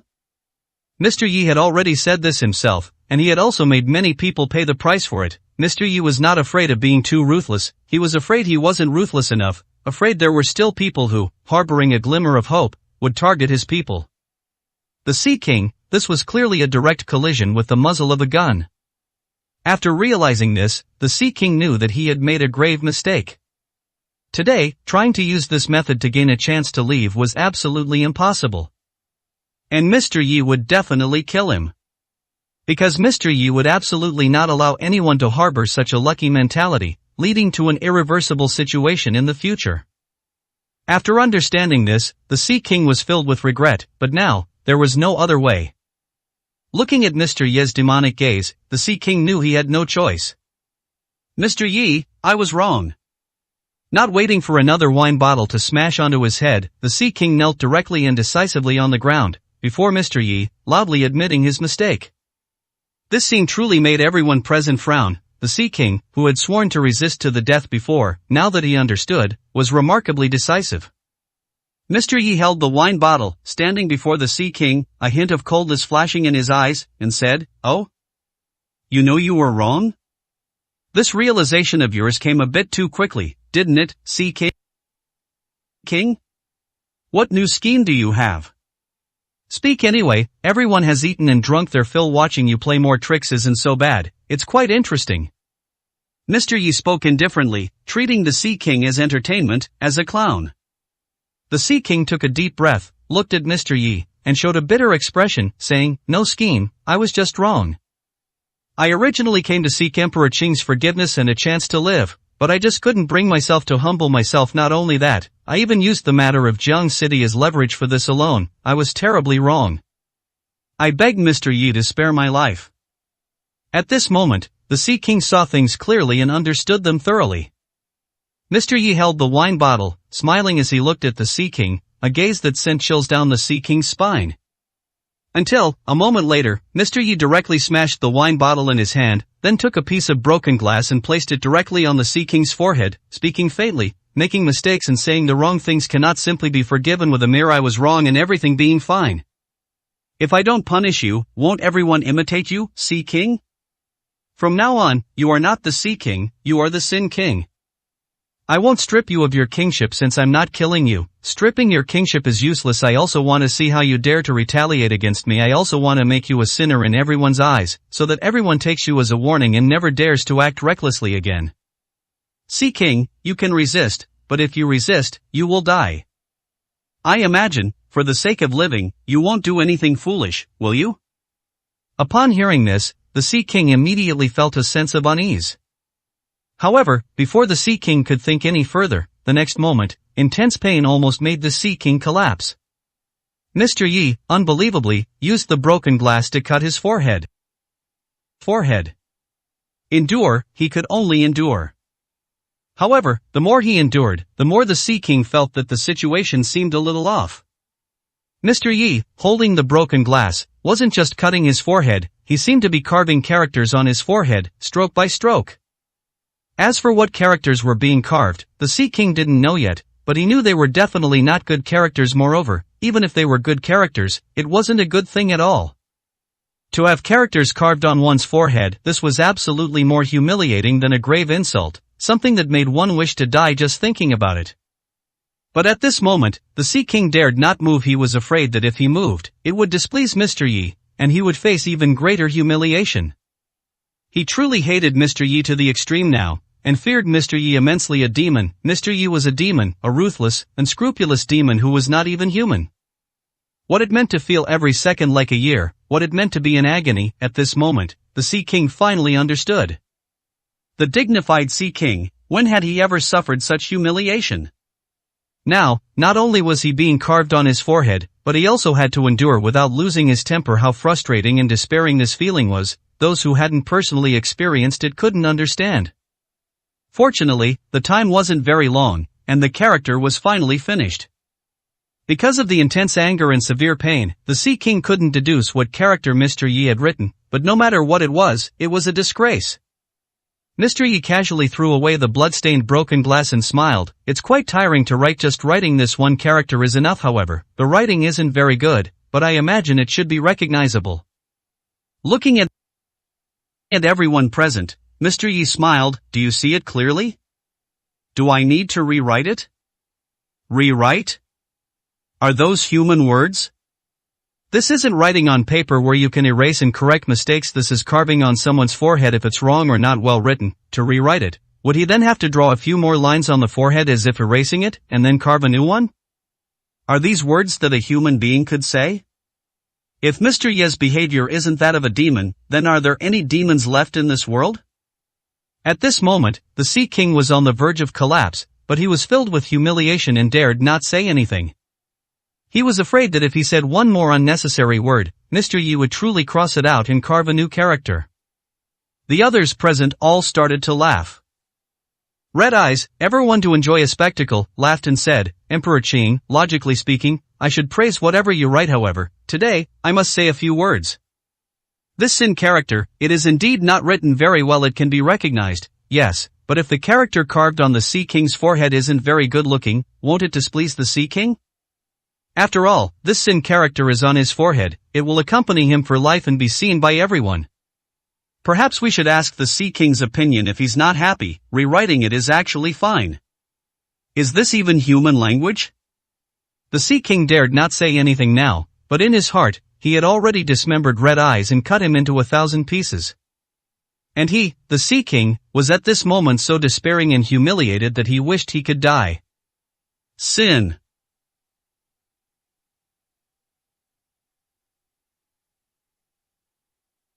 Mr. Yi had actually carved the character Sin on his forehead.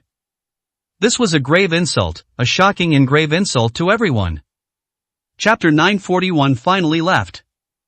After hearing Red Eyes' words, Yi Ching nodded quite seriously and said, "What you said makes sense. After all, this character will accompany the Sea King for his entire life, and it will be seen by people everywhere. If the character isn't good, the Sea King will lose face, and so will I." After speaking, Yi Ching looked at the Sea King and said in a deep voice, "Sea King, I still have to respect your opinion. After all, the character is on your forehead. Come, take a look yourself. Do you need to change it? Don't worry. I, Yi Ching, am not afraid of trouble. I will keep changing it until you are satisfied."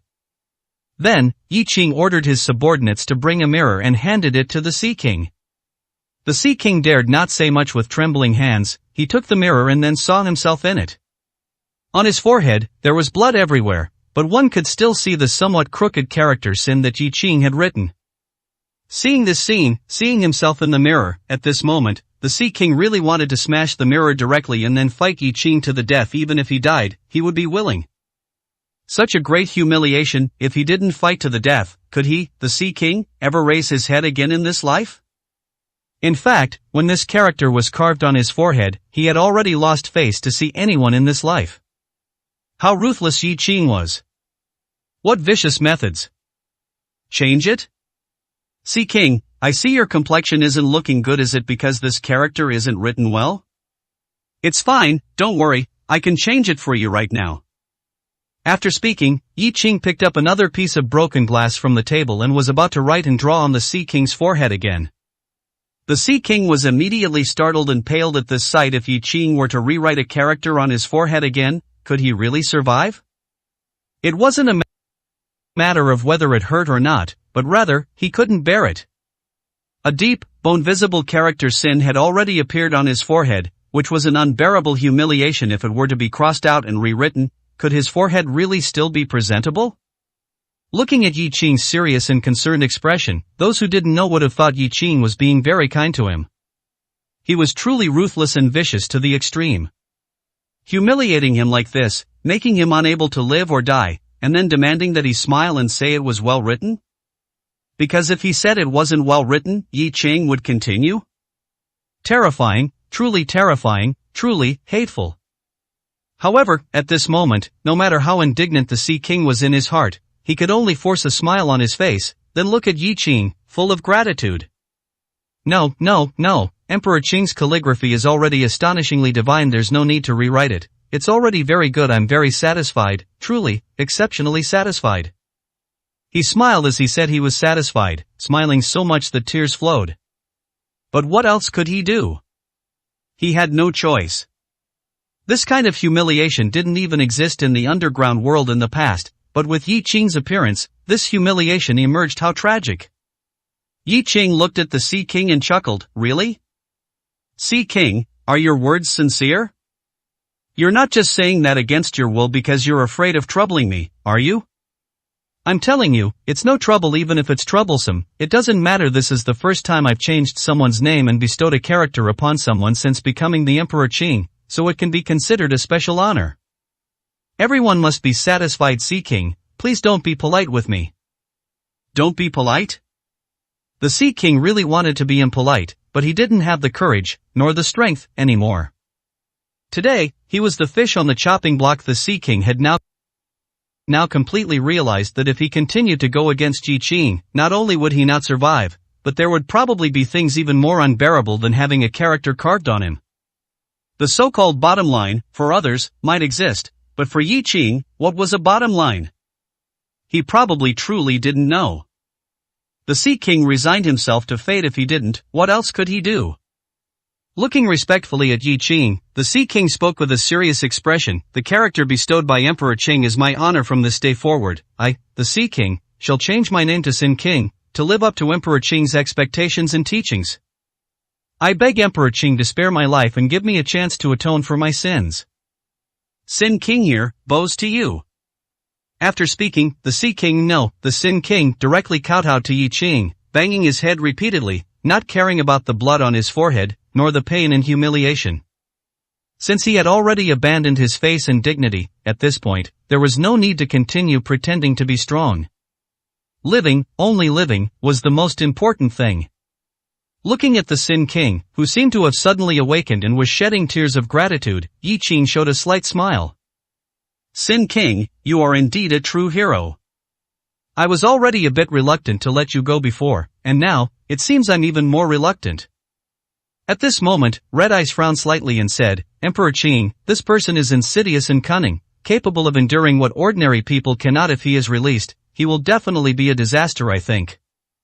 Before Red Eyes could finish speaking, Yi Qing waved his hand and said, no need to say more since I've spoken, I will not go back on my word.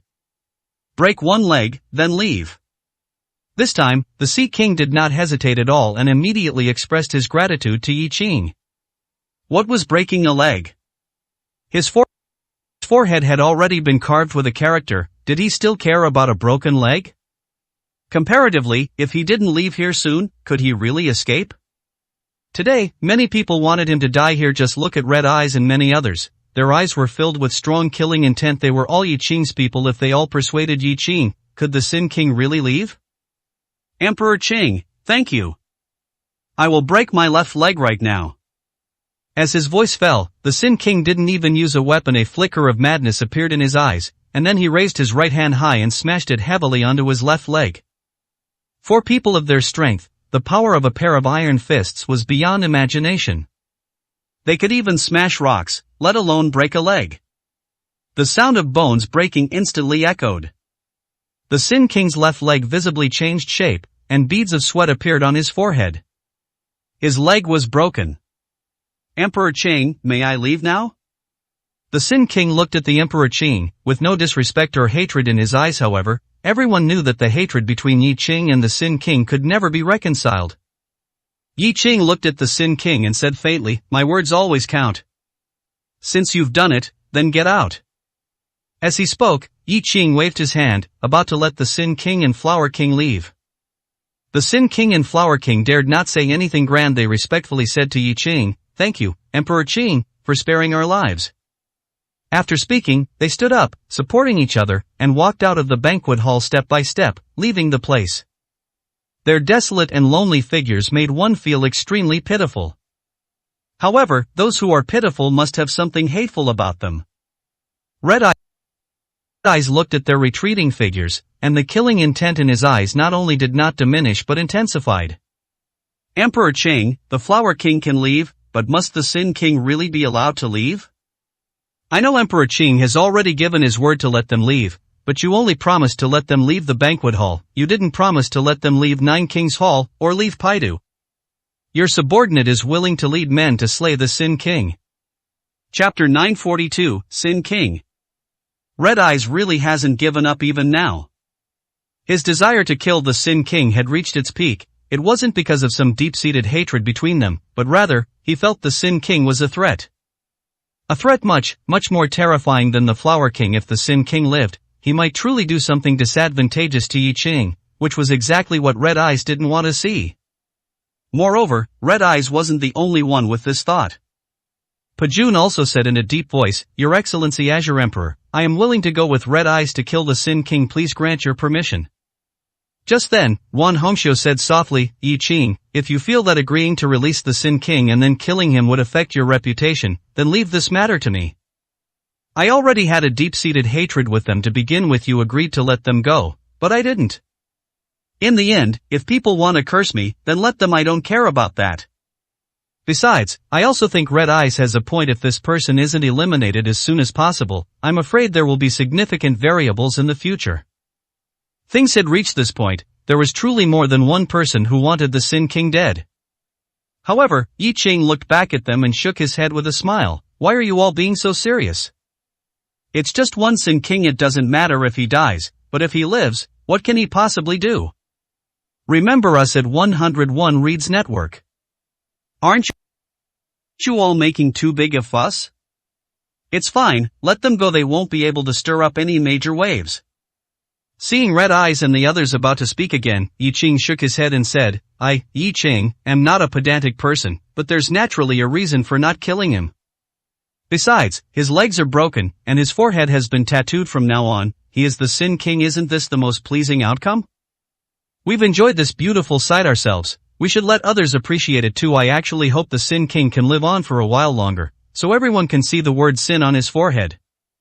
I'm also curious to see what he'll plan next. If it's boring, I'll actually be disappointed. As Yi Ching spoke, a smile remained on his face. Clearly, he didn't take the Sin King seriously at all. But since Yi Ching had said so, the others couldn't say anything more. Pa Jun looked at Yi Ching at this moment, frowning slightly, and said, Your Excellency Azure Emperor, letting him live is fine, but the problem in Jiang City must be resolved.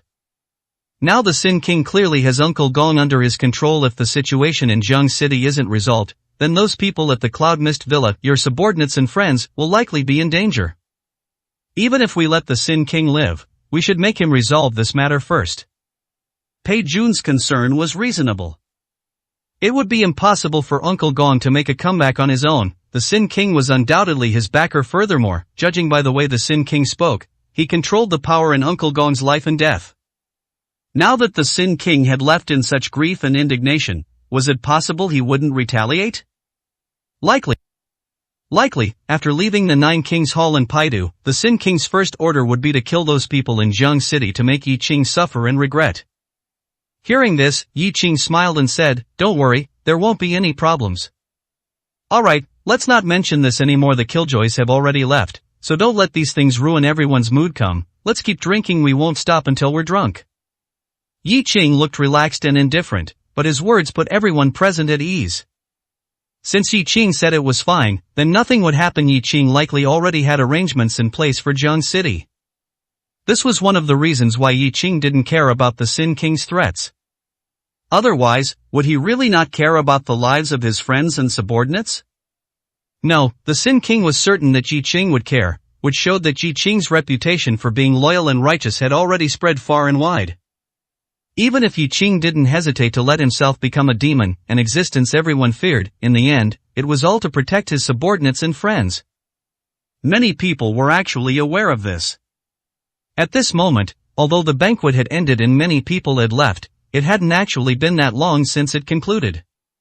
Therefore, even those who intended to leave hadn't had time to depart yet. Moreover, even if they left, they would send people to stay behind and monitor the specific situation here. After all, everyone knew that the Sea King and the Flower King hadn't left yet. Whether they could leave was a major question, a significant issue that affected many things and many people. In fact, the Sea King and the Flower King were aware of this themselves. After leaving the banquet hall, the Flower King's legs had been weak. Looking at the Sea King beside him, the Flower King said with a bitter smile, Sea King, why did you have to do that? We agreed beforehand to back down, submit, and survive first. In the end, we still ended up in this state. Tell me, what was the point? The Flower King wasn't necessarily speaking up for the Sea King out of a sense of injustice. There really wasn't much to feel indignant about, as everyone chose their own path. At this moment, the Sea King's face was dark and extremely cold. No emotional fluctuations could be seen, nor could his current mood be discerned. However, hearing the Flower King call him the Sea King, he stopped in his tracks, turned to look at the Flower King with a serious expression, and said coldly, the Sea King is dead, completely and utterly dead. From now on, there is only the Sin King. Flower King, I hope you remember this well. Crazy, he must be crazy. Otherwise, how could the Sea King, no, the Sin King, say such a thing? What Sin King nonsense? It was clearly Yi Ching's humiliation of the Sea King, a humiliation carved into a pillar of shame. Yet, the Sea King actually accepted it? Not only did he accept it, but he seemed to have resigned himself to it so thoroughly that he was even displeased when the Flower King called him the Sea King. What was going on? Sea King, are you crazy? The Flower King looked at the Sea King in disbelief, unable to believe the reality before his eyes. Was this still the Sea King he knew? His mind must have snapped from being bullied by Yi Qing. However, the Sea King turned back and looked at the Flower King coldly, a monstrous killing intent seemingly hidden in his eyes. What did you call me? The Flower King was terrified by the Sea King's gaze, feeling that if he said the wrong thing again, the Sea King probably wouldn't let him off. Sin King? Having no choice, the Flower King directly called him the Sin King. It seemed only this title could satisfy the Sea King. Sure enough, upon hearing this title, the Sin King patted the Flower King's shoulder and said indifferently, "Yes, I am the Sin King. My title is carved right on my forehead. You remember it well. If you call me by the wrong name again, don't blame me for being unkind." The Flower King was helpless. He felt that the Sea King's mind was no longer normal, but now that the man was acting irrationally, what else could he say? "Fine, Sin King, I'll call you whatever you want me to call you, but are you sure this is the result you wanted? Don't tell me you've just resigned yourself to your fate like this." "Sin King? Are you sure? Do you really want to accept those 2 words, Sin King? This is no joke." Hearing this, the Sin King said coldly, "Do you think I'm joking?" Chapter 943, Crazy? No, not crazy. Flower King didn't think Sin King was joking. However, this title was already a joke, and the biggest one at that. Yet, Sin King seemed to have accepted this title, which was the greatest joke of all. Flower King, helpless, looked at Sin King and said, "So, no revenge then? Are we just accepting our fate like this?" Sin King, "Alright, I'll call you Sin King then, but is it really necessary? It's just the 2 of us here now. I know you might still be worried about Yi Qing, but there's no need to act like this at a time like this. When no one's around, there's no need to humiliate yourself." Upon hearing this, Sin King sneered, reached out, and touched the character Sin on his forehead. At this moment, touching the character still brought intense pain, but this pain only made Sin King smile even more brightly. Looking at Flower King, Sin King sneered, "Someone carved a character on my forehead, and it's the character Sin. Do I, Sin King, have any dignity left to speak of? In other words, is there anything I, Sin King, can't let go of?" Looking at his broken leg, Sin King laughed even louder. "My leg is broken, my forehead is carved, and I'd become Sin King. I even knelt and begged for mercy, and I had to praise him for carving it so well. Ha ha ha. Today is truly the most exhilarating day I, Sin King, have ever had. To stay alive, I truly have no bottom line at all. But, Flower King, aren't you happy? Compared to my current predicament, your humiliation is almost negligible and won't be remembered much after all. People only remember the most miserable one. Is there anyone more miserable than me? I'm afraid I, Sin King, am the most miserable person in the underground world in 100 years, and still one of the current 9 kings. Just thinking about it is thrilling. Ha ha. He's gone mad, truly more and more mad. How does Sin King look like he's not ashamed but rather proud?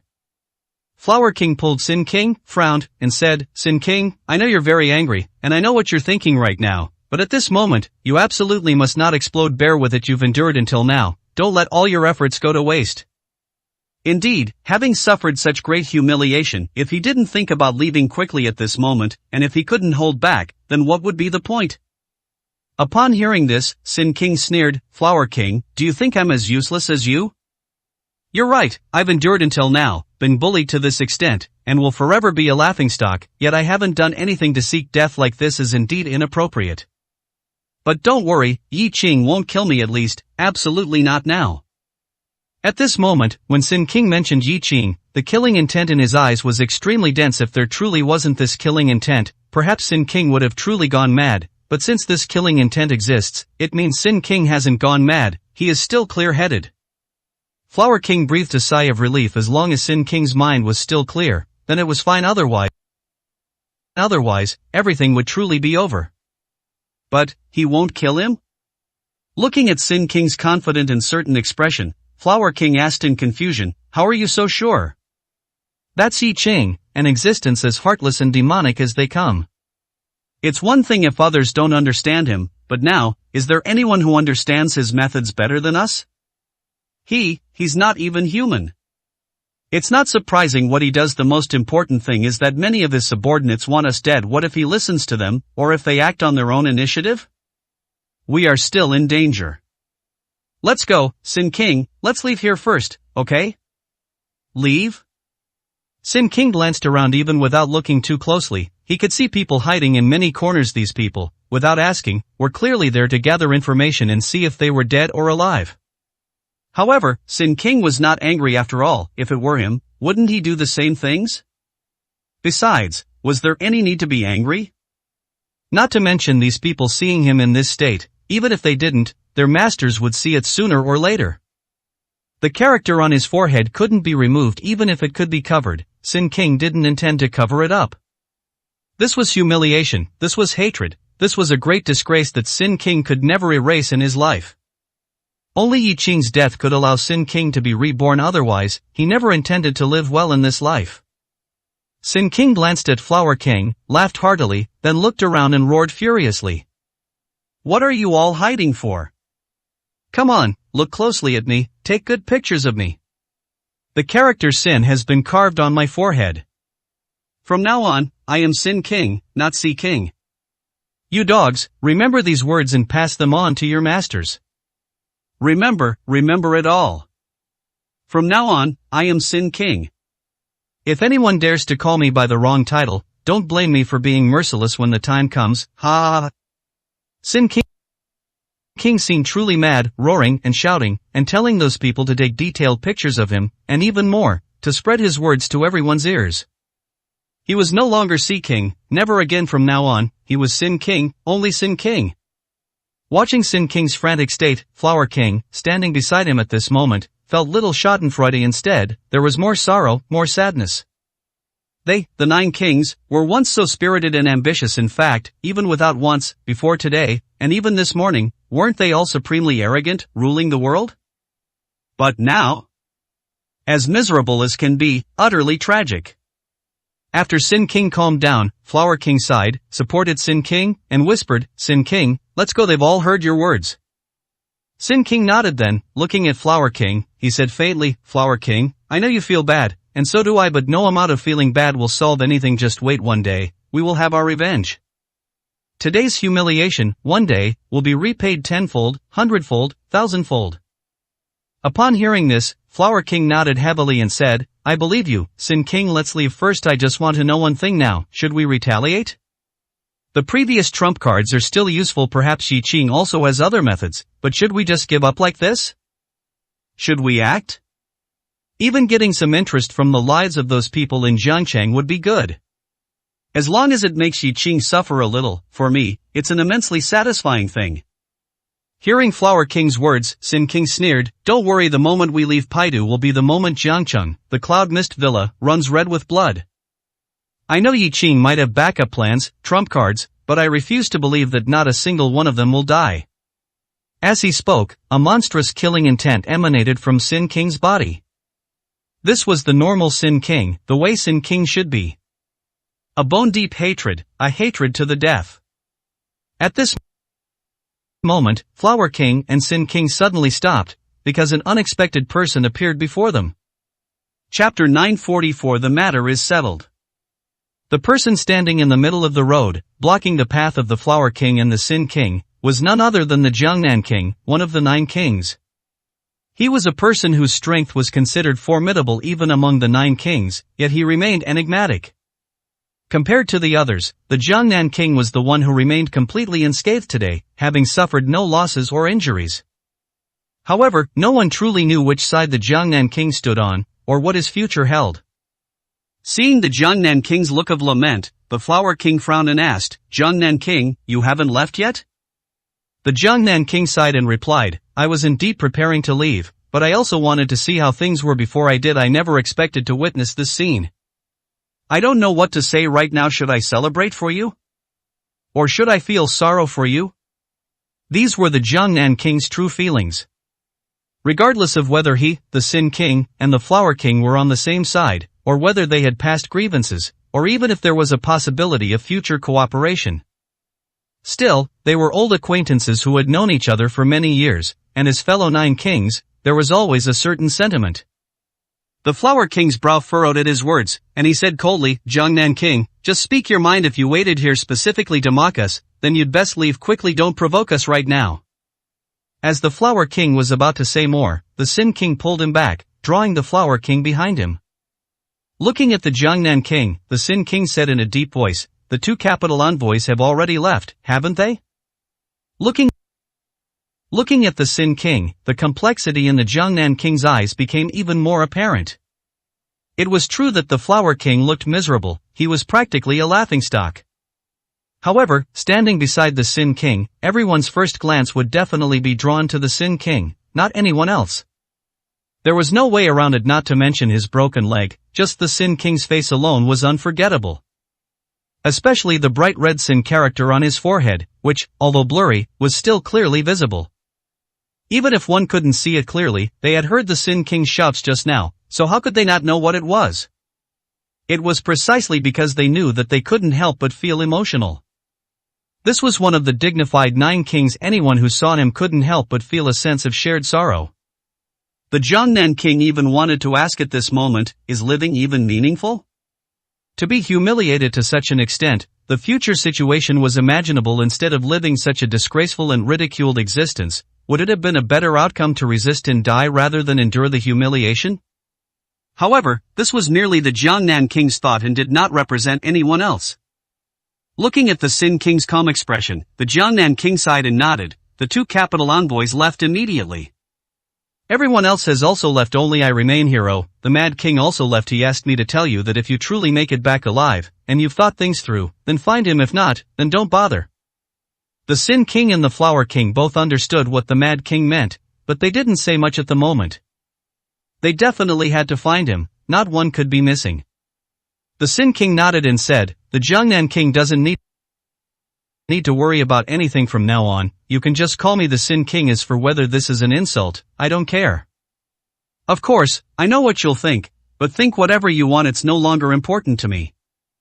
I accept this Sin character. I don't want this leg. Whether it's living a disgraceful life or enduring hardship for future revenge, you can think whatever you want, but what's important is that I'm still alive, and I'm not content to just live like this. Jiangnan King, this is not the place for a chat. If you don't mind, I will visit another day. Is there anything else? If not, we'll leave first. The Sin King was calm, speaking without emotional fluctuations, and even without a hint of hatred. However, such a Sin King was the most terrifying. How could anyone who suffered such humiliation and torment simply move past it? But surprisingly, the Sin King could, which was not simple. Terrifying, more terrifying than imagined. Indeed, among the 9 kings, there were hidden dragons and crouching tigers, none were simple. The Jiangnan King didn't say much either. He nodded and said, indeed, this is not the place to talk. Only by living will there be hope. Since the Sin King can think this way, I have nothing to worry about. Let's leave first. During this time, I won't return to Jiangnan. Perhaps I'll make a trip to Paidu. If the Sin King wants to find me, then you can communicate in advance. Not refusing the Sin King's search for him was, in fact, equivalent to giving the Sin King an answer. The Jiangnan King didn't mind communicating, which meant he didn't mind uniting to resist Yi Qing. The Sin King nodded, and he and the Flower King left directly. Everyone understood without needing to say more. With that, the matter of the 9 Kings Hall was completely concluded.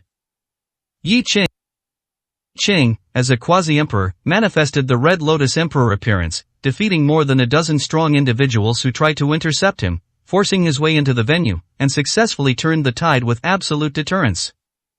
He protected Old Feng's position as the Southwest King, secured Ruan Hongshou's position as Queen, killed the Central China King, promoted Pa Jun, and successfully established himself in the underground world.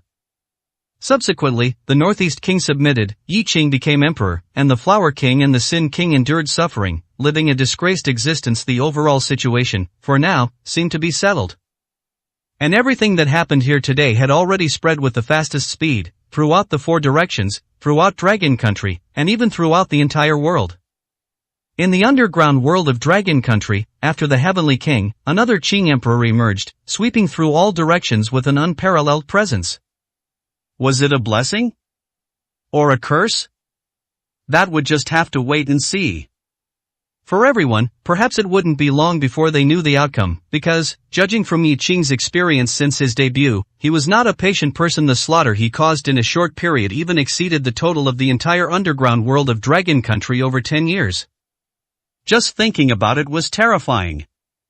At this moment, inside the Nine Kings Hall, many rejoiced, and many worried. But among them, the most worried, and even the most collapsed, were Captain Wang and Captain Lu from before, and the most collapsed seventh Uncle Mu. Although the three of them were somewhat famous in Paidu, in a place like the Nine Kings Hall, their names weren't even worthy of mention. Yet, they were the ones who had first offended Yi Qing, and furthermore, they had survived all the way and were brought here. Being here was one thing, but everything was far too different from what they had imagined. They had also personally witnessed Yi Qing's miracle and rise. However, the more they witnessed these things, the more fear and dread filled their hearts. They were already on the verge of a complete breakdown. No, not on the verge of a breakdown, but already broken. At least, Captain Lu had gone mad. I am the Southeast King, I am the Southwest King, I am the Qing Emperor, I am Tai Wudi, I am a Paida big shot, Why don't you kneel when you see me? I am an emperor, I am the Qing Emperor. Kneeling at the entrance of the banquet hall, from the moment he saw Yi Qing tormenting the Flower King and the Sin King, Captain Lu had completely lost his mind, continuously muttering these crazy words. Meanwhile, Captain Wang and seventh Uncle Mu were already pale, cold sweat drenching their entire bodies. Chapter 945, Crazy. Compared to Captain Wang's sorrow, seventh Uncle Mu could only be described as bringing trouble upon himself, asking for it. Anyone can live, and everyone has a chance to start over, but for seventh Uncle Mu, he probably doesn't have that opportunity. Looking at the trembling Captain Wang and the already insane Captain Lu, seventh Uncle Mu spoke with intense fear, his tears having long since dried. Captain Wang, is Captain Lu truly insane or just pretending? Does being insane help? Or perhaps, should we also try this method? Maybe if they see we're all insane, we might still save our lives. This was the method seventh Uncle Mu thought of. Being insane, sometimes, might just save a life. However, Captain Wang heard seventh Uncle Mu's words and gritted his teeth, saying, "Alright, then you pretend to be insane if you think Yi Qing doesn't even have the means to determine if you're truly insane. Then you're the one who's truly insane. When the time comes, whether he makes you eat dog shit or tortures you severely, seventh Uncle Mu, are you sure you can endure it without revealing yourself? Even if you can, how many days do you think you can be insane? Can you pretend to be insane your whole life? Who do you think Yi Qing is? If he wants to deal with you, he doesn't need to do it personally, nor does he need to keep an eye on you personally. But if you're insane, you'll have to be insane your whole life. Even when you're asleep, you'll have to be a madman. Can you do it?" Captain Wang's words completely broke seventh Uncle Mu.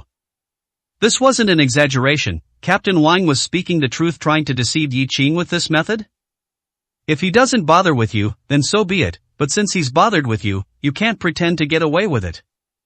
If he truly makes you insane, then be insane for a lifetime. Don't have a single second of clarity, otherwise, it's death. But who can pretend for a lifetime? A sane person pretending to be insane for a lifetime? The thought alone is enough to make one collapse. Seventh Uncle Mu completely broke down, looking at Captain Wang and saying bitterly, "Then what should we do? Do we still have a way out? I'm wronged, I'm so incredibly wronged. I don't even know Yi Qing, and there's never been any conflict between us just because of a woman? Just because he inexplicably knew Long Han, I have to end up like this. What is this?" Seventh Uncle Mu felt he might be the most wronged person in this world. He just married a wife, and although the methods were not honorable, for someone of his status, what did it matter? Moreover, he didn't kick an iron plate. Long Han was clearly a poor boy who wouldn't live for many days, a good-for-nothing. How did he suddenly turn his fortunes around and become someone so unapproachable? If seventh Uncle Mu had the ability to foresee the future, he probably wouldn't have married Ernyo even if it killed him, and he wouldn't dare provoke Lang Han. But he didn't have that ability, and there's no going back in this world. Captain Wang looked at the broken and weeping seventh Uncle Mu and felt even more irritated. He was wronged? Was he as wronged as himself? But now, nothing matters. they chose to come to this point. Shut up, what's the use of crying? Besides, how are you wronged? Oppressing men and women, lending at usurious rates, you've done almost every bad deed, what do you have to be wronged about? Now that it's come to this, just wait for death, crying and wailing, isn't it disgusting? Captain Wang's words came from the heart as for the bad deeds seventh Uncle Mu committed, who wasn't aware. However, since he was a member of the Mu family, and many things had scapegoats, they just turned a blind eye for seventh Uncle Mu to suffer now. This was already his good fortune.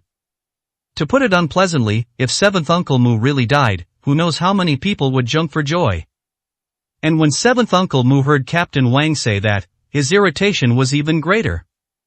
Looking at Captain Wang, seventh Uncle Mu gritted his teeth and said, "You surname Wang, at a time like this, instead of thinking of a way to escape, you're hoping I die. Good, you bastard, you wait. Even if you die, I won't. I am a member of the Mu family after all. Yi Qing has offended so many people, would he kill me over a small matter and offend the Mu family? I don't believe it, it's just a woman, I'll give her back to them at worst, I'll pay some money, I'll kowtow and apologize as long as I can save my life. It won't be long before seventh Uncle Mu is still seventh Uncle Mu and you, surname Wang? Can you live? Even if you live, what good will come of it?" At this moment, seventh Uncle Mu vented all the resentment and anger in his heart onto Captain Wang, using this method to comfort himself, believing that he wouldn't die and would survive. But Captain Wang, hearing this, scoffed, not even bothering to respond. Is the Mu family very strong? Indeed, the Mu family is very strong, so strong that Captain Wang felt despair, but trying to threaten Yi Qing with the Mu family was truly seventh Uncle Mu's wishful thinking. If Yi Qing cared about the Mu family and was afraid of them, to put it unpleasantly, he wouldn't have treated seventh Uncle Mu like this before, let alone dealt with him and made him kneel here. It was clear he was looking for trouble. The reason seventh Uncle Mu wasn't dead wasn't because Yi Qing feared the Mu family, it was because seventh Uncle Mu's time to die hadn't come yet. When that time truly comes, no one can save seventh Uncle Mu. Moreover, Yi Qing isn't even afraid of the Nine Kings, he kills the Nine Kings as he pleases, and countless powerhouses of dragon ranking and tiger ranking strength have died by his hand. Would he be afraid of the Mu family? No matter how powerful the Mu family is, they are only comparable to one of the Nine Kings. But now, how many Nine Kings has Yi Qing dealt with? He has already become an emperor in the underground world. Does he care about the Mu family?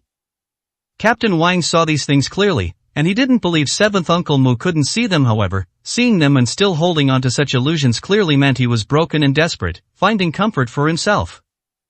Captain Wang looked at seventh Uncle Mu and sneered, "Alright, then let's see if you can live, you idiot." Hearing Captain Wang actually curse him, seventh Uncle Mu was practically insane at that moment. However, before he could start cursing Captain Wang, he saw Captain Wang's face turn incredibly pale, looking at the banquet hall, frozen and daring not to move. Seventh Uncle Mu quickly looked over and immediately saw that Yi Qing and his group had finished eating and were starting to walk out. At this moment, seventh Uncle Mu also put aside his thoughts of cursing Captain Wang. It was no joke, if Yi Qing saw him being so arrogant now, things would truly become difficult. However, seventh Uncle Mu's gaze remained fixed on Yi Qing, and he had already bolstered his courage. If he didn't beg for mercy and solve this problem, he wouldn't live. In comparison, quickly seeking Yi Qing's mercy was the most important thing. As long as Yi Qing forgave him, all problems would cease to be problems. Thinking of this, seventh Uncle Mu gritted his teeth, and when he saw Yi Qing about to walk in front of him, he immediately burst into loud sobs. "Mr. Yi, no, Emperor Qing, Your Excellency Emperor Qing, please, give me a chance. I was wrong, I truly know I was wrong. I'll return Ernyo to Lunghan, I'll be your ox and horse, whatever it takes, just please spare me, Your Excellency Emperor Qing." Chapter 946. There are very few good people. Seventh Uncle Mu and Captain Wang's presence had actually been noticed by everyone present a while ago. However, no one paid them any mind. After all, it was quite normal for Yi Qing to want to deal with a few people. As for why these people offended Yi Qing, that wasn't something they needed to consider. Black Bone, on the other hand, seeing seventh Uncle Mu still daring to stop Yi Qing and beg for mercy at this moment, his expression immediately turned cold. "Your Majesty, the Azure Emperor, how about I just kill them now? They have no sense of judgment at all at this time, they still dare to disturb you and cry out for injustice. They are simply courting death." Yi Qing heard this, shook his head, and smiled. Not necessary for now after all, it's Brother Lang's matter, I still need to respect Lang Han's opinion. When mentioning Lang Han, even though Yi Qing's current identity was already the Azure Emperor, he still referred to him as Brother Lang. This made many people quite puzzled. Who exactly was this Lang Han, that he could earn such respect from Yi Qing? One must know that Yi Qing killed the 9 kings without batting an eyelid, and killed powerful experts on the dragon ranking without a frown. Even offending celestial giants, Yi Qing didn't care in the slightest. Under such circumstances, who could make Yi Qing show such respect? And what kind of status should this person have? Many people were actually bewildered. After all, earlier in the banquet hall, Lang Han had sat at the main table with Yi Qing, and when they came to Paidu, he also came with Yi Qing. Therefore, it was impossible not to be curious about Lang Han's identity. However, when they heard about Lang Han's situation from others, they immediately felt even more admiration for Yi Qing, along with a touch of warmth. To treat someone like Lang Han, who was almost at the very bottom of society, with such respect, and calling him Dage repeatedly, showed what a person of great loyalty and righteousness Yi Qing was. And almost everyone present was aware of Lang Han's situation, so they knew what a good person Lang Han was, and what kind of humiliation and torment he had endured. Ruan Hongxiu seemed the most enraged, looking at 7th Uncle Mu, who was begging for mercy. She spoke faintly. Yi Qing, is this the 7th Uncle Mu who bullied Lang Han? Hand him over to me to handle. I promise to make him wish he were dead, but unable to die. In my life, I hate such scoundrels the most. Kill him? No, killing him would be too easy for him. Ruan Hongxiu proactively demanded to handle the person, and as she spoke, the killing intent in her words was terrifyingly strong. 7th Uncle Mu was so scared he was about to wet his pants at this moment. A group of powerful magnates. Any one of them, pulled out at random, would be no worse than the head of their Mu family, yet each of them looked at him as if they wanted to devour him. Who wouldn't be afraid of that? No, please, spare me, I beg you. Lang Han, Ancestor Lang Han, I beg you to spare me. I'll return Ernyo to you, I'll kowtow to you, I'll apologize to you, please, spare me, save me. Remember our 101 Kenshokum. 7th Uncle Mu knew that begging anyone here was useless. Only 2 people mattered, one was Yi Qing, and the other was Lang Han. But he could only choose to beg Lang Han, not only because Yi Qing would ultimately consider Lang Han's opinion, but more importantly, Lang Han was a good person, a soft-hearted person. Compared to these decisive magnates, Lang Han was clearly the easiest one to break through. So, 7th Uncle Mu knelt directly in front of Lang Han, then hugged Lang Han's thigh, weeping bitterly. Lang Han, save me, spare me, I know I was wrong, I really know I was wrong.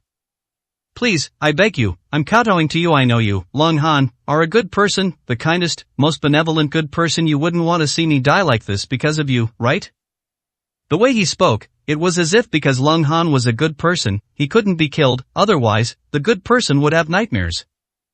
When Yi Qing heard this, he directly kicked 7th Uncle Mu hard, sending 7th Uncle Mu flying several meters away, where he fell to the ground, spitting blood non-stop. You scoundrel, is this how you abuse good people? Should a good person, after being humiliated by you, still choose to forgive you? I, Yi Qing, am not a good person, so you don't need to beg for anything, because begging for anything is useless. After speaking, Yi Qing looked at the ice-cold Lang Han, and said in a deep voice, Brother Lang, don't mind this good-for-nothing whether he dies, or suffers a fate worse than death, it's all what he deserves. Moreover, it's not just because of your matter, but because he himself has done too many wrong things, harming too many people.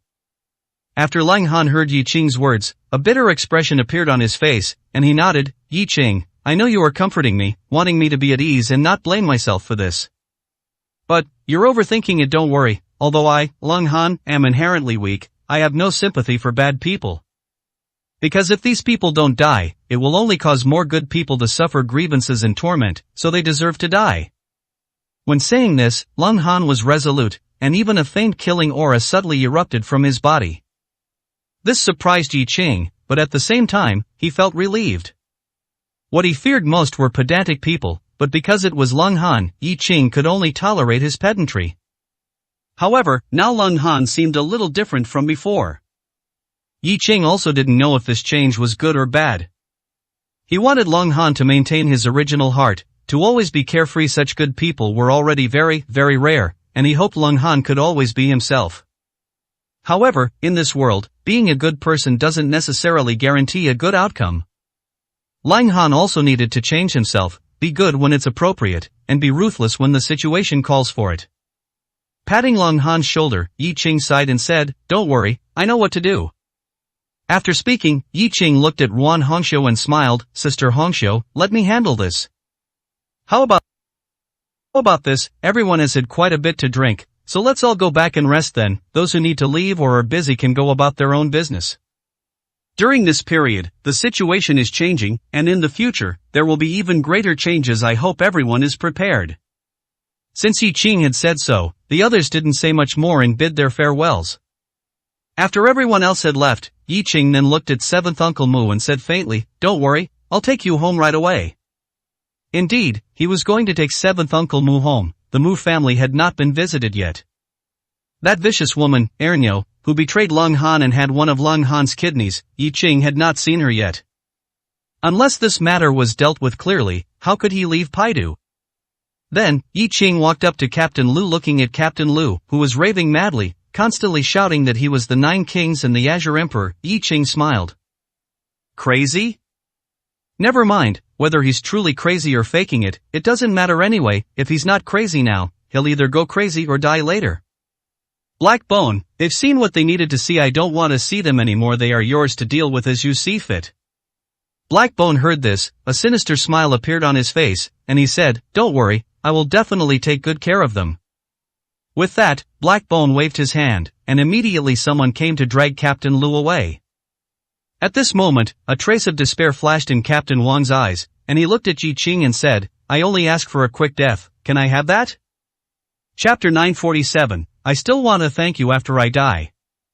He only sought a quick death. This was Captain Wang's only request. He knew very well that if he fell into Black Bone's hands, his fate would probably be worse than death, a state where he couldn't live nor die. He didn't hold out hope that Mr. Yi would spare him, but he also hadn't gone mad.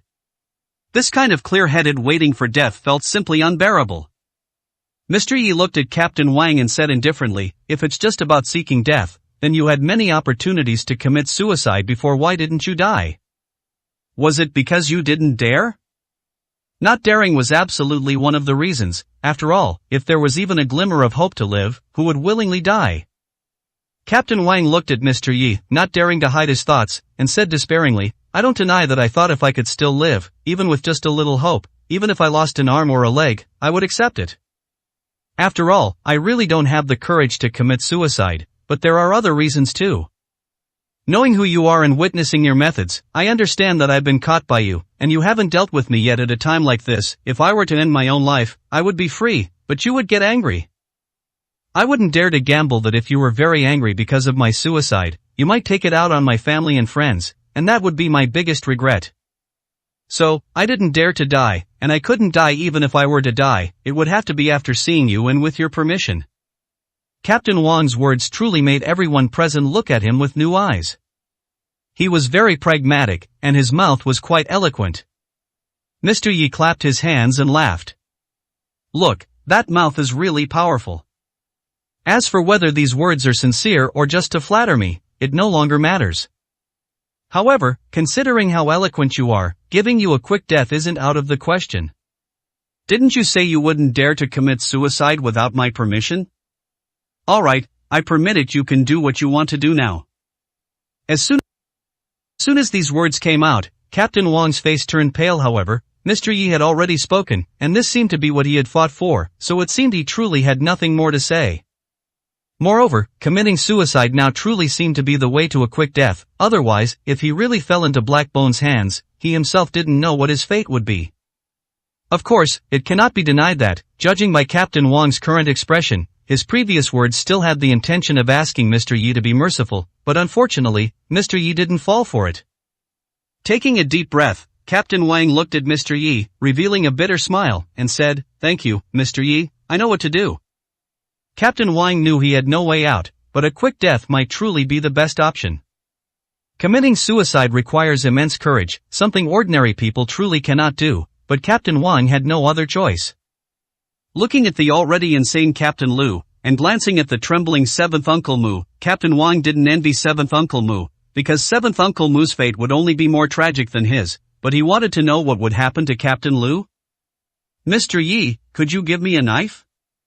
Also, I want to ask, what will happen to Captain Lu? Mr. Yi nodded and said, give him the knife that just killed Zhou Yue. I suppose it won't disgrace him. Hearing this, Captain Wang didn't know whether to thank Mr. Yi or be angry with him. Was this considered good to him?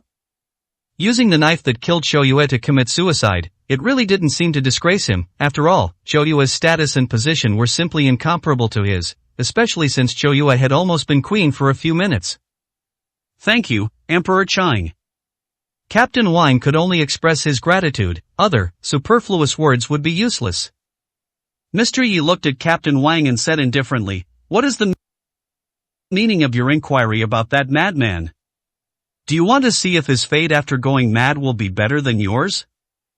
Or do you regret not pretending to be mad? If that's what you're thinking, then I advise you not to think too much. Rest assured, your ending will definitely be more comfortable and quicker than theirs. Suicide is a release for you. As for what fate awaits that madman, I don't know, but anyway, once he's in Black Bone's hands, he'll go mad even if he isn't already, so whether he's feigning madness or not, it doesn't matter anymore.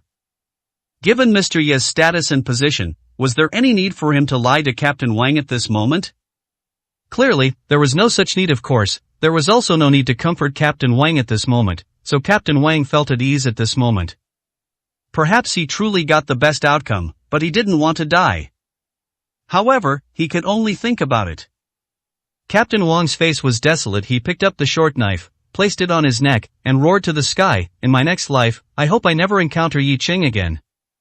As his words fell, Captain Wang fiercely slashed, and with blood gushing, Captain Wang completely died and fell into a pool of blood. Listening to Captain Wang's final roar and unwilling voice, Mr. Yi sighed and said, if all enemies had such awareness, many fewer people would die. I, Yi Qing, am willing to become a demon, willing to become the most terrifying existence in everyone's mouths. Why are there still people who defy fate and insist on going against me? Alas, what a pity, what a pity. At this moment, Mr. Yi's face was full of regret, seeming not only to lament Captain Wang's death but also to lament the deaths of countless people in the future. At this time, Mr. Yi looked at 7th Uncle Mu and said indifferently, let him live for now, and bring him along. After speaking, Mr. Yi looked at Lang Han and smiled, Brother Lang, if you're not in a hurry to go to the Mu family, how about resting with me first, and then we'll talk. Mr. Yi had also drunk quite a bit, but that wasn't the most crucial thing. The most crucial thing was that Mr. Yi had been fighting all day, and his injuries looked quite frightening. Although he acted as if it didn't matter, Mr. Yi truly needed rest now. Lang Han naturally wouldn't insist on Mr. Yi rushing to avenge him at this time. For him, being able to come to Paidu and having the opportunity for revenge was already something he never dared to dream of. Yi Qing, no rush, really, no rush at all. You rest first. Mr. Yi nodded and smiled, okay, Brother Lang, I'll sleep first, and then we'll talk about other things. Don't worry, they won't escape. After speaking, Mr. Yi looked at Black Bone and instructed, arrange for people to surround the Mu family without my command, not even a fly can escape. Hearing Mr. Yi's order, Black Bone immediately nodded and said, don't worry, I guarantee the mission will be completed. At this moment, Red Eyes frowned and said, is it necessary to be so troublesome? Otherwise, I'll take people to bring them all back. Do they even deserve for you to go personally? Chapter 948 Going to Mu's house for dinner. Red Eyes had good intentions, feeling that the Mu family wasn't worthy of Yi Qing personally making a trip. However, Red Eyes didn't understand the situation. Although the Mu family was unworthy, and although Yi Qing had now become the Azure Emperor, with everything under his control, this matter involved Lang Han, so he had to make Lang Han happy. Revenge, after all, should look like revenge. Bringing people over was indeed simple, even resolving it without meeting them was a small matter, but perhaps that wasn't what Lang Han wanted. Looking at Red Eyes, Yi Qing shook his head and said, there's no need for that, just do as I instructed. Alright, you've all had quite a bit to drink. Everyone should rest. We'll talk about anything else after you've rested well. After saying this, Yi Qing led everyone to the Nine Kings Hall, to the residence where the Southeast King rested. It was said to be for rest, and indeed many people did rest. Firstly, they had drunk quite a lot, and secondly, the pressure in their hearts from all this time had been released, and their mood had greatly improved. After relaxing, a good night's sleep became the best way to rest. This included Yi Qing. During this period, while others hadn't rested well, Yi Qing actually hadn't gotten much good rest either. After all, no matter what, things always weighed on his mind before they were resolved. Today, everything that needed to be done was done, and everything that needed to be resolved was resolved. What remained was a gradual process. Although there were still many things, overall, today was complete and safe. Yi Qing lay on the bed and slept straight until evening. Around 6 p.m., Yi Qing slowly woke up. The alcohol had largely worn off, and Yi Qing felt no discomfort. Instead, he felt refreshed and full of energy. In the living room, Black Bone and Lung Han were present, while the others had gone off to do their own things. After all, some tasks still needed to be done, and there were quite a few of them. Both Pujuan and Red Eyes had their respective duties. Black Bone and Lang Han, however, had come with Yi Qing, so they didn't have much to do. Of course, for them, the most important thing was to stay by Yi Qing's side. Seeing Yi Qing get up, Black Bone and Lang Han immediately stood up.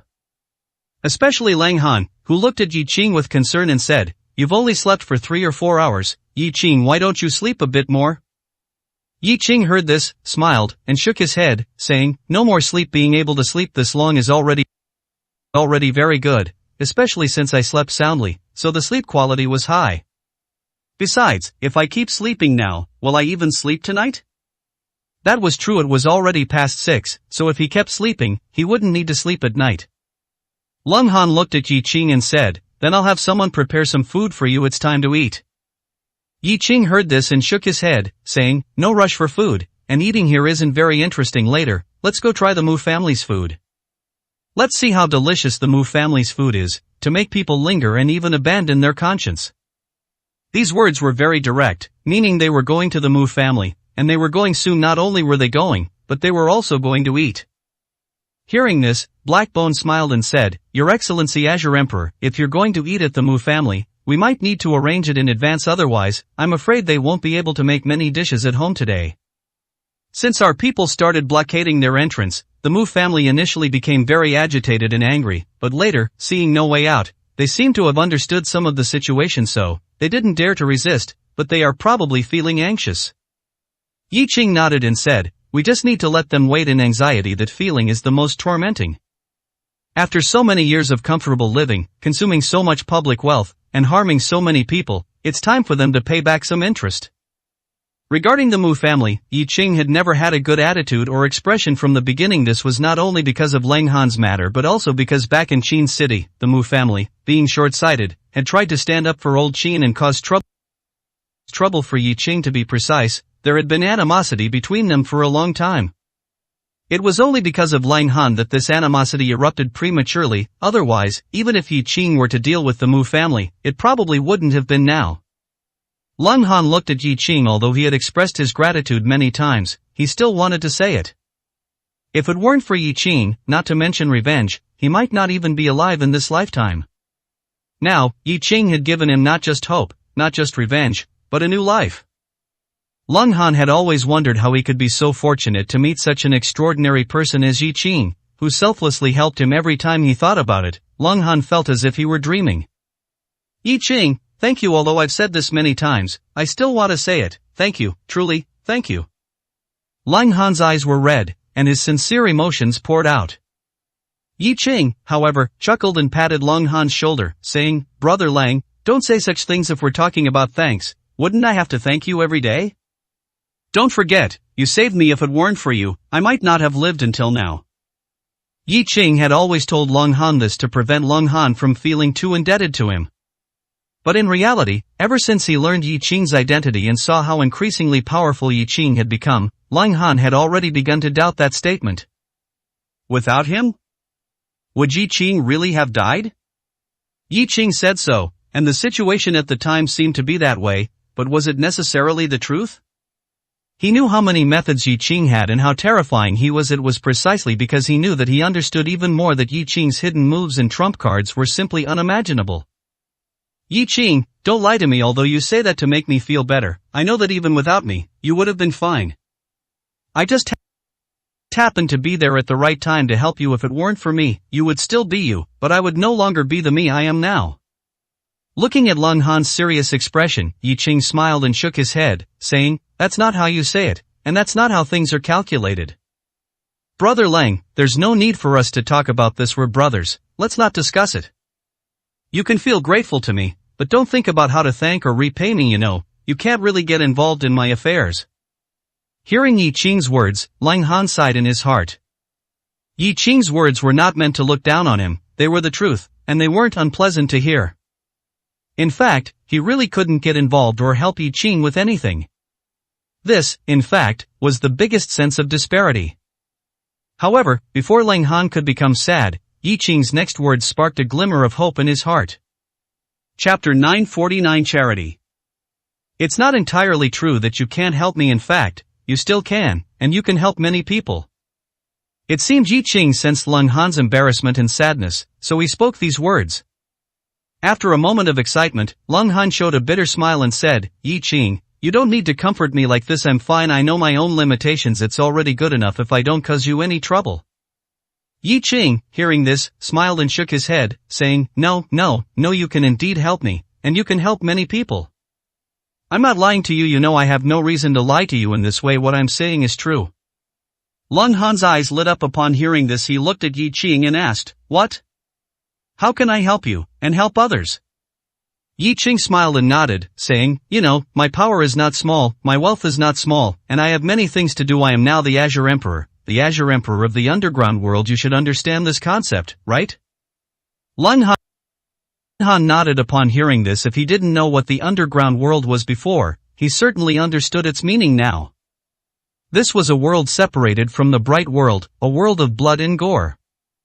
The big-time thugs from his former area didn't even qualify to enter the underground world. To put it unpleasantly, if anyone from the underground world wanted to deal with the big-time thugs from his small town, it would be an absolute crush. Yet, those big-time thugs were figures many people feared like tigers in their daily lives. Who was Yi Qing? The 9 kings governed the underground world, but Yi Qing was proclaiming himself emperor in the underground world. Although he hadn't completely controlled the underground world yet, was that day still far off? Even without completely controlling the underground world, Yi Qing's status, position, and power were already unimaginably vast. To put it unpleasantly, for ordinary people, no, even for people with some influence, Yi Qing could be considered a godlike existence. A single word, a single attitude, could determine the fate of many people, whether they would rise to prominence or fall into hell, live or die, be rich or poor. It was all up to Yi Qing. What was the difference between this and a god? Seeing Leng Han nod, Yi Qing smiled and said, "My hands are actually stained with blood. Leng Han, perhaps in your eyes, I am a good person. At least, I still have a conscience, a bottom line, and can still be considered a good person, but in reality, I am not. You've heard some of my words, so you should know that compared to being a good person, I'd rather be a bad person, an evil demon in everyone's eyes, even a demon among demons. I not only kill those who deserve to die, but in fact, many who shouldn't die also perish by my hand. I have nothing to hide about that. Of course, I don't feel any guilt or anything like that." When Yi Qing said this, his emotions were very calm. Clearly, these were his true thoughts. It sounded terrifying, and perhaps very hurtful, but this was the reality, the truth. Even if Yi Qing's true nature wasn't like this, he could only act this way. Leng Han immediately shook his head upon hearing this, frowning and saying, "No, it's not like that. This isn't true. You're being forced, Yi Qing. I know you're being forced. You don't have to think that way, of course. I know I can't influence anything. After all, I don't understand, but I know you are in danger, and it's those bad people who forced you to this point. So, I can understand you. Anyway, you are not a bad person." By the end of his words, Leng Han was a little stubborn. Yi Qing couldn't help but smile at his words. If anyone else had said these words, Yi Qing wouldn't have taken them seriously, even scoffed, but coming from Leng Han, he was still very gratified and happy. Looking at Leng Han, Yi Qing smiled and said, "Whether I am a bad person or not, I am certainly a ruthless one. However, you are right, I actually do have a bottom line. At least, I want many ordinary people to live a little better, even if it's just a little better, a little safer. Therefore, Brother Leng, I feel that my previous arrangements for you were not well thought out. Now I have decided, I want you to become the administrator of a charity fund. To supervise and manage the use of every donation, so that every penny can be used where it's most needed, in the hands of those who truly require it.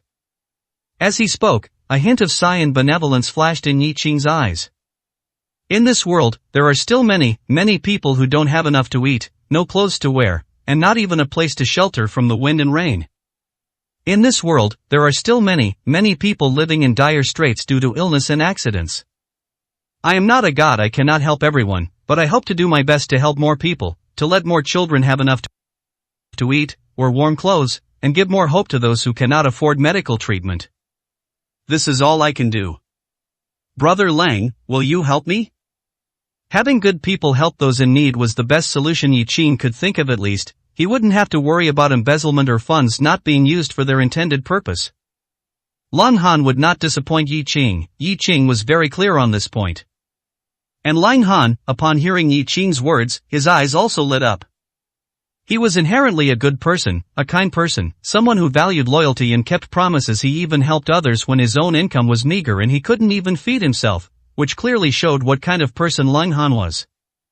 Now, the scene Yi Qing described appeared in Lang Han's mind, making Lang Han very happy. Not just happy, but also excited. Yi Qing, are you serious? Are you really going to establish a charity fund specifically for good deeds? Seeming to realize that his words sounded as if he didn't believe Yi Qing, Lang Han quickly waved his hands and said, No, I don't disbelieve you, I'm just too happy. However, amidst his happiness, Lang Han also felt a little apprehensive. It was true that he had earned some small money, but that was just small money, small-scale operations. Given Yi Qing's status, position, and power, this charity fund would likely be no small matter. Could he still manage it? Yi Qing, if you really establish such a charity fund, with your power, you'll probably have to invest at least hundreds of thousands, or even millions, in donations. This I can't do. I don't know how to manage it, and I wouldn't dare to.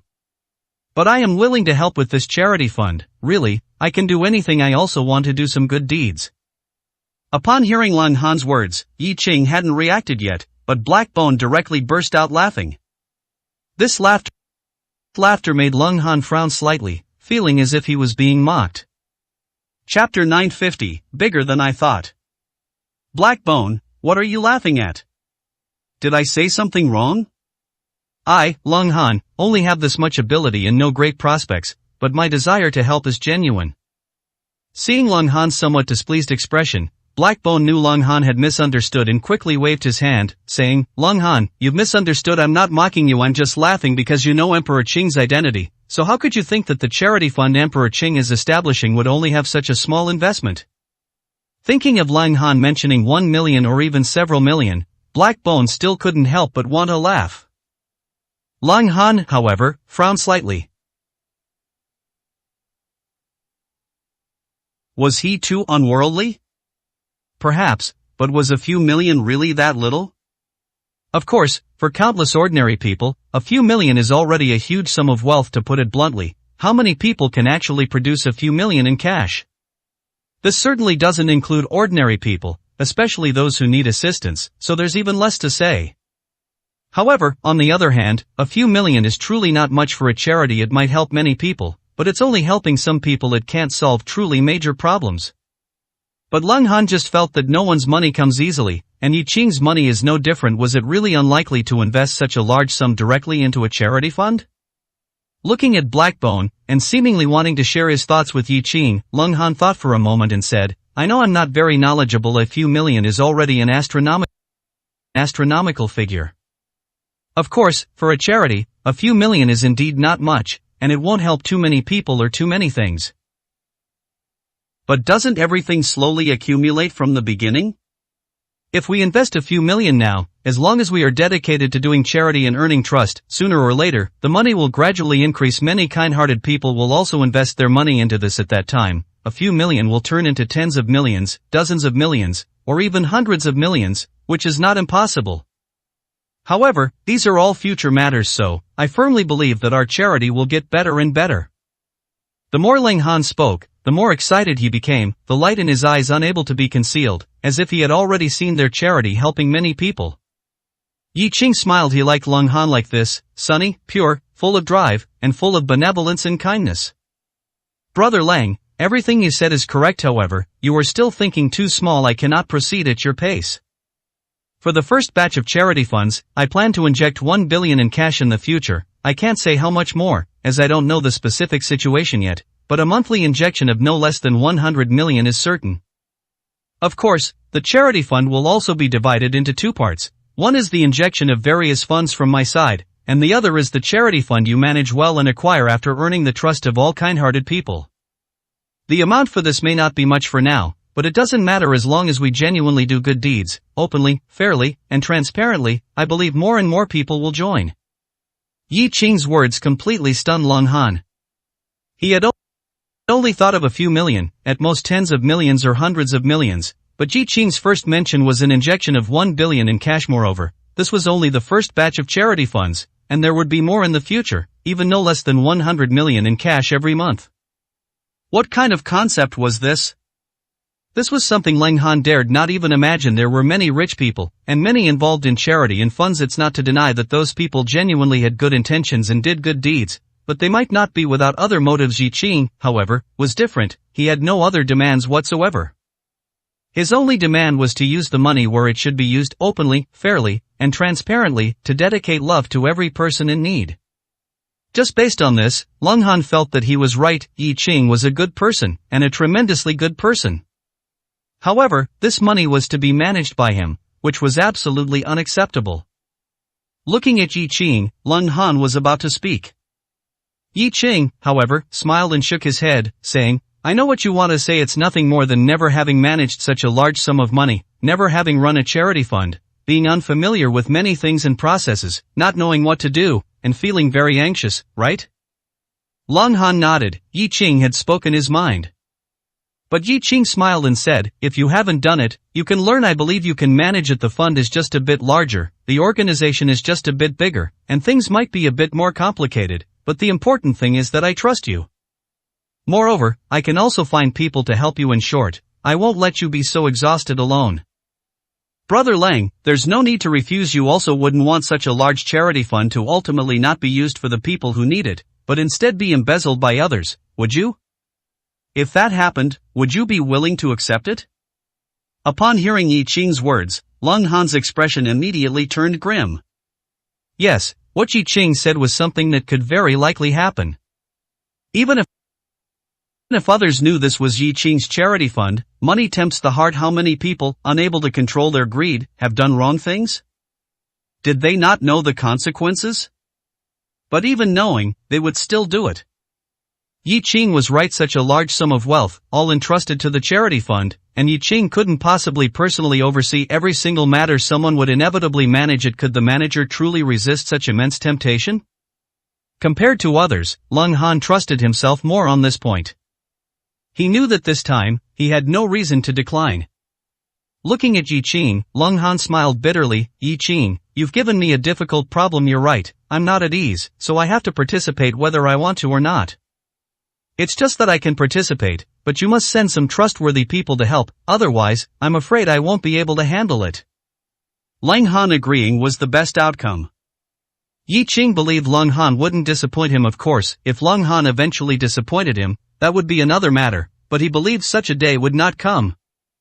Don't worry, Brother Leng, I won't let you manage such a large charity fund alone. You just need to oversee it. Once everything is on track, there actually won't be that much to do. Alright, since this matter is settled, I will immediately start preparations after I finish being busy these next few days. Brother Leng, you'll be busy then, so if you can rest, take advantage of these next few days to get some good rest. The charity fund matter, of course, was better sooner rather than later, not only because those people needed help but also because Leng Han's mood would likely not be very good after seeing Erno. Finding something to keep busy with was not a bad thing. Looking at Black Bone, Yi Qing took a sip of tea and asked, where is Sima Rini? Chapter 951. Why? When Yi Qing mentioned Sima Rini, Black Bone smiled and said, Your Majesty Qingdi, are you sure you want to take this person in? If you ask me, why not just give him to me as well? Sima Rini, the capital garrison overlord, was a core member of Sima, and even had a chance to compete for the position of Sima clan head. Based on Sima Rini's actions, Yi Qing had originally planned to severely punish him. However, compared to others, the mistakes he made were not actually significant, and from Sima Rinne's perspective, he might not even be wrong. This is how the world is. What you consider a good person might be a detestable person to some. And those you hate might be kind, good people to others. Sometimes, one truly cannot be too serious or too calculating about everything. It's impossible to perfectly satisfy everyone. Looking at Black Bone, Yi Qing shook his head and said, "Since I said I'd take him in, then I naturally will. His pledge of allegiance to me is one thing, and his relationship with Northeast King Lin Hu must also be considered. After all, Northeast King's face still needs to be given some thought. Besides, he has already received his due punishment, and what's past is now forgiven. Moreover, for me, if Sima Rinne is used well, he might not be an unsharp blade." As he said this, a hint of killing intent flashed in Yi Qing's eyes, as if he had some ideas. Black Bone, however, was a little confused, looking at Yi Qing with a blank expression and saying, "Your Majesty Qingdi, isn't Sima Rinne already crippled? His right arm was severed by himself, and that was a request you personally made. He's already a cripple, what use could he possibly be?" Sima Deshao, in a sense, was indeed already a cripple. Even setting aside his inherent abilities, just losing his right arm would significantly reduce his self-care capabilities. But, even cripples have their uses. Black Bone, who said a cripple has no use? Besides, whether he's a cripple or not is for me to decide.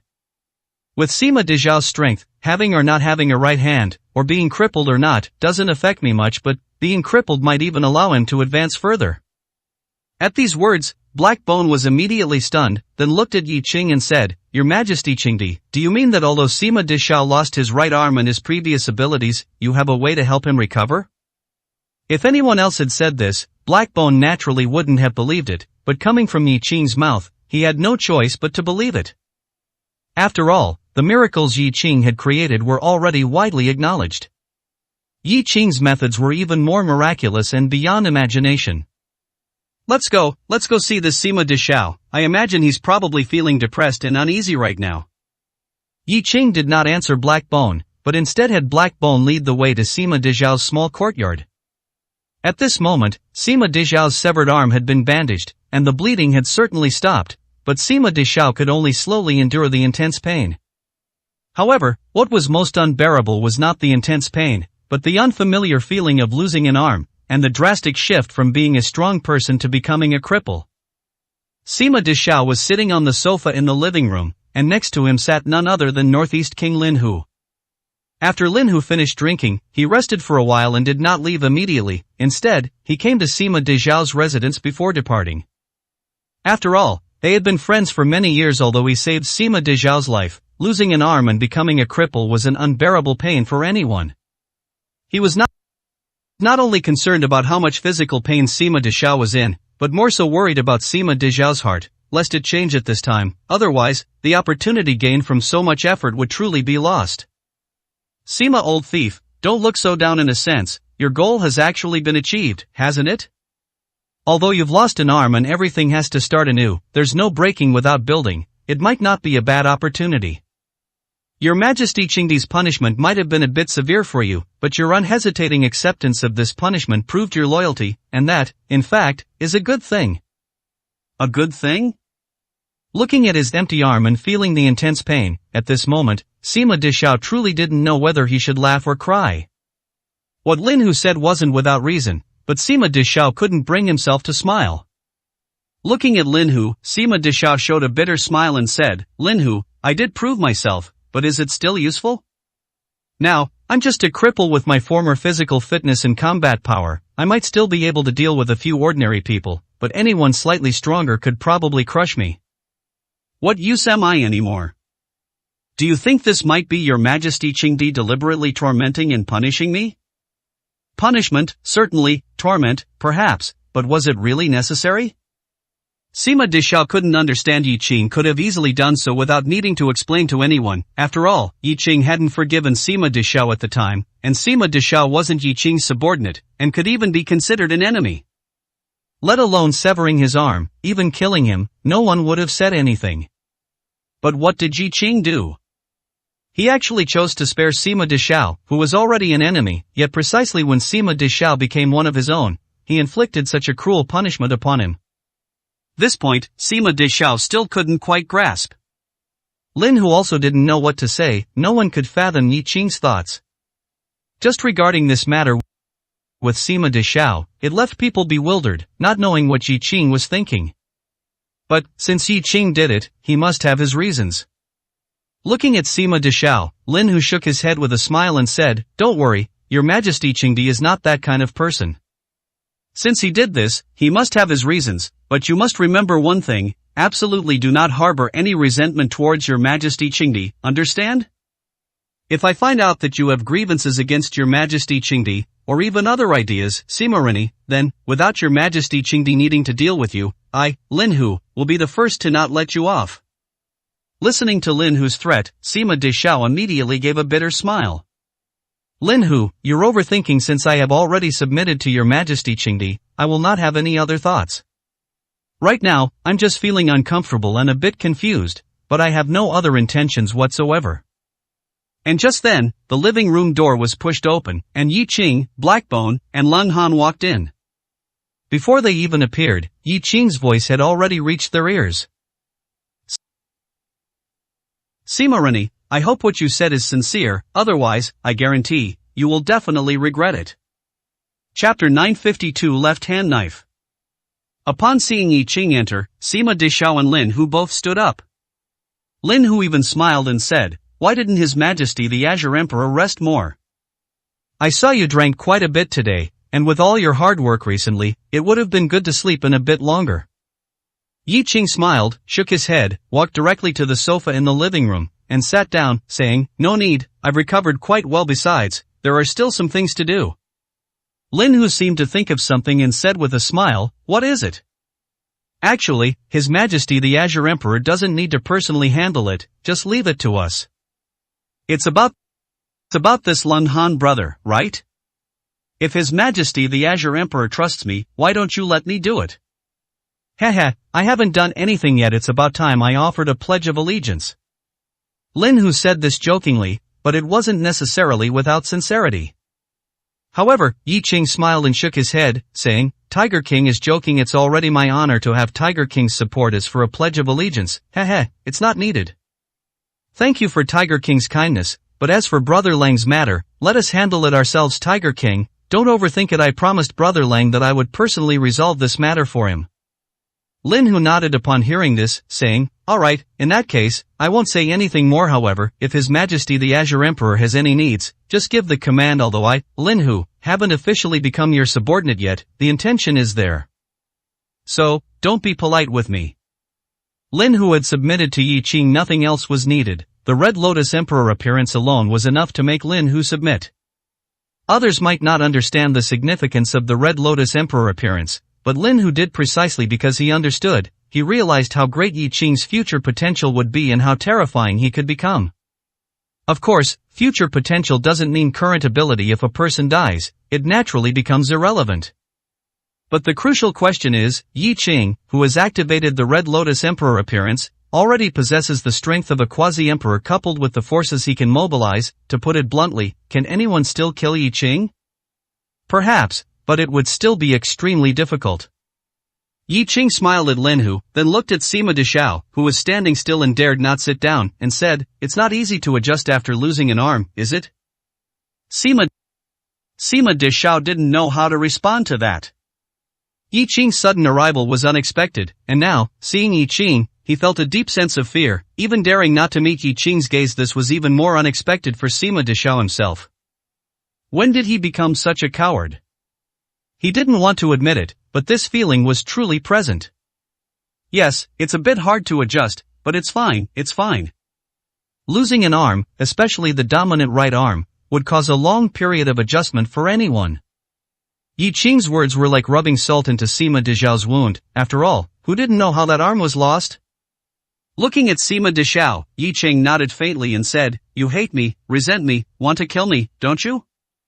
At these words, Sima Deshao instantly broke out in a cold sweat, feeling his body begin to tremble. These words didn't sound very kind. What did Yi Qing mean by this? Did he come here to test him? Did he regret not killing him before? So he came to finish the job? But he couldn't pose any threat to Yi Qing either. Before Sima Deshao could speak, Lin Hu quickly smiled and interjected, His Majesty the Azure Emperor, I just spoke with Sima Deshao, and he bears no resentment towards you, please rest assured. Lin Hu seemed to be afraid that Yi Qing would consider Sima Deshao a menace and come to eliminate him, so he quickly offered an explanation. But Yi Qing looked at Lin Hu and smiled, saying, Tiger King, it's nothing, I was just asking, no need to overthink it. Haha, surely, Tiger King doesn't want me to ask, does he? He said this with a benevolent expression, showing no hint of displeasure. However, Lin Hu clearly felt that Yi Qing was indeed displeased. Displeased with his interruption, and even more displeased that his protection of Sima Deshao was a bit excessive. Lin Hu was also startled in his heart at this moment. Yi Qing was very domineering, more so than he had imagined. Taking a deep breath, Lin Hu looked at Yi Qing and smiled, Of course not, His Majesty the Azure Emperor is the Emperor of the underground world, and our sovereign, therefore, you can do whatever you wish. These words clarified Lin Hu's thoughts and also told Yi Qing that he had absolutely no dissatisfaction with Yi Qing, nor would he do anything inappropriate. Yi Qing didn't speak, he nodded, then looked at Sima Deshao. At this moment, Sima Deshao felt even more fearful. He had understood Yi Qing's previous words, it was clear that he hadn't given Lin Hu any face. Indeed domineering, very domineering. Taking a deep breath, Sima Deshao bowed to Yi Qing, bending at the waist, and sincerely said, His Majesty the Azure Emperor, your subordinate only has respect and awe for you, and not a shred of resentment or hatred. None. He said it so definitively, as if his right arm wasn't lost because of Yi Qing. However, Yi Qing didn't say much, only stating indifferently, whether you do or not, I don't care. As long as you don't show it, and don't do anything that displeases me, even if you wish me to be cut into 1,000 pieces in your heart, that's your own business. I, Yi Qing, don't have the ability to satisfy everyone, nor am I bothered to do such a thing, but, making those who should fear me so much that even if they hate me to the bone, they dare not make any move, that's enough. Alright, I didn't come here to talk nonsense with you, Sima Rini, since you've become my subordinate, and your previous performance was quite obedient, then I naturally won't leave you with nothing to do. You can continue to be in charge here in Paidu. As for your strength, haha, I didn't think much of your previous strength, but haven't you noticed a problem? Your left hand is actually much more useful than your right hand. You, by nature, should be left-handed and should have practiced left-handed swordsmanship, right? Upon hearing Yi Qing's words, Sima Rini's eyes widened, putting aside everything else for a moment. How did Yi Qing know that he was left-handed? Moreover, the fact that he used a left-handed sword should have been known by almost no one.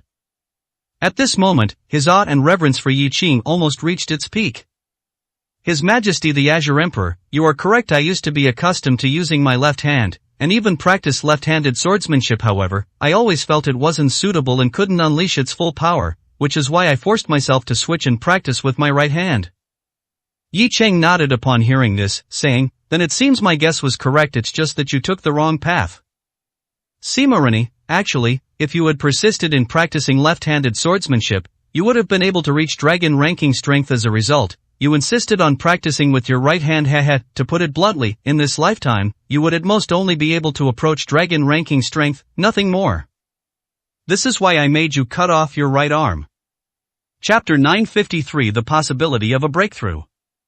Yi Qing's words not only surprised Sima Rini but also greatly astonished Lin Hu. He not only deduced that Sima Rini's left hand should be more powerful but also asserted that if Sima Rini had continuously cultivated his left hand, his strength would be much greater than it was now. This was somewhat inconceivable. Sima Rini's eyes widened at this moment as he looked at Yi Qing and said, Your Majesty Qingdi, my strength is indeed among the top ranks of the Tiger ranking, and I can even contend with strong individuals on the Dragon ranking, but that's as far as it goes. I discovered this long ago. No matter what, I couldn't make any further progress, which is why I sought to seize the position of the Nine Kings. Do you mean that I took the wrong path? That I should have, in fact, always persisted with my left hand, and if so, I might be much stronger than I am now? Yi Qing nodded and said, That's right, if I'm not mistaken, your strength actually reached its peak 10 years ago, yet you've made no progress whatsoever in the past decade, correct? Taking the wrong path, well, it can't really be considered taking the wrong path, because if you had truly cultivated your left hand, you might not have even reached your current level. Your physique is somewhat special, the meridians in your left and right hands are unusual and short, it's very complex. These words left Sima Rini even more bewildered, unsure of what Yi Qing truly meant. First, he said that he had taken the wrong path and that cultivating his left hand would lead to greater achievements, but then he said that he hadn't taken the wrong path and that cultivating his left hand definitely wouldn't work out. Who wouldn't be confused hearing such statements? Not to mention Sima Rini, even a strong individual like Lin who frowned slightly at this moment, carefully considering Yi Qing's words but unable to come up with an explanation. One could only say that Yi Qing knew too much and was too mysterious. However, at this point, even if Sima Rini wasn't quick-witted, he understood some things. Yi Qing specifically mentioned this, not just casually, but because he wanted to help him? Sima Rini found this idea incredible. If he wanted to help him, it was too bewildering, wasn't it? Moreover, is this how one helps? Your Majesty Qingdi, your meaning is, I don't quite understand. Yi Qing heard this, looked at Sima Rini, and calmly said, do you really not understand? Or do you not dare to believe? Never mind, it doesn't matter, I'm telling you this because I naturally have some actions planned. I didn't intend to hide it from you. My severing your right arm activated the meridians in your left arm, therefore, from now on, the difficulty you face in cultivating your left hand has completely disappeared, the previous problems will no longer occur. Of course, everything has to start anew, and the degree of difficulty may not be much less, but at least there's hope. It's up to you. These words were quite straightforward, and both Lin Hu and Sima Rini understood them. Yi Qing severing Sima Rini's right arm was actually to reduce the trouble Sima Rini would face when cultivating his left hand? Did he believe that Sima Rini still had hope to cultivate his left hand anew? Sima Rini looked at Yi Qing in disbelief, his mouth wide open, and said, Your Majesty Qingdi, you think I can start over? And that the path I take anew will be higher and farther than the one I took before? Is this possible? Is it possible? Everyone who knew about this situation would ask that question, because it was indeed too incredible, and most importantly, incomprehensible. But if they could all understand, wouldn't they all become Yi Qing? Yi Qing picked up his teacup, took a sip, and calmly said, By yourself, of course, it's impossible. Even without the special obstruction of your right arm, if you want to rely on cultivating your left hand anew to reach your former height, it would be extremely difficult, let alone surpassing it. But, with me, Yi Qing, here, everything naturally has hope. But these are all matters for the future. You, Sima Rini, don't really think I severed your right arm just because I had nothing better to do you?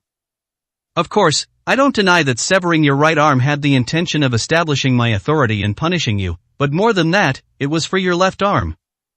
For you to surpass yourself. These words made Sima Rini truly not know whether to cry or laugh, and perhaps, he should even thank Yi Qing? Sima Rini, at this moment, naturally knew what he should do. He was now Yi Qing's subordinate, but he had previously been an opponent of Yi Qing. To put it plainly, being able to survive and become Yi Qing's subordinate now was already the best outcome. But did Yi Qing truly trust him? Even though he had just said that Yi Qing had a way to help his strength advance further, would he definitely help him? Having achieved nothing, all he could do was express his loyalty. Kneeling on one knee before Yi Qing, Sima Rini grit his teeth and said, Your Majesty Qingdi, if you can truly restore my strength and even help me advance further, you are my second parents. Sima Rini, I don't know how to thank you enough, but rest assured, I promise I will absolutely not disappoint you. Yi Qing heard this, smiled faintly, and said, Get up, there's no need to say such things about second parents or anything like that. As for whether your strength can be restored or even further advanced, that's not something to rush. After all, your right arm was just severed. You need time to recover your physical and mental strength. Other matters can wait. Yi Qing's words made Sima Rini a little anxious. Wait? He couldn't wait even a minute. Your Majesty Qingdi, the small amount of pain, I can completely endure it as long as I can become stronger and advance further. I'm not afraid of 10 times more pain. You don't need to worry about whether I can bear it. I will definitely persevere, rest assured. Seeing Sima Rini's eager attitude, Yi Qing could understand his feelings. After all, for a former strong individual to be in a crippled state, This feeling was extremely unpleasant. The psychological pain could even surpass the physical torment. And now, to tell him that he could not only recover but also advance further, this was more than just giving him hope. It would be strange if he wasn't anxious. Since you're so anxious, then let's start in the next few days. Sima Rennie, there's no breaking without establishing. It's not that simple. The pain you'll have to endure later will probably be more than 10 times more painful than you imagine. If you can't persevere, then honestly be your capital garrison overlord in terms of strength. Although you won't be able to surpass your past, or even return to your former state, you'll still be stronger than ordinary people, and that's acceptable. Don't worry, I won't mock you. After all, human endurance has its limits. Yi Qing was giving Sima Rennie such a solemn warning, so it was imaginable how much pain he would experience when recovering his strength and cultivating his left hand. However, Sima Rennie would not give up. Your Majesty Qingdi, rest assured, I will absolutely not give up. However, I have a question I want to ask you. Did you sever my right arm to help me break through my limits? Everything you did was for my benefit, right? Chapter 954. She cooks delicious food.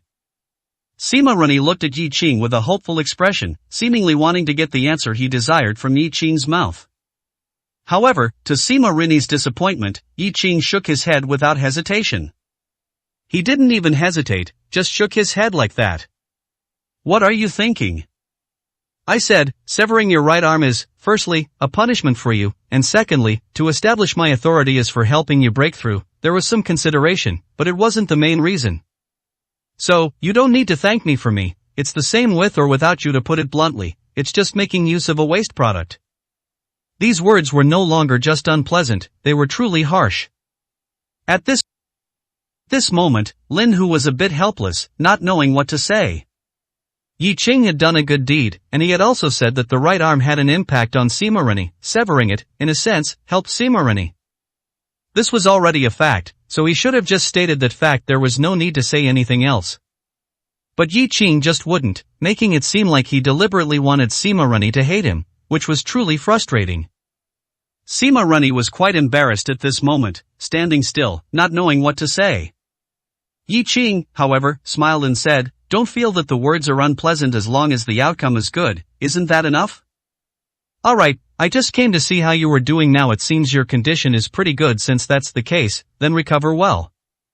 As he spoke, Yi Qing stood up, looked at Sima Rennie, and said indifferently, "Sima Rennie, half of your life was saved by Tiger King, so, if you want to be grateful, then be grateful to Tiger King. However, I think you'd best not disappoint Tiger King." Yi Qing didn't mention the consequences, because there was no need to say more. They were all smart people and should know what the consequences would be. At this moment, Lin Hu smiled and shook his head, saying, "We still have to thank Emperor Qing for giving him this chance to live, and not only did he give him a chance to live, but he also gave him a new life to go further. If Sima Old Thief doesn't know how to be grateful under such circumstances, then, without Emperor Qing needing to say anything, I, Lin Hu, will be the first to not spare him." Yi Qing smiled, looked at Lin Hu, and said, "Tiger King, I won't say anything else. I have things to do, so I'll be leaving first. You can also stay and continue to rest, or you can choose to go back. In short, it's all up to you. We'll see each other again someday." Upon hearing this, Lin Hu looked at Yi Qing and said, "Emperor Qing, I, Lin Hu, am always awaiting your orders. If there's anything you need me to do, just say the word."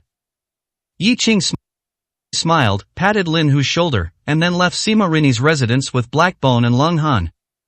After they left, Lin Hu looked at Sima Rennie and said in a deep voice, "What kind of person is Emperor Qing? What terrifying strength does he possess?" "I don't think I need to say more, Sima Old Thief. This time, cherish the opportunity well. Perhaps your future will truly achieve great heights." After speaking, Lin Hu looked at Sima Rennie's severed right arm and said coldly, "Don't dwell on the matter of your right arm anymore. If it's lost compared to losing a right arm. What you've gained is an opportunity to surpass your past. I think you know how to choose. Sima Old Thief, remember, absolutely do not harbor any resentment or hatred in your mind. Otherwise, without Emperor Qing needing to act, I will be the first to deal with you. Remember, I'm not joking. Because you are, to some extent, someone I protected. If you do something wrong, I will also be implicated with you. Do you understand?" Sima Rennie was not angry at Lin Hu's impolite words. What he said was the truth. and there was nothing for him to be angry about. Moreover, his life was truly saved by Lin Hu. If it weren't for Lin Hu, he would probably be dead by now, let alone just losing an arm and gaining an opportunity. Looking at Lin Hu, Sima Rini nodded heavily and said, "Lin Hu, don't worry, I know what to do. I truly have no complaints in my heart now. Being able to lose an arm and save my life is already the best outcome." Speaking of which, Sima Rini showed a bitter smile and said, "I have nothing to be dissatisfied with. The dignified Central China king died just like that, including Qiuyu, who died without dignity, and those powerful experts on the dragon ranking, didn't they all die by Yi Qing's hand? Compared to them, the mistakes I made were not small either. Logically, I shouldn't have survived, but now I'm not only alive but can also live quite well. I truly have no complaints." Lin Hu nodded upon hearing this, patted Sima Rini's shoulder, and said, "I'm relieved that you can think this way. Not only are you still alive, but in the future, you also have the chance to surpass your past and go further. Sima, old thief, you are very lucky. Follow Emperor Qing well in the future, perhaps your wishes will truly come true, and even make your life more exciting.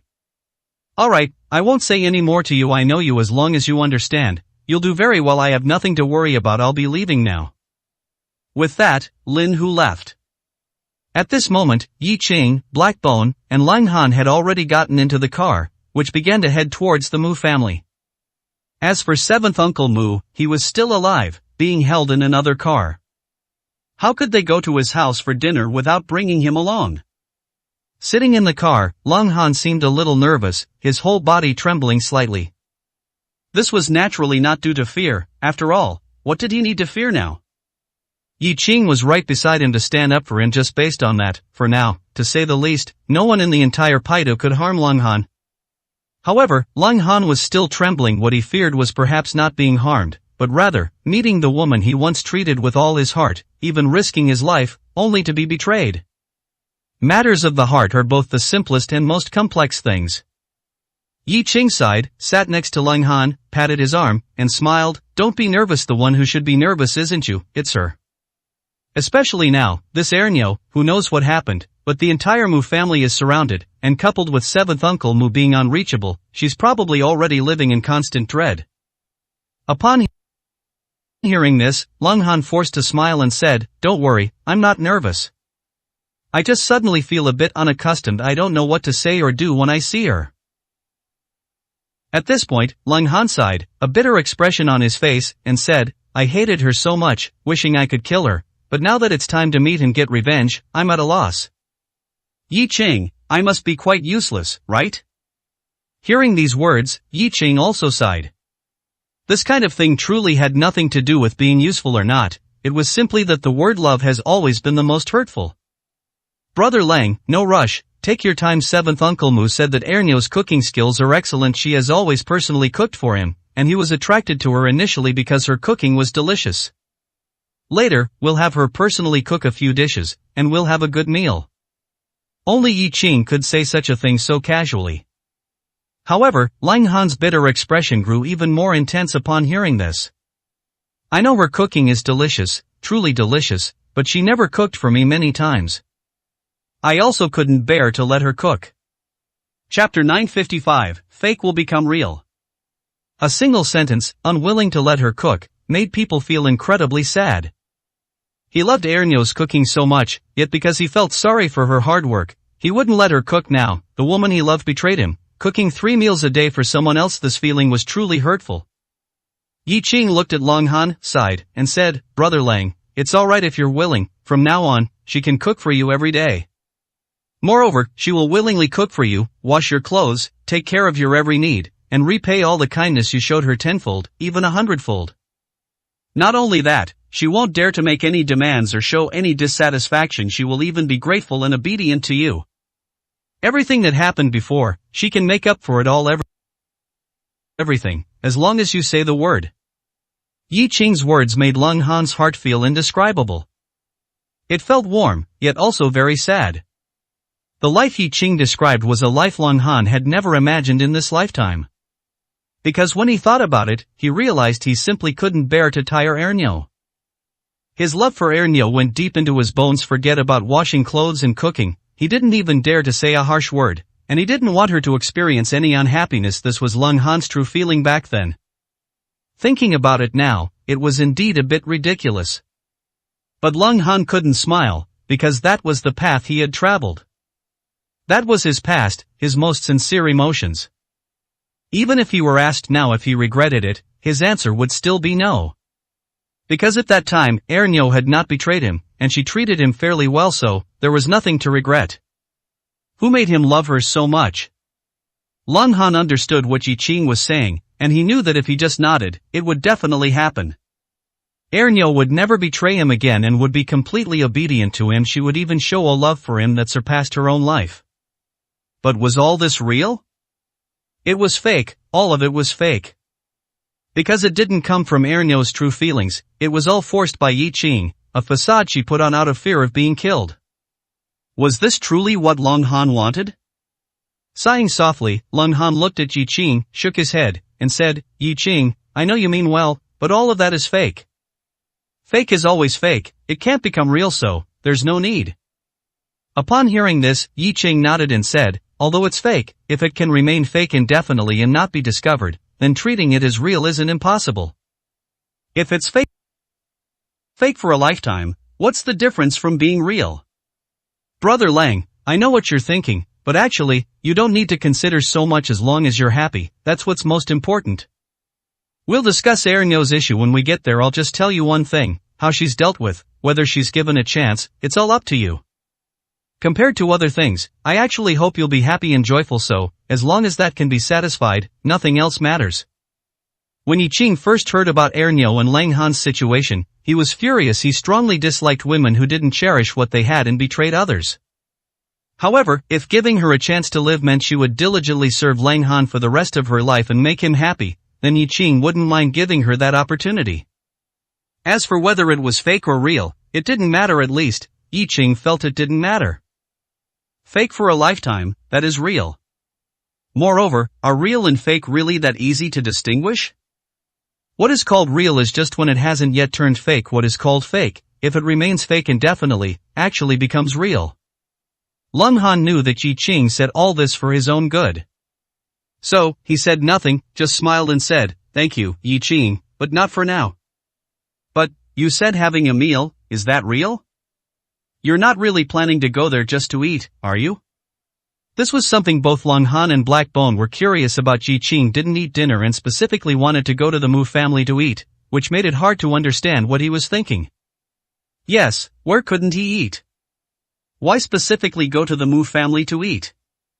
That sounded off. However, going for revenge is going for revenge, why mention eating? Moreover, he specifically hadn't eaten. This posture suggested that it would be highly unlikely for him not to have a meal once he arrived at the Mu family. Yi Qing smiled and said, there's no other meaning, it's just to have a meal along the way. Where you eat doesn't matter, and although the Mu family is currently anxious, I don't think it's enough. Eating their food and drinking their drinks right in front of them, I imagine, will make them even more anxious. Of course, there's also the intention of having Ernyo cook a meal herself. Alright, Lung Han now understood Yi Qing's peculiar temperament, so he didn't say much more. Yi Qing then looked at Lung Han and said, Brother Lang, later, you might want to wear a hat to cover yourself. Although your appearance has changed somewhat, Ernyo should still be able to recognize you. How about, for now, let her not recognize you, and then give her a surprise when she does? A surprise? A fright was more likely. However, since Yi Qing said so, Lung Han didn't refuse. For him, it was an indifferent matter. Alright, then I'll disguise myself. Actually, even if I don't, she probably wouldn't recognize me anyway. Yi Qing nodded, smiled, and said, still, let's give her a surprise. Do you think the Mu family is eating now? I actually think that even if they prepared a table full of food, no one would have the appetite. At this moment, the Mu family was indeed as Yi Qing had imagined. The chefs had already prepared the food, but no one could eat. The Paidu Mu family was not the main branch of the Mu family, but it was an extremely important branch, and all its members were direct descendants. Second Master Mu was the head of the Paidu Mu family, and he was also the most powerful person in the entire Mu family, apart from the Mu family head. At this moment, Second Master Mu was sitting in the living room. Chief Steward Mu and several core members of the Mu family were all in the living room, including Ernyo. Everyone was frowning deeply, looking distressed. Second Master Mu was playing with his antique walnuts, but his mood was extremely bad. His head full of white hair, combined with his gloomy expression, made him look somewhat alarming. Who can give me an explanation? What exactly is going on? Who are the people surrounding our Mu family outside? Although Second Master Mu was extremely angry, no one could answer his questions. The people surrounding the Mu family simply didn't communicate with them, so they didn't actually know who they were. Chief Steward Mu then carefully said, "Second Master, could there be some misunderstanding? They've only surrounded the Mu family, allowing people in but not out, but they haven't done anything to us. Perhaps it really is a misunderstanding." Misunderstanding? Upon hearing this, Second Master Mu angrily slammed the table and furiously said, "Misunderstanding? Is there such a misunderstanding? They've surrounded my entire Mu family, and you call this a misunderstanding?" Chapter 956, Don't Eat Anything. Especially at this time, could such a misunderstanding occur? What day is it today? It's the day the 9 kings are holding a meeting. The 9 kings of the underground world of Dragon Country and the 18 big shots are all in Paido at this time. Is it possible for such a misunderstanding to happen? Also, who exactly are these people? Can't they be found? Their clothes all have Qinglian badges. Whose symbol is this? Why have I never heard of it? Neither the 9 kings nor the 18 big shots use Qinglian as their badge, so where did they come from? Second Master Mu wasn't a fool. If it really was a misunderstanding, then this misunderstanding was a bit too big. In normal times, he could treat it as a misunderstanding, but today, could it be a misunderstanding? However, as for who these people actually belonged to, he truly couldn't guess. After all, they ignored people, and they hadn't heard of the Qinglian badge, so for a while, he was truly at a loss. Looking at the people sitting in the living room, Second Master Mu said in a deep voice, "I warned you all a long time ago not to stir up trouble during this period. Paido was full of hidden dragons and crouching tigers, and countless powerful figures from other places. You might inadvertently provoke a troublesome existence. Did you all listen? Did you all make arrangements and give orders? Each of you, relying on being a member of the Mu family, acts lawlessly, looking down on everyone, but you also need to know the time and understand the situation. Do you really think the 9 kings are easy to offend? Or the 18 big shots are easy to offend? Not to mention how many other difficult to provoke existences might be secretly present at this meeting. All of you, think. Think clearly. Did you provoke someone? Once you've thought it through, tell me quickly. Anyone who dares to hide even a bit will be dealt with by family law." Offending someone, Second Master Mu could only think of this. In fact, even without concrete evidence right now, Second Master Mu felt that it was highly likely there was no other reason. There was no movement from the capital Mu family, which clearly indicated that this was not a matter of being implicated, it was solely a matter of the Paido Mu family. Second Master Mu believed that he hadn't offended anyone, so it could only be others. The other Mu family members also looked at each other, each feeling helpless. "Second Master, we really haven't offended anyone. Even if we've offended someone in our daily lives, they were just small fries, completely incapable of doing something like this. Especially since we are all people with a sense of proportion at this critical juncture, with so many different kinds of people around, we've rarely even gone out, let alone offended anyone. Yes, Second Master, we really didn't do anything. Otherwise, we would have told you in advance. Speaking of which, I did hear something. It seems someone threw a very miserable person at our doorstep last night. Could this be a form of revenge?" Right, there was such a thing. I heard about it too. Chief Steward Mu should know about this situation, right?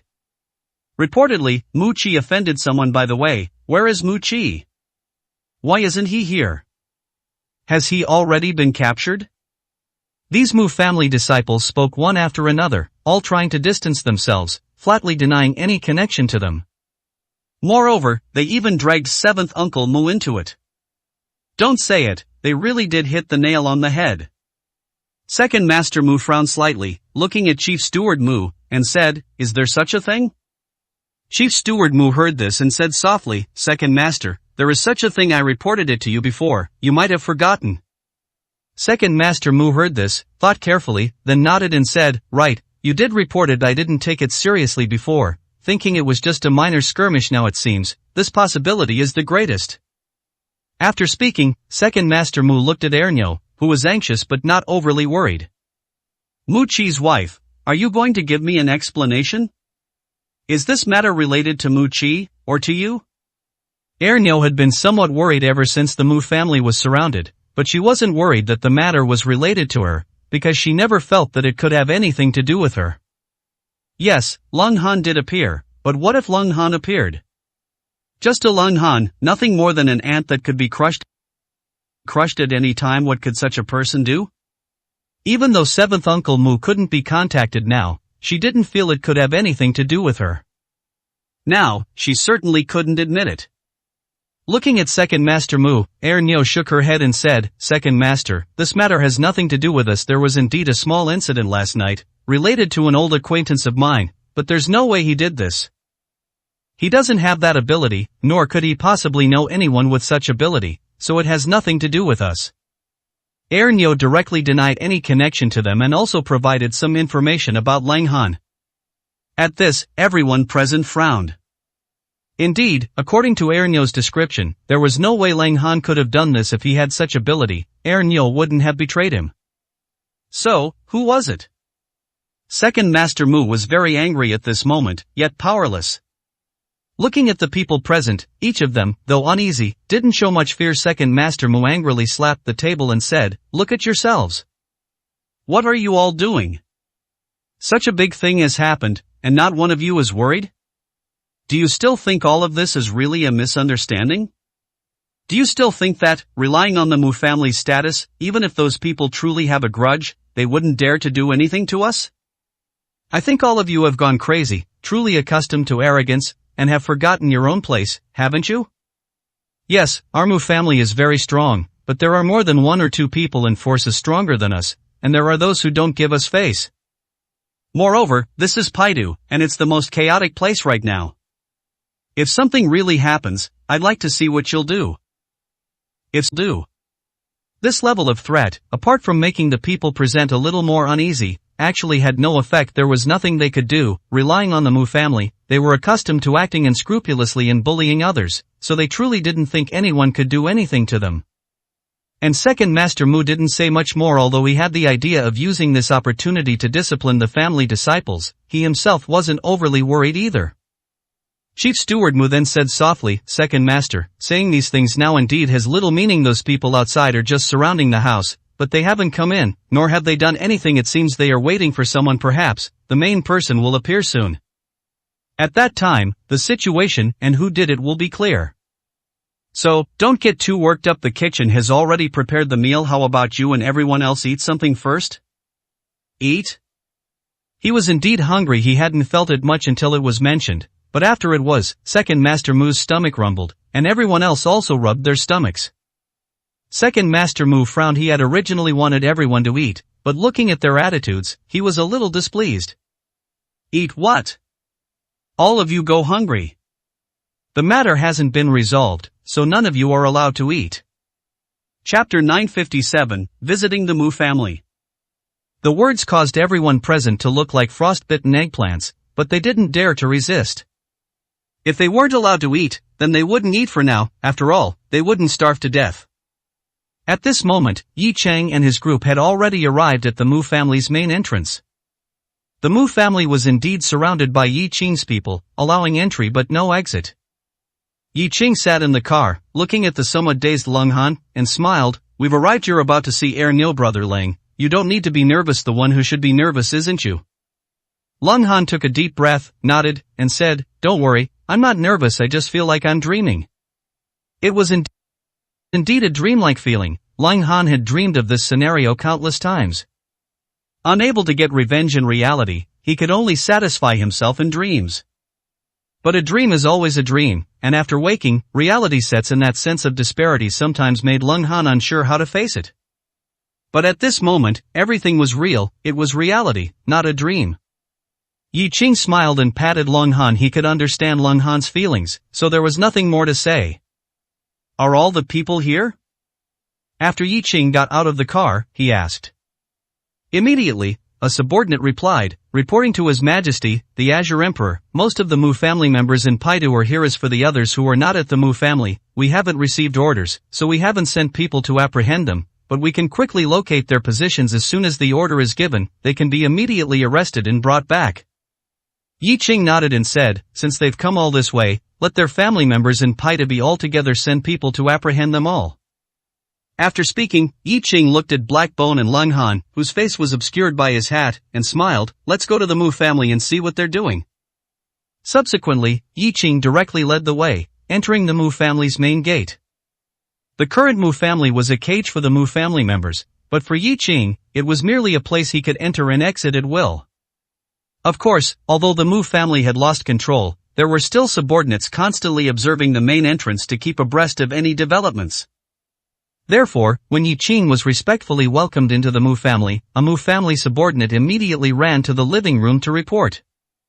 In the living room, Second Master Mu and the others were still in a stalemate. Just then, a subordinate ran in, flustered. Chief Steward Mu immediately frowned and angrily rebuked, "What kind of behavior is this? So flustered." The subordinate immediately said nervously, "Chief Steward, people have arrived from outside. I saw with my own eyes that the people surrounding us respectfully ushered a few people and they are currently heading this way." Upon hearing this subordinate's report, everyone, including Second Master Mu, stood up. The main person had arrived. At this moment, they even felt a sense of relief. After all, waiting without knowing anything was too agonizing. Now that the person had finally arrived, no matter who it was or what it was about, as long as the person was willing to appear and meet, then they could talk. It was better than knowing nothing at all. Second Master Mu got up and quickly walked to the subordinate, saying in a deep voice, "Did you see clearly who it was?" The subordinate was stunned for a moment, then shook his head. "I saw their faces, but I don't recognize them. Moreover, they are not big figures from Paidu." The subordinate can confirm, because I generally know the appearances of the big figures in Paidu, so they are not from Paidu. When he said this, he spoke with absolute certainty. Before Second Master Mu could frown and ask, Chief Steward Mu quickly explained, "Second Master, most of our people are actually trained, and one of the trainings is to recognize people. After all, it's too costly to offend someone whose appearance you don't know, so they undergo special training. We haven't made them recognize many others, but for the important figures in Paidu, we've shown them almost every photo we could find, so if they say they don't recognize them, then there's a high probability they're not from Paidu."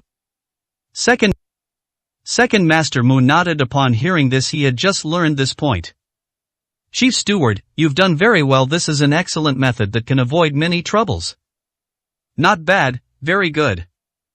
At this point, Second Master Mu frowned and said, "But if they're not from Paidu, then who could they be? One of the 9 kings? Or one of the 18 big shots? Or perhaps someone from the imperial capital or some other major power? Ordinary people wouldn't have the guts to provoke us. Never mind, let's go meet them. Once we meet, everything will naturally become clear." Subsequently, Second Master Mu led Chief Steward Mu and the others out of the door. Going to meet them and giving Yi Qing enough face, this was Second Master Mu's current thought. Although they had surrounded the Mu family's gate, which was equivalent to trampling the Mu family's prestige, since they had the strength and courage to surround the gate, it already meant they were not afraid of the Mu family. At such a time, a head-on confrontation was clearly not a good option. In fact, at this moment, Second Master Mu was even thinking of turning hostility into friendship. After leaving the living room, Second Master Mu and the others quickly saw Yi Qing, surrounded by people, walking at the very front. The moment they saw Yi Qing, there was no need for an introduction. At first glance, it was clear who the master was. Second Master Mu and the others were astonished by Yi Qing's youth, but they showed no signs of contempt. Are you kidding? At this point, would they still despise Yi Qing? He dared to surround their family's gate. If they still despised him, wouldn't that just be asking for trouble? Second Master Mu quickly stepped forward, actively extended his hand, and smiled. "Esteemed guest, it's my fault for not coming out to greet you. I am truly sorry for the lack of a proper welcome. I am the head of the Mu family in Paidu, ranked second. May I ask who you are?" Yi Qing looked at Second Master Mu's outstretched hand, stopped his steps, but kept his hands in his pockets, showing no intention of shaking hands. This alone caused Second Master Mu to lose a great deal of face. In fact, Second Master Mu's expression immediately turned somewhat unsightly. However, he did not flare up. Yi Qing looked at Second Master Mu and said indifferently, "My surname is Yi, and my name is Yi Qing. Second Master Mu, have you heard of me?" The addressed Second Master Mu showed absolutely no respect for Second Master Mu. Let alone Paidu. Even in the entire Dragon Country, anyone who knew who Second Master Mu was, if they didn't call him Second Master, they would at least call him Second Family Head. When had anyone ever called him Lauer? Of course, it wasn't that no one did, but those people were either the Mu family head, celestial giants, or at the very least, at the level of the Nine Kings. What was Yi Qing? However, before Second Master Mu's expression could turn ugly, the name Yi Qing made him suddenly remember something. This name was truly famous today. Yi Qing, Southeast King, Yi Qing. The Mu family was surrounded, but he still knew about the major events happening in Paidu. Moreover, the name Yi Qing had been heard so much recently that people's ears were calloused. Of course, that wasn't important. The most important thing was that the Mu family and Yi Qing truly had a grudge. He seemed to have truly wronged the Mu family members present today.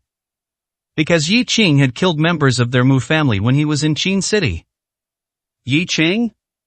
Southeast King? Mr. Yi? Just then, Black Bone looked at Second Master Mu with a sinister expression and said coldly, "How presumptuous. Is His Majesty, the Azure Emperor's name, something you can casually utter? Chapter 958. Can I call you No too?" That presumptuous made Second Master Mu freeze. Did he use the wrong address? Calling Yi Qing was not a call, but a question, and then he immediately addressed Southeast King, Mr. Yi. Regardless of how deep the animosity between Yi Qing and the Mu family was, now, circumstances were stronger than people, and Second Master Mu was not a fool. Yi Qing had dared to kill members of the Mu family before, so it was reasonable for him to come to Paidu at this time and confront the Mu family. However, that had nothing to do with his Paidu Mu family. It was the capital Mu family who came to their door, and he was truly suffering an undeserved calamity.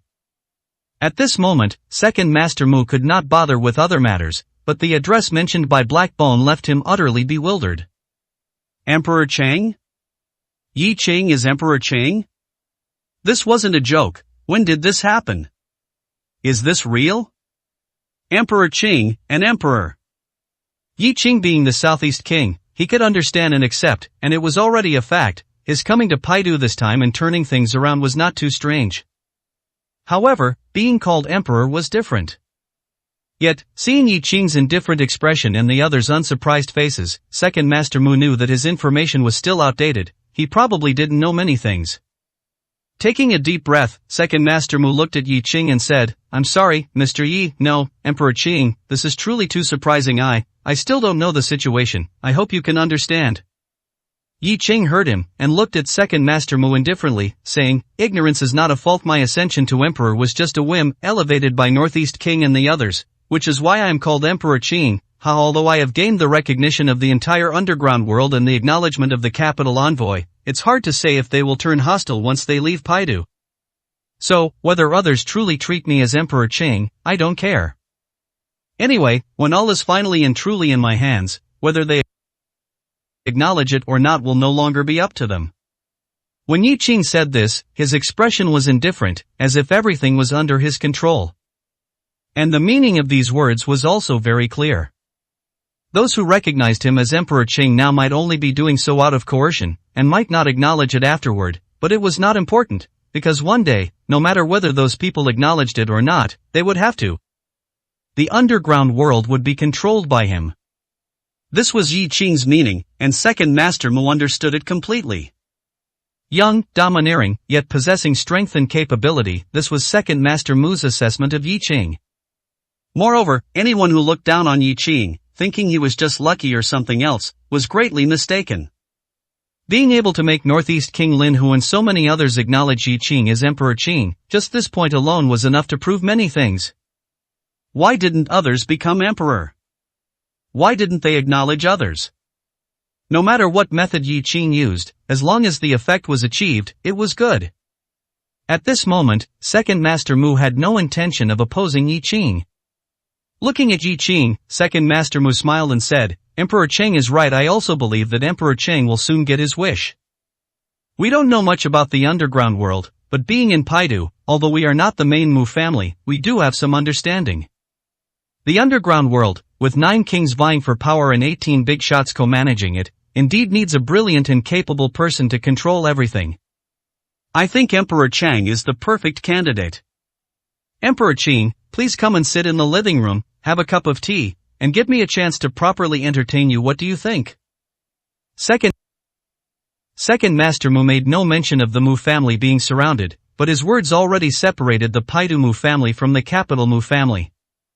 This meant to tell Yi Qing that although the Paidu Mu family was also a Mu family, in a sense, the matters of the capital Mu family had nothing to do with the Paidu Mu family. If any Mu family members had offended Yi Qing before, it was definitely not the Paidu Mu family. Yi Qing had come to the wrong place. Yi Qing naturally understood his meaning, and if it was truly because of previous matters, then Yi Qing would not say anything. But this time, it was not.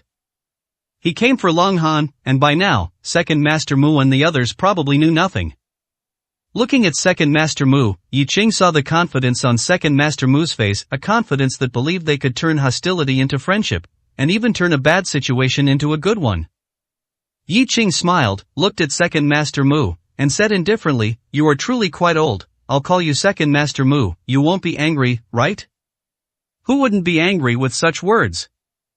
Of course, Yi Qing's status and position were evident here. To put it bluntly, if Yi Qing were older, calling him Second Master Mu probably wouldn't be angry, but rather happy, as it would seem more intimate. But Yi Qing's age, compared to Second Master Mu, was truly too young. Even with sufficient status and position, it still gave a feeling of disrespect towards Second Master Mu. If he truly accepted and was happy, there wouldn't have been a hint of displeasure in the depths of Second Master Mu's eyes when he heard that address. Although it was well hidden, displeasure was displeasure, and Yi Qing saw it. Second Master Mu immediately burst into laughter, shaking his head and saying, How could I be unhappy? What an identity Emperor Qing has. To be able to address me like this is truly giving me great face, and it feels very intimate. How could I be unhappy? Emperor Qing, please don't overthink it, just call me Lauer. I'm not used to other addresses. Yi Qing heard him, smiled and nodded, saying, Alright, since you're not unhappy, that's for the best. Otherwise, even if you were truly unhappy, I would be unhappy too, and then things would be difficult.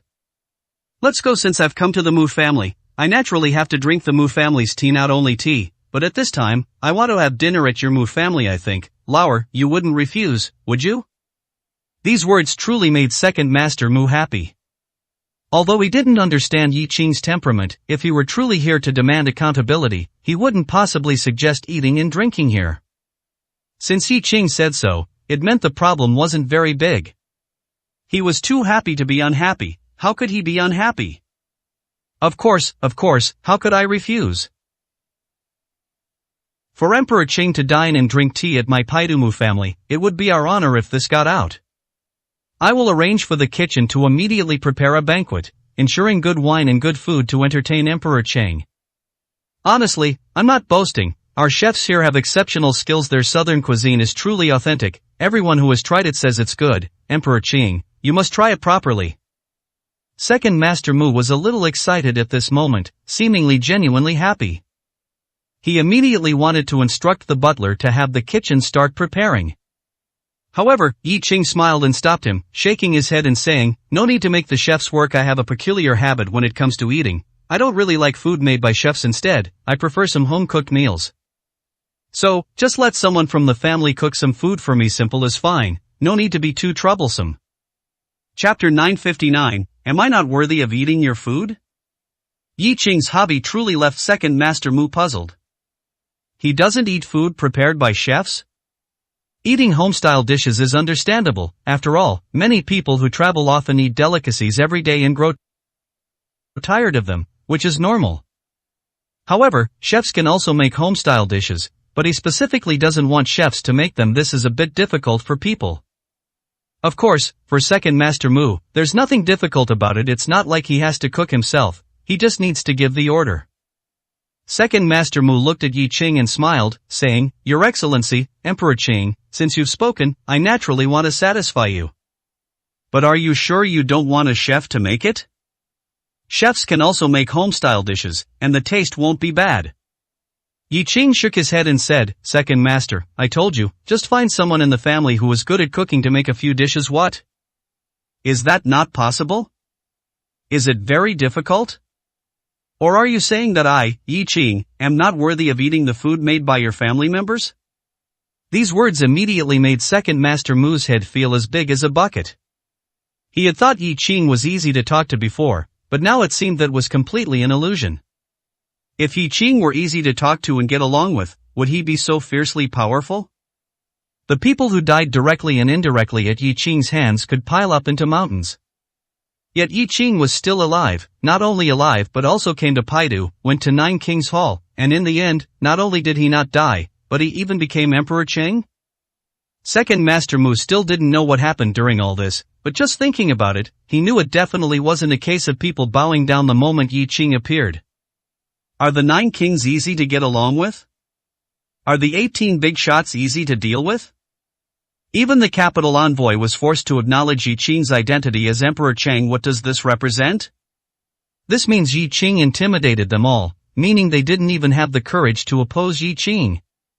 If it were ordinary people, then so be it, but they didn't have this courage and bravery, which is enough to show how terrifying Yi Qing is.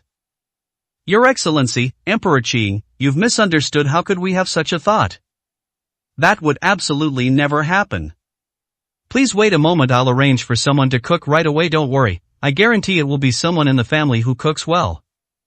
Yi Qing was not to be trifled with, and it seemed he indeed harbored animosity towards the Mu family at this moment. Second Master Mu truly dared not provoke Yi Qing. However, no sooner had he finished speaking than Yi Qing shook his head and said, Wait a moment, we'll talk about who cooks later, let's go have some tea first.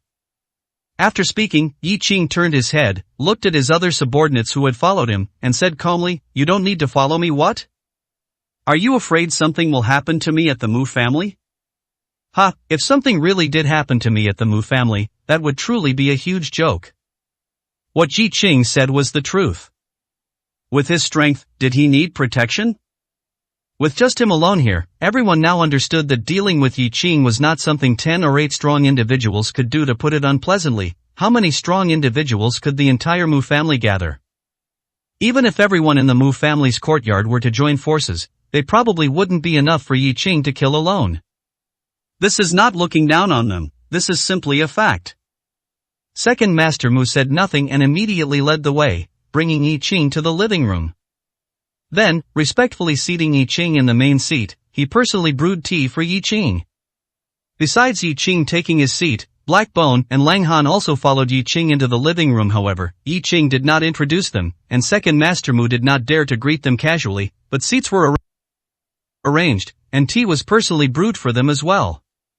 After all this, Second Master Mu looked at Yi Qing, but did not sit down. Instead, he stood respectfully in front of Yi Qing, bowing his head deeply. Your Excellency, Emperor Qing, I know why you have come, although I truly do not know about the matter in Qin City, and it is unrelated to our Paidu Mu family. I am still a member of the Mu family, this much I cannot deny. They made a mistake and provoked Your Excellency, Emperor Qing, although the person is already dead. A mistake is a mistake. Please allow me to offer you my sincere apologies.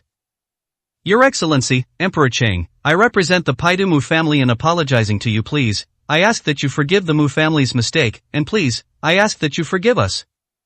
He kept repeating Paidu Mu family and it has nothing to do with them, but while saying so, he bowed and apologized, showing a very sincere attitude. Yi Qing looked at Second Master Mu and said calmly, You're talking about the matter in Qin City, right? That little brat from the Mu family, who ran up to me and challenged me, even threatening me, is that the matter? If it's that, then there's no need to apologize. I've already killed the person. As for other grudges, whatever grudges there are, those are what they are. If you don't seek revenge on me, that's your business, and I'm too lazy to bother with it. So, don't worry about that. My visit this time has nothing to do with that matter. Upon hearing this, Second Master Mu was stunned. It has nothing to do with the Qin City matter? Since it has nothing to do with the Qin City matter, then why did Yi Qing come? The key is, if you come, then come, but you also surrounded the Mu family's gate. This unyielding posture makes anyone who sees it feel that there is a deep-seated hatred. Your Excellency, Emperor Qing, it has nothing to do with the Qin city matter? Then, did our Mu family offend you? This was different from what Second Master Mu had expected, leaving him somewhat bewildered. At this moment, the other members of the Mu family also looked at Yi Qing, wondering what else could have prompted Yi Qing to surround their Mu family like this. Yi Qing looked at Second Master Mu and said indifferently, "Naturally, someone offended me, otherwise, why would I bother you when I have nothing else to do? Do you think you can bring me any benefits? Mu Laoqi, he's a member of your family, right? He provoked me. Does that count as a reason? Mu Laoqi? Seventh Uncle Mu?" Upon hearing this, Second Master Mu immediately became angry. If it truly were the matter in Qin City from back then, he could still try to push it aside, but Seventh Uncle Mu was a member of the Paidu Mu family. Based on this alone, he truly couldn't avoid it. Second Master Mu gritted his teeth and said, "So it was that dog, Mu Laoqi. Your Excellency, Emperor Qing, I won't ask how he provoked you. Since he provoked you and offended you, then he deserves what he gets. You can deal with him however you wish. Rest assured, I will absolutely not plead for him. In fact, I even request that you punish him severely. As long as you can vent your anger, anything is fine." Yi Qing understood the Mu family's attitude. They were afraid of him, so they dared not offend him. That makes sense. Although the information they knew wasn't entirely comprehensive, just from his title, they understood a lot of the situation. The 9 kings and the 18 big shots couldn't subdue him, and so many people died in Paidu, the Mu family couldn't possibly not know. Second Master Mu was scared. But being scared, did that mean everything was fine? Yi Qing looked at Second Master Mu and chuckled, "Second Master, what you're saying, I can't accept. Although you are the head of the family, Mu Laoqi also has his own relatives, right? Which one is Mu Laoqi's wife? Step forward, let me see." Just as Yi Qing's voice fell, a woman, though pale-faced, but looking extremely beautiful, trembled slightly as she walked out. This person was Ernyo. And Yi Qing had actually noticed it earlier, not because he knew Ernyo's appearance, but because Leng Han's body had been trembling slightly ever since he saw Ernyo. This was the woman who had completely broken Leng Han's heart. Chapter 960 Good Woman. Ernyo trembled as she stepped forward. Compared to the others, she wasn't actually too scared, because she didn't know who Yi Qing was, nor did she know what the title Qingdi represented. However, seeing how cautious and apprehensive Second Master Mu, the head of the Paidu Mu family, was when he met Yi Qing, she knew this was someone not to be provoked. But, to be honest, she still wasn't very afraid. After all, she felt that it had nothing to do with her, and Yi Qing seemed quite easy to talk to, even smiling occasionally when he spoke. This gave her a false impression. Moreover, she believed she was a woman, and Yi Qing probably wouldn't make things difficult for a woman. But now, Ernyo couldn't help but tremble. This matter actually involved Seventh Uncle Mu, her husband, and she couldn't avoid it even if she wanted to. I am Mu Laoqi's wife, Your Excellency Qingdi. Did Mu Laoqi do something wrong to offend you? If possible, please spare Mu Laoqi and give him a lighter punishment. I promise that when he returns, I will make him apologize to you and ensure he never dares to provoke you again. At this moment, Ernyo was actually speaking up for Seventh Uncle Mu. She seemed to be willing to do anything for her husband, and anyone who saw Ernyo at this moment would think she was a good woman, able to withstand pressure and consider her husband's well-being. Even the Mu family members looked at Ernyo with a hint of admiration at this moment, feeling that Ernyo had performed well. Of course, as for Seventh Uncle Mu, that was another matter entirely. Bringing such an enemy to the Paidu Mu family was a sin deserving of death. Second Master Mu quickly interjected, Your Excellency Qingdi, this woman is Ernyo, Mu Laoqi's wife. She is a woman who hasn't seen much of the world. Please don't be angry if she said anything wrong. After speaking, Second Master Mu looked at Ernyo and scolded, You scoundrel! Do you have the right to plead before Qingdi? Apologize to His Excellency Qingdi at once.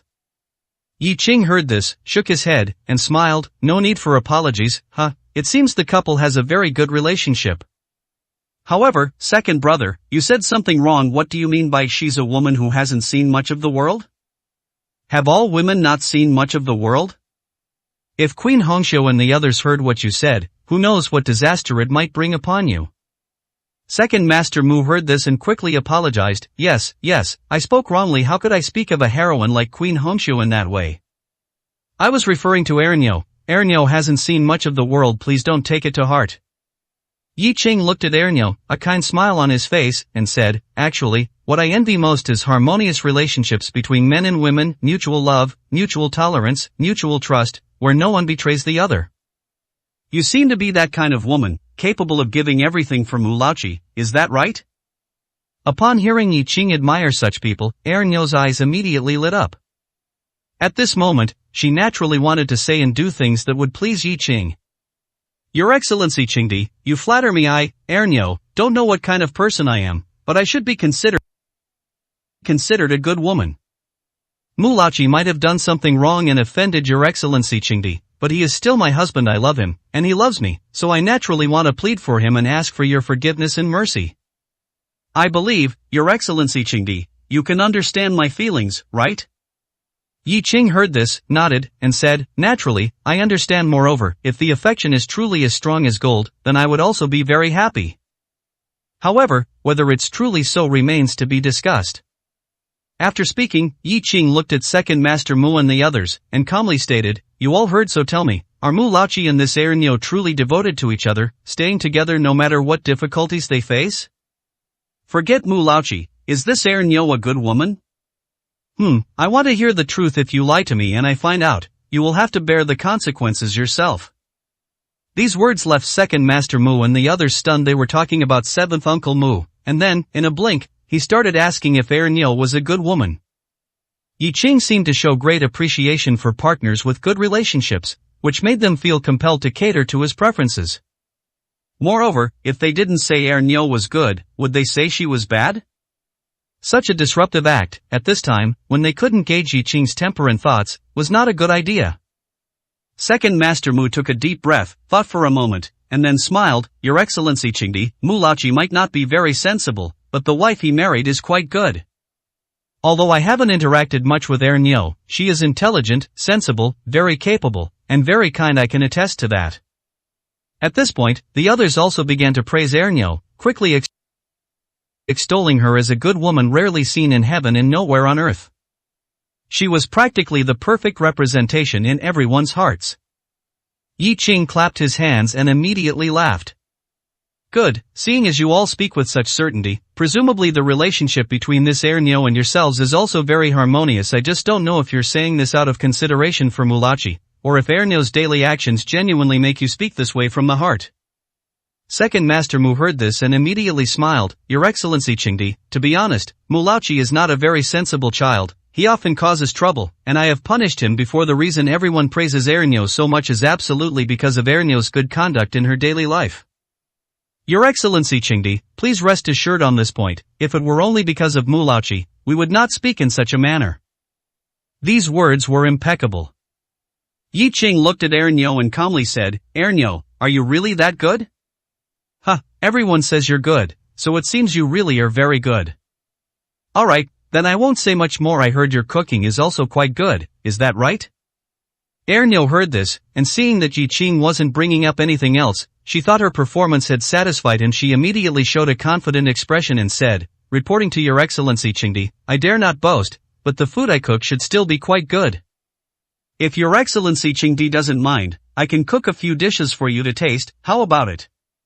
She was already offering her services. Yi Qing didn't say much, just nodded and said, it's not impossible after all. I came here this time because I wanted to eat some home-cooked meals, and I didn't want to eat food prepared by professional chefs. However, before you cook, I want to ask you a question. You must answer truthfully. Ernyo heard this and immediately nodded heavily, saying, before Your Excellency Qingdi, this humble woman dares not conceal anything. Please speak. Yi Qing smiled and nodded, saying, a virtuous wife brings less trouble to her husband, but your husband's ability to cause trouble seems considerable. I want to ask you, if the price of sparing him is for you to accept the punishment in his place, are you willing? Chapter 961 Good Actor. Accepting punishment on behalf of seventh Uncle Mu? Yi Qing directly uttered this sentence, saying it was a question, but who knew if it was true or false? However, at this moment, in Ernyo's heart, she was already certain that Yi Qing had a good impression of her, and based on this alone, she believed Yi Qing would not punish her. Most importantly, Yi Qing kept talking about how seventh Uncle Mu was, yet he also said he liked good women, so she should act like a good woman should. Otherwise, wouldn't all her previous efforts have been in vain? Taking a deep breath, Ernyo showed no hesitation on her face, looking at Yi Qing, and said with unwavering determination, "Since Emperor Qing asked this, then I'll be direct. I am willing to accept punishment on behalf of Mu Laoqi. I am his wife, sharing honor and disgrace if he made a mistake. I am responsible no matter what it means. I haven't taken good care of him in daily life, nor have I helped him become better. For this alone, I should accept punishment. Emperor Qing, I don't know how Mu Laoqi offended you, nor do I know how you intend to punish him, but I am willing to accept punishment on his behalf. However, I also know that this is not fair to you, so you can punish both me and Mu Laoqi at the same time. I just hope you can show mercy and leave us a way to live. Besides that, we are willing and will absolutely not have any complaints." Ernyo looked at Yi Qing with a sincere expression, and the words she spoke were truly impeccable. The epitome of a good woman was probably nothing more than this. At this moment, whether true or false, there were indeed many people present who envied Mu Laoqi, thinking that he had truly gained a lot by marrying this woman. Yi Qing smiled and nodded, seemingly very satisfied with Ernyo's words. However, Yi Qing did not look at the others, but instead looked at Black Bone and the masked Lung Han. "You all heard what Ernyo said, and you all saw everything that just happened. What do you say?" Blackbone looked at Ernyo, smiled, and said, "From her performance, she is truly a good woman. If it's fake, if she's pretending, then she's very good at acting, a good actress." If Blackbone hadn't known Ernyo's background and the story with Lung Han, he might have been truly deceived by Ernyo's performance today. But he knew all of this, and he even knew why Yi Qing didn't just arrest people directly but instead staged this whole scene. Lung Han wore a hat, standing beside them, head bowed, making it impossible to see the expression on his face, or even his features. But at this moment, Lung Han deliberately said in a hoarse voice, "What a truly passionate and good woman. I just don't know if she will be as good when her husband becomes poor, useless, and without this family background." Hearing Lung Han's questioning, although Ernyo didn't know who Lung Han was, she knew that Lung Han had come with Yi Qing, and his identity and status were definitely extraordinary.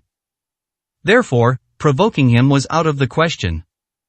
But since he had said such things, she certainly had to refute him. Otherwise, wouldn't the persona she had created become empty words, lies? For Ernyo, today was indeed seventh Uncle Mu's day of tribulation, and for her, it was also a test, a calamity. But Yi Qing seemed quite easy to talk to, and if so, then perhaps she could turn this misfortune into a good thing. This might even be an opportunity. In her daily life, she actually didn't have much status in the Mu family, but now, with this opportunity, if she performed well, her future status might genuinely rise. Moreover, Yi Qing already admired her so much. If she didn't seize the opportunity and missed Yi Qing, that would be a huge regret.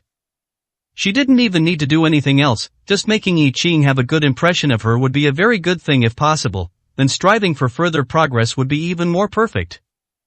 Emperor Chang.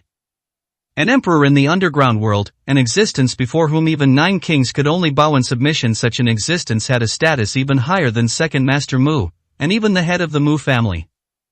And he was so young and handsome. Missing him would be a huge regret. Unconsciously, Ernyo's thoughts had already begun to shift in this direction, but she was very smart and knew when to do what. A person of Yi Qing's status must have seen all kinds of women, beautiful, good figures, good temperament, good temper, everything he could want was available. But Ernyo also had her own advantages. Sometimes, what belongs to others is actually the most attractive.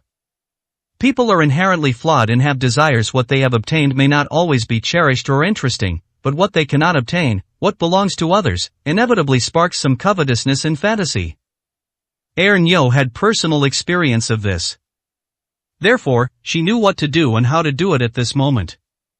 Looking at Lung Han pouring cold water, Ernyo seemed unafraid and directly said, "Sir, although I don't know who you are, being able to come with Emperor Chang means you must be his friend, an existence I cannot afford to provoke. However, there are some things I still need to say, otherwise, it would be an insult to me." Although I, Ernyo, am just a small woman, I believe I still have my own principles and bottom lines, and things I uphold. You said that the reason I behave this way and am good to Mulauchi is because he is a Mu family member, with status, position, and money. If he were nothing, then perhaps I wouldn't do this. I want to ask you, do you think that if Mulauchi had no money or power, I would abandon him or even betray him when facing such danger? Yi Qing did not speak. This was considered a form of communication between Leng Han and Ernyo. Moreover, he also wanted to know how well Ernyo could act. Leaving everything else aside, doesn't it seem very ridiculous? At this moment, when Ernyo said these words, she probably didn't think of Leng Han at all. If she had thought of him even a little, if she had even a shred of conscience and dignity, she should have blushed. But Ernyo's face didn't redden at all. Leng Han didn't look up, but his hoarse voice still responded to Ernyo. Yes, you are right. If there were no such conditions, would you treat Mulauchi this way, sharing life and death, sharing thick and thin?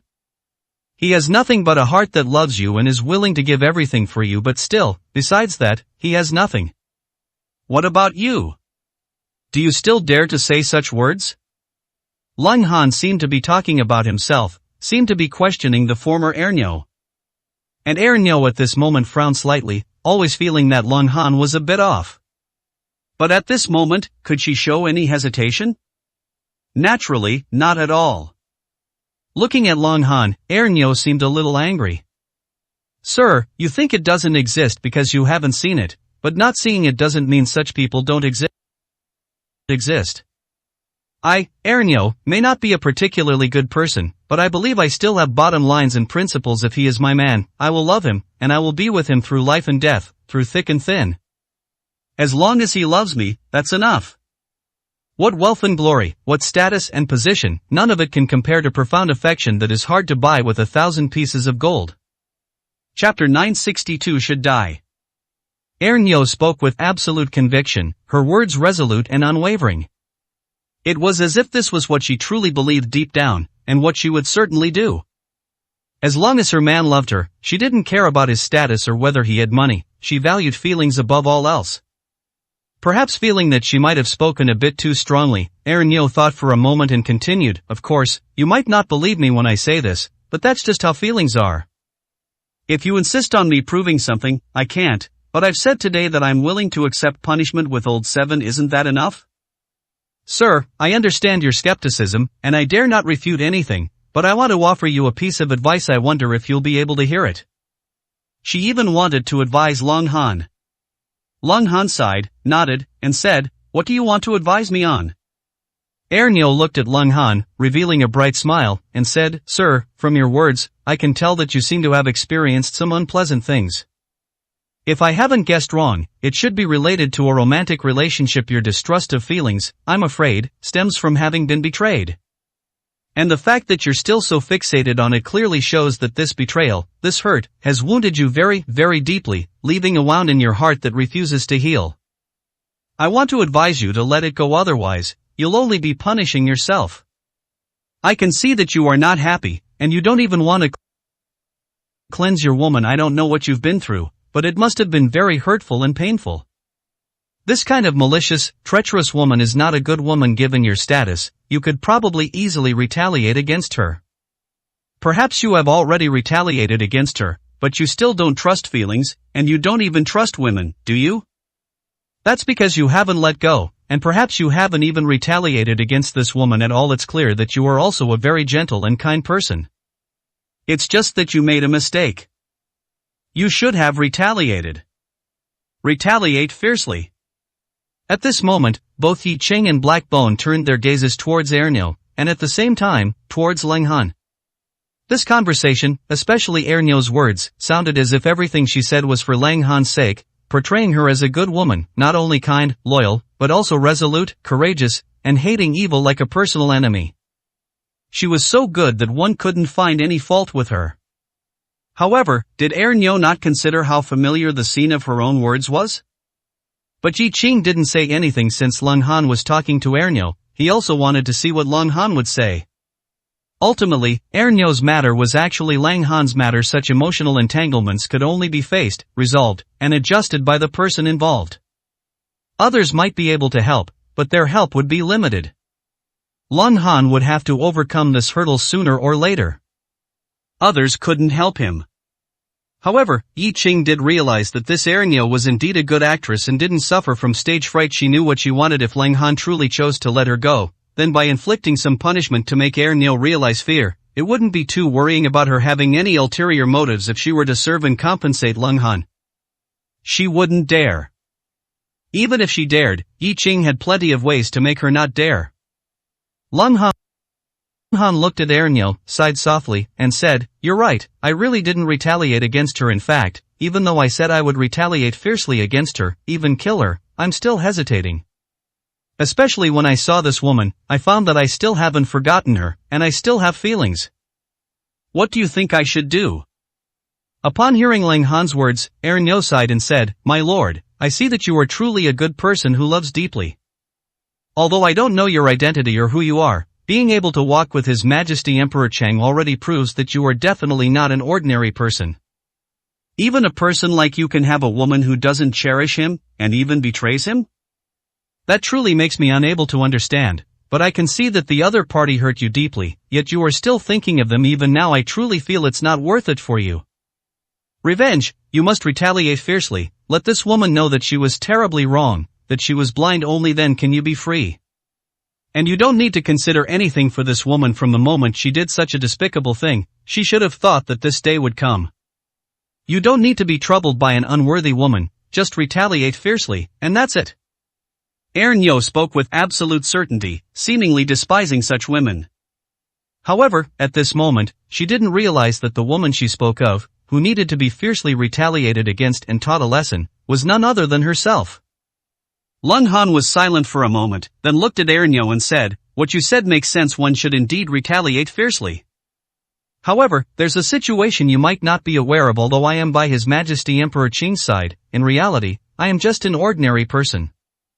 "I used to be just an ordinary person." Does her betrayal count as having a reason? Although Yi Qing said he was an ordinary person, Ernyo would not truly treat Yi Qing as an ordinary person. No matter how ordinary, he was now standing beside Yi Qing. Just based on this point, the past didn't need to be mentioned. Seeing that Lung Han seemed to still be speaking up for this woman, Ernyo immediately shook her head and said, "If she chose to betray you when your status was sufficient, I might be able to consider that it had something to do with feelings, and could be somewhat excusable. But if you say you were just an ordinary person before, then this woman is even less worthy of forgiveness. Let me ask you one question, were you and this woman together? Did you sacrifice a lot for her?" "Sacrifice? Naturally, a lot, so much that it was unimaginable." Lung Han nodded and said, "I once went deep into debt for her, and even almost gave my life for her. For her, I lost my dignity, had no bottom line, and risked my life to be good to her. But in the end, she ran off with a rich man, and moreover, she humiliated me in every way. So, I should retaliate against her, right? Even, should I kill her?" Hearing Lung Han's words, Ernyo nodded heavily and said, "Yes, if I hadn't heard you say these things, I might have thought that you should retaliate against her, but not necessarily kill her. But after hearing what you said, I think she deserves to die 10,000 times over. This kind of woman should be cut into 1,000 pieces, she should go to hell. So, sir, don't hesitate any longer. That is irresponsible of you, and allowing such a scourge to continue living in this world is a defilement of this world. Therefore, even in front of His Majesty Emperor Qing today, even if it makes His Majesty Emperor Chang and everyone else think that I, Ernyo, am a bit ruthless and have a bad impression of me, I must say these words.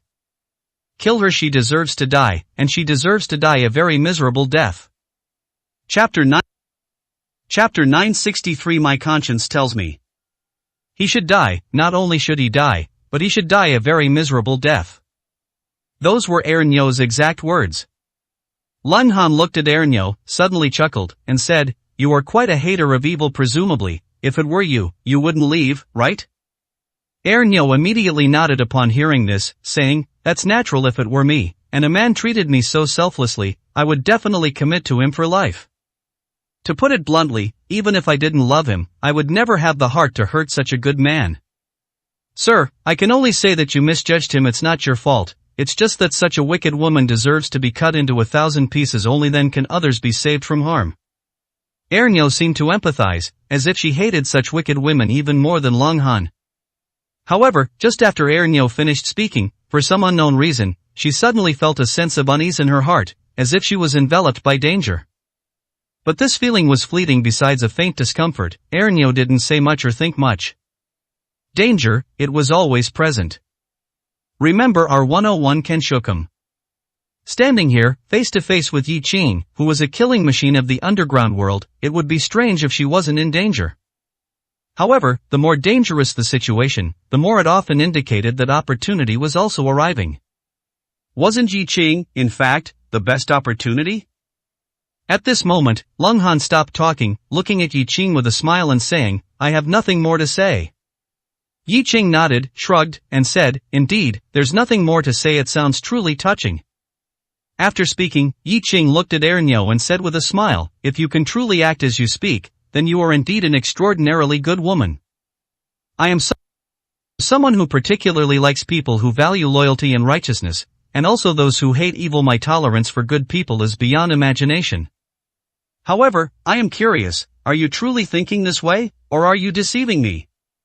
Ernyo, do you know that with just one word from me, Mu Laoqi could fall from heaven to hell? He is currently a core direct descendant of the Mu family, with status, position, and immense wealth. However, if I wish, I imagine he could immediately end up on the streets, hungry and cold, living a life of utter misery.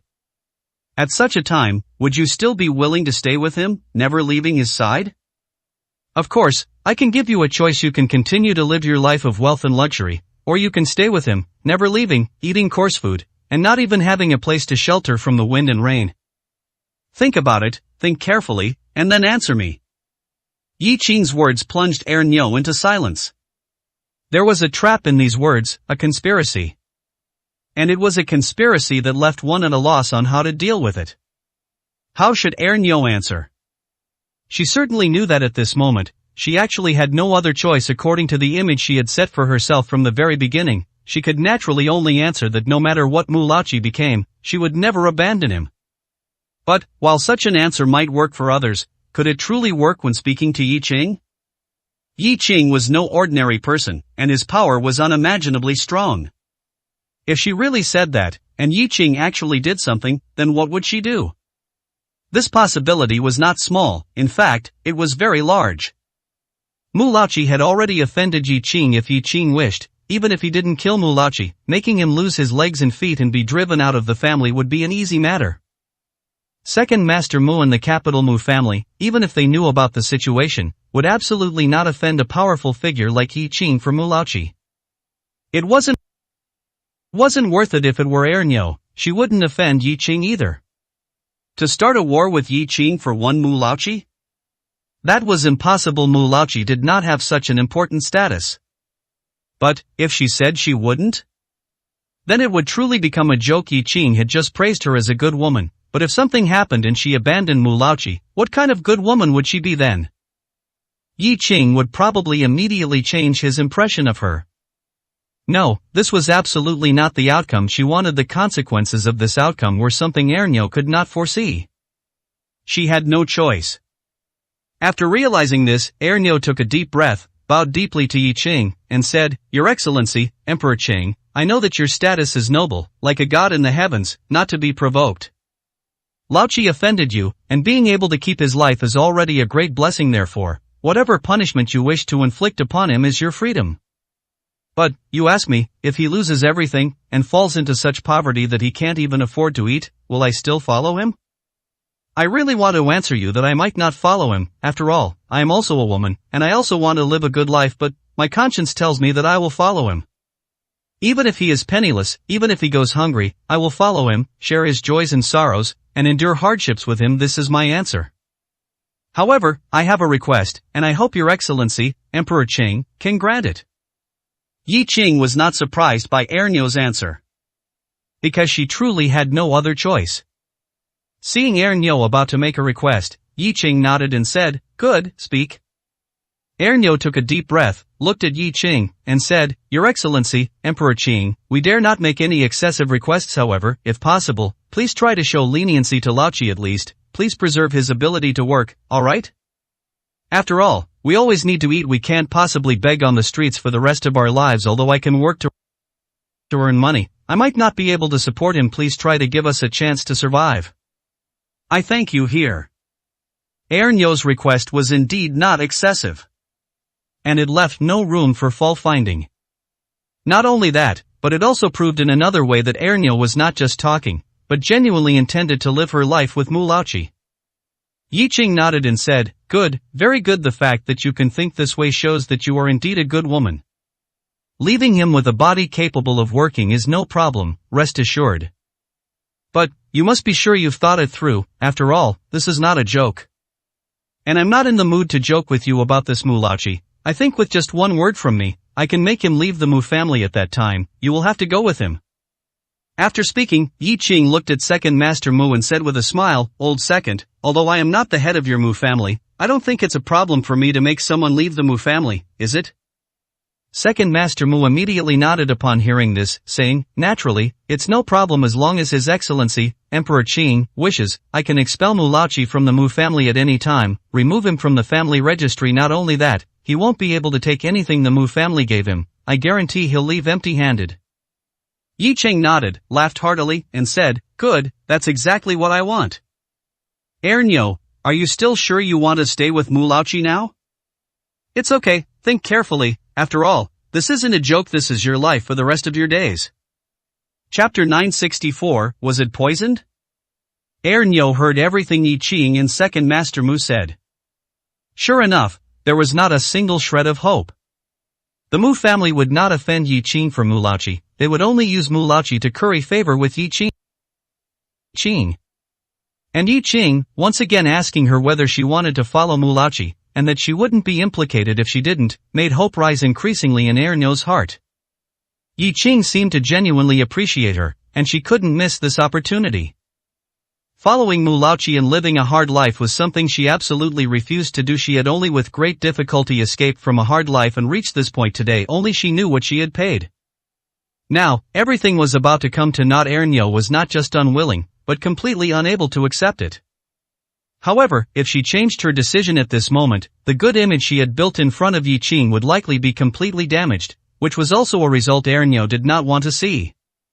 She had seen Yi Qing's power and terror, how magnificent he was. If Yi Qing could truly favor her, then Ernyo would truly soar to the clouds, becoming an existence admired by everyone. She could abandon Lang Han and betray him to follow Mulauchi, so what kind of person she was, at her core, needed no further explanation. But now, it was time for Ernyo to make a decision. She actually had no choice and had already made up her mind. She believed she wouldn't suffer a loss. Perhaps it would be a bit tough, but as long as she let Yi Qing see that she was very, very good, her future would surely be promising. She believed that Yi Qing, being so concerned about her, would surely pay attention to her in secret. She only needed to wait patiently.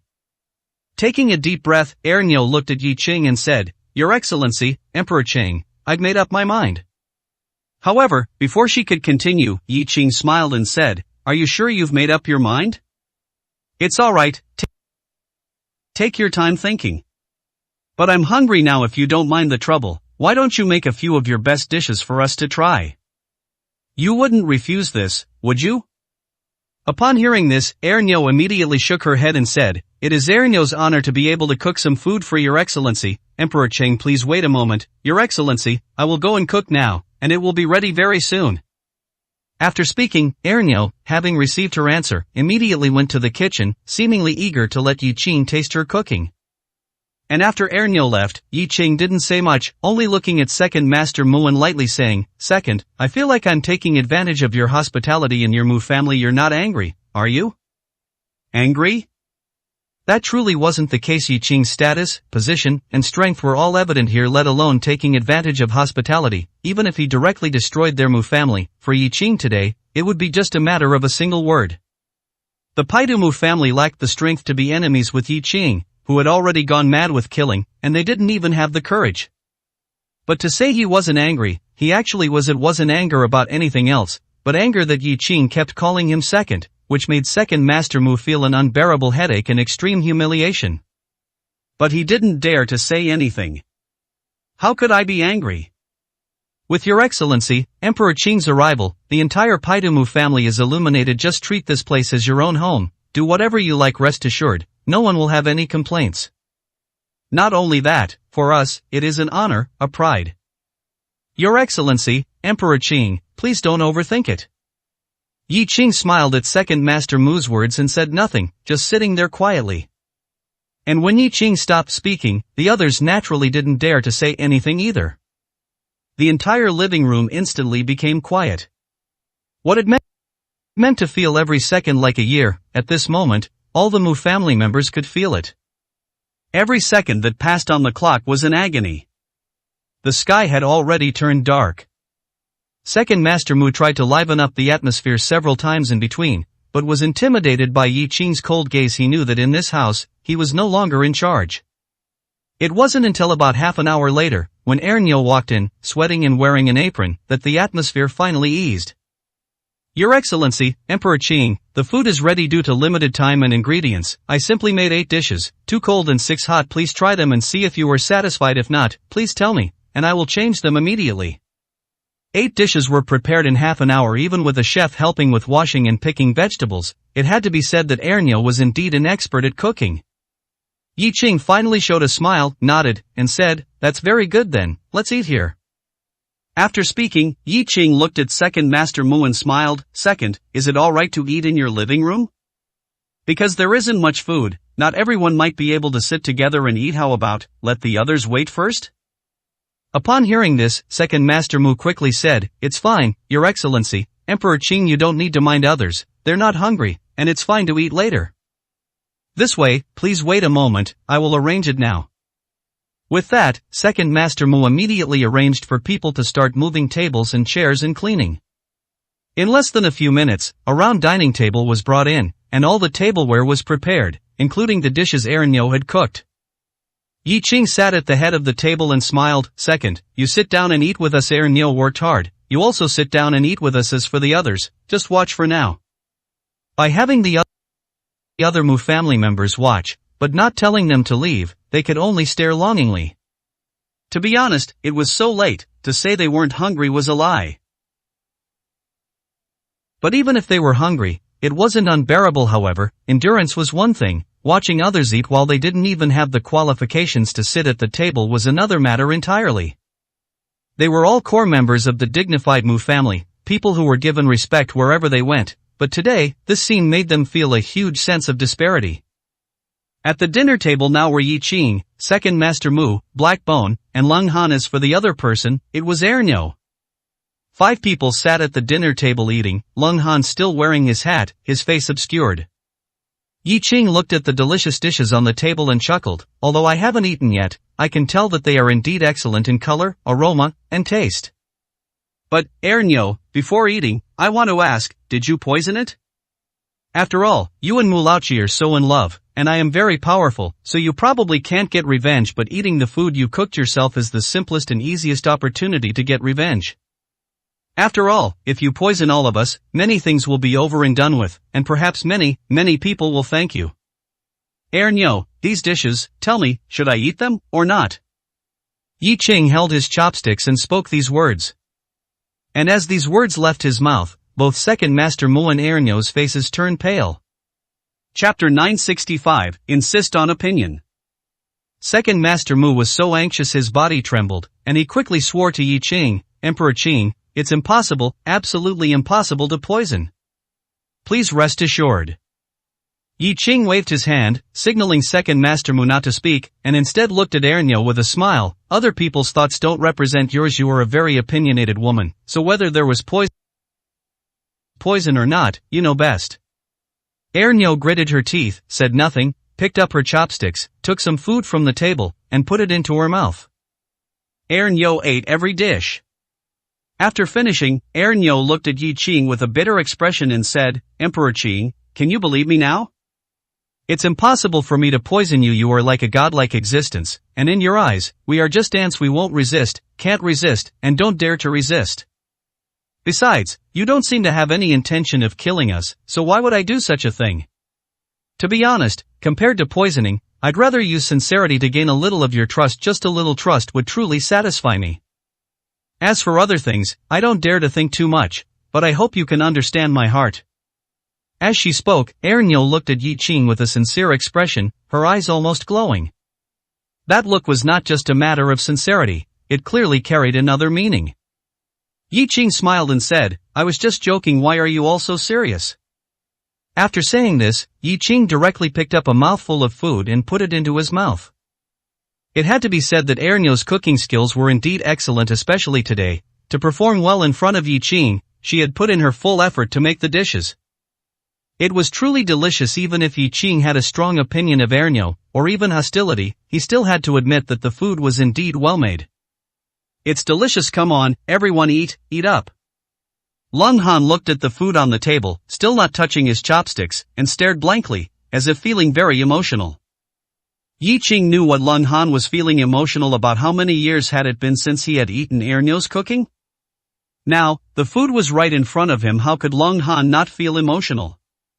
What was most emotional, perhaps, was the feeling of things changing and people being different.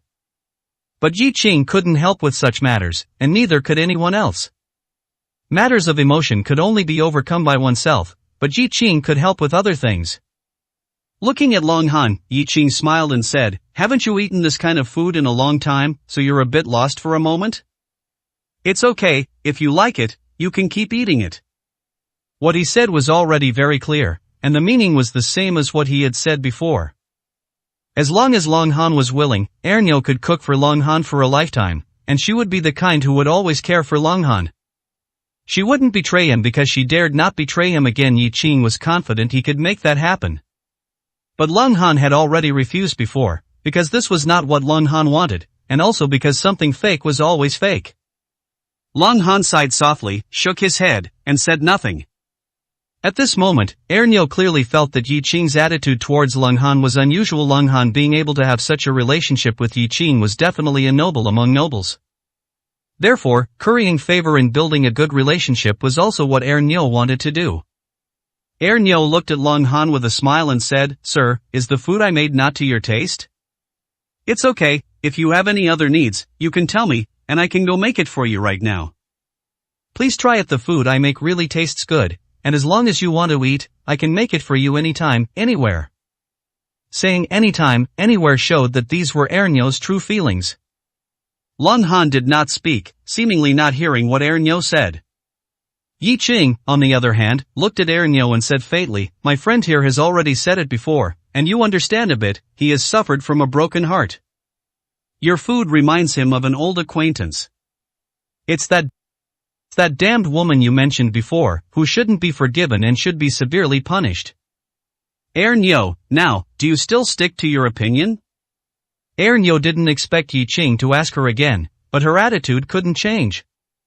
It was so hard to get to this point, to be able to eat at the same table with Yi Qing. How wonderful was that? To put it bluntly, if it spread, it would be something to brag about. Of course, I must stick to my opinion. Such a bad woman deserves to die. Emperor Qing, I still say this, even if you think I am too heartless, I must say, she deserves to die, and even if she doesn't die, she absolutely cannot be let off lightly. Yi Qing nodded, looked at Lung Han, sighed, and said, "Let's eat first." Lung Han nodded upon hearing this, finally picked up his chopsticks, and took a mouthful of food, putting it into his mouth. One bite, only one bite, he didn't even need a second, and Lung Han felt a familiar sensation. The taste of the food was still the taste from before, the taste he once loved most, but had actually not eaten many times. Perhaps others just found it delicious, but for Lung Han, it was not just a matter of taste, it brought back all the memories of the past. Lung Han said nothing, just ate the food bite by bite, memories constantly assaulting his mind. At this moment, Yi Qing picked up his wineglass, looked at Second Master Mu, and smiled, "Second brother, come on, let's have a drink. It counts as drinking your Mu family's wine, but what happens next has nothing to do with the wine. If you want to retaliate against me, you can." Second Master Mu quickly raised his wineglass and said, "How could that be? It's just about seventh brother. I've said it before, if he dared to offend Emperor Qing, then he was seeking his own death. Whatever his fate, he deserves it. Emperor Qing, you don't need to have any concerns. Do what you need to do. I will absolutely not say anything more." Yi Qing nodded, then looked at Ernyo, and said faintly, "Can you drink?" Second Master Mu quickly interjected, Emperor Qing, Ernyo probably can't drink much, her body has some issues, she must have had a serious illness before, so her foundation is a bit weak, and she also had a kidney transplant if possible, it's better not to let her drink. Yi Qing naturally knew that Ernyo had a kidney transplant, after all, it wasn't someone else's kidney, but Leng Han's kidney. Leng Han was sitting right here, the real owner was here, and what he was looking for was his own kidney. As a result, before Yi Qing could say anything, Ernyo immediately smiled and said, Second Master, don't worry, although my body isn't very good and I did have a kidney transplant, I'm happy to see Emperor Qing today, so a little drink is fine. Just let me have a little. The opportunity to toast Emperor Qing is something many people can only dream of. Chapter 966 Never Leave. There was absolutely nothing wrong with that statement. Not everyone had the opportunity to toast Yi Qing. It was already difficult in the past, and now, it would probably be even harder. Ernyo, however, was good at seizing opportunities. So, she picked up her wine glass, ready to drink. However, Yi Qing looked at Ernyo with a serious expression and said, Since you're not feeling well, you shouldn't drink. Besides, your kidney isn't even yours, it was given to you by someone else. Presumably, the person who gave you this kidney wouldn't want to see you squander it like this. However, since the topic has come up, I would like to ask, what was your situation before? And who gave you this kidney? These were things Yi Qing had known for a long time, yet he wanted to hear Ernyo say them herself. He also wanted to hear how Ernyo would face this truth and how she would concoct this lie. As expected, when Yi Qing asked about this matter, Ernyo's expression immediately turned unpleasant. After a long silence, Yi Qing smiled and said, What's wrong? For you, this kind of thing should be unforgettable, impossible to forget even if you wanted to. Do you have some unspeakable difficulty? Upon hearing this, Ernyo quickly shook her head and said, No, there's no unspeakable difficulty, it's just that the events of that time were too painful, so I always chose to forget and never revisited them. But if His Imperial Majesty, the Azure Emperor, wishes to know, I can still tell you. After speaking, Ernyo looked at Yi Qing. Logically, in this situation, since she had already spoken like that, Yi Qing should not have continued to inquire, or at least, he should not have reopened old wounds. But what was the result? Yi Qing said nothing, just looked at her, clearly indicating that he wanted to hear Ernyo continue. Ernyo, helpless, could only say, This is an extremely painful memory for me, not only because I fell gravely ill and almost died, but also because it was a burden on my family and my parents. His Imperial Majesty, the Azure Emperor, might not know, but my living conditions were poor from a young age. My family was just ordinary, or even worse than ordinary. To treat my illness, my family almost sold everything they could, and even went deep into debt, borrowing money again and again. In the end, even my kidney was given to me by my father. So, that's why I'm unwilling to recall it, unwilling to face it. Every time I think of it, I feel I've let my parents down. It was I who burdened them, it was I who was unfilial. As she spoke, Ernyo's tears pattered down, her genuine display of emotion leaving no room for criticism. It was truly moving. Ernyo successfully portrayed herself as a woman who had endured much hardship, lived a difficult life, but remained strong. If Yi Qing hadn't known the truth, he might have truly been deceived by Ernyo's acting. Parents taking care of her? Parents going deep into debt to treat her illness? And even the kidney in her body now was given to her by her father? This truly made one unsure whether to cry or laugh. Yi Qing glanced at Leng Han, only to see Leng Han's body trembling slightly. Yes, he must have been furious. Who wouldn't be angry? After paying so much, all the credit ended up in someone else's mouth. What was this? Yi Qing didn't want to say anything more. Things had reached this point, everything that needed to be seen had been seen, there was nothing more to say. Looking at Ernyo, Yi Qing spoke indifferently, Ernyo, are you sure everything you said is true? You know, the thing I dislike most is deception. Upon hearing this, Ernyo looked at Yi Qing with conviction, gritting her teeth and saying, His Imperial Majesty, the Azure Emperor, I swear, everything I said is true. There's no need for me to lie about such a distressing matter, right? Indeed, why would one need to lie about such a thing? Being ill was true, having someone else's kidney in her body was also true. Aside from attributing everything Leng Han did to her parents, nothing else was false. However, that single false point made it entirely false. Ernyo was convinced that someone of Yi Qing's status and position wouldn't have any contact with Lang Han, and she was also convinced that Yi Qing wouldn't go to the trouble of investigating and gathering evidence just because of her lie. Yi Qing looked at Ernyo and chuckled, "Alright, since everything you said is true, then I have nothing more to say.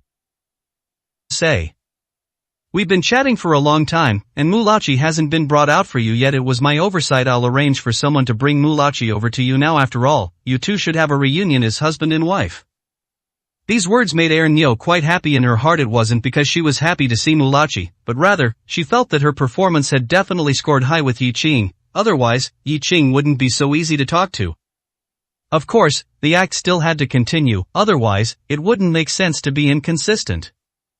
Really? Then thank you very much, His Imperial Majesty, the Azure Emperor. Yi Qing looked at Blackbone, smiled, and said, "Blackbone, go have someone bring Mulachi over. It's about time they met." Upon hearing this, Blackbone nodded and said, "I've been eager for this. I'll arrange it right away." Soon, Mulachi was brought in. At this moment, Mulachi looked utterly miserable, without a trace of his former appearance as a core member of the Mu family. However, he was indeed still alive.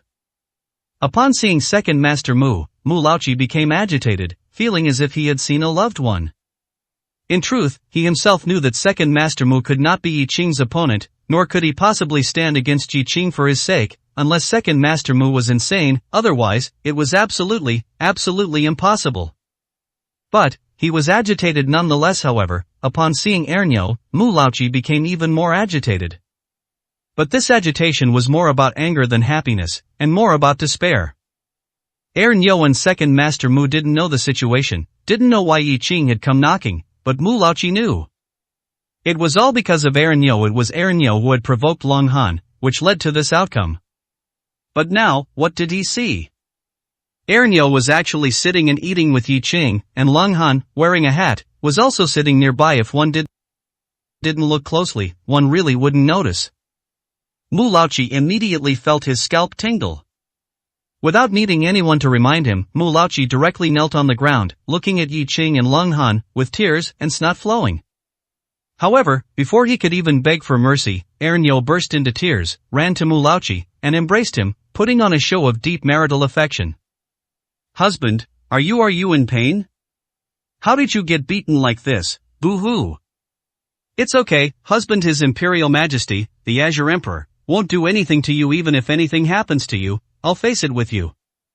Later, we'll both beg His Imperial Majesty, the Azure Emperor, properly. Husband, don't worry, no matter what happens, I will never abandon you." Chapter 967. Where is Lang Han? If he was going to act, he had to go all out. Now that Mulachi had returned, if Ernyo didn't act lovingly and sympathetically at this moment, then all her previous words would have been lies. So, she threw herself onto Mulachi, embracing him and weeping profusely. From her appearance, anyone who didn't know would have thought that it wasn't Mulachi who was injured, but her, Ernyo. However, at this moment, Mulachi hated Ernyo to the bone. If it weren't for this woman, could he, Mulachi, have fallen to such a state today? Especially, the more Ernyo acted out a deep marital affection here, the more terrified Mulachi became. Yi Qing was watching here, and most importantly, Lang Han was also watching here. If Lang Han saw that their relationship was so good, wouldn't he be driven mad with rage? At that time, with just a casual word, wouldn't Yi Qing skin them alive?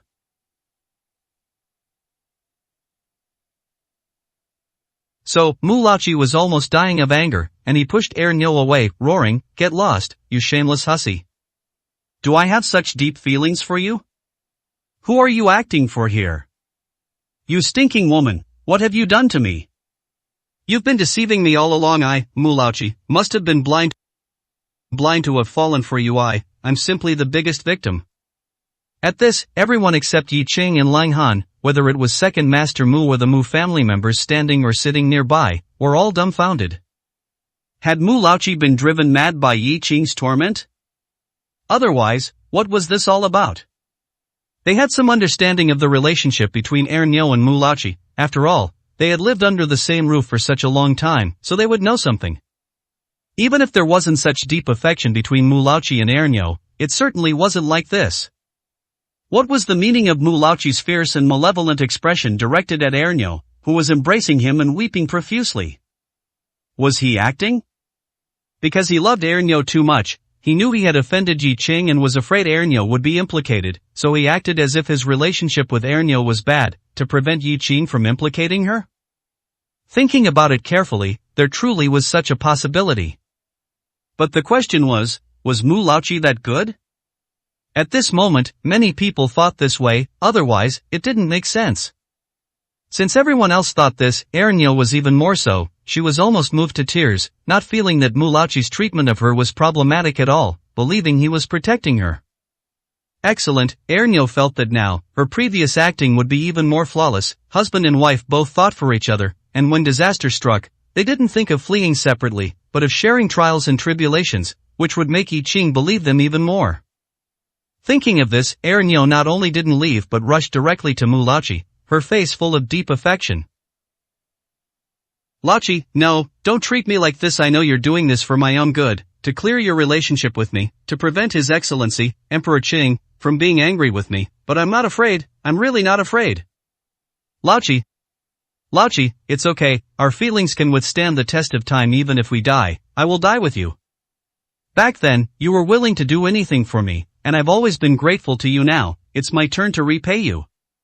So, you don't need to think anymore, I will absolutely not leave you no matter what happens, I will be with you. Moreover, don't act anymore. I've already told His Excellency, Emperor Qing, that our feelings are something no one can destroy, they are incredibly deep. Ernio's words made Mulauchi even more frantic and desperate. He was trying his best to distance himself from Ernio to secure a chance at survival, but what was Ernio doing? Was she trying to make him die faster? However, before Mulauchi could say anything, Second Master Mu also sighed and said, Lauchi, there's no need to act anymore. Your bond as husband and wife is something everyone knows very well, and His Excellency, Emperor Qing, also knows it. Alas, it's truly difficult for you two in such a dire situation. You can still think of each other. It's rare, truly rare. Rare, my foot. Mulauchi almost spat out a mouthful of old blood. It was one thing for Ernio to be making a fuss by herself, but how could Second Master not understand the situation either? Were they trying to force him to die? Mulauchi gritted his teeth, looked at Ernio, and roared, who has a deep bond with you, you stinking woman? If it weren't for you, would I have fallen to this state today? Back then, you were the one who deceived me. I was deceived by you. I am innocent. You are the one who deserves to die. After speaking, Mulauchi looked at Yi Qing and said with a desperate expression, Your Excellency, Emperor Qing, please believe me, I was truly deceived by this wicked woman, which is why I made a mistake. Please forgive me. I promise, I will cut all ties with her and have no relationship whatsoever from now on. Please, Your Excellency, Emperor Qing, give me a chance to live, a chance to turn over a new leaf. Mulauchi kept begging for mercy, hoping that Yi Qing would give him another chance. Not only that, after saying these things, Mulauchi looked at Leng Han and said with a collapsed voice, Brother Leng Han, Ancestor Leng Han, I'm sorry, I know I'm sorry to you. Please, give me a chance. I was also deceived, and I also know the true face of this wicked woman. We are both victims. Please, put in a good word for me. I swear, I will definitely cut all ties with this wicked woman and have no relationship with her from now on. Please, put in a good word for me. At this moment, no one expected Mulauchi to say such a thing, and after begging Yi Qing, he even looked at the person wearing a hat and began to plead for mercy. What did this have to do with the person wearing the hat? And, Leng Han? Why did that name sound so familiar?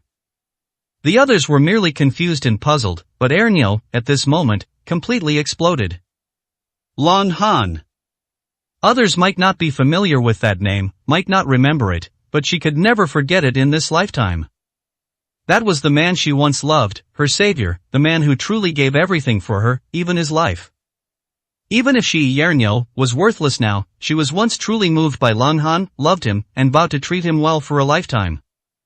As a result, she broke her promise, and not only did she break it, but she also hurt Leng Han so deeply. Sometimes, people are such strange creatures, the more guilty they feel, the more they hurt, the more they want to clearly separate themselves, as if only then can they feel a little better. But now, what was Mulauchi doing? Was he begging Leng Han? But where was Lang Han? At this moment, Ernyo followed Mulachi's gaze and looked at the man sitting next to Yi Qing, the man who had worn a hat and whose face couldn't be seen, but from whom she had felt deep sadness when he spoke to her earlier. He was Lang Han? Impossible, how could this be possible? Lang Han, a person from the lowest rung of society who could barely survive, how could he be sitting next to Yi Qing? This was absolutely impossible. Chapter 968 I Love You. However, even though she thought it was impossible, at this moment, Ernyo was already in a daze. Really, is it impossible? She hadn't clearly seen the face of the person wearing the hat, but she always had a familiar feeling. Moreover, Yi Qing specifically sought her out, asking her many things, even asking whose kidney it was. All of this seemed to indicate something. Originally, she hadn't understood the situation, but if this person was Lang Han, then everything would make sense. But why could Lang Han and Yi Qing be together? They were two people as different as heaven and earth, they shouldn't have had any intersection at all. Ernyo took a deep breath, looked at Mulachi, and screamed almost hysterically, her emotions on the verge of collapse. You bastard, who are you begging? There's no Lang Han, where is Lang Han? Mulachi, you damned thing, at a time like this, what nonsense are you spouting? However, Mulachi ignored Ernyo, staring blankly at Lang Han, and said despairingly, Lang Han, I know I was wrong, I really know I was wrong, please, spare my life. As long as you spare me, I'll do whatever you want. Divorce, I'll immediately go through the divorce procedures with Ernyo. Not only that, whatever you want me to do, I promise you, I just beg you, please, give me a way out. Just as many people were bewildered, and at the same time, felt that the situation might be different from what they had imagined. Lang Han sighed softly, took off his hat, looked at Mulachi, and said indifferently, your way out is not for me to give. But I have seen how useless and trashy you are. After speaking, Lang Han looked at Ernyo, who was sitting on the ground, disheartened, sighed, and said, Ernyo, long time no see. I imagine you never dreamed you'd see me in this place, did you? After seeing Lang Han, Ernyo completely broke down. She had been like a clown earlier. These people were deliberately playing with her, otherwise, why didn't they directly reveal their true faces? Instead, they hid their identities and deliberately asked her some irrelevant questions. But at this moment, Ernyo couldn't care about that much. Looking at Lang Han, she finally understood why Mulachi was so afraid and kept begging for mercy. Lang Han, for some reason, had gotten involved with Yi Qing, so their little lives were surely in Lang Han's hands. She had seen clearly just now that Yi Qing was very respectful to Lang Han. No matter Lang Han's identity or status, as long as he had a connection with Yi Qing, everything would be different. Lang Han, is it you? Is it really you? Ernyo looked at Lang Han with a pale face, while her mind began to constantly think of countermeasures. At this point, anything she said would be useless, any sophistry would be superfluous. Only by having Lang Han let her go could she survive. The key to everything lay with Lang Han. Lang Han looked at Ernyo, nodded indifferently, and said, that's right, it's me. Aren't you surprised? Actually, I'm also very surprised. I thought I would never see you again in this lifetime, but I didn't expect to have the good fortune to know Yi Qing, and that's why I have the chance to stand before you. Ernyo, at this moment, are you regretting it? Regretting that you didn't kill me directly back then? Regretting why I'm still alive? Otherwise, perhaps we wouldn't have met today, and no one would have known what you did. Lang Han's expression was indifferent, and his tone was even more so to the extreme, but beneath the indifference, there was a bone-deep hatred. Everyone present felt this hatred. Second Master Mu wiped the sweat from his forehead and cautiously asked, What exactly is going on here? At this point, if he still couldn't see that Yi Qing and Lang Han were here for Ernyo, and everything before was just an act, then Second Master Mu truly was a muddled old man. Yi Qing looked at Second Master Mu and said indifferently, Old too, still can't tell? It's alright, it doesn't matter if you can't just keep watching slowly. However, remember not to say what shouldn't be said. Second Master Mu nodded. Upon hearing this, he could feel that from the moment Lang Han took off his hat and revealed his true face, Yi Qing's entire demeanor had changed. There was an atmosphere of very dangerous, extremely dangerous. Ernyo looked at Lang Han, knowing that any sophistry on her part was superfluous helpless. She could only try to make Lang Han show pity. She knew that sometimes, the deeper the hatred, the deeper the affection, and the harder it was to forget. Lang Han hated her to the bone. In a sense, didn't that mean he loved her to the bone? Taking a deep breath, Ernyo looked at Lang Han, suddenly burst into tears, and said, almost collapsing, Lang Han, I miss you. I finally see you. How could I wish you dead? I was afraid you would die. But I had no choice. I truly had no choice at all. We are just ordinary people. We are even less than ordinary people back then. It was all Mulauchi who forced me. He said that if I didn't follow him, he would kill you. Lang Han, I really had no choice. I've already dragged you down too much, almost making it impossible for you to recover. How could I watch you get hurt again because of me? So, I could only follow him. Lang Han, this is the truth. But I don't ask for your forgiveness. Betrayal is betrayal. Harm is harm. You can do whatever you want to me today, even if you kill me, I have no objections. But, please, you must remember, I love you, I really, really love you.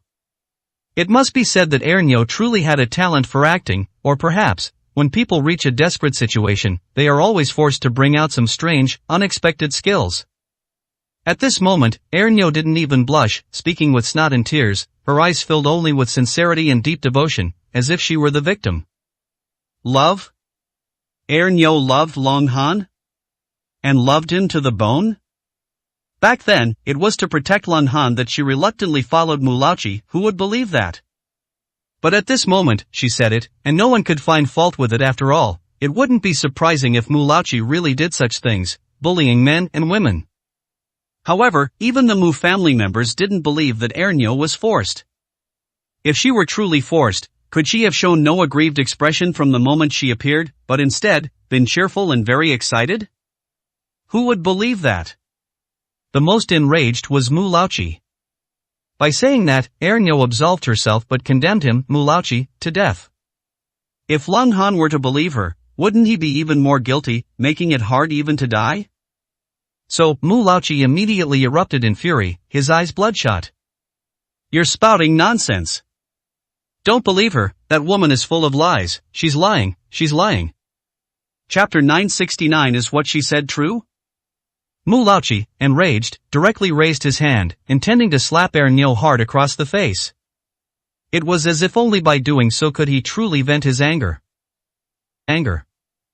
However, Ernyo neither dodged nor flinched, looking at Mulauchi, and with snot and tears streaming down her face, she said, hit me. Just kill me. Today, even if you kill me, I won't suffer any more grievances by staying with you. Back then, for Lang Han's safety, I was forced to marry you all these years. You haven't stopped hitting and scolding me, but I endured it.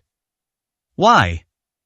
Wasn't it because you always told me that if I didn't stay with you obediently, if I dared to run away or resist, you would go after Lang Han, you would kill him? Now it's good I know Lang Han is no longer the Lang Han of the past. With Emperor Cheng protecting Lang Han, you, Mulauchi, can no longer harm Lang Han, and I, too, finally don't have to endure you anymore. Hit me. Kill me. If I die, I'll be free. In this situation, her words truly made it difficult not to be moved. If what she said was true, then Ernyo truly loved Lang Han to her very core, and for so many years, she had indeed lived in utter misery, enduring endless torment. Mulauchi, however, was about to go insane with anger. Ernyo was spouting nonsense. When had he ever hit Ernyo? Let alone hitting her, he probably hadn't even scolded her much. Not to mention threatening Ernyo with Lang Han, that was simply impossible. Because when Ernyo was with him, she seemed to want to kill Lang Han even more than he did. Now, Ernyo was here twisting facts, trying to get him, Lang Han, killed. It was simply outrageous. You're lying. You scoundrel.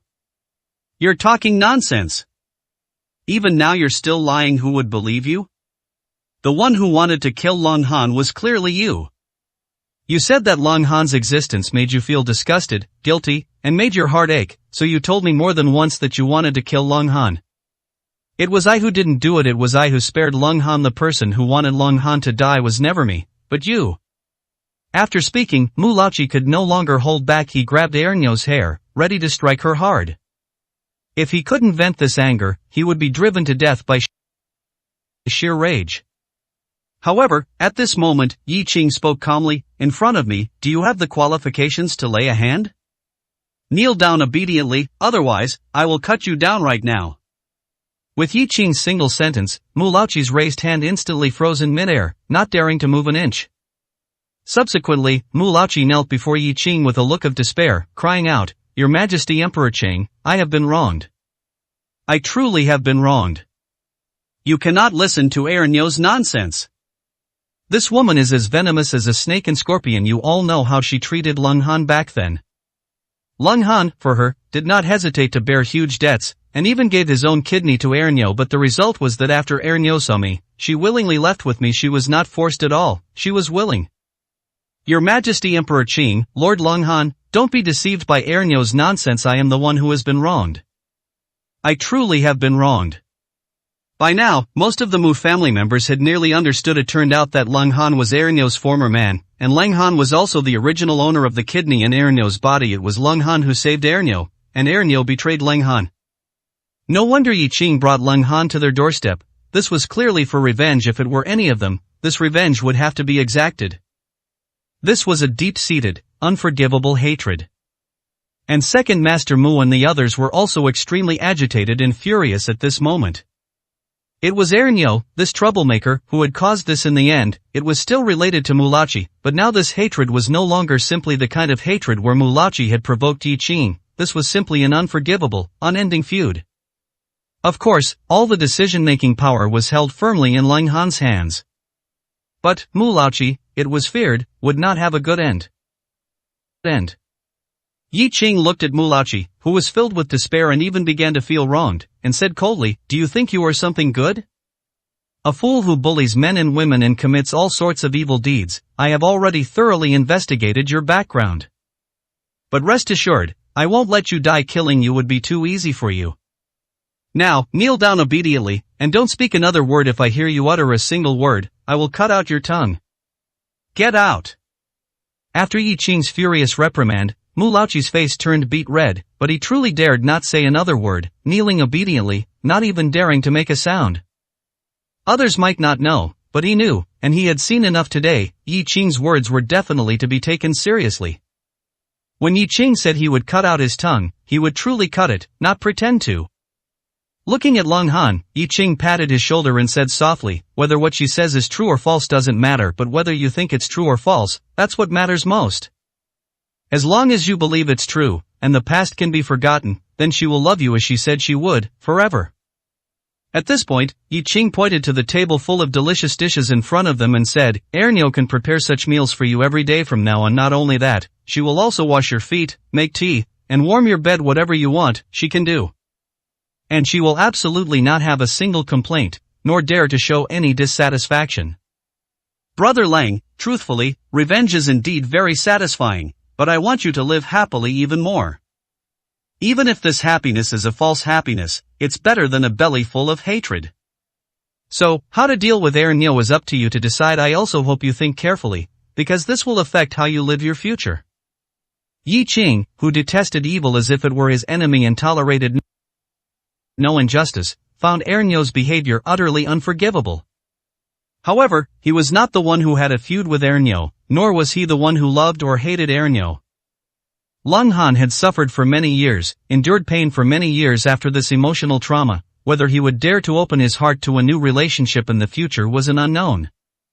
Would killing Erniu truly solve the problem? Probably not. Since it wouldn't, and Yi Qing now had the ability to turn all falsehoods into reality, then sparing Erniu's life and having her serve Leng Han like an ox or a horse from now on, diligently looking after him, might not be a bad method. But the premise was whether Leng Han's heart could come to terms with it. Leng Han looked at Yi Qing, knowing that everything was for his own good. He opened his mouth, and Leng Han finally showed a helpless expression, saying, "Yi Qing, tell me, is what she said true? Is even a small part of it real?" Chapter 970, Risking Death and Survival. Many words, in fact, no longer needed to be said. When Leng Han spoke those words, in fact, a decision had already been made in Leng Han's heart. He still couldn't let go of Erniu. Or rather, when he saw Erniu with his own eyes, when Ernyo cried with snot and tears, saying how wrong she felt, Lung Han still softened. Love is like this, it brings happiness, but it can also bring more hurt and despair. Whoever loves more deeply, whoever gives more, whoever has the strongest feelings, is the one who loses control of the initiative. Everything Ernyo said was fake, including whether she was forced, that was also fake. Of course, it cannot be denied that when Ernyo first came into contact with Mulachi privately, there might have been a hint of resistance, but that was actually irrelevant to the bigger picture, wasn't it? Because in the end, Ernyo willingly left with him, and she was extremely harsh towards Lung Han. In fact, according to the true course of events, Lung Han, even if he were still alive now, wouldn't live much longer. This was the fate Lung Han should have had.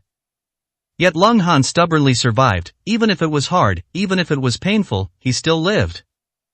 However, if he hadn't met Yi Qing, what if Lung Han had survived? How much longer could he have lived?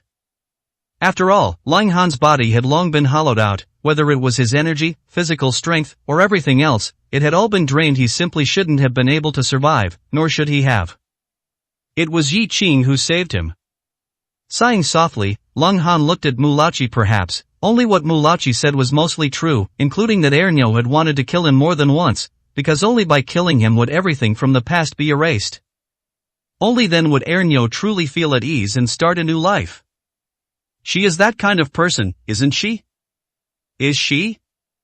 Lung Han no longer knew. Yi Qing looked at Lung Han, who was lost in confusion and despair, sighed softly, and patted Lung Han's shoulder, saying, "Truth or falsehood doesn't matter. I've told you many times already, the current you has the right to decide everything, including what kind of life to live. If you forgive her, then you can be served by her forever. You will reconcile as before, and she will love you very, very much, even if it's fake, she won't let you find out.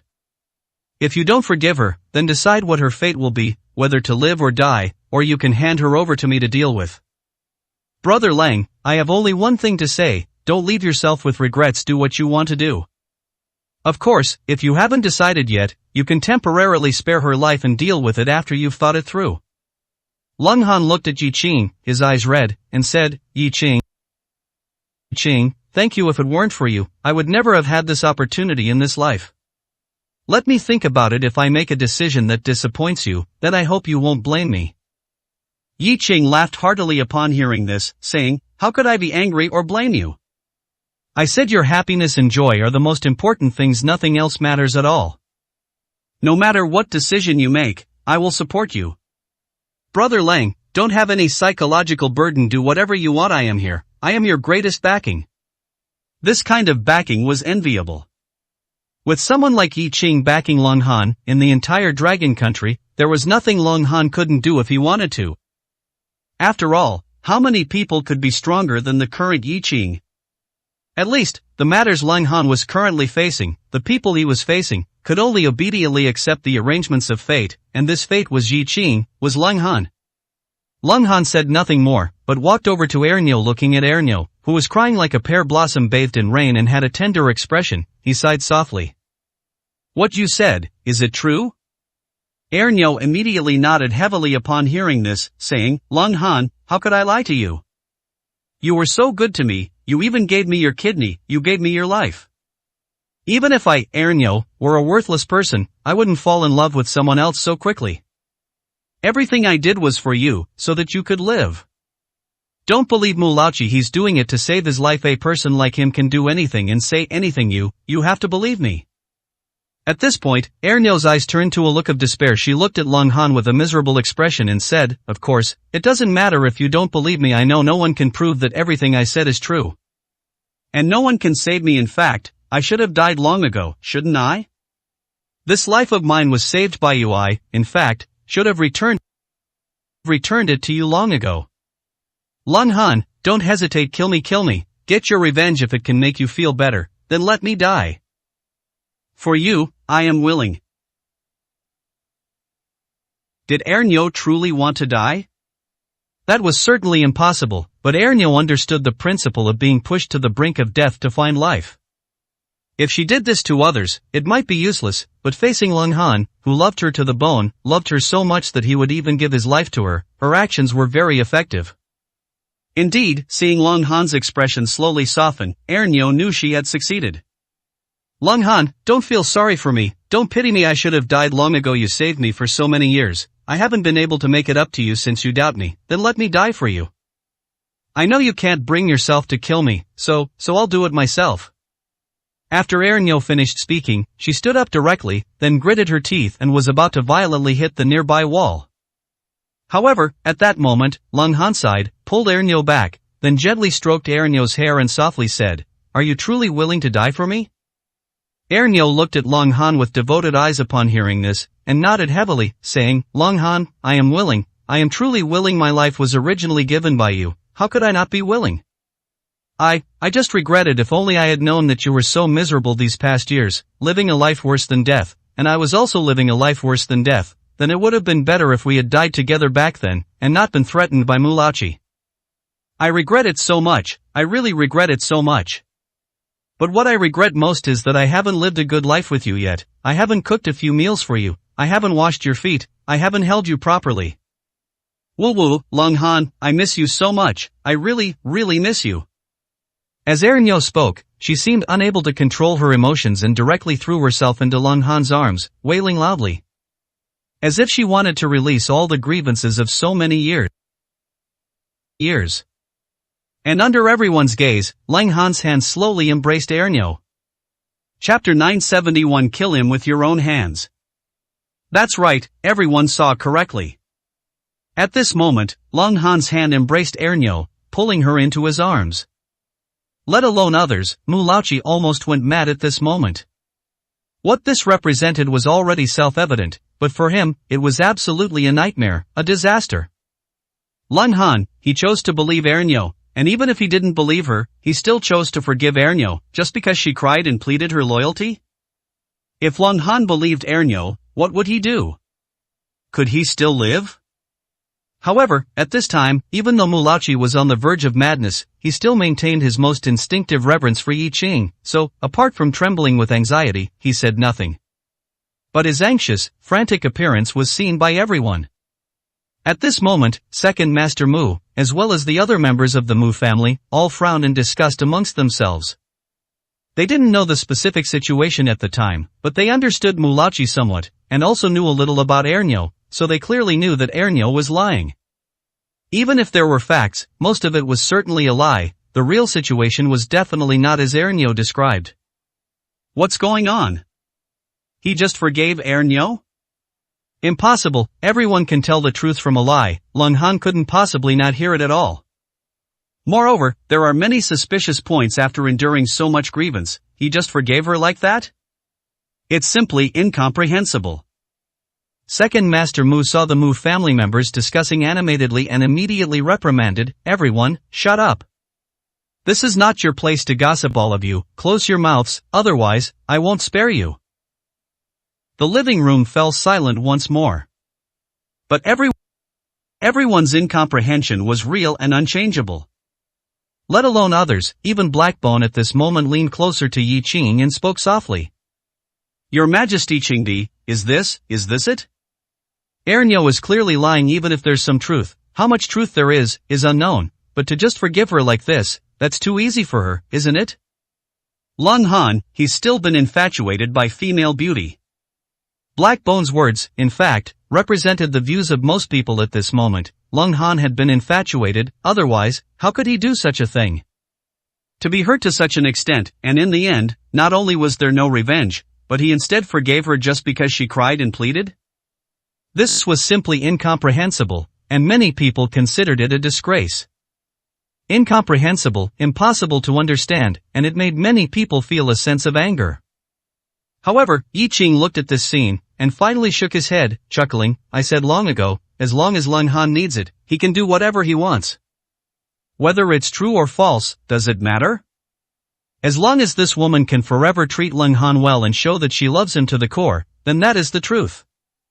I said, let Long Han decide for himself. Compared to revenge, what does he want most? What can make him happiest and live a blissful life? He will have his own decision, his own thoughts. No need to say anything more, just respect his decision. Speaking of this, Yi Qing remained silent for a moment, then whispered, "What's more, I don't think things will be that simple. Long Han, he is a good person, it's true, but deep down, he is actually very strong-willed and has his own opinions." Black Bone frowned slightly upon hearing this, looking at Yi Qing and saying, "Your Majesty Qingdi, do you think Long Han forgiving Ernyo is suspicious? But why would he bother? In this situation, Ernyo's life is in his hands, he doesn't need to play these tricks, does he?" Black Bone's thoughts were also the thoughts of many people at this point. Long Han could do whatever he wanted, why would he need to put on such a show? Therefore, many people believed that Long Han had probably truly forgiven Ernyo. It was not entirely incomprehensible, after all, love is a strange thing. Yi Qing, upon hearing this, just smiled and said, "I don't know the specifics, we'll see Long Han's performance later, and perhaps it will become clear. But, from what I understand, I think that Long Han forgiving Ernyo is probably not that simple." And just then, everyone quieted down, silently watching Long Han. Long Han, embracing Ernyo, slowly walked in front of Yi Qing. Long Han's expression was calm, seemingly without any emotional fluctuations, no embarrassment, no guilt, rather, it was a matter of course. Looking at Yi Qing, Long Han bowed slightly and said, "Yi Qing, I'm sorry my choice, perhaps you've already seen it, and perhaps this choice of mine will disappoint you, but if what you said about leaving everything to me to decide is true, then this is my decision." Yi Qing looked at Long Han, smiled, and said, "Are you really sure? Are you sure you won't regret it? You know what I said, so you can actually think about it carefully, but as long as you make a decision, no matter what it is, I will support you." Long Han smiled and nodded, saying, "I've already decided, and I won't regret it." Yi Qing could tell that Long Han had indeed made his decision, otherwise, he wouldn't have that expression. And at this moment, Yi Qing said no more. Looking at Mulaochi, who was still kneeling beside them, Yi Qing smiled and said, "What about him? What are you planning to do? Otherwise, just leave him to me to handle." Long Han glanced at Mulaochi, thought for a moment, and said, "Yi Qing, perhaps I'm going to cause you trouble. I hope you won't be angry." Yi Qing immediately shook his head and said, "It's no trouble at all, just do what you want." Long Han nodded, then looked at Ernyo, who was nestled in his arms, seemingly deeply infatuated. "He is the culprit who led us to this point today. If it weren't for him, we wouldn't have spent so many years apart, and perhaps there wouldn't have been so many misunderstandings. You said you had a difficult time all these years, suffering his bullying. Now, you can take your revenge." As soon as these words came out, Ernyo was immediately stunned. Revenge? What did Long Han mean by this? She had thought Long Han would kill Mulaochi or handle him in another way, but now Long Han's meaning was clearly to hand Mulaochi's life over to her to deal with. Ernyo stared blankly at Long Han and said, "Long Han Gij, do you mean? You want me to kill him?" Long Han nodded, looking at Ernyo with deep affection, and said, "Yes, don't you want to?" Ernyo heard this, looked at Long Han, gritted her teeth, and immediately nodded, saying, "Yes, I've wanted to kill him for a long time. I just didn't dare, but with you by my side, if you tell me to do it, I will dare." Ernyo knew this was her pledge of allegiance, and moreover, with Mulaochi alive, he would always be a threat to her, and also a thorn in Long Han's side. Only when Mulaochi died would everything from the past truly end. A new beginning, perhaps, would truly begin. Gritting her teeth, Ernyo's eyes slowly became resolute, and not only that, but they also became somewhat cold and ruthless. "Long Han Gij, let me personally kill him." Chapter 972 Mulaochi is dead. Looking at Ernyo's firm and murderous eyes, everyone knew this was no joke. She truly wanted to kill Mulaochi. Long Han looked deeply at Ernyo and said, "Ernyo, you don't have to do it. Many people can kill Mulaochi. Are you sure you want to stain your hands with blood and lives? Can you do it?" Ernyo bit her lip and said, "I can, Long Han Gij. I know you're doing this for my own good, but you've already sacrificed so much for me. From now on, it's my turn to help you resolve your worries. I can't help you with too much, but killing Mulaochi is something I can do. He is our common enemy. Because of him, we have endured so many hardships. Now that we are finally together and have the chance to get revenge, let me do it myself and end this grudge. Once I kill him with my own hands, we can start fresh from then on." At this point, Ernyo looked at Long Han affectionately and said, "Long Han Gij, we can start fresh, right?" Long Han nodded and said, we can indeed start fresh, so whatever you want to do, go ahead and do it, I won't stop you. After speaking, Lung Han pointed to Blackbone's subordinates who had escorted Mulachi and said, they have short knives on them, you can use a short knife to directly slit Mulachi's throat. Of course, if you think that's too quick for him, you can use other methods. But I think there's no need for that, right? Ernyo nodded heavily, then without looking back, walked directly to Mulachi, took the short knife from Blackbone's subordinate, and looking at the terrified and angry Mulachi kneeling on the ground, she said with a cold expression, Mulachi, you damned bastard, you have this day too? Mulachi could no longer hold back at this moment. What about not being allowed to speak? What about having his tongue cut off? At this point, his life was on the line, so why bother with such things? Seeing Ernyo looking at him with murderous intent, Mulachi was practically going crazy with rage. He had heard everything Ernyo said before, and it was precisely because he heard it that he was so furious. Fake, it was all fake. Ernyo was lying. He, Mulachi, was not a good person, he admitted that, but Ernyo was even less of a good person. Now it was good, Ernyo had cleared herself, and it was all his, Mulachi's, fault. Now they were happily reunited, but he was going to be killed. Was there such a principle in this world? Ernyo, you slut, you're full of lies. Who do you think you can fool? You want to kill me? What right do you have to kill me? What qualifications do you have to kill me, you slut? You're the one who should die. After speaking, Mulachi seemed to lose control and was about to stand up and slap Ernyo's face hard. However, Ernyo was not flustered at all. Not only that, but she even had a triumphant look, as if she was waiting for Mulachi to hit her. If he hit her, it would make her appear even more pitiful and make Lung Han feel sorry for her. However, she thought too much. Just as Mulachi was about to get up, Blackbone's subordinates immediately restrained him and pressed him back down to the ground. However, although he was pressed to the ground and couldn't move, Mulachi's mouth was not sealed. Looking at Yi Qing and Lung Han, Mulachi frantically shouted, Yi Qing, Lung Han, you've been deceived. Don't believe this woman. This woman is lying to you. She's lying. She's always been lying. It wasn't me who truly wanted to kill Lung Han, it was her, Ernyo. I didn't force her, everything was her own will. Lung Han, if you believe this woman, you will regret it, you will definitely regret it. At this moment, Ernyo's face was extremely grim. At this point, Mulachi was still trying to sow discord. Even if he couldn't make Lung Han and Yi Qing believe him, what if he made them a little suspicious? This was not the outcome Ernyo wanted to see. Biting her lip, Ernyo directly took the knife, squatted down, grabbed Mulachi's hair, and gritted her teeth. You're at death's door, and you still dare to sow discord between me and Lung Han Gij. Mulachi, you deserve to die, you should have died a long time ago. As she spoke, Ernyo didn't wait for Mulachi to speak again. She directly took the knife and slit Mulachi's neck. Blood instantly flowed all over the ground, and Mulachi's frantic voice finally disappeared. Even at the moment of death, Mulachi's eyes were fixed on Ernyo. The hatred in his eyes made Ernyo's scalp tingle, making her very afraid. But thankfully, Mulachi was finally dead. Ernyo immediately dropped the knife, feeling a sense of lingering fear, appearing delicate and pathetic, completely losing her previous decisive and ruthless demeanor. I killed someone. Sob sob, Lung Han Gij, I killed someone.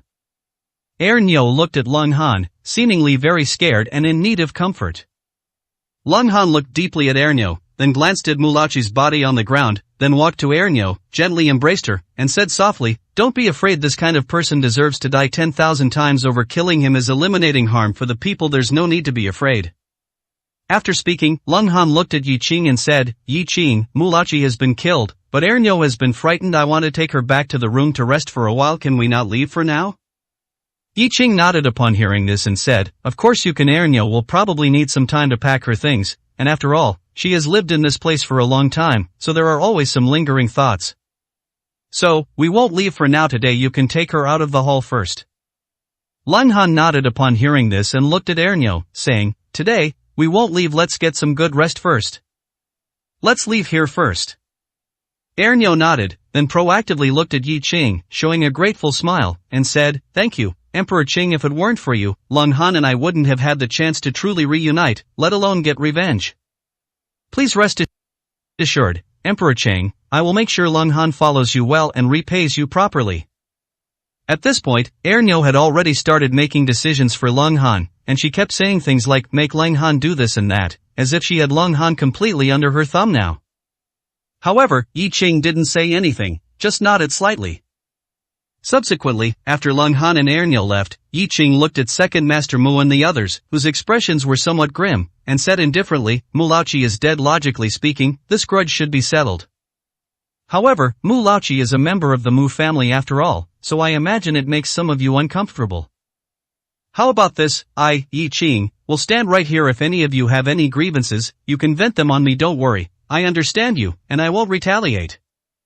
Those words were quite satisfying to hear, but the problem was, even if the people present were uncomfortable, who would truly dare to vent their anger on Yi Qing? Moreover, how would one vent the hatred of murder? Besides, if the death of one Mu Laoqi could truly resolve the animosity, and even make Yi Qing feel a hint of guilt towards the Mu family, then perhaps it wouldn't be a bad thing after all. Chapter 973 The Two Branches of the Mu Family. Second Master Mu looked at Yi Qing and quickly shook his head, saying, How could I resent Emperor Chang? Absolutely not. Although Mu Laoqi is a member of the Mu family, he has not contributed even a tiny bit to the Mu family. Instead, he has constantly brought trouble to the Mu family. To put it bluntly, if he didn't have the Mu family bloodline, I would have killed him long ago. Now that he has committed a grave error, it is his honor that Emperor Chang can personally handle it. His death is worth it. I absolutely dare not have any complaints. I truly dare not. I ask Emperor Chang to be discerning. Yi Qing nodded upon hearing this and said, Is that so? Then I won't say much more. However, Second Master Mu, you've got one thing wrong. The person who killed Mu Laoqi wasn't me, nor was it my people, it was Erniu. So, this point needs to be made clear. After all, this is a matter between them as husband and wife, right? At this moment, Second Master Mu just kept nodding whatever Yi Qing said. As long as it was right, that was all that mattered. Other things were not important. Mu Laoqi was already dead. It didn't matter who killed him. Could they still seek revenge? If Yi Qing killed him, they wouldn't dare seek revenge. If Yi Qing's subordinates killed him, they also couldn't seek revenge. Even if Erniu killed him, what then? Erniu had already been taken away by the person Yi Qing called Brother Lang, so it was even more impossible for them to seek revenge. Looking at Second Master Mu and the others with their fawning smiles, Yi Qing glanced at the sky and said, Second Master Mu, looking at how things are today, I think Lung Han may not leave. I imagine you wouldn't mind us staying at your Mu family for a night, would you? Second Master Mu immediately nodded and said, I don't mind, absolutely not. For Emperor Qing to rest and be a guest at my Mu family, it brings glory to my humble home and illuminates our family's reputation. Please stay as long as you wish, and wherever you wish. We will absolutely not have the slightest dissatisfaction. Yi Qing smiled and nodded, looking at Second Master Mu, and said, Second Master Mu, do you know why I am speaking to you so amicably here today? My temper, Yi Qing's temper, doesn't seem to be this good. Mu Laoqi is dead, so he's dead, but to resolve hatred, it's not that simple yet. I don't seem angry. Do you know why? This was, in fact, the confusion of Second Master Mu and the entire Mu family. The relationship between the Mu family and Yi Qing was definitely not good. The things Mu Laoqi did, even though Mu Laoqi was dead, if Yi Qing wanted to pursue the matter, investigate thoroughly, or even kill a chicken to scare the monkeys and establish his prestige, the Paidu Mu family would likely face a true great disaster. But Yi Qing seemed to have no such intention from the beginning. This wasn't to say Yi Qing had a good temper, it just didn't seem logical. Second Master Mu had actually been waiting for Yi Qing to get happy from drinking and then tell them the truth of the matter, or rather, what Yi Qing was thinking. If this wasn't clear, neither Second Master Mu nor the other members of the Mu family would ever feel truly at ease. Now, Yi Qing finally spoke, bringing up the matter on his own, and Second Master Mu felt a considerable weight lift from his heart. Looking at Yi Qing, Second Master Mu respectfully said, Emperor Qing, please enlighten us. Yi Qing smiled and said, Mu Laoqi isn't really a member of the Paidu Mu family, but rather someone sent by the capital Mu family to disgust you, isn't that right? Second Master Mu was stunned upon hearing this, then immediately nodded heavily and said, Emperor Qing is discerning, that is indeed the case. Mu Laoqi is a member of the capital Mu family, but he has always settled in Paidu. We have no way to deal with him. As Second Master Mu spoke, A hint of bitterness appeared on his face. It seemed he had long been dissatisfied with Mu Laoqi's existence but was powerless to do anything about it. The Paidu Mu family and the capital Mu family were both Mu families, but they had long since separated and were completely different. Didn't the Paidu Mu family want to be the main family? Didn't Second Master Mu want to become the true head of the Mu family? Did these core disciples of the Paidu Mu family want to be called a branch of the Mu family and be looked down upon? Especially when facing those high and mighty disciples of the capital Mu family, the Paidu Mu family felt the most uncomfortable. If the Paidu Mu family were like the branch families of other clans, with their strength far inferior to the capital Mu family, then naturally they wouldn't have other ideas, but the key issue was, they weren't. The Paidu Mu family also possessed formidable strength. In some respects, they even surpassed the capital Mu family. Therefore, the Paidu Mu family, not being the main family, naturally felt some injustice in their hearts. Being the main family or not sometimes affected not only reputation but also the distribution of benefits. Moreover, Second Master Mu also wanted to be the head of the Mu family. Yi Qing looked at Second Master Mu's expression and knew what Second Master Mu was thinking without needing to say much. With a light chuckle, Yi Qing raised his wineglass, looked at Second Master Mu, and said, "Second Master Mu, I think the capital Mu family shouldn't continue to be the main family, otherwise, they will drag the entire Mu family down sooner or later. Second Master Mu, if you are interested in the position of the Mu family head, I think I might be able to help a little." As soon as these words were spoken, Second Master Mu's eyes lit up, but then he immediately gave a bitter smile and said, "Emperor Qing is overthinking. I dare not even dream of the position of the Mu family head.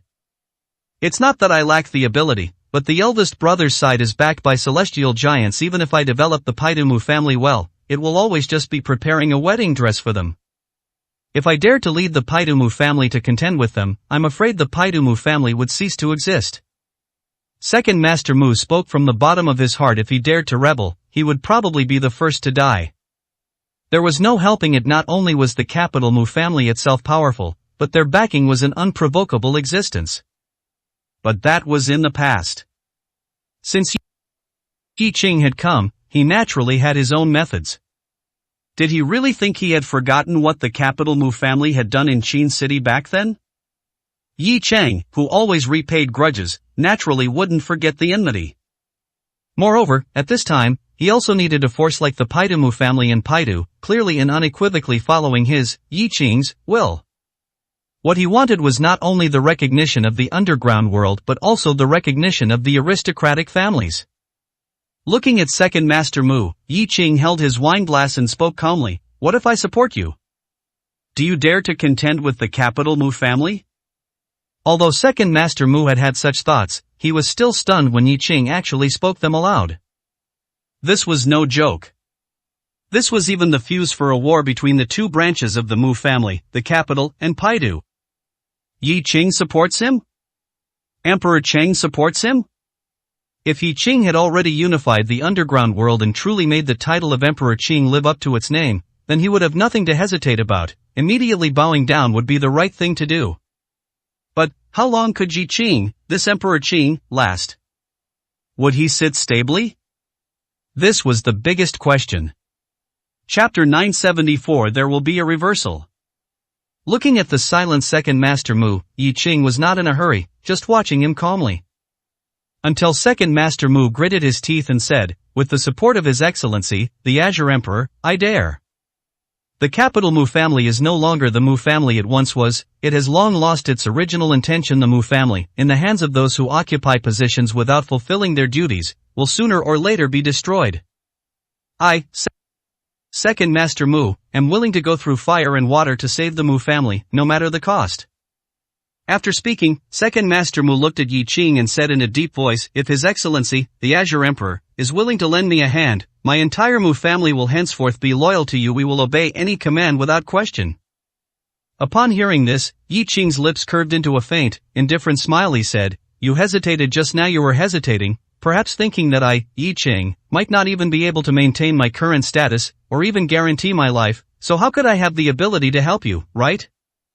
Seeing Second Master Mu shake his head, trying to deny it, Yi Qing smiled and said, "No need to deny it. It's human nature, understandable. But, actually, you have no choice, don't you?" I, Yi Qing, don't know what the future path will be like, nor what the future holds, but since I've reached this point, I've already surpassed many people, so let's just keep going and see. Second Master Mu, even if it's opportunism, you must seize the right moment. If the opportunity is missed, it will be extremely difficult to get in. You are a smart person, you should understand what I'm saying. Upon hearing this, Second Master Mu took a deep breath, then stood up and knelt respectfully on one knee before Yi Qing, saying, Second Master Mu, leading all members of the Paidu Mu family, will henceforth obey the Azure Emperor's command. Whoever dares to disobey, both gods and men shall punish. After speaking, Second Master Mu looked at the Mu family members who were still stunned and hadn't knelt, and roared, What are you all standing around for? This is a once-in-a-lifetime opportunity. Are you still so deluded? All of you, kneel. In the Paidu Mu family, there were few who dared to defy Second Master Mu. Moreover, at this moment, defying him would not be defying Second Master Mu, but rather Yi Qing, which would truly be courting death. Second Master Mu chose to submit to Yi Qing at this time, and to kneel, bringing all of the Mu family with him in a way. This was also establishing his authority and using Yi Qing's hand to pave the way for his control over the Mu family. Yi Qing saw through it, but he said nothing. Rise since you are willing, then from now on, it will depend on your performance. Very good. This trip to the Mu family was not in vain, and this wine was not drunk for nothing. Second Master Mu, we will stay here tonight. Please make the arrangements. Subsequently, Second Master Mu rose, facing Yi Qing with an even more respectful demeanor than before, so respectfully that it was as if he were the grandson. Night deepened. Sitting in the small courtyard arranged by Second Master Mu, everyone else had already withdrawn. Black Bone looked at Yi Qing and said, somewhat puzzled, Your Excellency, the Azure Emperor, this place is not far from the Nine Kings Hall. Do we really need to stay here specifically? Of course, we haven't stayed at the Nine Kings Hall either. Actually, it's the same no matter where we stay. Is the reason you want to stay here to send a signal to the outside world, so that the Mu family won't even have a chance to betray us? This was Black Bone's guess. After all, if he didn't guess this way, it seemed there would be no real reason for the matter. Hearing this, Yi Qing smiled and said, Do I care if the Mu family betrays me or not?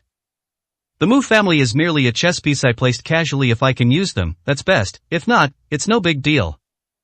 The reason I want to stay is because today might be the day Lang Han undergoes a complete transformation.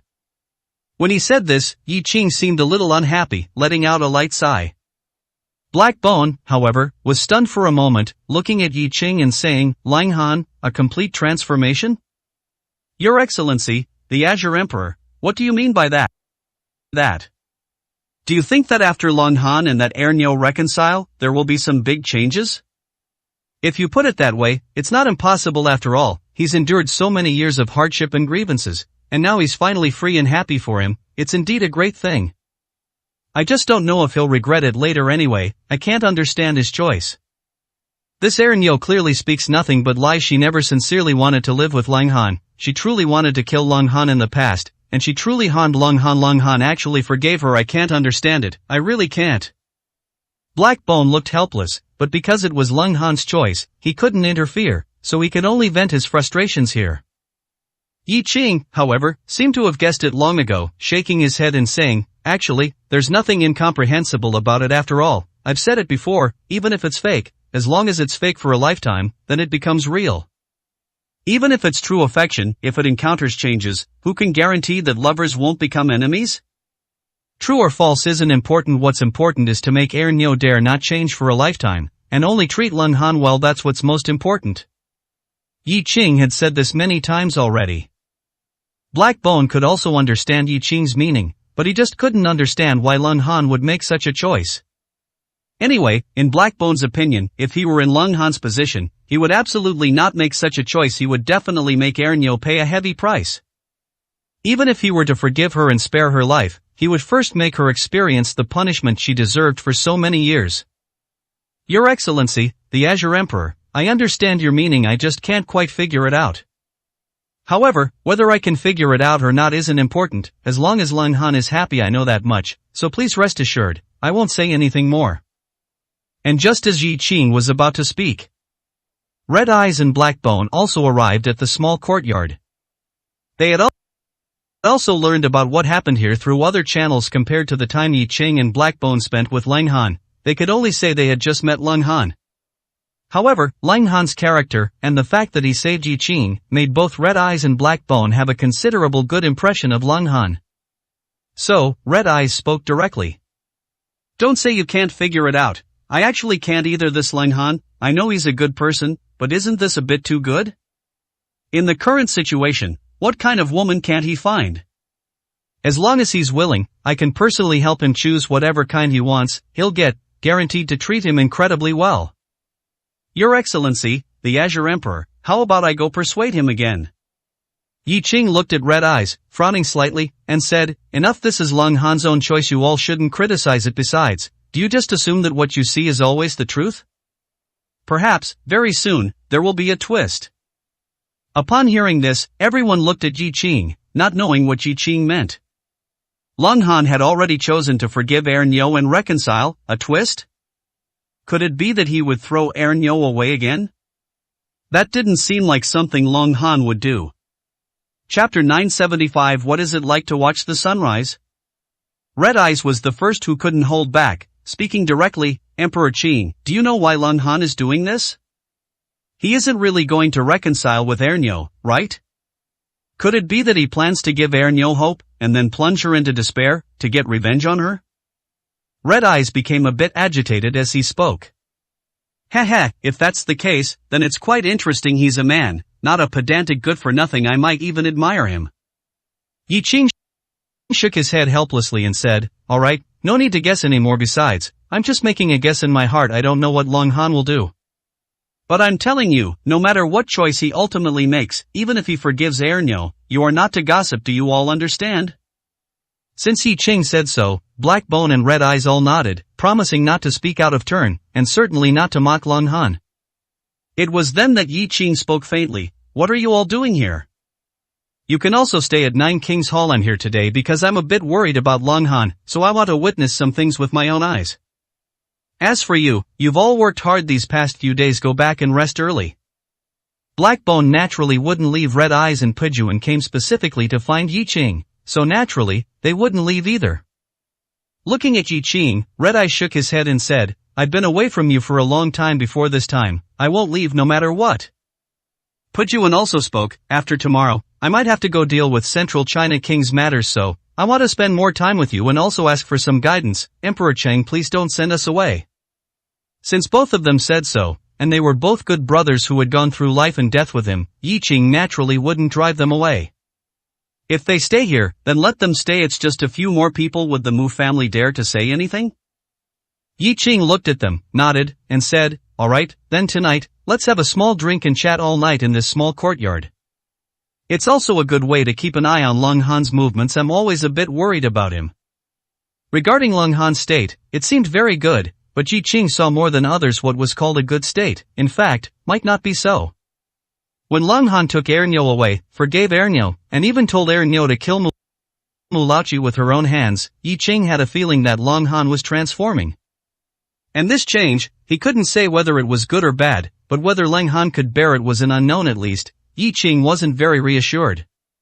Red Eyes, however, didn't know any of this, and said with a smile, "They finally reconciled. The woman he once deeply loved and hated is now obedient to him at this moment. For Lang Han, it should be a long night, sleepless, ha. A long night, sleepless." Red Eyes said something that everyone understood in their hearts. So, Red Eyes and Blackbone looked at each other and laughed. Only Yi Qing did not laugh. Instead, his eyes were deep, as if there were some inexpressible words he wanted to say but didn't. Blackbone spoke, "Although I also think so, Red Eyes, you're misunderstanding Lang Han now. Lang Han isn't doing anything romantic in the room right now. Instead, he's sitting side by side with Ernyo in the Mu family's small garden, both of them being affectionate and very comfortable." At these words, Red Eyes immediately froze. It was getting late. "Blackbone, you're saying Lang Han hasn't gone back to his room yet, and is still sitting in the small garden chatting with Ernyo? What the heck is going on? They're like dry wood and raging fire. He's suffered so many years of grievances, and now he can finally decide everything. Why isn't he seizing the moment?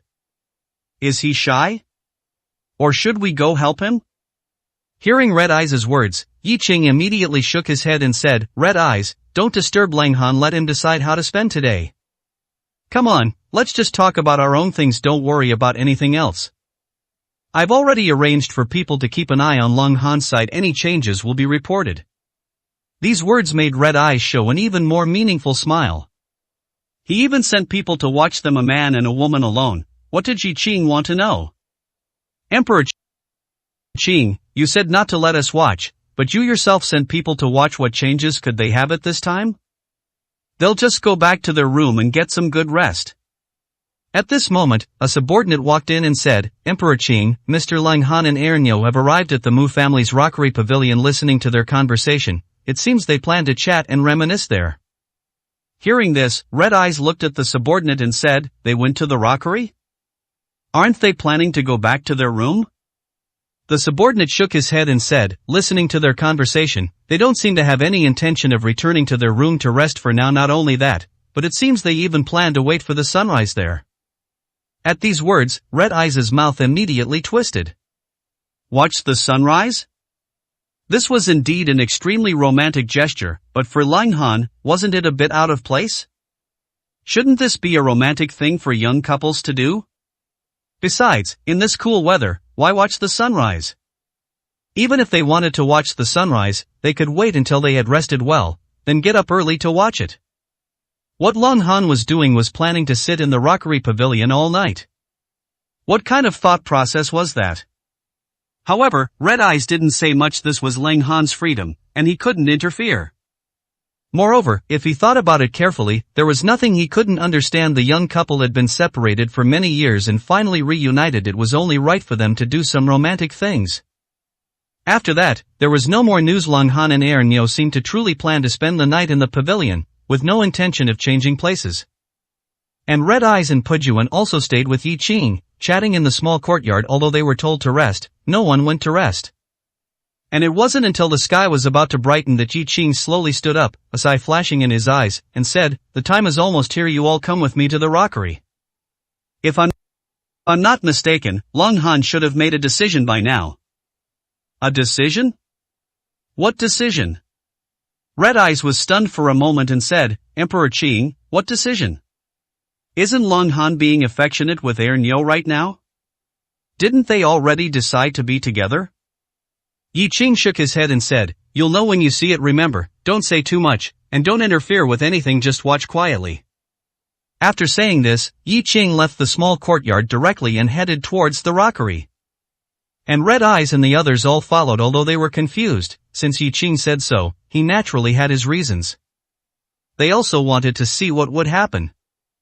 At this moment, Lang Han and Ernyo were sitting in the pavilion, leaning against each other, looking very sweet. Chapter 976. The Sun Rises.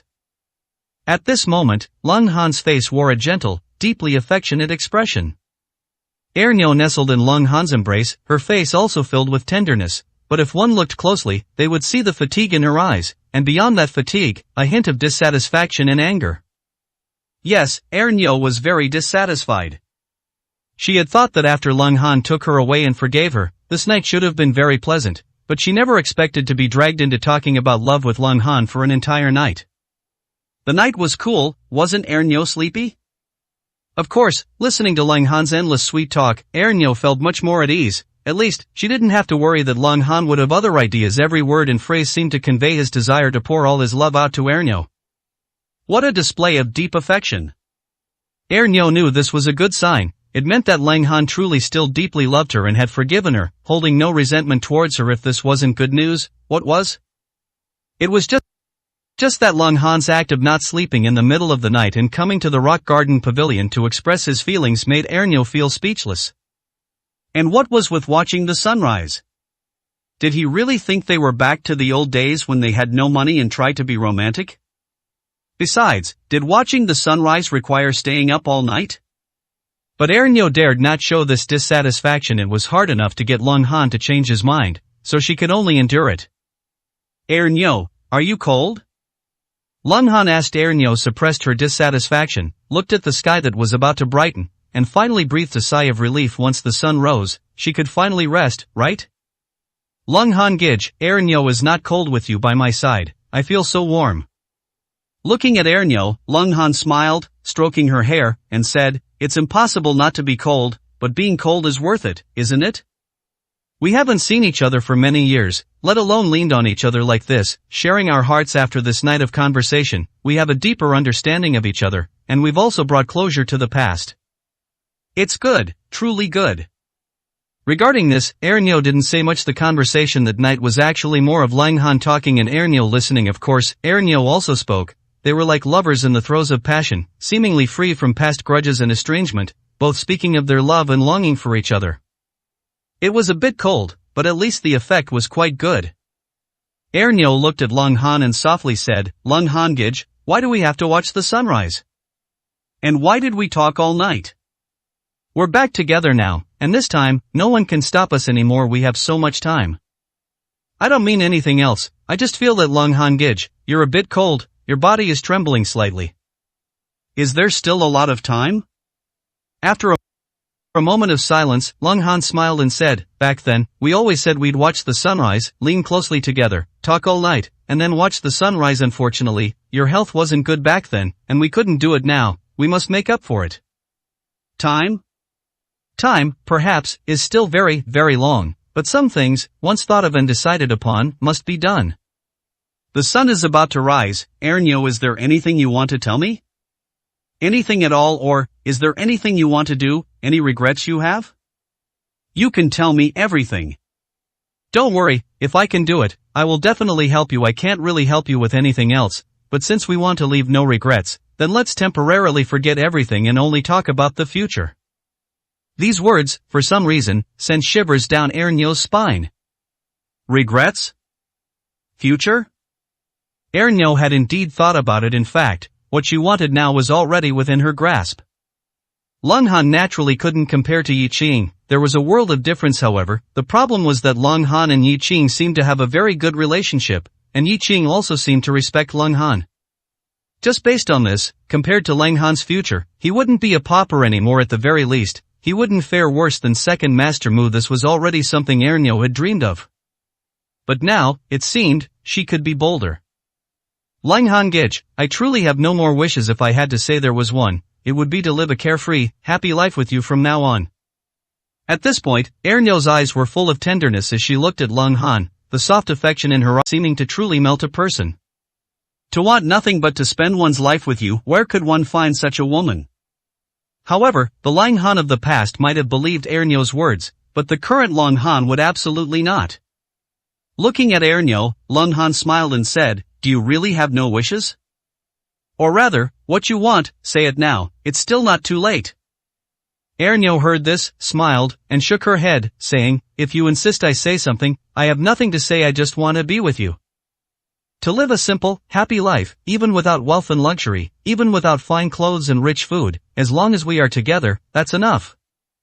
Lung Han Gij, I am not a materialistic person. I know you still don't believe me, but you must believe me. Before, I was forced, Mulauchi threatened your life, which is why I was forced to leave. Now, Mulauchi is dead. I killed him with my own hands. Is that not enough to prove my heart to you? Woo, Lung Han Gij, you don't believe me. As Ernyo spoke, she seemed to have suffered an immense grievance, and she actually burst into tears. And just then, the sun slowly rose from the sky. Lung Han looked at the crying Ernyo, gently wiped away her tears, and then looked at the sun and said, Ernyo, look, the sun is out. Yes, at this moment, the sun finally came out. The warm sunlight shone on Lung Han and Ernyo's faces. A new day began, and it seemed as if everything from the past was truly over. However, at this moment, Ernyo was not admiring the beautiful sun, but rather, she felt that this night had finally ended, and she could finally get a good night's sleep. It's so beautiful, Lung Han Gij, thank you truly, there are no regrets left at all. However, Lung Han's face at this moment was filled with sorrow. He looked at Ernyo and softly said, is that so? Then, that's for the best. The next second, a sharp pain in her stomach made Ernyo gasp, and blood instantly streamed from the corner of her mouth. All her strength left her at that moment. Ernyo slumped limply into Lung Han's embrace, her eyes filled with disbelief, confusion, doubt, and also anger and despair. Why? Why would you do this to me? Didn't you already forgive me? Chapter 977 Killing the One I Love Most. Nyo didn't understand. Lung Han had clearly forgiven her, and they had just leaned against each other, chatting all night long. In fact, during their conversation, they had even discussed their thoughts on the future and their hopes for tomorrow. Everything was so beautiful and romantic.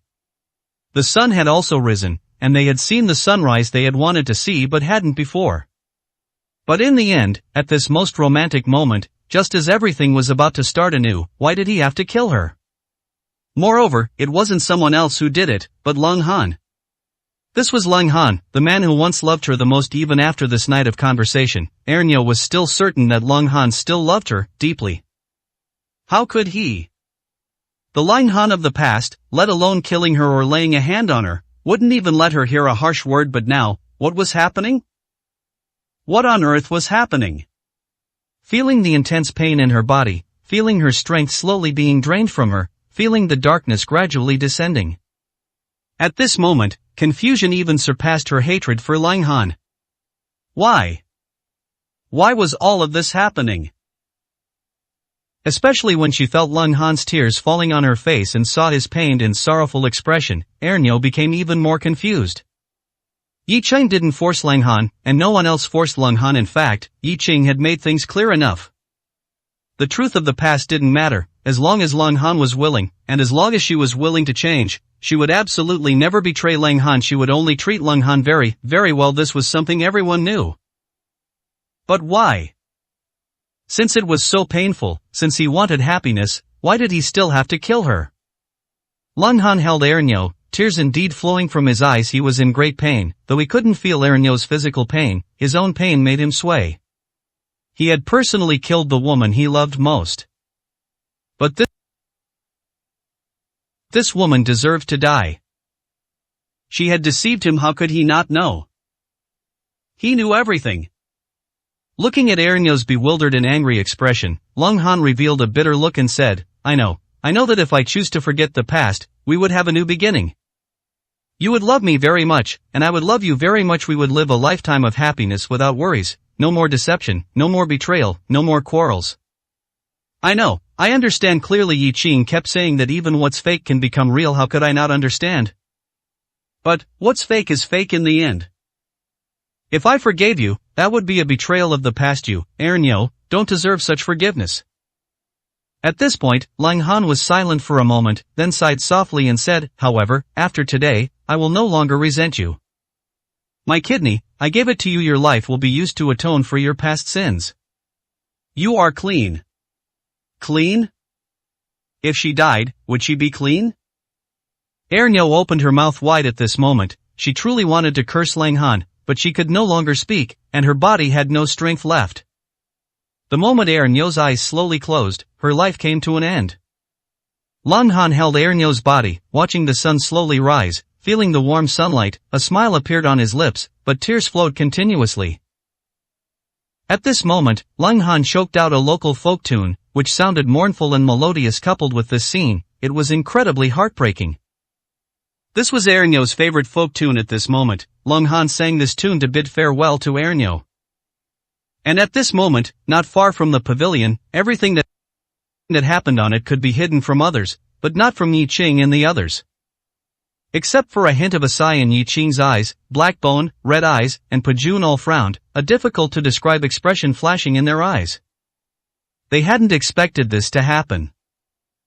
Just before, they had been somewhat displeased that Lung Han forgave Nyo, feeling that Lung Han was too cowardly and shouldn't have just forgiven Nyo like that. He should have retaliated fiercely.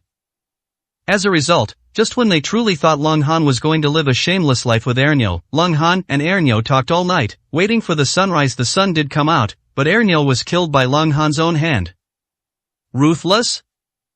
To personally kill the woman he loved most.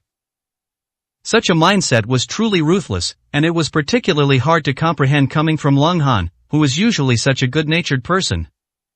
However, this also showed the extent of Lung Han's hatred for Nyo in his heart. Red Eye sighed and said, "This truly surprised me, Emperor Qing. You said earlier that we should observe the situation. Did you already foresee this?" This Lung Han doesn't seem like such a ruthless person. How did he suddenly become so cruel? Looking at him, he doesn't seem to be filled with hatred for Ernyo, rather, it's more like he loves her to the bone. Hearing Red Eyes' words, Black Bone also nodded and said, that's right. Although Lung Han said he hated Ernyo, his actions show that he never forgot Ernyo. This time, I thought he had come to terms with it and genuinely intended to live a good life with Ernyo, but then he pulled off this stunt. Unexpected, truly unexpected. From their perspective, it was indeed incomprehensible. Of course, if it were someone else, someone who was normally ruthless enough, it might not be so strange. But since this was done by Lung Han, it couldn't help but make people feel strange. Yi Ching looked at Lung Han, who was holding Ernyo's body, still singing the tune, tears still flowing, and sighed softly, saying, sometimes, the kinder a person is, the more honest a person is, the less you can push them too far. Lung Han, reaching this point today, the one suffering the most isn't anyone else, it's him himself. He killed Ernyo, and at the same time, he also killed himself. At this point, Yi Ching shook his head and said, alright, you all go back at this time, let Lung Han calm down. I'll go talk to him myself in a bit. Hearing Yi Ching say this, Red Eyes and the others said nothing more and left directly. At this moment, Lung Han didn't need so many people around him, and Yi Ching was perhaps the only one who could comfort Lung Han. After everyone had left, Yi Ching waited for more than 10 minutes, and then he heard Lung Han's heartbroken wails. He cried for about 20 minutes before the crying slowly stopped. Only then did Yi Ching sigh, walk onto the pavilion, go to Lung Han's side, and gently pat Lung Han's shoulder. You did nothing wrong. This, perhaps, is the best outcome. Chapter 978. It's time to return to Jiangcheng. Hearing Yi Ching's voice, Lung Han raised his head, his eyes bloodshot, and looked at Yi Ching with a mournful expression. Yi Ching, I killed her, I killed Ernyo, I killed the person I loved most, I killed her with my own hands. Am I supposed to die? Yi Ching shook his head and said, the one who deserves to die isn't you, but Ernyo. Her living until now was already a bonus. If it weren't for you, her life would have been gone long ago. She betrayed you, she hurt you, and she hurt everyone, so she deserves to die. You merely took back what belonged to you. Her life was never truly hers. Returning it now is no loss. Dying by your hand is even less of a loss. Lung Han, don't have any psychological burden. This is just what she owed you. Yi Ching didn't know how to comfort Lung Han at this moment. After all, even if there was deep hatred, there was also love to the bone, and personally killing the woman he loved, for Lung Han, not only threw away his future, but also everything. Yi Ching couldn't help Lung Han overcome this mental hurdle, he could only let Lung Han figure it out himself. Lung Han took a deep breath, looked at Ernyo's corpse in his arms, felt the lingering warmth, and gently kissed her, saying, Yi Ching, I want to bury her properly. No grand ceremony is needed, nor anything extravagant, just a simple, scenic burial ground with mountains and water. I want to cremate her on a peaceful and harmonious day, then scatter her ashes into the sky and bury her clothes in the grave. Can you help me? This request was not too high, it was too low. Yi Ching had no reason to refuse, nor would he refuse Lung Han. He nodded gently and said, don't worry, I will find a good place and do as you said. I can find the place for you today. Upon hearing Yi Ching's words, Lung Han gave Yi Ching a desolate smile and said, Yi Ching, thank you. If it weren't for you, she would never have found freedom or release, and neither would I. Thank you. I'm fine now, you don't need to worry about me. She merely left this world, to be reborn with a new, pure soul. This is the best outcome for her. If anyone else had said this, Yi Ching would naturally have considered it an excuse, but coming from Lung Han's mouth, it meant that Lung Han truly believed it. Patting Lung Han's shoulder, Yi Ching said lightly, Brother Lang, from now on, we will both start a brand new day. Let's go. I won't persuade you to rest, but you should at least eat something to replenish your strength. Lung Han nodded, slowly stood up, and held Ernyo's body in his arms. Lung Han's physical condition was certainly not good, as he was missing a kidney, but no one mentioned that kidney today. Lung Han didn't speak of it, and neither did Yi Ching. Although holding Ernyo was strenuous, it was Lung Han's last act of affection for Ernyo. At this moment, many people were already waiting below the rockery, especially Second Master Mu and others. They had originally thought that everything was settled and there would be no more changes, but then they heard early in the morning that Lung Han had personally killed Ernyo, which made Second Master Mu anxious again. The constant changes were too quick, making it difficult for Second Master Mu to accept. When Second Master Mu saw Yi Qing, he also saw Lung Han and Ernyo's body. If Lung Han had killed Ernyo earlier, he wouldn't have had any other thoughts, but hadn't they just reconciled? He couldn't understand, he truly couldn't. When he wanted to say something, he saw Yi Qing's stern expression, and Second Master Mu also shrank his head, saying nothing. It was Yi Qing, looking at Second Master Mu, who said lightly, "We are leaving today. We have already agreed on what to do. Second Master Mu, if you want to betray us, tell me in advance, because I hate betrayal the most. Do you understand?" Second Master Mu swallowed his saliva and nodded heavily, saying, "Please rest assured, Emperor Qing, Second Master Mu and the Paidu Mu family will follow your family for life. There will absolutely be no acts of betrayal. No matter who dares to have any other thoughts, Second Master Mu will be the first to not spare him, rest assured." Yi Qing nodded, patted Second Master Mu's shoulder, and said, "I hope that one day I can personally call you Mu family head, rather than personally slaying you and all of you." After speaking, Yi Qing left with Lung Han. The matters here were already dealt with, there was nothing to linger on. There were no other major issues at Nine Kings Hall either. Next, they just needed to wait for Lung Han to settle Ernyo, and then they could leave Paidu. Upon returning to Nine Kings Hall, Yi Qing sat on the sofa, looked at Blackbone, and said lightly, "If you found the place, take Lung Han with you, let him do whatever he wants, and then come back with him. Also, the charity fund needs to enter the preparatory stage as soon as possible. At this moment, Lung Han can still remain calm and not have too many thoughts, as his emotions are in a tug-of-war, and it hasn't reached the breaking point yet. But once it reaches its limit, that feeling will be heart-wrenching." At this point, Yi Qing sighed, seemingly already able to imagine how painful Lung Han would be after a while. Yes, how could he not be in pain? Although the matter with Ernyo had actually passed a long time ago, and they hadn't seen each other for a long time. However, they did meet this time, and there was even a future to speak of, but he personally killed Ernyo. Even if this was Lung Han's true intention, what Lung Han wanted to do, he was still afraid that his heart would be in unbearable pain. At this time, finding things for Lung Han to do to distract him was very necessary. Yi Qing was undeniably good to Lung Han. He truly treated Lung Han like an older brother. Of course, for Yi Qing, Lung Han was worthy, not only because he had saved him, but more importantly, such a good person deserved it. Blackbone nodded in agreement. He also regarded Lung Han as a friend. It was impossible not to help a friend who was now troubled. At this moment, Red Eyes looked at Yi Qing and said, "Emperor Qing, should we return to Jiang City next? Whether it's the matters of the underground world or the celestial giants, they probably need a buffer period, and it's time to resolve the troubles in Jiang City." In Jiang City, Hai Wang actually couldn't control the situation anymore. Even if he could control it, would Hai Wang benefit Yi Qing? Clearly, this was impossible. There was deep hatred between Uncle Gong and Yi Qing. If he had kept running, that would have been one thing, but since he had come out this time, if Uncle Gong didn't know Yi Qing was alive, that would be fine, but if he did know, his first reaction would probably not be to flee, but to fight to the death. Chapter 979: The Strength of the Feng Family. That's right, it's a fight to the death. Yi Qing had let Uncle Gong off once, severing one of Uncle Gong's arms, and Uncle Gong held a grudge in his heart, but he was not Yi Qing's opponent, so he could only lie low. If he didn't come out, so be it, but if he did, it would be an unending feud. Uncle Gong knew very well that Yi Qing knew what he had done and would absolutely not let him go.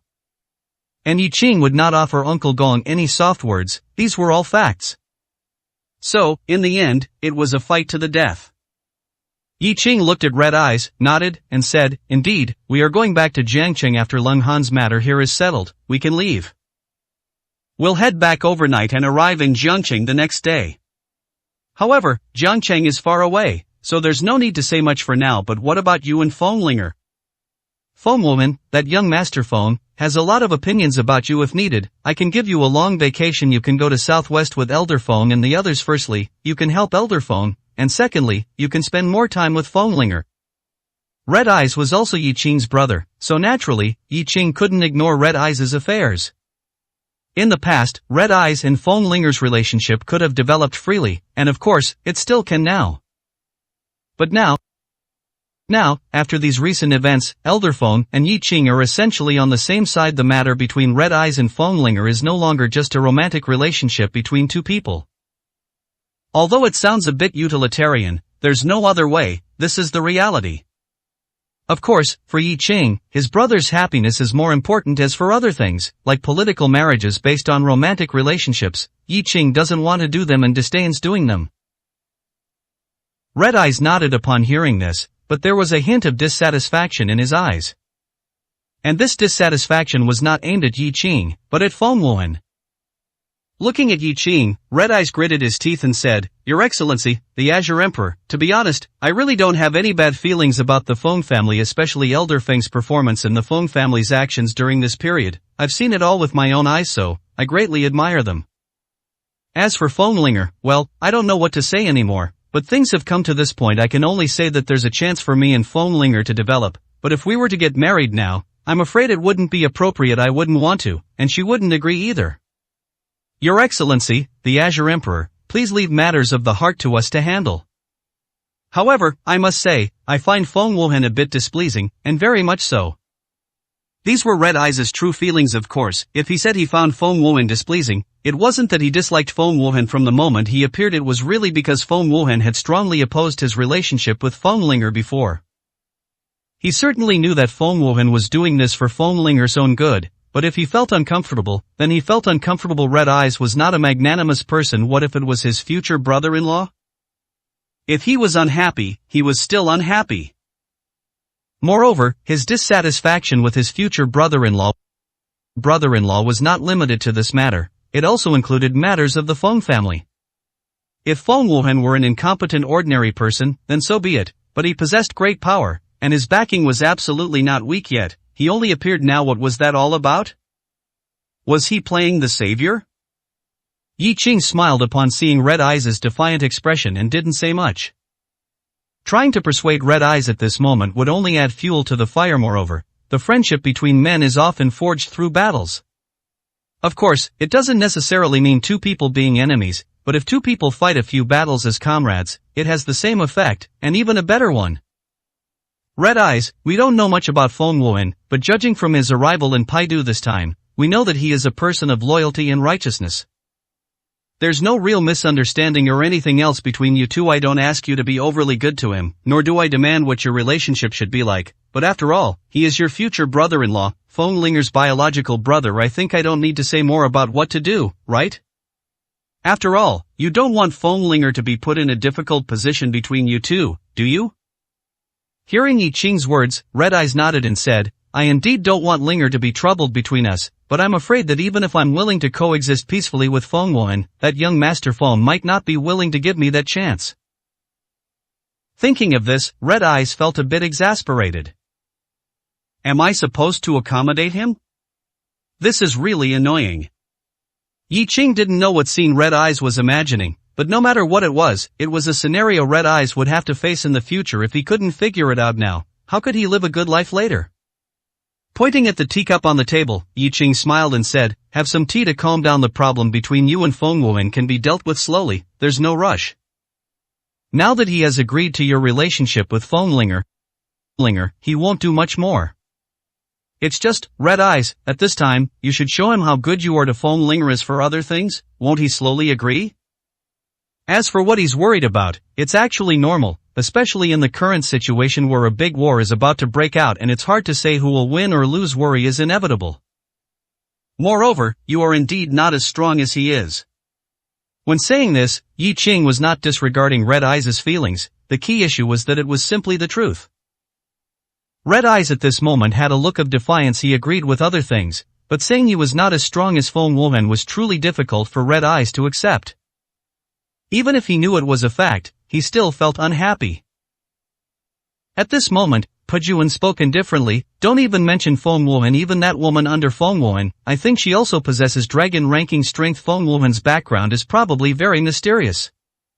Scarlet Moon? Is her name Scarlet Moon? I haven't heard of this woman, but she does seem very strong, and the key is, she's full of killing intent. she probably has a lot of blood on her hands.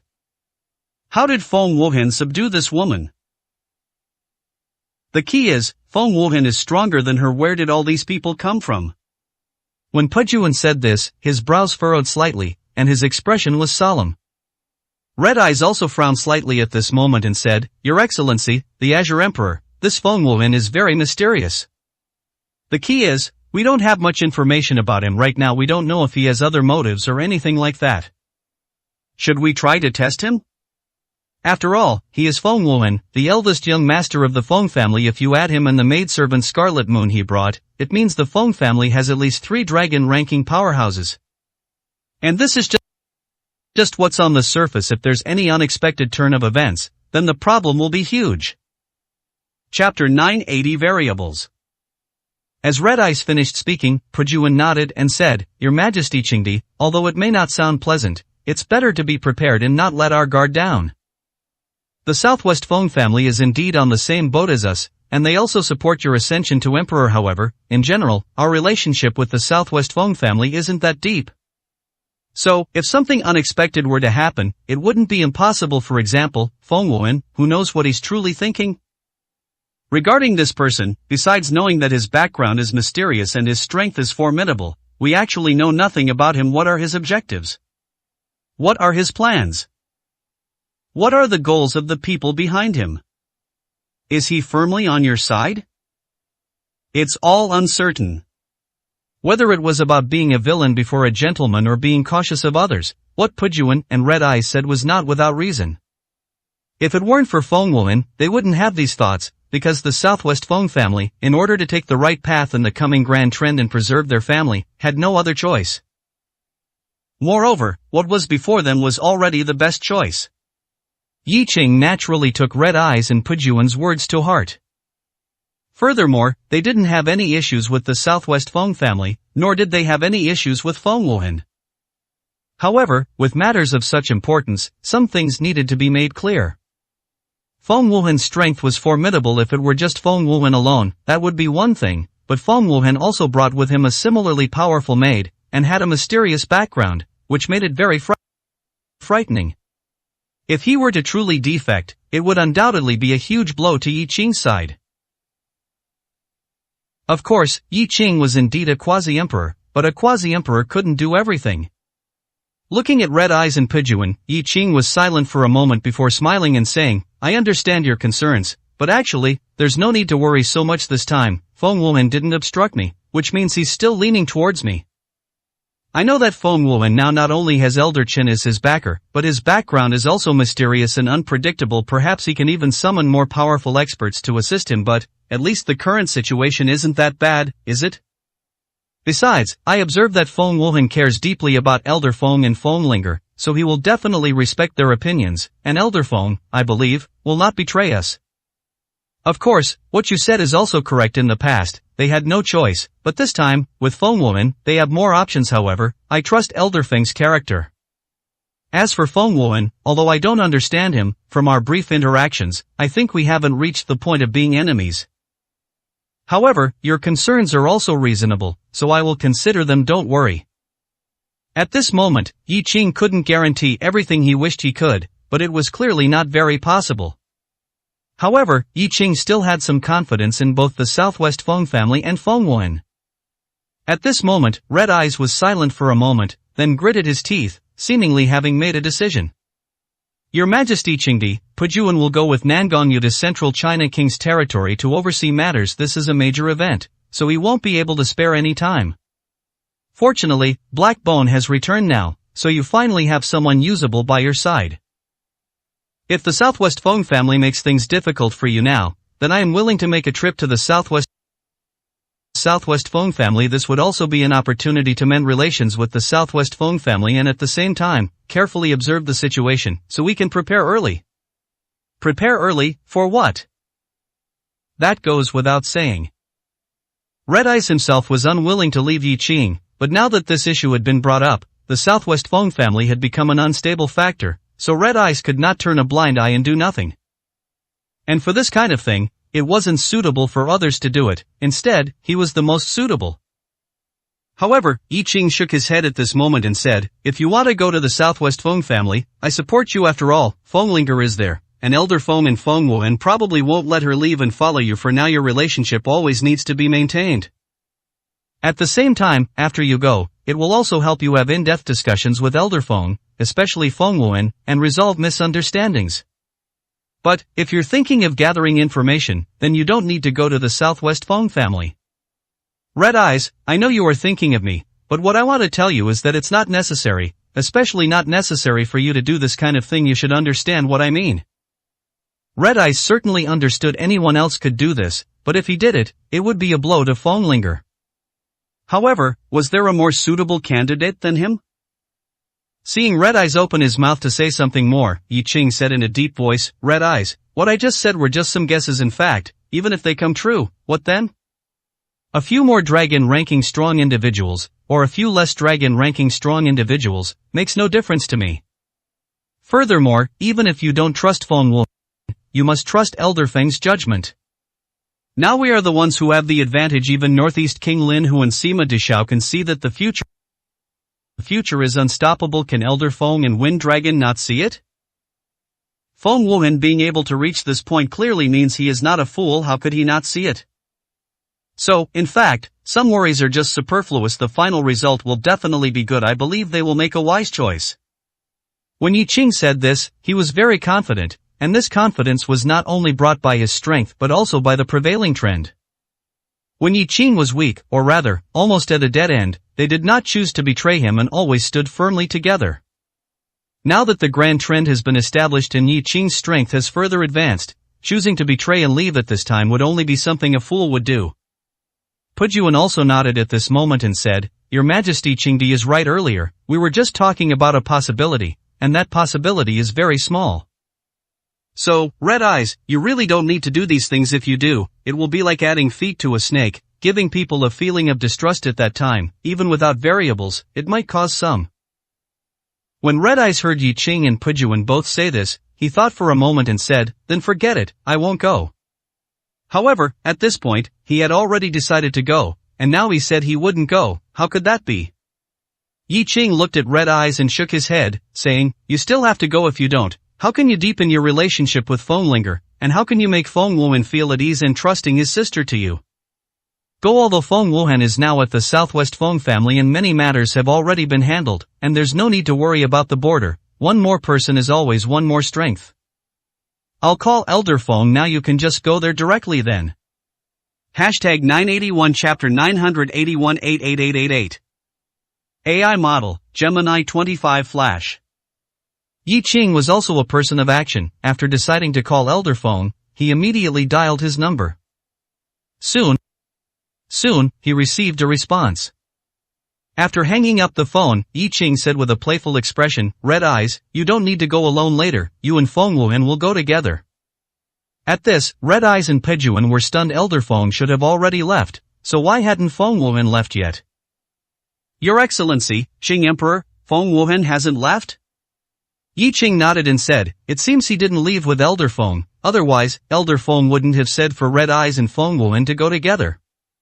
Moreover, Fengwu is here at the Nine Kings Hall. I imagine he's waiting for me." Pujuan frowned slightly upon hearing this and said, "The matter is over. What is Fengwu waiting for you for at this time? And if he has something to discuss with you, why doesn't he show himself? Does he really expect you to personally call on him?" Regarding Yi Qing's reputation and prestige, if Pujuan and his own people didn't care, could they expect others to care or maintain it? If Yi Qing was only the Southeast King before, everything would have been fine, but now, Fengwu knows very well that Yi Qing is already the Qing Emperor. Even if this Qing Emperor isn't recognized by everyone, he still has a considerable number of supporters. And in the future, he is striving in this direction. What does Fengwu want to do? Yi Qing, however, didn't overthink it. He smiled and said, "Pujuan, you're overthinking. It's actually not that complicated. Rather than saying Fengwu is waiting for me to call on him, it's more like he's quite sensible. After our business concluded yesterday, we went to the Mu family. He knew we had things to do, so he didn't disturb us thinking about it positively. Isn't that a good thing? How about this? Since Fengwu stayed behind to wait for me, and he's been waiting all night, I'll personally pay him a visit. After all, he's a dragon-ranking powerhouse, the eldest young master of the Feng family, and Red Eyes' elder brother-in-law, both in terms of emotion and reason. I should personally go. There was nothing wrong with what he said since Yi Qing didn't care. Pu Juan naturally couldn't say much more. Your Excellency, Qing Emperor, then I'll go with you. Yi Qing shook his head and said, no need Pu Juan, you can go directly with Nangongyu to do your business, don't worry, nothing will happen. Here, I'll take Red Eyes with me later to visit Feng Wuhan, see what Feng Wuhan wants to say, and also let Red Eyes and Feng Wuhan communicate more, then head to the southwest together. Hearing Yi Qing say this, Pu Juan couldn't say much more. He nodded, feeling no unease. Feng Wuhan is at most a dragon-ranking powerhouse. Even with the maid Scarlet Moon, they are just two dragon-ranking powerhouses. They can deal with others, but if they want to deal with Yi Qing with this strength, that's just a pipe dream. At this moment, at the Nine Kings Hall, Southwest King's residence, Feng Wuhan sat in the living room, sipping tea, while the maid Scarlet Moon respectfully sat at the tea table, brewing tea for Feng Wuhan. Master, you've waited so long, is it really necessary? With your status, what if it's Yi Qing? He's just an unrecognized Qing emperor, his true strength is only a quasi-emperor, not an emperor. Do you need to be like this? If others heard this tone, they would probably say Scarlet Moon was unbelievably arrogant. Just a quasi-emperor? Are quasi-emperors common?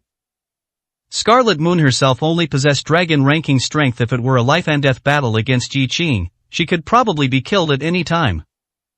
But Scarlet Moon's tone indeed seemed somewhat dismissive. It was as if, even if Yi Qing was a quasi-emperor, a Qing emperor, he shouldn't make Feng Wuhan wait like this. In Scarlet Moon's view, this was unforgivable. Feng Wuhan took a sip of tea, looked at Scarlet Moon, and chuckled. Scarlet Moon, what you say here is fine, but you can't say it in front of others, otherwise, if it really reaches Yi Qing's ears and makes him unhappy, I may not be able to save you. Scarlet Moon pouted upon hearing this. Although she was wary of Yi Qing, it seemed that was all there was to it.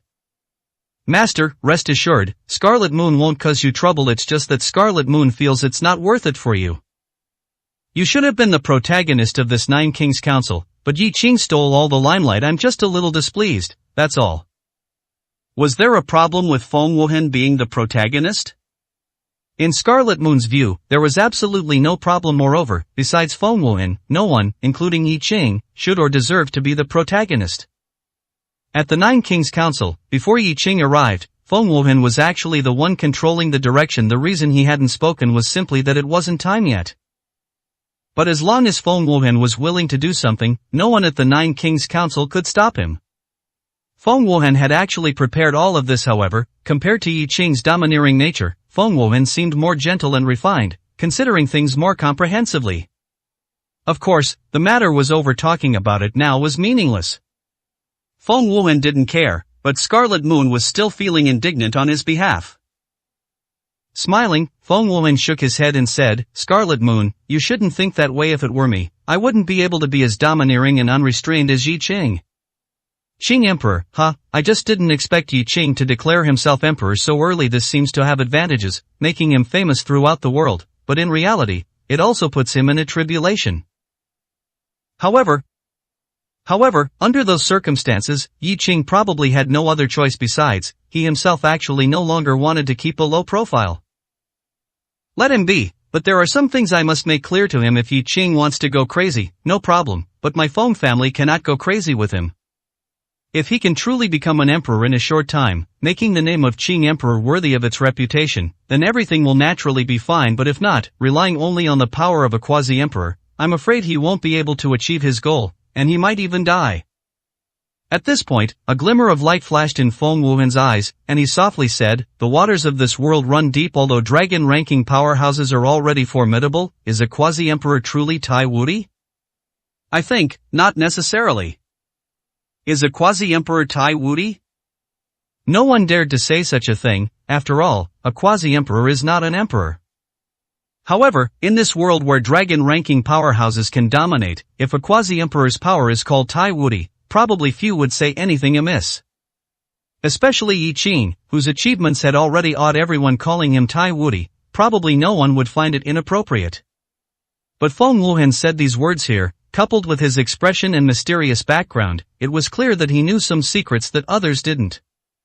And just then, a subordinate came in to report that Yi Qing had already left the Southeast King's residence and was on his way. Chapter 982, Disrespect for the Supreme. Upon hearing his subordinate's report, Scarlet Moon looked at Feng Wuhan and said, "Master, I'll go to the entrance to greet him now." Although Scarlet Moon was somewhat displeased with Yi Qing, feeling that he had stolen Feng Wuhan's thunder, she was still wary of Yi Qing's strength and dominance. Furthermore, given Yi Qing's status and position, it was clearly impossible not to go out and greet him. However, Scarlet Moon still said she would go alone, not suggesting that Feng Wuhan accompany her. But even without her saying it, Feng Wuhan had already stood up. "It's not just you going, we're going together."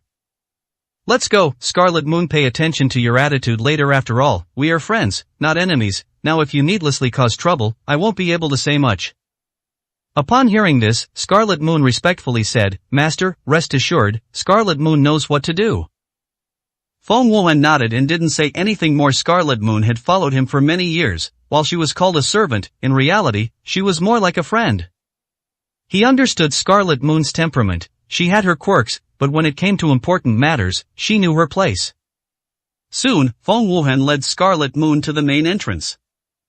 At this moment, Yi Qing, accompanied by Red Eyes, was also about to arrive, and both parties could already see each other's faces. Feng Wuhan chuckled, showing no airs or vying for dominance. He stepped forward directly, actively greeting Yi Qing. With the arrival of His Majesty the Azure Emperor, the Southwest King's residence is truly honored. Yi Qing looked at Feng Wuhan and said with a smile, "Young Master Feng, there's no need for formalities between us. Feng Lao, Wind Dragon, and I are all friends. I have long admired you, young Master Feng. Since there are no outsiders, let's be straightforward." "I think, young Master Feng, you feel the same way, right?" Speaking quickly and directly, Yi Qing had no intention of playing games with Feng Wuhan. There was no need, and no time. Although Yi Qing had made arrangements for Jiangcheng and knew nothing major would happen, he still couldn't feel at ease while not being there. However, coming to Feng Wuhan's side and meeting him was also a must. Since he had come and met, it was best to speak plainly. Otherwise, if they were to engage in pleasantries, it would truly be a waste of time. Upon hearing Yi Qing's words, Feng Wuhan chuckled and nodded. "His Majesty the Azure Emperor speaks quickly and directly, so I won't be overly polite either. However, this is not the place to talk. Your Majesty the Azure Emperor, please come inside, have some tea, and we can talk slowly." Yi Qing smiled and nodded. "Good, since I'm here, I should certainly have a cup of tea." Subsequently, Yi Qing and Red Eyes followed Feng Wuhan into the mansion. There was no conflict, not even much eye contact. Everything seemed normal, and then, upon reaching the living room, everything that was meant to happen, did. Feng Wuhan sat on a wooden chair, and Yi Qing sat opposite him. Seeing Red Eyes standing behind Yi Qing, seemingly with no intention of sitting down, Feng Wuhan smiled and said, "Red Eyes, please sit down and have some tea as well. I believe this is just a private meeting today, and His Majesty the Azure Emperor won't mind." At these words, Yi Qing's expression remained neutral, showing no emotion. However, Red Eyes frowned slightly, feeling that there was an intent to provoke. In fact, there was indeed an intent to provoke. If someone else had accompanied Yi Qing today instead of Red Eyes, would Feng Wuhan have said those words? Even if he had, perhaps no one would have thought much of it, but with Red Eyes accompanying Yi Qing, everything was different. Red Eyes was Feng Linger's lover, to put it unpleasantly. He was Feng Wuhan's brother-in-law. This relationship could not be easily dismissed. Red Eyes looked at Feng Wuhan, just about to speak, when Yi Qing smiled and nodded. "Red Eyes, sit down. Young Master Feng is right, there are no outsiders here today, so there's no need for us to be so reserved." After hearing Yi Qing say this, Red Eyes didn't say anything more and simply sat down. However, it was this direct act of sitting down, without even greeting Yi Qing or making any excuses, that made Feng Wuhan's eyes flash. Red Eyes actually saw this flash, but he didn't take it seriously. But Yi Qing knew that Feng Wuhan was perplexed. Perplexed as to why Red Eyes, after receiving Yi Qing's instruction, didn't even decline. After all, whether in the underground world or elsewhere, at their level, hierarchy should actually be even stricter. Red Eyes was Yi Qing's subordinate. For a subordinate to sit as an equal with his master at a tea table, and not even ask a few more questions to confirm if the master was truly sincere, this was somewhat inexplicable. Seeing Feng Wuhan's expression, Red Eyes couldn't help but say, "What are you looking at? What's wrong? Is it strange that His Majesty the Azure Emperor treats his subordinates like brothers?" Although Red Eyes had been warned by Yi Qing not to cause any trouble with Feng Wuhan's gaze still made Red Eyes somewhat unable to restrain himself. After Red Eyes finished speaking, Feng Wuhan merely smiled and didn't argue with Red Eyes, seemingly with a hint of disdain. At this moment, Scarlet Moon also couldn't hold back looking at Red Eyes. She angrily said, "Presumptuous! Who allowed you to speak to Master like that? This is simply outrageous." Upon hearing this, a hint of coldness and anger flashed in Red Eyes' eyes. He thought that if anyone were to express displeasure towards him at this moment, it should be Feng Wuhan. However, Feng Wuhan merely smiled and said nothing, while his servant, Scarlet Moon, seemed displeased. What did this mean? Did it mean he was not qualified to speak directly with him? Did Feng Wuhan not even care about his anger and words? If Red Eyes had no temper, he wouldn't be Red Eyes. Moreover, Yi Qing had previously told Red Eyes to give Feng Wuhan face, but he hadn't said to give Scarlet Moon any face. If a mere servant could order him, Red Eyes, around and disrespect him, then not to mention Red Eyes' own face, would Yi Qing still have any face? So, Red Eyes slowly stood up, looked at Scarlet Moon, and said coldly, "Presumptuous? His Majesty the Azure Emperor is here, and he hasn't accused you of disrespect yet you dare to yell? Who is truly being presumptuous, and who is being unreasonable?" As he spoke, Red Eyes walked directly towards Scarlet Moon and said coldly, "I, Red Eyes, am His Majesty the Azure Emperor's subordinate, but I won't even mention the relationship between your master and my His Majesty the Azure Emperor. Let's just talk about the relationship between me and your master. I, Red Eyes, do you know who I am? Your master, Feng Wuhan, is the elder brother of my beloved, Fenglinger. He is my, Red Eyes' brother-in-law whether he admits it or not. As long as my relationship with Fenglinger has not ended, I am his brother-in-law, and he is my elder brother-in-law. You, an ignorant servant who doesn't know your place, I am also half your master, yet you dare to speak to a master like this? You are truly disrespectful, utterly presumptuous, and seeking death." Chapter 983 Forced Promotion. Red Eyes was quite skilled at irritating people. Just these words caused Scarlet Moon to frown deeply, her teeth grinding audibly. Yet, what Red Eyes said truly had no fault. As long as the relationship between Red Eyes and Fenglinger continued for one day, Feng Wuhan would indeed be Red Eyes' brother-in-law, whether he admitted it or not. But, was this the time to be discussing that? Especially regarding the matter of Red Eyes and Fenglinger, Feng Wuhan's attitude was one of opposition. How could Scarlet Moon not be clear about this? Rather than saying Red Eyes was angering her, it was more accurate to say he was angering Feng Wuhan. Scarlet Moon gritted her teeth, glaring at Red Eyes, and angrily said, "Villain, stop spouting nonsense. If you dare to babble again, I will cut you down right now."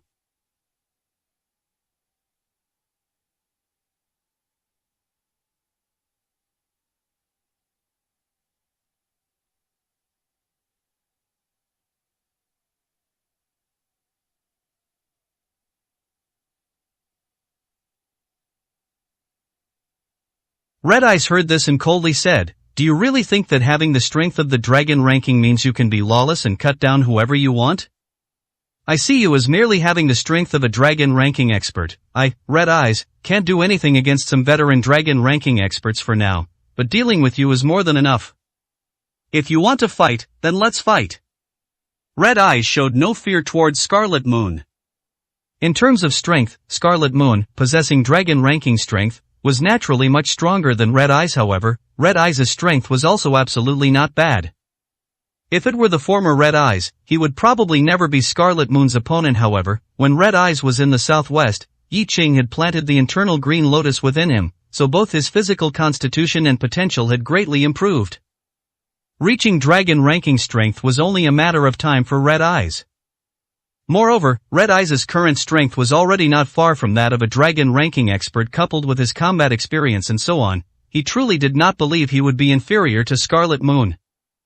Even if he truly was inferior, it would not be easy for Scarlet Moon to defeat him. At this moment, Scarlet Moon paid no mind to any of this. Looking at the clamoring red eyes, a hint of killing intent flashed in Scarlet Moon's eyes, but she also showed restraint, glancing at Feng Wuhan. As a result, Feng Wuhan merely lowered his head and drank tea, seemingly unaware of the dispute happening between them, and this was the attitude Scarlet Moon wanted. Not speaking, in a sense, meant tacit approval. Feng Wuhan was also planning to let Scarlet Moon teach Red Eyes a lesson. Thinking of this, Scarlet Moon could no longer hold back. She directly rushed forward, slamming a heavy punch towards Red Eyes' face.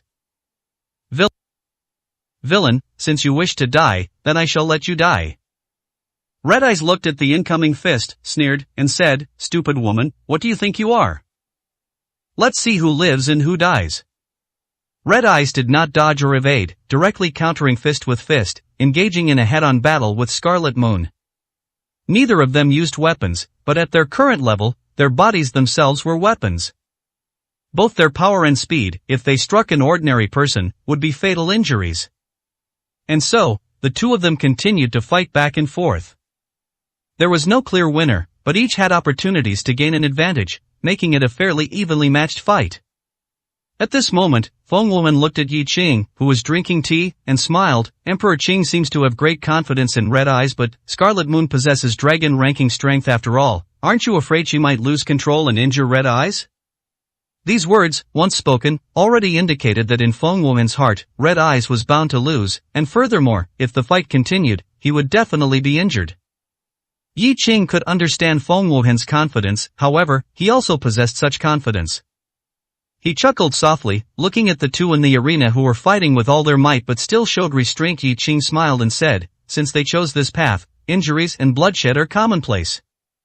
What's more, if one doesn't fight because they fear injury and bloodshed, then it would be better to simply withdraw from this path and live the life of an ordinary person.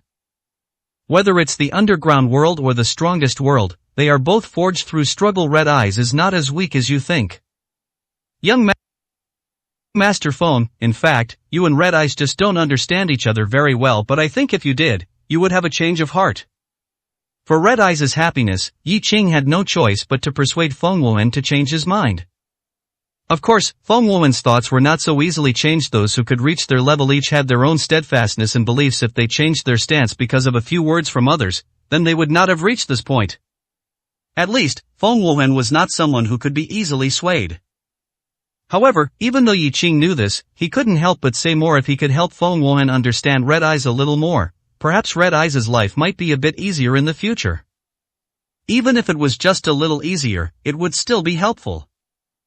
Feng Wuhan did not stop Yi Qing from speaking on Red Eyes' behalf, but after listening, Feng Wuhan still shook his head, his expression firm. "Emperor Qing, I respect you. Logically speaking, based on what you have done and the help you have given the Feng family, whether it's your request or plea, I have no reason to refuse. However, since the matter involves my own younger sister, I can only offer my apologies. I think you have also realized that no matter what I say, I am definitely against Linger and Red Eyes being together in my heart, which is why you are saying these things. But, instead of persuading me, you might as well persuade Red Eyes to give up. As long as he is willing to give up Linger, I, Feng Wuhan, will definitely accept this favor." Feng Wuhan's favor was not ordinary. Many people desperately wanted it but could not obtain it. Now, for Feng Linger, Feng Wuhan was willing to owe Red Eyes a favor. This was truly not Feng Wuhan being arrogant. However, even so, Yi Qing still shook his head. However, before Yi Qing could say anything, Feng Wuhan sighed and said, "Emperor Qing, please don't refuse yet. Listen to my conditions." At this point, Feng Wuhan looked at Red Eyes, who was fighting in the arena but gradually falling into a disadvantage, and said, "I can see that Red Eyes' combat power is very strong, and his potential is also very strong. Reaching dragon ranking strength is a matter of time for him. However, that still requires time for his strongest. Time is more important than anything else. Entering dragon ranking strength earlier means becoming stronger sooner, and having greater room for future development. I know Emperor Qing has unparalleled combat power and formidable strength, but you cannot always think for Red Eyes. If Emperor Qing can help me persuade Red Eyes, I, Feng Wuhan, guarantee here that within a week, I will help Red Eyes enter the realm of a dragon ranking expert at the same time. I will also meticulously impart my combat experience to Red Eyes. I think this condition should be sufficient, right? Feng Wuhan had truly gone all out. Forcibly increasing someone's combat power dramatically, even directly crossing realms to enter dragon ranking strength, was not something an ordinary person could do. It involved not only the issue of combat power but also mysterious cultivation techniques and skills. Yi Qing did not know what method Feng Wuhan would use to help Red Eyes enter dragon ranking strength, but Yi Qing knew that even if Feng Wuhan had this ability, he would probably have to pay a considerable price. From this point alone, it could be seen that Feng Wuhan was truly unwilling for Feng Linger and Red Eyes to be together, and at the same time, it also showed Feng Linger's position in Feng Wuhan's heart. Chapter 984 Pressure. The conditions are truly generous. Feng Wuhan looked at Yi Qing, a hint of confidence flashing in his eyes. He couldn't help but be confident. After all, with the conditions he could offer, there were very few people in this world who could refuse them. This was a chance to ascend to the heavens in one step, a way for a powerful individual to save a great deal of time, especially for those who had been on the Tiger ranking for many years but were still unable to enter the Dragon ranking. For them, these were conditions they would willingly give their lives to obtain. Unfortunately, Feng Wuhan's heart slowly sank, because he didn't see a trace of pleasant surprise in Yi Qing's eyes. The only thing there was, perhaps, just a tiny bit of astonishment. Was this merely astonishment? Moreover, besides astonishment, there didn't seem to be even a hint of greed. Taking a deep breath, Feng Wuhan looked at Yi Qing and gritted his teeth, saying, I believe these conditions would be a rare opportunity for anyone, one they would be willing to pay an unimaginable price for. Emperor Qing, as long as you can persuade Red Eyes, not only will I help Red Eyes, but from now on, we will be the best allies. Regarding your position as Emperor Qing, no matter what others think, I will definitely help you. Raising the stakes. After seeing Yi Qing's gaze, Feng Wuhan immediately decided to raise the stakes. He even said that no matter who opposed Yi Qing, he would help Yi Qing secure the throne of Emperor Qing. This was equivalent to saying that Feng Wuhan was willing to fight for Yi Qing. It must be said that for his sister Feng Linger, Feng Wuhan truly gave everything he was willing to give. Unfortunately, even so, he still didn't see the emotion he wanted to see in Yi Qing's eyes. Yi Qing sighed, looked at Feng Wuhan, and said, Young Master Feng, why bother? Why interfere with the love of a devoted couple? What's more, they are only in love right now, and they haven't even spent much time together. No one knows what the future holds, so aren't you being too anxious?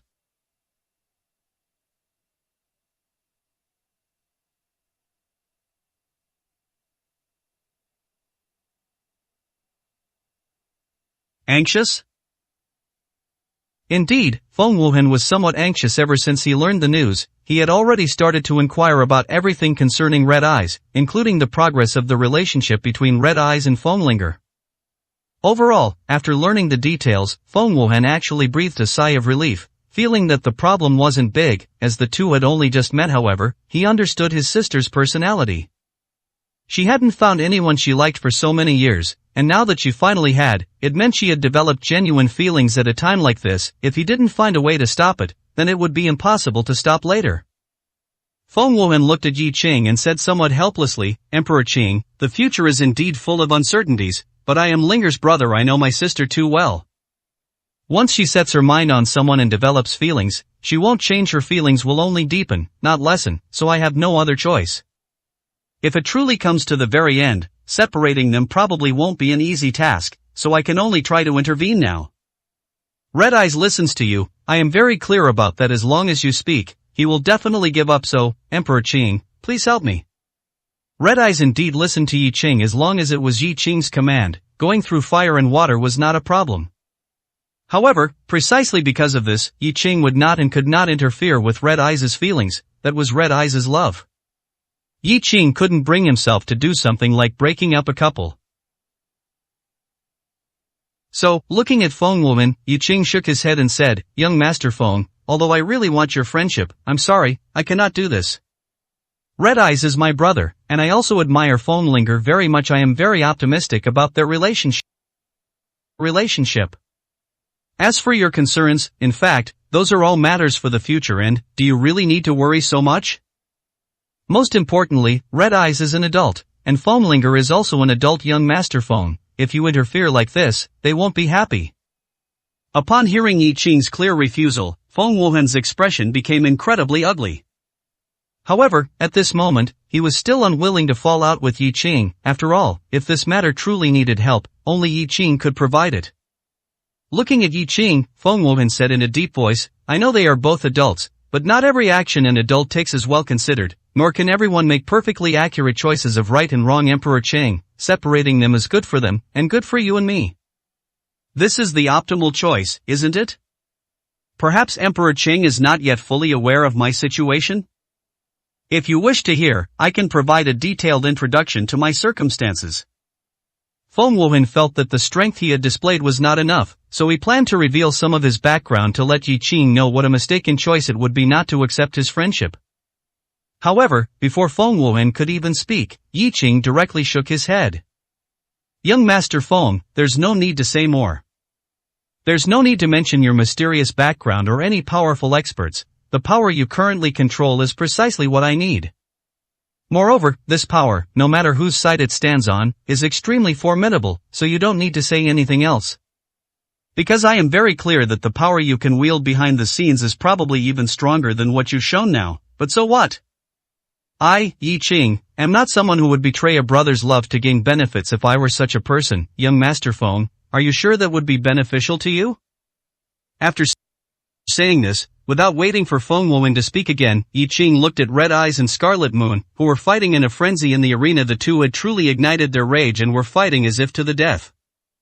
At this moment, Yi Qing didn't even get up. Only the red lotus on his forehead flickered slightly, then his eyes became somewhat cold, and he let out a faint hum. With just that sound, it was as if divine might had descended. Yi Qing was clearly still sitting there, but behind him, an incomparably massive Dharma idol seemed to appear faintly. The Dharma idol could not be directly observed, yet merely by sensing it, one felt infinite pressure, making it impossible to even think of resisting. Feng Wuhan's face instantly turned pale, and Lung Han sweat directly from his forehead. As for Red Eyes and Scarlet Moon, who were directly suppressed by this might, they instantly stopped their hands and resisted with all their might. Until, 1 second later, the pressure disappeared. Red Eyes and Scarlet Moon were both drenched in sweat, and they had even lost the strength to speak, as if they had used all their strength to resist that pressure for just 1 second. Pressure. The pressure of a quasi-emperor. No, this was not merely the pressure of a quasi-emperor. Feng Wuhan had seen Yi Qing make a move before, but this move was different. It was also different from his previous moves. Previously, Yi Qing had displayed extraordinary combat power, but he hadn't shown this kind of formidable pressure. Whom was this pressure for?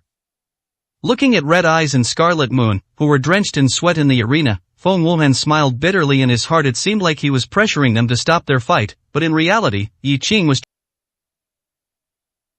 Chapter 985 True Love? Yi Qing didn't care what Feng Wuhan thought. He only did what he felt he should do, what he thought was right. This pressure was indeed not only aimed at Red Eyes and Scarlet Moon, but also at Feng Wuhan. This was to tell Feng Wuhan that no matter how powerful he was, or how mysterious his background was, what did it matter? As long as Yi Qing always possessed enough power and means to be Tai Wudi and deter all enemies, then anyone who wanted to be his enemy would have to think carefully about whether they still wanted to live. Now, everyone knew that compared to his enemies, the person Yi Qing hated and wanted to kill the most was not someone else, but a traitor. For traitors, Yi Qing wished he could skin them and pull out their tendons. Feng Wuhan was not a traitor, and even the Feng family was not considered a traitor. However, they were originally comrades, people on the same boat, but then suddenly defected and became enemies. So, who Yi Qing would deal with first was probably self-evident. Moreover, this kind of dealing was not a simple one, but a ruthless one, no matter the cost. This was a way to kill one to warn 100, otherwise, wouldn't everyone think they could betray Yi Qing? Yi Qing understood this point, and Feng Wuhan, in fact, was also well aware of it. Therefore, even if it truly came to the point of parting ways with Yi Qing, Feng Wuhan had no intention of becoming his enemy. To say he was afraid was an overstatement, but he definitely had reservations. Yi Qing looked at Red Eyes and Scarlet Moon and said lightly, "You two have fought, you've tried your best. If you continue, it will hurt feelings." Miss Scarlet Moon's strength is formidable, and her combat experience is rich. She truly surpassed Red Eyes. Red Eyes, you're not convinced, but you have to be. This was a comment from Yi Qing. No matter what, Yi Qing was the only person currently referred to as a quasi-emperor to be evaluated by him like this. Even if Scarlet Moon was not Yi Qing's person, but Feng Wuhan's, she couldn't help but feel a little proud at this moment. Alright, you two rest. You're not enemies, there's no need for a life and death struggle. After speaking, Yi Qing looked at young Master Feng and smiled. Young Master Feng, why don't you listen to my idea? When you return to Southwest this time, take Red Eyes with you. After all, only after truly spending some time together can you understand a person better, isn't that right? What's more, under your very eyes, they can't do much of anything, but you, on the other hand, can see more and feel more deeply. I believe that after you two get along well for a period of time, you will have different views. Feng Wuhan had calmed down by this time, and the color had returned to his face when he looked at Yi Qing. His eyes were calm, without much emotion, as if it wasn't him who had just been pressured. Hearing that Yi Qing actually wanted Red Eyes to go to Southwest with him, Feng Wuhan raised an eyebrow and said, Your Excellency, Qing Emperor, are you sure you want Red Eyes to go to Southwest with me? Leaving aside whether we get along well, I just want to ask, what if something happens to him in Southwest? After all, you also know that Southwest will experience large-scale battles, and when the Sea King and others counterattack, I think Yen Fatty's grandfather will not stand idly by either. What will happen then? I think it's better to forget it and let Red Eyes stay. After all, if anything were to happen to him, I wouldn't be able to bear the responsibility. There was really nothing wrong with what he said. After all, once a major war began, many things would become uncertain, especially for Feng Wuhan. It would actually be very simple for him to do something to Red Eyes. It was fine if Red Eyes wasn't by his side, but with Red Eyes right under his nose, it would be too easy for him to act. However, Yi Qing smiled and shook his head. Young Master Feng, I believe you are not that kind of person. Of course, I can't completely entrust my brother's life to you, but I think you wouldn't want Fenglinger to hate you, would you? Red Eyes has many flaws and shortcomings. He and Fenglinger haven't had much contact. It's more about their fantasies of each other, so this kind of relationship is actually the hardest to break. But if they were together every day, the situation might be different. After all, at that time, many shortcomings would be exposed. Perhaps, without you even needing to stop anything, they will grow to dislike each other. I think that's what you want to see, isn't it? Yi Qing's words hit Feng Wuhan's heart. Things had reached this point, and there was no need to say much else. Yi Qing would not compromise or give in. Red Eyes would not compromise or give in either. Feng Wuhan glanced at Yi Qing, then looked at Red Eyes, who was slowly recovering, and said lightly, Red Eyes, I don't like you, not because you're not strong enough, nor because you're not good enough, but I just don't like you because you were Linger's lover, and I simply cannot like you. Of course, if you were just an ordinary person, even if I didn't like you, it wouldn't matter, because under my protection, you would live a lifetime of glory, wealth, peace, and happiness. But you are not an ordinary person, and His Excellency, Qing Emperor, stands behind you, so I can't do anything to you. But, can I really not do anything to you? At this point, Feng Wuhan slowly stood up, and a monstrous aura directly emanated from him. This pressure was naturally not as strong as the pressure Yi Qing had released earlier, but it was definitely not something the current Red Eyes could resist. Feng Wuhan was hiding his strength, his true strength, perhaps. Few people on the dragon ranking could compare to it. This was a show of power. Red Eyes, if I ever find out you dare to bully my sister, I'm telling you, no matter who stands behind you, I will kill you, and I promise, if I kill you, you won't escape. This was said in front of Yi Qing, and the person standing behind Red Eyes was none other than Yi Qing himself. To say there was no intention of disrespect would be too far-fetched, but Yi Qing didn't take it seriously. At a time like this, if he were to quibble over that, it would truly be utterly boring. And Red Eyes, at this moment, looked at Feng Wuhan and said in a deep voice, I won't bully Linger, and you don't need to tell me this, I'm also telling you, no one can bully Linger. Whoever bullies her, dies. Feng Wuhan was much stronger than Red Eyes. The two were not in the same weight class at all, but Red Eyes, at this moment, was fearless. He looked at Feng Wuhan calmly, without the slightest concealment. He was speaking the truth. What was in his heart? Feng Wuhan looked deeply at Red Eyes, then looked at Yi Qing and said, "Good, since His Excellency, Qing Emperor, trusts me, then let Red Eyes return to Southwest with me." "You're right, I also want to see if what they have is true love." Yi Qing smiled and nodded upon hearing this, saying, "Then next, we can talk about serious matters, right? Young Master Feng, I think you still have some things you haven't told me." Chapter 986 Hateful Senior Brother. Feng Wuhan did indeed have some things he hadn't said yet. And these words, he actually hadn't planned to say, but after seeing Yi Qing, Feng Wuhan changed his mind. A Red Lotus Emperor appearance involved far too many things.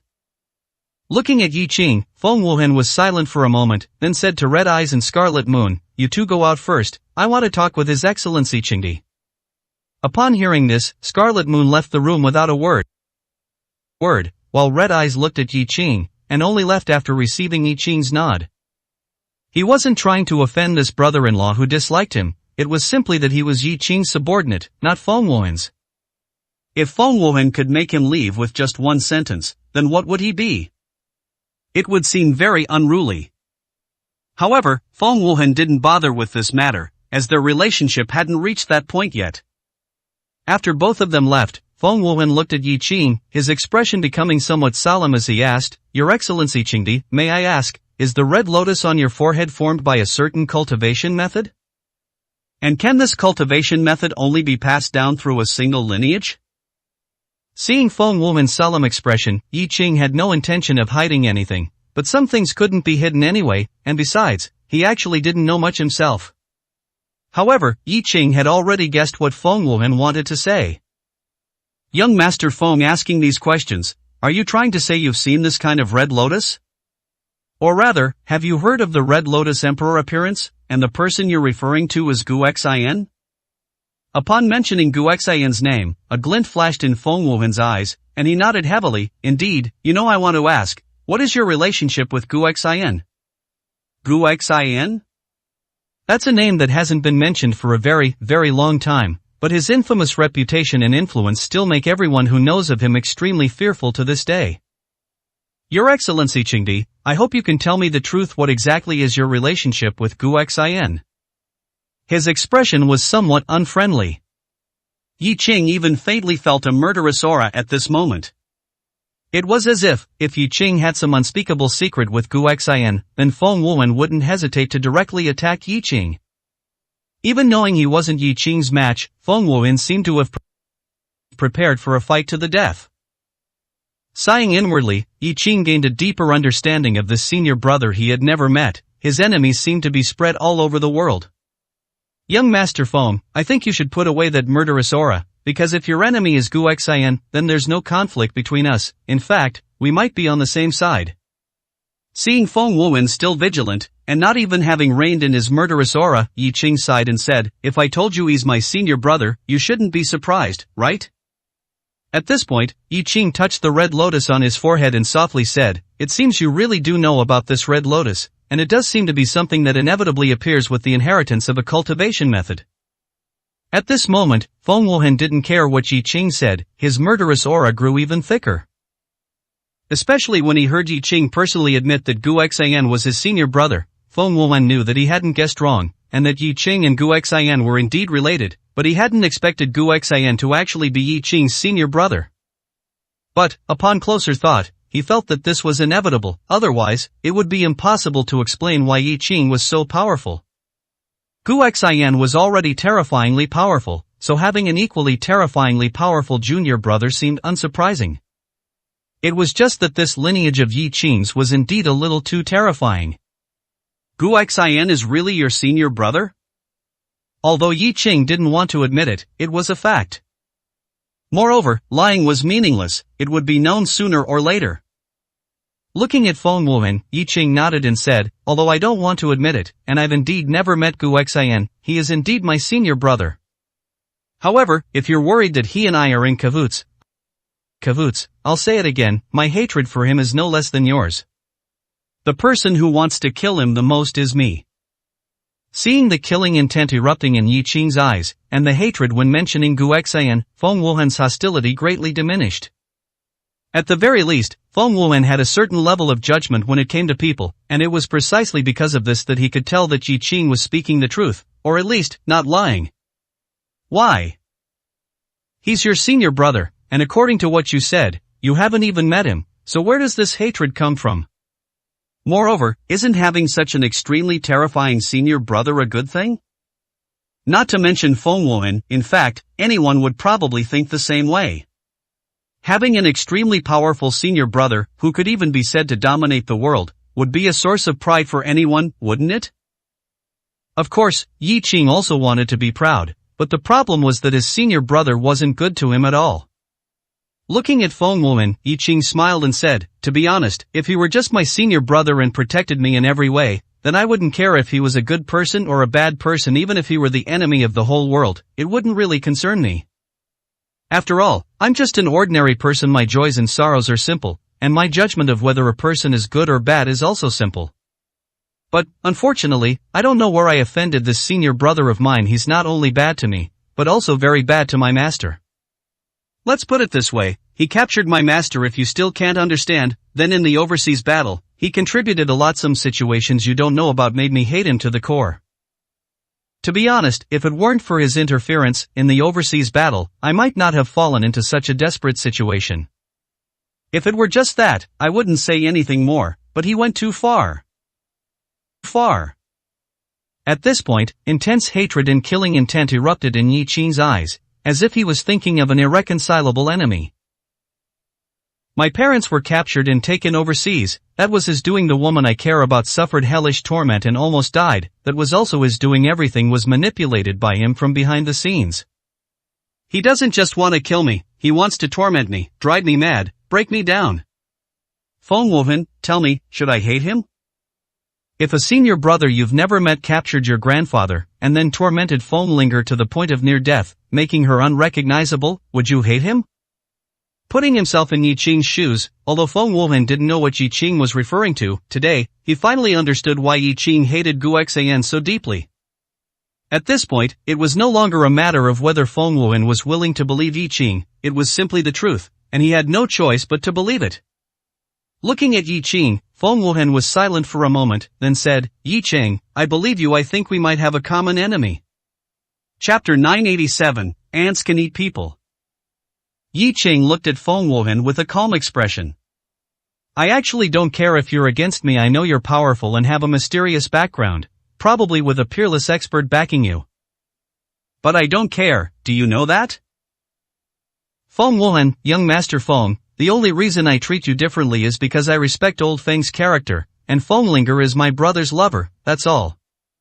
As for whether Gu Xian is our common enemy, it doesn't matter anyway. For me, whether Gu Xian is your enemy or not, we can team up if possible, or not. If not, I will not let him go." Yi Qing seemed to have been ignited by anger when mentioning Gu Xian, so at this moment, when speaking to Feng Wuhan, he lost his previous calmness and gentleness, instead showing a lot of hostility. It seemed that at this moment, the killing intent on Yi Qing's body had not yet dissipated. And in fact, this was Yi Qing's true nature. If it weren't for old Feng and Feng Linger, he wouldn't treat Feng Wuhan like this, no matter how powerful Feng Wuhan was, or how strong his background was. What then? He, Yi Qing, feared no one. Those who should be afraid should be others fearing him. However, Feng Wuhan, at this moment, was not angry, but rather felt that Yi Qing's behavior was only natural. Looking at Yi Qing, Feng Wuhan smiled and said, "Your Excellency Qing Emperor doesn't need to be angry. I know that our relationship isn't that deep. Your tolerance towards me is also out of consideration for my family, but I think in the future, we will become comrades fighting side by side. But there's one thing I'd like to ask Your Excellency Qing Emperor to pay attention to, and that is, I don't know what cultivation technique you practice, but this technique has a problem. Whether it's Gu Xian or you've probably both been affected by the cultivation technique, causing your temperament to change somewhat. These words, even if I don't say them, Your Excellency Qing Emperor should be able to feel them. This cultivation technique is very sinister, more like a demonic art. Is the Azure Emperor longevity art sinister? Does it resemble a demonic art? In fact, it doesn't resemble one at all. Not only is it not a demonic art, but it is also a profound and magnificent immortal art. However, if it was called a demonic art, Yi Qing couldn't deny it. He couldn't possibly teach the Azure Emperor longevity art to Feng Wuhan and let him cultivate it himself. More importantly, the Azure Emperor longevity art indeed undergoes some changes and influences when it reaches a certain stage. At least, the original green lotus of the current Yi Qing has turned into a red lotus. If he had to say why Gu Xian targeted him, Yi Qing actually already had a guess in his heart. It was probably inseparable from this red lotus, or rather, it was Gu Xian who deliberately made him become like this. But none of this made any sense to discuss with Feng Wuhan now. What? Young Master Feng, if I truly cultivated a demonic art, do you still wish to eliminate evil and defend justice? Is the power behind you such a righteous sect? Feng Wuhan heard this, smiled, and shook his head. Of course not. There are many people who eliminate evil and defend justice, and many who act solely on their own conjectures without considering the situation, but I am not one of them, and the existence behind me would not do that either. I just wanted to remind Your Excellency Qing Emperor I have no other intentions. Yi Qing nodded and said, then I thank young Master Feng for the reminder. However, cultivation techniques are always controlled by people. If a person turns evil, then no matter how good the cultivation technique is, it cannot stop the evildoer from doing evil. Similarly, the opposite is also true. Of course, I don't deny other possibilities, but for me, I feel that what I am doing is what I have always wanted to do. I will pay attention to other things. Thank you for your concern, young Master Feng. Since Yi Qing said so, Feng Wuhan naturally didn't say much more. He nodded and said, in that case, I won't say more. Your Excellency Qing Emperor will naturally have confidence. After all is said and done, it's still about Gu Xian. Your Excellency Qing Emperor, I just want to remind you that Gu Xian is a more terrifying person than imagined, so, if possible, I hope we can join forces to deal with him. This way, the chances will be greater. Yi Qing heard this and nodded. Alright, that's not a problem. The key issue is that a person like Gu Xian, although I don't know him, I can guess that his arrogance is extraordinary, so, even if he knows we're coming for him, he probably won't take it seriously. More likely, he's hoping for us to come. Perhaps, he has already guessed it. Who knows? After all, I always feel that he seems to be everywhere. As he said this, Yi Qing looked around, not knowing what he was looking at, as if he was looking at Gu Xian. And Feng Wuhan, seeing that Yi Qing's expression was not a joke, was stunned for a moment, then nodded with a somewhat grim expression, saying, according to Your Excellency Qing Emperor, it seems Gu Xian has been targeting you for a long time. However, if that's the case, it means Gu Xian won't act against you for now. Otherwise, he wouldn't have repeatedly not killed you, but instead forced you. But what exactly is his purpose? Is it just to play tricks? Or to force you to become stronger? I really can't figure it out. Not to mention Feng Wuhan couldn't understand, Yi Qing couldn't understand either. Yi Qing shook his head and said coldly, I don't understand either, but nothing matters. Isn't it better to force me to become stronger? Then just find a way to become stronger. As long as I can possess a speed of growth far beyond his imagination, becoming even stronger than him, and having more trump cards than he imagines, all conspiracies will eventually turn into smoke. The more he does, the more he thinks, the more it will ultimately become his grave. Wants to play? No problem. He thinks he's high and mighty, able to control everything, and everyone else is an ant under his control. Alright, then let him know that even ants can bite people to death. What's more, we are not ants. A fierce glint flashed in Yi Qing's eyes. He had absolutely no good feelings for Gu Xian.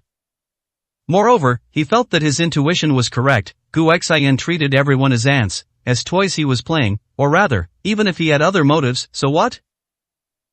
As long as Yi Qing was strong enough, all of Gu Xian's ultimate goals would vanish into thin air. Feng Wuhan looked at Yi Qing's attitude and nodded. Good, with Your Excellency Qing Emperor's confidence, I don't need to worry about anything. I'm taking red eyes.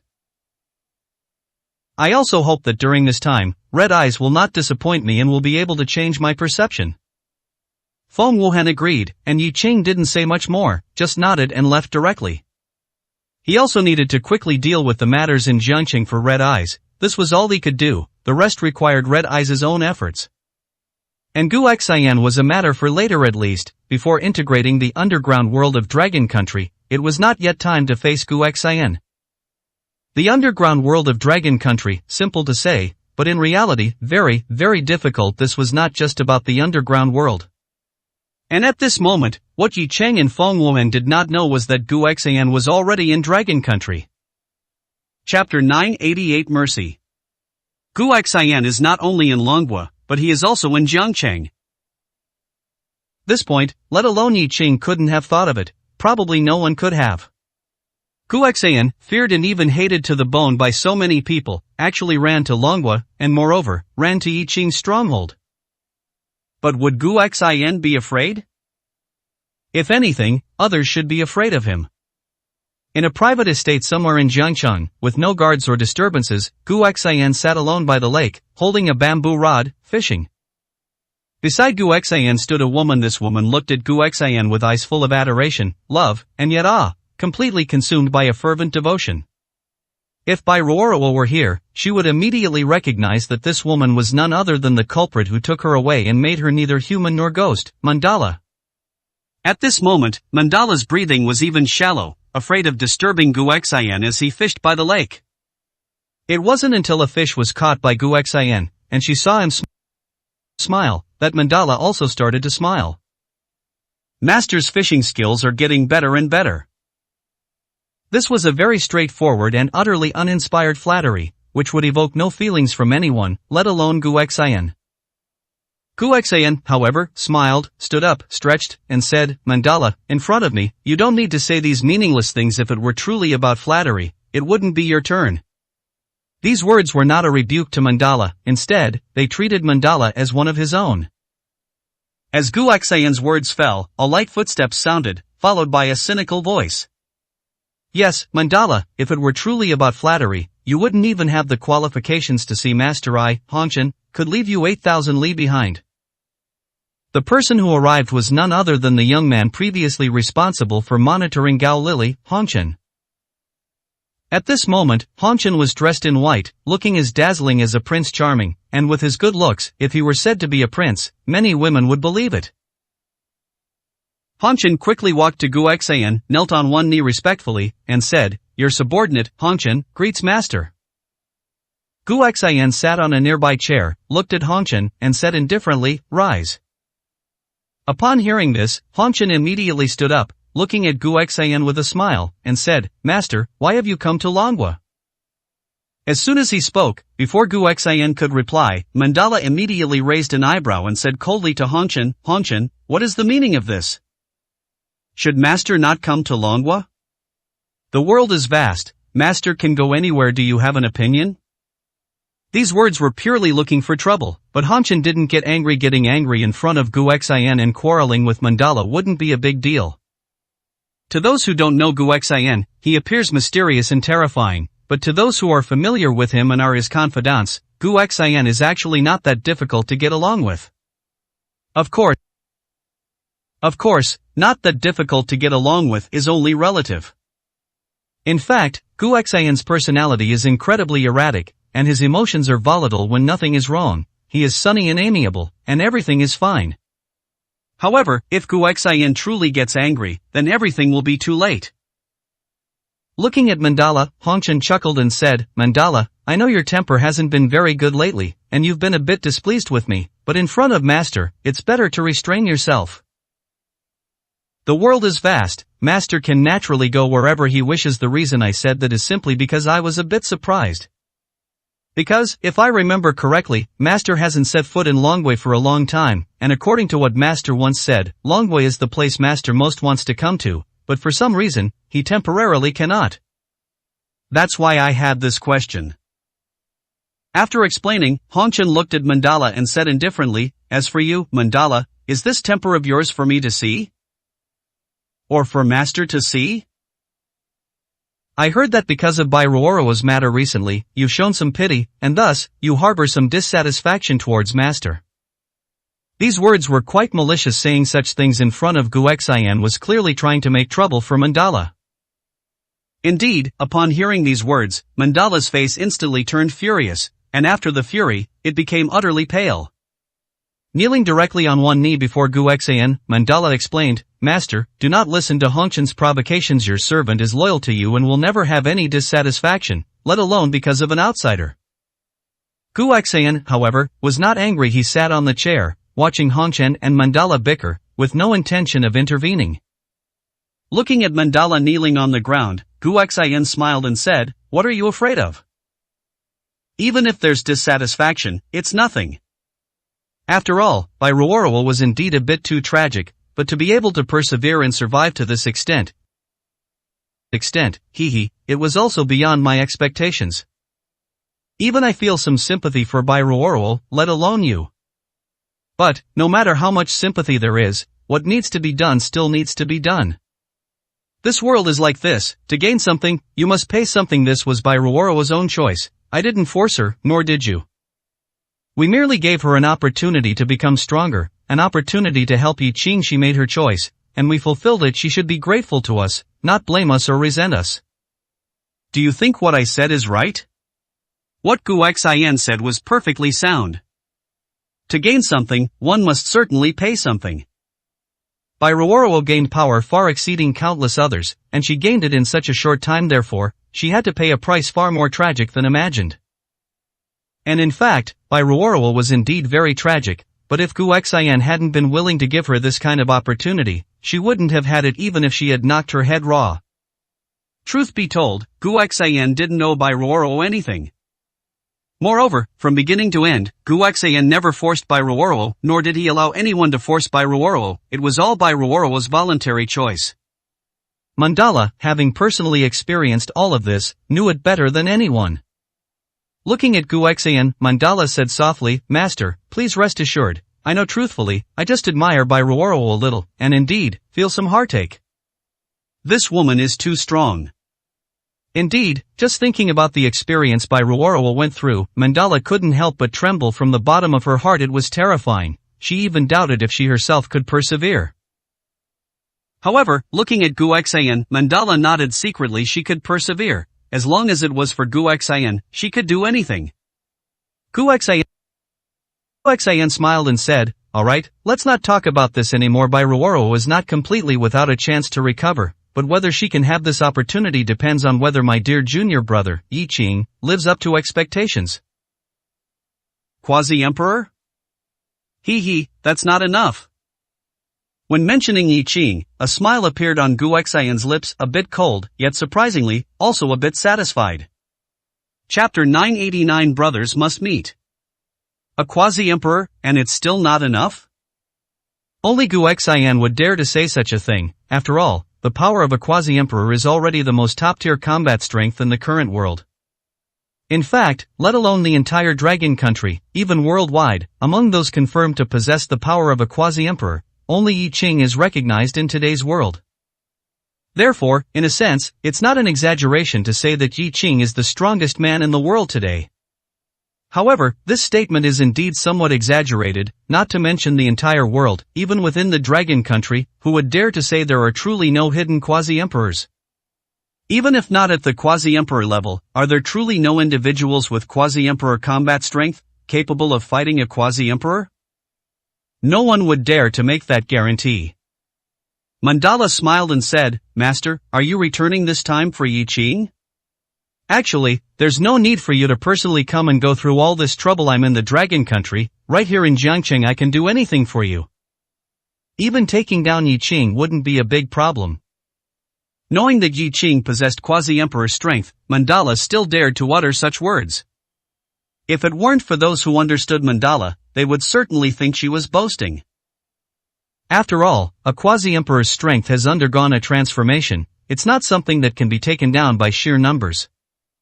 Mandala couldn't possibly be unaware of this, but knowing it and still daring to say so, and with Gu Xian showing no reaction, indicates a terrifying truth. Mandala's strength, even if not equal to Yi Qing's, is absolutely not far off. Otherwise, even Mandala, who currently dislikes Mandala, wouldn't be completely unfazed, but rather would find it perfectly reasonable. Gu Xian looked at Mandala, gently shaking his head and said, "My junior brother and I have never met before, so, this time, I plan to meet him. Of course, I won't meet him in my current identity, but I must meet him eventually. After all, I have high hopes for him, and I don't want him to go down the wrong path and disappoint me." Gu Xian was actually going to meet Yi Qing. This was beyond everyone's expectations. Even Mandala's brows furrowed slightly at this. It wasn't concerned for Gu Xian's safety. There was absolutely no need to worry about that. If anyone in this world could harm Gu Xian, that person would have to be Gu Xian himself. Even if countless people tried to encircle and kill Gu Xian, it would likely end in failure.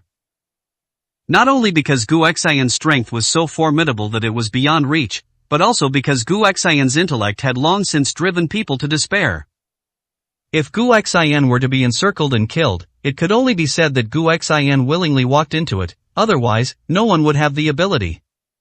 To put it bluntly, even if Gu Xian died right in front of everyone, for Mandala and Mandala, it would certainly be because Gu Xian wanted to die. As for the reason, they wouldn't know, but that's what they would think.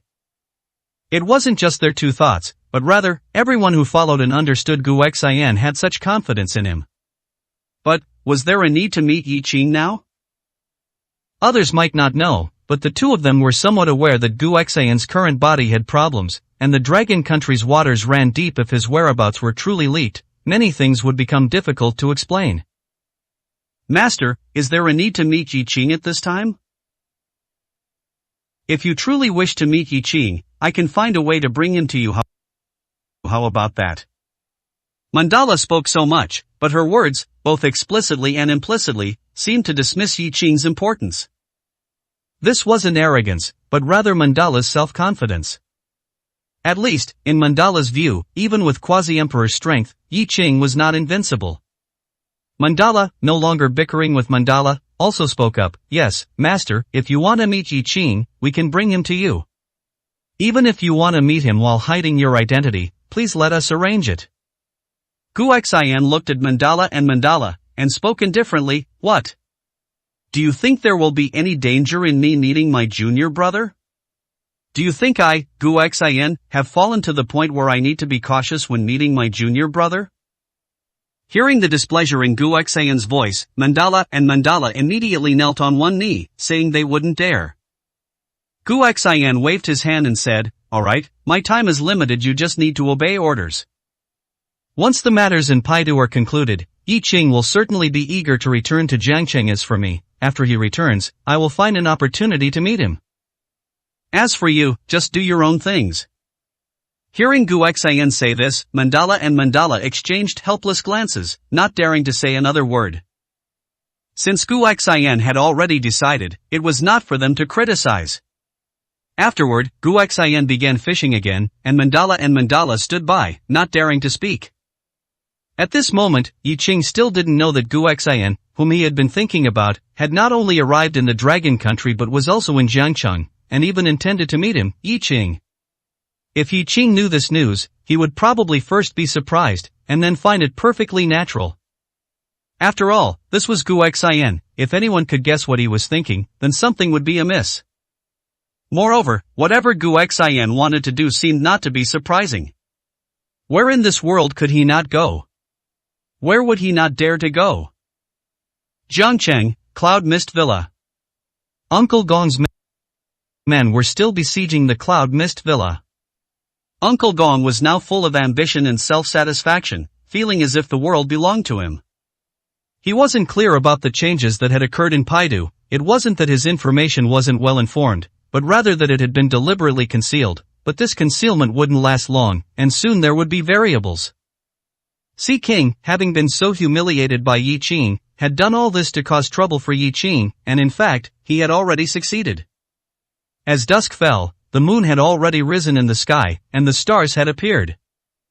It was a rare good day. Uncle Gong sat in a specially erected pavilion opposite the main entrance of Cloud Mist Villa, attended by his trusted subordinates, with only Gao Qingyue sitting quietly opposite him.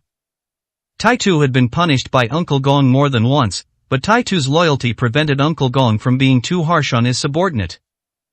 Gao Qingyue, what have you decided? Don't continue to act so aloof in front of me. Do you find it amusing? Or are you trying to attract my attention in this way?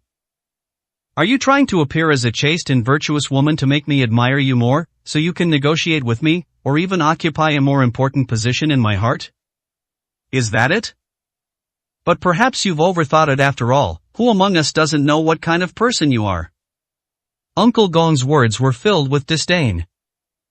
Clearly, he wanted to possess Gao Qingyue, but he held her in utter contempt. A woman who would abandon her loving husband for wealth, a person without principles who would stoop to anything to curry favor, was she worthy of his respect? Chapter 990, Opportunity to Change Fate. To Gao Qingyue, Uncle Gong's words were an insult. In fact, when Uncle Gong proposed to have her, that in itself was an insult. Uncle Gong wanted Gao Qingyue not because she was beautiful, nor because she had a good figure, and certainly not because she was a chaste and virtuous woman. To put it bluntly, it was to humiliate Yi Qing and to get Yi Qing's woman. Uncle Gong said this directly without any hesitation. However, Gao Qingyue did not want to be with Uncle Gong. If it were before, she might not have considered so much. Even if it wasn't for wealth, just for Uncle Gong's power, she might have compromised. But, after such a long time, she had suffered too many losses and too many frights from Yi Qing, so much so that now, she simply did not believe that anyone could be Yi Qing's opponent. Even if there was, that person could never be Uncle Gong, Yi Qing's former defeated foe. Therefore, she absolutely could not be with Uncle Gong, whether for herself or for anything else. It was impossible. Looking at Uncle Gong, Gao Qingyue said in a deep voice, "Uncle Gong, with your current status, position, and the power you control, what kind of woman can't you have? Why do you insist on me? I, Gao Qingyue, have no feelings for you and will absolutely not be with you no matter what you say. It's useless." "I know why you insist on me. It's nothing more than because I am Yi Qing's ex-wife. You want to use this method to get revenge on Yi Qing and prove something, don't you? But is it necessary? And are you sure you want to do this? Everyone is saying Yi Qing is dead, but are you sure Yi Qing is really dead?" "I, Gao Qingyue, am not a good person. I admit that I am also not a chaste and virtuous woman. I admit that too, but even I don't dare to say Yi Qing is dead now, nor do I dare to do things I shouldn't." "Are you sure you want to do this, old man? Aren't you afraid? Are you really not afraid?" Gao Qingyue's words also came from her heart and were not meant to scare Uncle Gong with Yi Qing. Of course, if one had to say it was a scare, there was no problem. But the key was, everyone was saying Yi Qing was dead now, and Uncle Gong had already fought his way here, so could he still be scared? Uncle Gong looked at Gao Qingyue and sneered, "Gao Qingyue, you don't need to play mind games with me here. Don't even think about using Yi Qing to scare me today. Even if Yi Qing really stood here, see if I'm afraid." As he spoke, Uncle Gong's face became incredibly gloomy. Looking at his severed arm, he said coldly, "I, Uncle Gong, have been arrogant and overbearing my whole life, and have thought that something might go wrong one day, but I never expected to reach this point. I thought I would never be able to get revenge in this life. In fact, with Yi Qing dead, I really can't get revenge, to be honest. You want Yi Qing to be alive now, but I want Yi Qing to live even more than you do. If he really lives, then I will have a chance to get revenge. The revenge for my severed arm, the revenge for being driven out of my home, the revenge for being humiliated, the revenge for killing my subordinates. I will get revenge on him for all of it, little by little. It's best if he lives." As he spoke, Uncle Gong gritted his teeth, his face cold and fierce, showing that he truly hated Yi Qing to the core now. However, in fact, this was also because Uncle Gong had become overconfident, feeling that he had the Sea King backing him, so he was different. Otherwise, would the oldhim have dared to feel this way? Even if he truly dreamed of revenge, Uncle Gong wouldn't dare to speak of it, let alone mention it. But now, what was he afraid of? He was afraid of nothing. Looking at Gao Qingyue, Uncle Gong stood up and looked in the direction of Cloud Mist Villa, saying coldly, "Gao Qingyue, you really don't know, otherwise, you wouldn't have such thoughts. I, Uncle Gong, indeed don't have the ability to do anything to Yi Qing, but there are too many people who can do something to Yi Qing." 101 Kanshukam full text, no errors. I think you've heard, and you understand what the 9 kings of the underground world mean, right? Haha, I'll tell you the truth, I now have a king standing behind me, and this king has already allied with the other 9 kings. The underground world is about to change completely. Anyone related to Yi Qing will be purged. What do you think would happen if it were Yi Qing? At this point, Uncle Gong seemed to gain immense confidence, looking at Gao Qingyue and smiling. Yi Qing is already dead. Even if he's not dead, if he comes back alive, he'll only die a more miserable death. Gao Qingyue, it's time for you to clearly see the situation, otherwise, your future will be as miserable as it can be. Don't forget, your fate is now in my hands, life or death, glory and wealth, or a miserable existence, it's all up to my single thought. So, what kind of life do you want to live? These words were truly not meant to scare Gao Qingyue in his current situation. Uncle Gong truly controlled Gao Qingyue's life and death, and even the life, death, glory, and humiliation of countless people. Gao Qingyue's face turned pale. Whether Yi Qing was alive or not, she didn't know everything was just her own wishful thinking. Most importantly, even if Yi Qing was still alive, would he really see her unwavering loyalty and forgive her? She and Yi Qing no longer had that kind of relationship, and the conflicts between them had long been irreconcilable. Gao Qingyue had become like a rat in a sewer, living a life of hiding and even going hungry and cold. Wasn't all of this bestowed by Yi Qing? Now, she had to uphold this bottom line for Yi Qing. If she said she didn't have any hesitation, that would be a lie. Gao Qingyue fell silent. Looking at the silent Gao Qingyue, Uncle Gong burst into laughter. At this moment, Uncle Gong walked directly in front of Gao Qingyue, hooked her chin with his hand, and said indifferently, to say something even harsher, even if you act as a chaste and virtuous woman, will Yi Qing reconcile with you as before? If not, then wouldn't you be even more of a joke? Anyone can hope for Yi Qing to be alive, and they can also hold on to some persistence, hoping that Yi Qing will see it when he returns alive, thereby gaining a glimmer of hope. But do you, Gao Qingyue, have any hope? Yes, was there hope? Everyone else had hope. All the people in Cloud Mist Villa who were resisting now had hope. As long as Yi Qing was still alive, as long as Yi Qing could make a comeback, they would all have hope. But did she really have hope? Gao Qingyue's eyes fell into a daze. She was gambling her life, gambling her future. But could she afford to gamble? Uncle Gong also saw Gao Qingyue's eyes at this moment, and a smile appeared on the corner of his mouth. He said, "It looks like you're starting to understand." That's right, understanding as soon as possible is the best choice. Otherwise, if I change my mind and don't want you, don't need you, then you will truly lose the chance to change your fate. Gao Qingyue, don't forget, your life is in my hands now. After speaking, Uncle Gong returned to his chair and sat down, then looked at Gao Qingyue and said indifferently, "Now, come over here and serve me tea on your knees." Chapter 991, Immortal Treasure Land. No one expected Uncle Gong to say such a thing. Just moments ago, he was demanding Gao Qingyue become his woman, and now, he was directly ordering Gao Qingyue to kneel and serve him tea and water. Even a maid wouldn't be treated like this. This humiliation had reached its extreme. Gao Qingyue looked at Uncle Gong, her entire body trembling, a tremor born of both anger and rage. Uncle Gong, however, seemed oblivious to Gao Qingyue's fury, and spoke indifferently, "What? Unwilling? I gave you the chance to be my woman before, but you refused, so now you can only kneel here and serve me. Serve me well, and perhaps you'll have a chance to be favored by me and change your status. But if you still refuse and disobey now, then you won't even have the chance to serve me on your knees." Yi Qing's ex-wife, the woman he once loved most deeply, kneeling before me, Uncle Gong, serving tea and water. This makes me very satisfied. Gao Qingyue, do you want to displease me? Or are you going to refuse? Refuse? Looking at Uncle Gong's arrogant, life and death demeanor, Gao Qingyue at this moment was seething with hatred. Even Yi Qing had never humiliated her like this. Even if she had been unchaste in the past, she had never thrown her dignity to the ground like this, allowing others to trample on it. Gritting her teeth, Gao Qingyue stood up directly and looked at Uncle Gong, angrily saying, "Uncle Gong, I advise you to think carefully before you act. You humiliate me like this, aren't you afraid of retribution?" Retribution? Uncle Gong smiled, looking at Tai Tu, and said, "Tai Tu, I've given you a chance. If you still don't cherish it, then you should leave. Considering your past loyalty to me, I won't make things difficult for you, but I won't keep you either. Now, go, slap her." Tai Tu sighed inwardly at this moment. He, like Gao Qingyue, was extremely afraid that Yi Qing might return alive, and so on. Therefore, he found a way to meet Gao Qingyue and conveyed his intentions to the people of Cloud Mist Villa, all in order to stall Uncle Gong, or if he couldn't stall him, to find a way to save her. The reason he did all this was not to betray Uncle Gong, on the contrary, he wanted to leave a way out for Uncle Gong.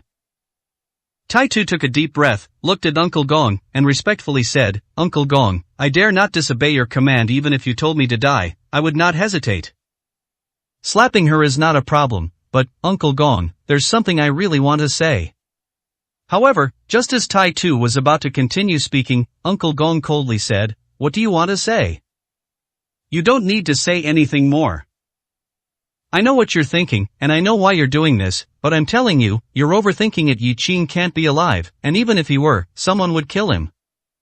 Now, you just need to obey orders, otherwise, get lost far away from here. Now, slap her, immediately." Upon hearing this, Taitu sighed. He couldn't leave Uncle Gong. As for Gao Qingyue, she could only be slapped. At least, being slapped was better than being killed. Walking in front of Gao Qingyue, Taitu gave her a deep look, then without another word, directly slapped Gao Qingyue across the face. Immediately, blood trickled from Gao Qingyue's mouth. Seeing this scene, Uncle Gong burst into laughter. "Gao Qingyue, can this slap make you sober up?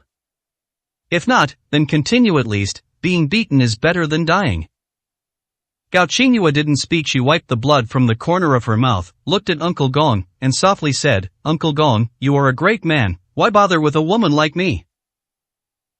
It wouldn't sound good if word got out, would it? Whether Yi Qing is dead, or even if he's alive, whether he'll be killed, actually, it has nothing to do with me. No matter how much you torture or humiliate me, he won't see it, and even if he did, he wouldn't get angry. Why bother with all this? Why bother? Uncle Gong sneered, "Let's not waste words between us. You won't kneel, right? You won't submit, right? Fine, in that case, you don't need to submit, but, the moonlight is beautiful tonight, and I'm very happy. I just want to humiliate you, and not only you, but everyone in their Cloud Mist Villa. I know all of you are holding on to hope, but I just want to make you despair, to let you know that you only have one path, submission, otherwise, all of you will die." After speaking, Uncle Gong said in a deep voice, "Come here, move all the tables and chairs to the main entrance of Cloud Mist Villa. I want all of Yi Qing's subordinates to watch how I humiliate his ex-wife. I want to see if they can endure it. Also, issue my command, everyone, cancel your rest and prepare for battle. As soon as I give the order, I want Cloud Mist Villa's gates to be breached immediately. I want this place to run with blood." Uncle Gong's command not only startled Gao Qingyue but also Taitu. Did this mean a direct, decisive battle? This wouldn't do, absolutely not. If a decisive battle started now, with no room for negotiation, then with Uncle Gong's current temper, wouldn't he kill everyone inside? So, as others began making various preparations according to orders, Taitu directly stopped Uncle Gong and said with trepidation, "Uncle Gong, isn't it a bit too late at this point? Besides, you promised to give them a few days to consider carefully. Wouldn't acting now be too early?" Uncle Gong heard him and said coldly, "Too late? I think the moonlight is perfect tonight, a good time to kill. Also, you know I gave them a few days? Taitu, I was going to act earlier, but you stopped me. You were the one who said to give them time to consider, and I agreed, but it's been several days now, and have they shown any movement at all? Since they don't appreciate kindness, then I don't need to save them any face. I'll just force my way in directly. A mere Cloud Mist Villa, can I, Uncle Gong, not obtain it? I refuse to believe it. Cloud Mist Villa. Uncle Gong's mind was actually completely filled with Cloud Mist Villa right now. He had never been inside and didn't know what Cloud Mist Villa was truly like, but just from looking at it from the outside, he could tell how breathtakingly beautiful it must be inside.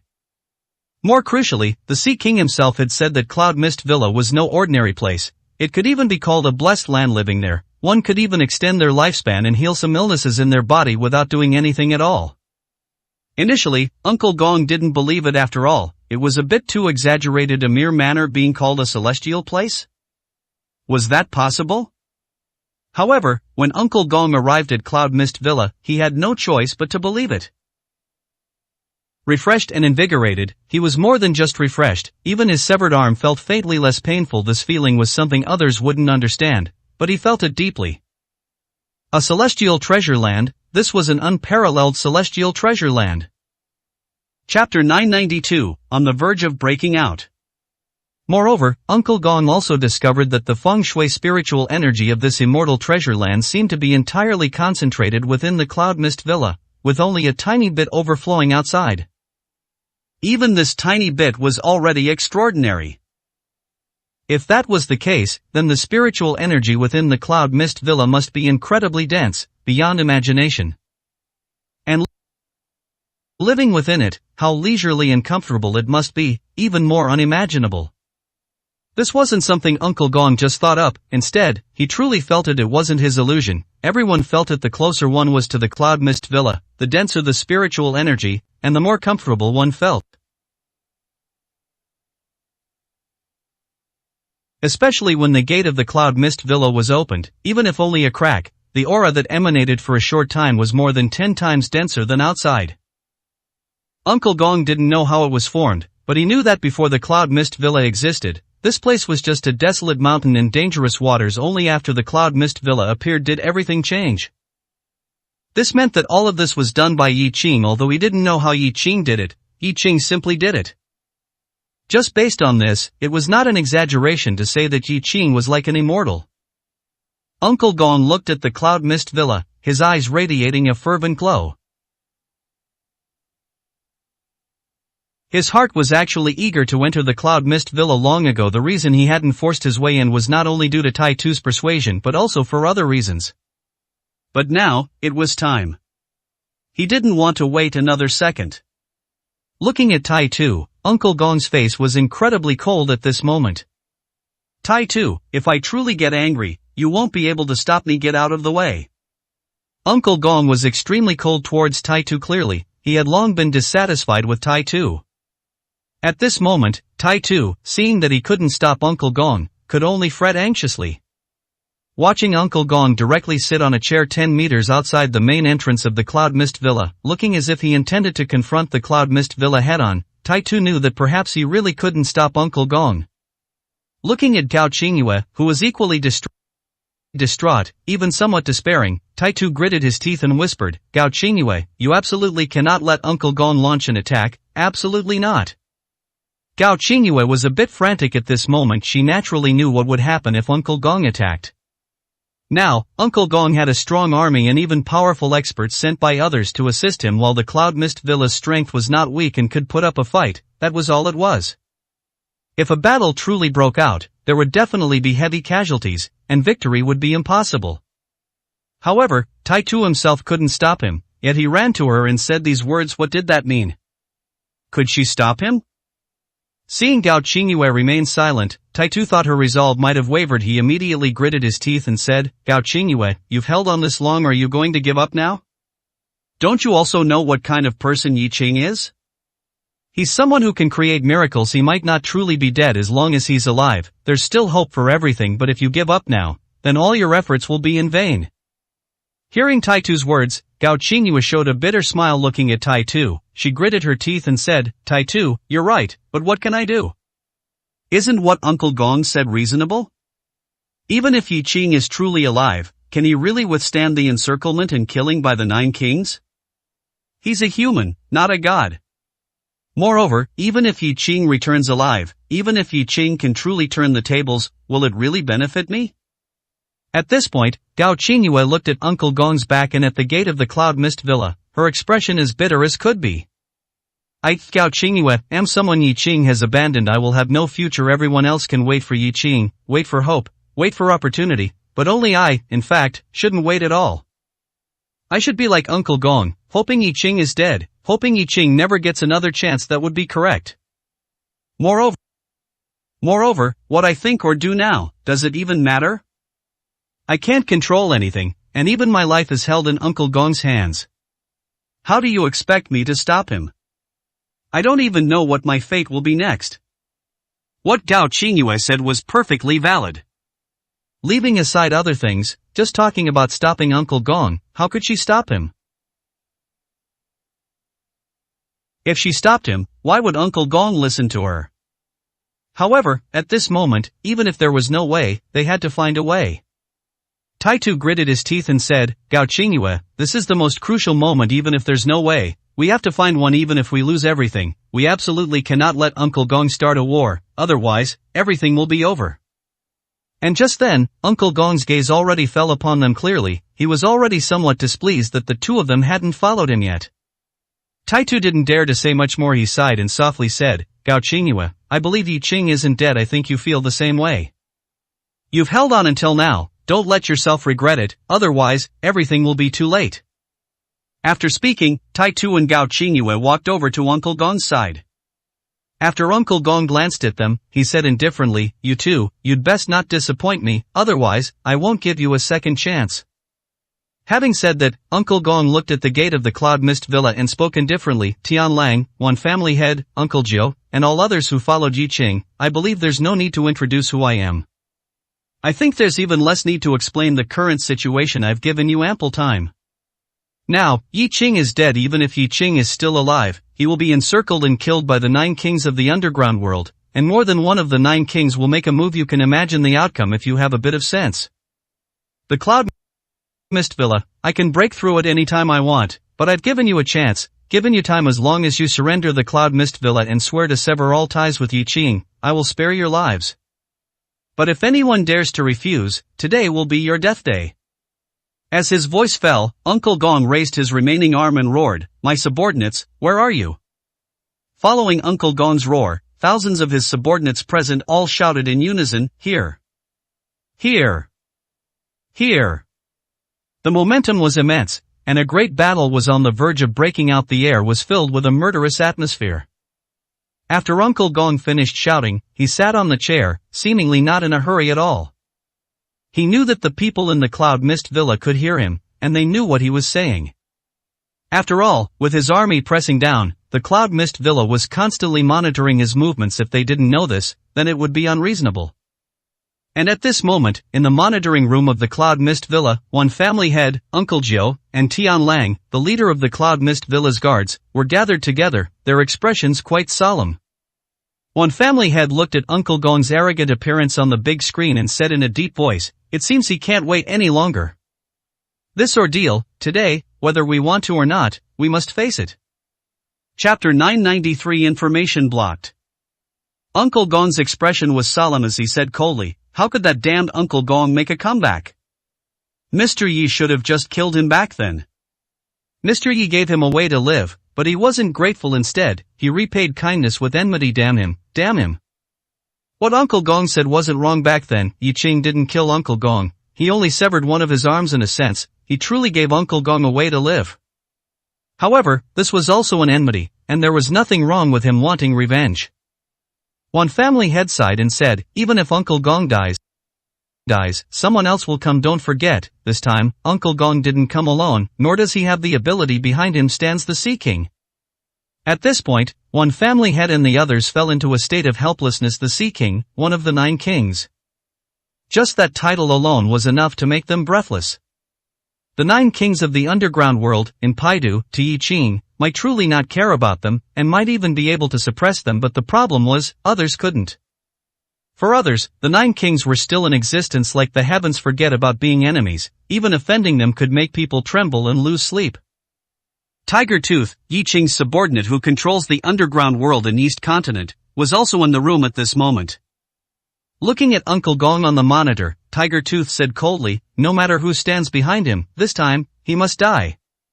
This dog, who finally got to live, doesn't cherish it and dares to cause trouble here. He must be killed, absolutely must be killed.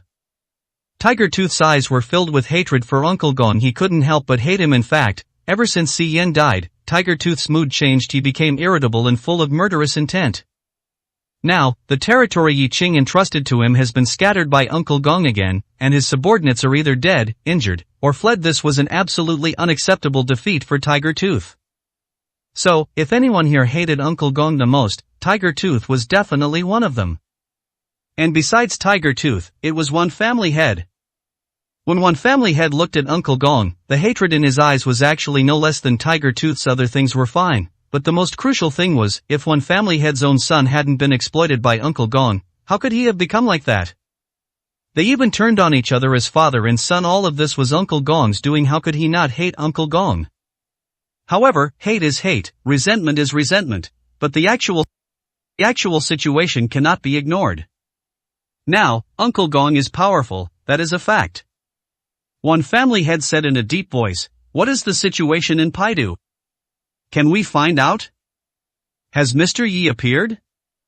If he's still alive and has appeared, what's the situation?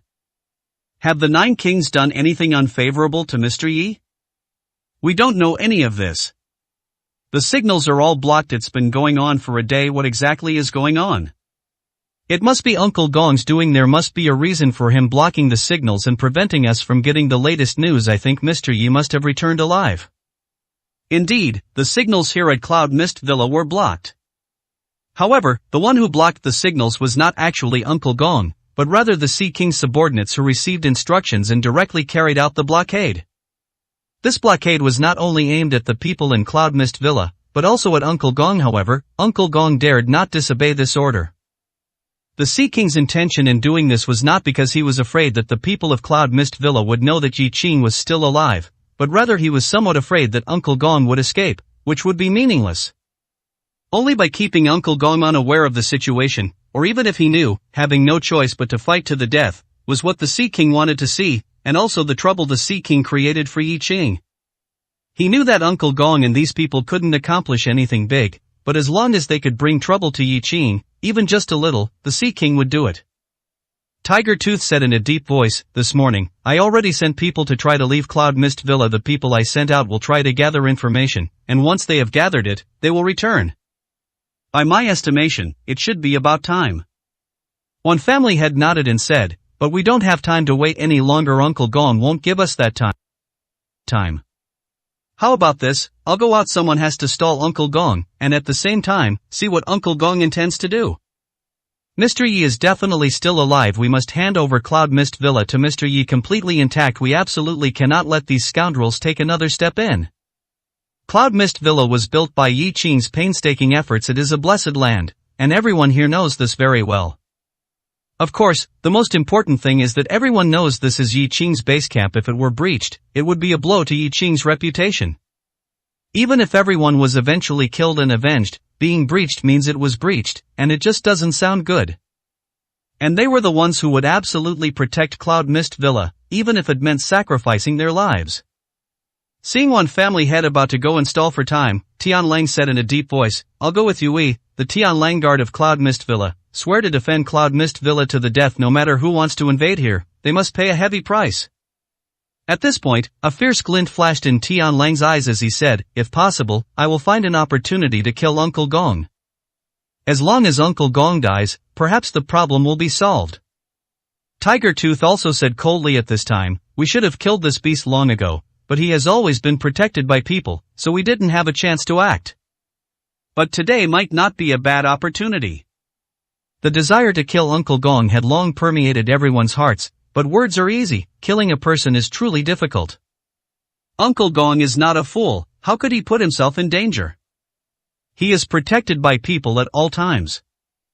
And when things hadn't reached the final step, neither Tiger Tooth nor Tian Lang dared to do more than just think about it, as they didn't dare to act recklessly. After all, if they really did it and Uncle Gong died, then so be it, but if he didn't die, it would be a decisive battle. Today, in their opinion, was an opportunity, and of course, it was also the final moment. Perhaps there was nothing left to worry about. At this moment, one family head said in a deep voice, "Let's put aside the matter of killing Uncle Gong for now. We cannot act rashly unless absolutely necessary. Don't forget, even if Uncle Gong dies, these people probably won't disperse. Behind them are still the Sea King's people."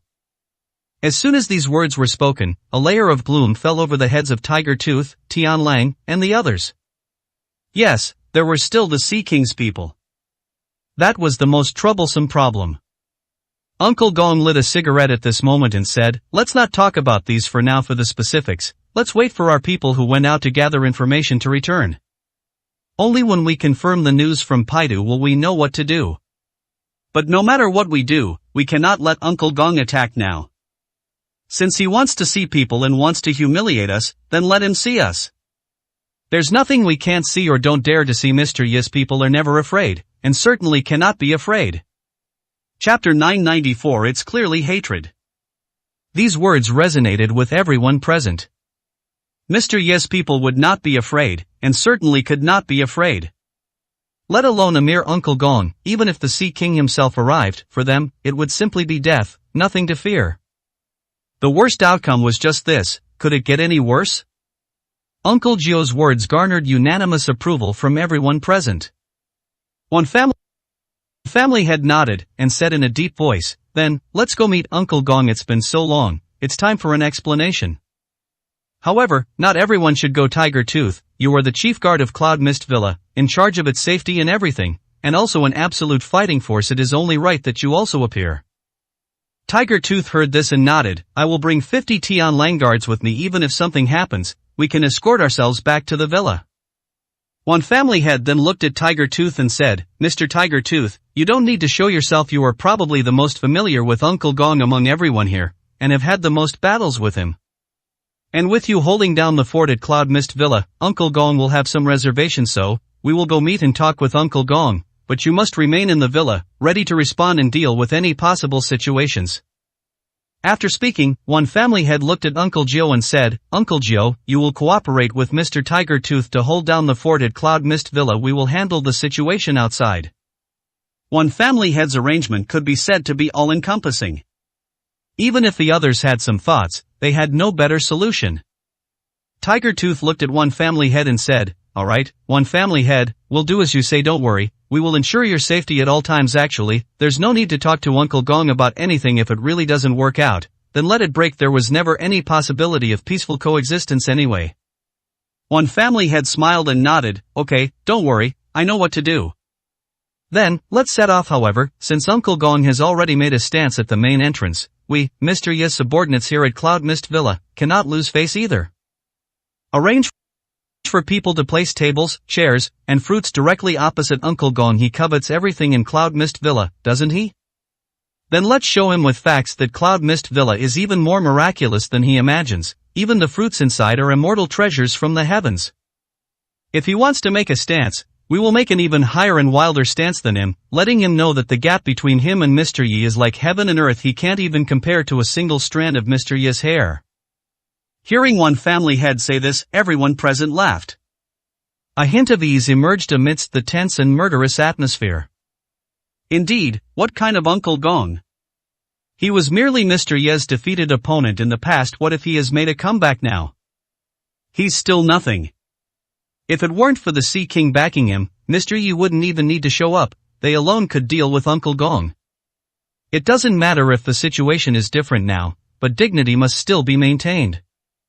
One family head looked at everyone and said with a smile, since that's the case, let's go. Subsequently, one family head and Tiger Tooth walked towards the main entrance. At this moment, the people of Cloud Mist Villa had already begun to set up tables and chairs and prepare fresh fruits as per one family head's instructions. This scene made Uncle Gong stunned. However, even though he was stunned, Uncle Gong could feel that the moment the gates of Cloud Mist Villa opened, the rich spiritual energy made his entire being feel light and joyful, and he became deeply engrossed. Moreover, looking through the main entrance into Cloud Mist Villa, the beautiful environment, like a fairyland, made it impossible for him not to feel envious. He even wished he could move in right now. Uncle Gong's subordinates watched as the people from Cloud Mist Villa unhesitantly placed tables and chairs not far from Uncle Gong, and immediately became displeased. This is outrageous. They're not taking you seriously, Uncle Gong. They're openly setting up tables and chairs. What does that mean? Do they think they can be on equal footing with you? Have they forgotten whose hands their lives are in now? This is simply preposterous. Uncle Gong, I'll go kill these bastards right now to make them understand that they are nothing. Uncle Gong, however, looked at the busy people with amusement and shook his head. Why make a move? They are trying to make a stance against me, so let them. Compared to hiding in Cloud Mist Villa and not daring to come out, this is a good thing right now. Wait, I want to see what they want to do. Since Uncle Gong had said so, the others naturally wouldn't say much more. Besides, although this was Cloud Mist Villa, they were the numerically superior side here. Soon, the tables and chairs were set up, directly opposite Uncle Gong, less than 3 meters away, practically face to face. And then, 50 Tianlang guards lined up on both sides, walking out with imposing aura, followed by Tiger Tooth and one family head. It must be said, even though Uncle Gong's side had a numerical advantage and held the absolute upper hand, and only 50 Tianlang guards came out from Cloud Mist Villa, these 50 Tianlang guards all had stern expressions and showed no signs of fear. If it came to a battle of aura, they seemed to be not at all inferior. One family head sat at the table, looked at Tiger Tooth, and said, "Tiger Tooth, you sit too." Tiger Tooth heard this and shook his head. "It's fine, I don't need to sit, I'll just stand here and guard." Since Tiger Tooth had said so, one family head didn't say much more. He looked at Uncle Gong, who was sitting opposite him, and said with a smile, "Uncle Gong, to be honest, I didn't expect our meeting to be like this. I think who I am doesn't need an introduction, right?" Uncle Gong looked at one family head, took a sip of the tea on the table, and said with a smile, "One family head, how could I not remember? After all, we both have the same son. Oh, by the way, where's my godson? Godson? Where did he go?" It was better not to mention this matter, but when it was brought up, one family head couldn't help but feel angry. His son was indeed not a good person, but if it weren't for Uncle Gong's instigation, things might not have reached this point today. Now, his son was completely crippled although not dead. From now on, he would never have a chance to rise again. All of this was Uncle Gong's fault. How could one family head not hate, not be angry?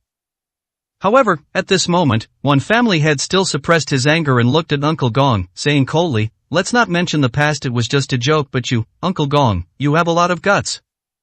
Mr. Yi only broke your arm and spared your life, telling you to live out your days in peace, yet you are ungrateful, bringing people here to fight and kill while Mr. Yi is away. What do you want to do?" Uncle Gong heard this, looked at one family head, and said indifferently, "What do I want to do? Didn't Yi Qing breaking my arm cause hatred? Didn't him driving me out of my territory cause hatred? He let me go? He didn't kill me, so I have to be grateful to him? Ha, what kind of logic is this? Where did this logic come from? One family head, does that mean if I kill your whole family, but only spare you, you not only can't hate me, but instead, you have to be grateful to me? Tell me, is that the logic? Yes, or no? Chapter 995. You are just a pawn. Reason?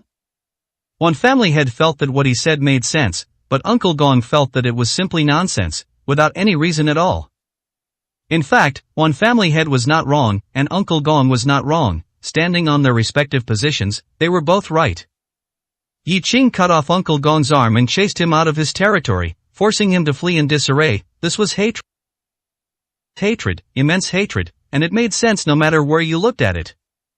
However, if you consider the cause and effect, Uncle Gong was the one who sought trouble first, and Yi Qing retaliated but did not kill Uncle Gong, instead leaving him alive. This, in fact, gave Uncle Gong a way out. But people do not remember these things, they only remember their own discomfort.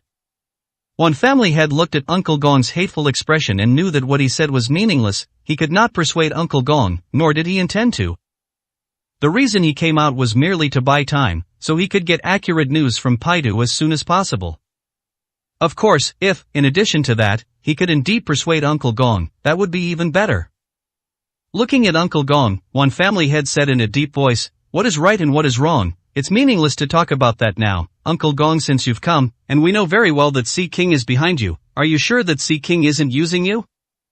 Are you sure he will really hand over the entire East Province to you, and not kick you aside once you're no longer useful, or even treat you as a tool for others to vent their frustrations?" Haha, Uncle Gong, you are also a formidable figure. Don't tell me you can't even see this. Why doesn't Sea King dare to come? Why don't Sea King's subordinates dare to take charge? Instead, he sent you to do these things. Haven't you ever been curious? When one family head spoke, he hit the nail on the head. Uncle Gong was not a fool. He naturally knew that many things were not as simple as he thought, but if one family head intended to provoke Uncle Gong using only this method, then he was overthinking it. Looking at one family head, Uncle Gong clapped his hands with a smile and said, as expected of one family head, who can control both the underworld and the legitimate world in Jiangqing, I knew long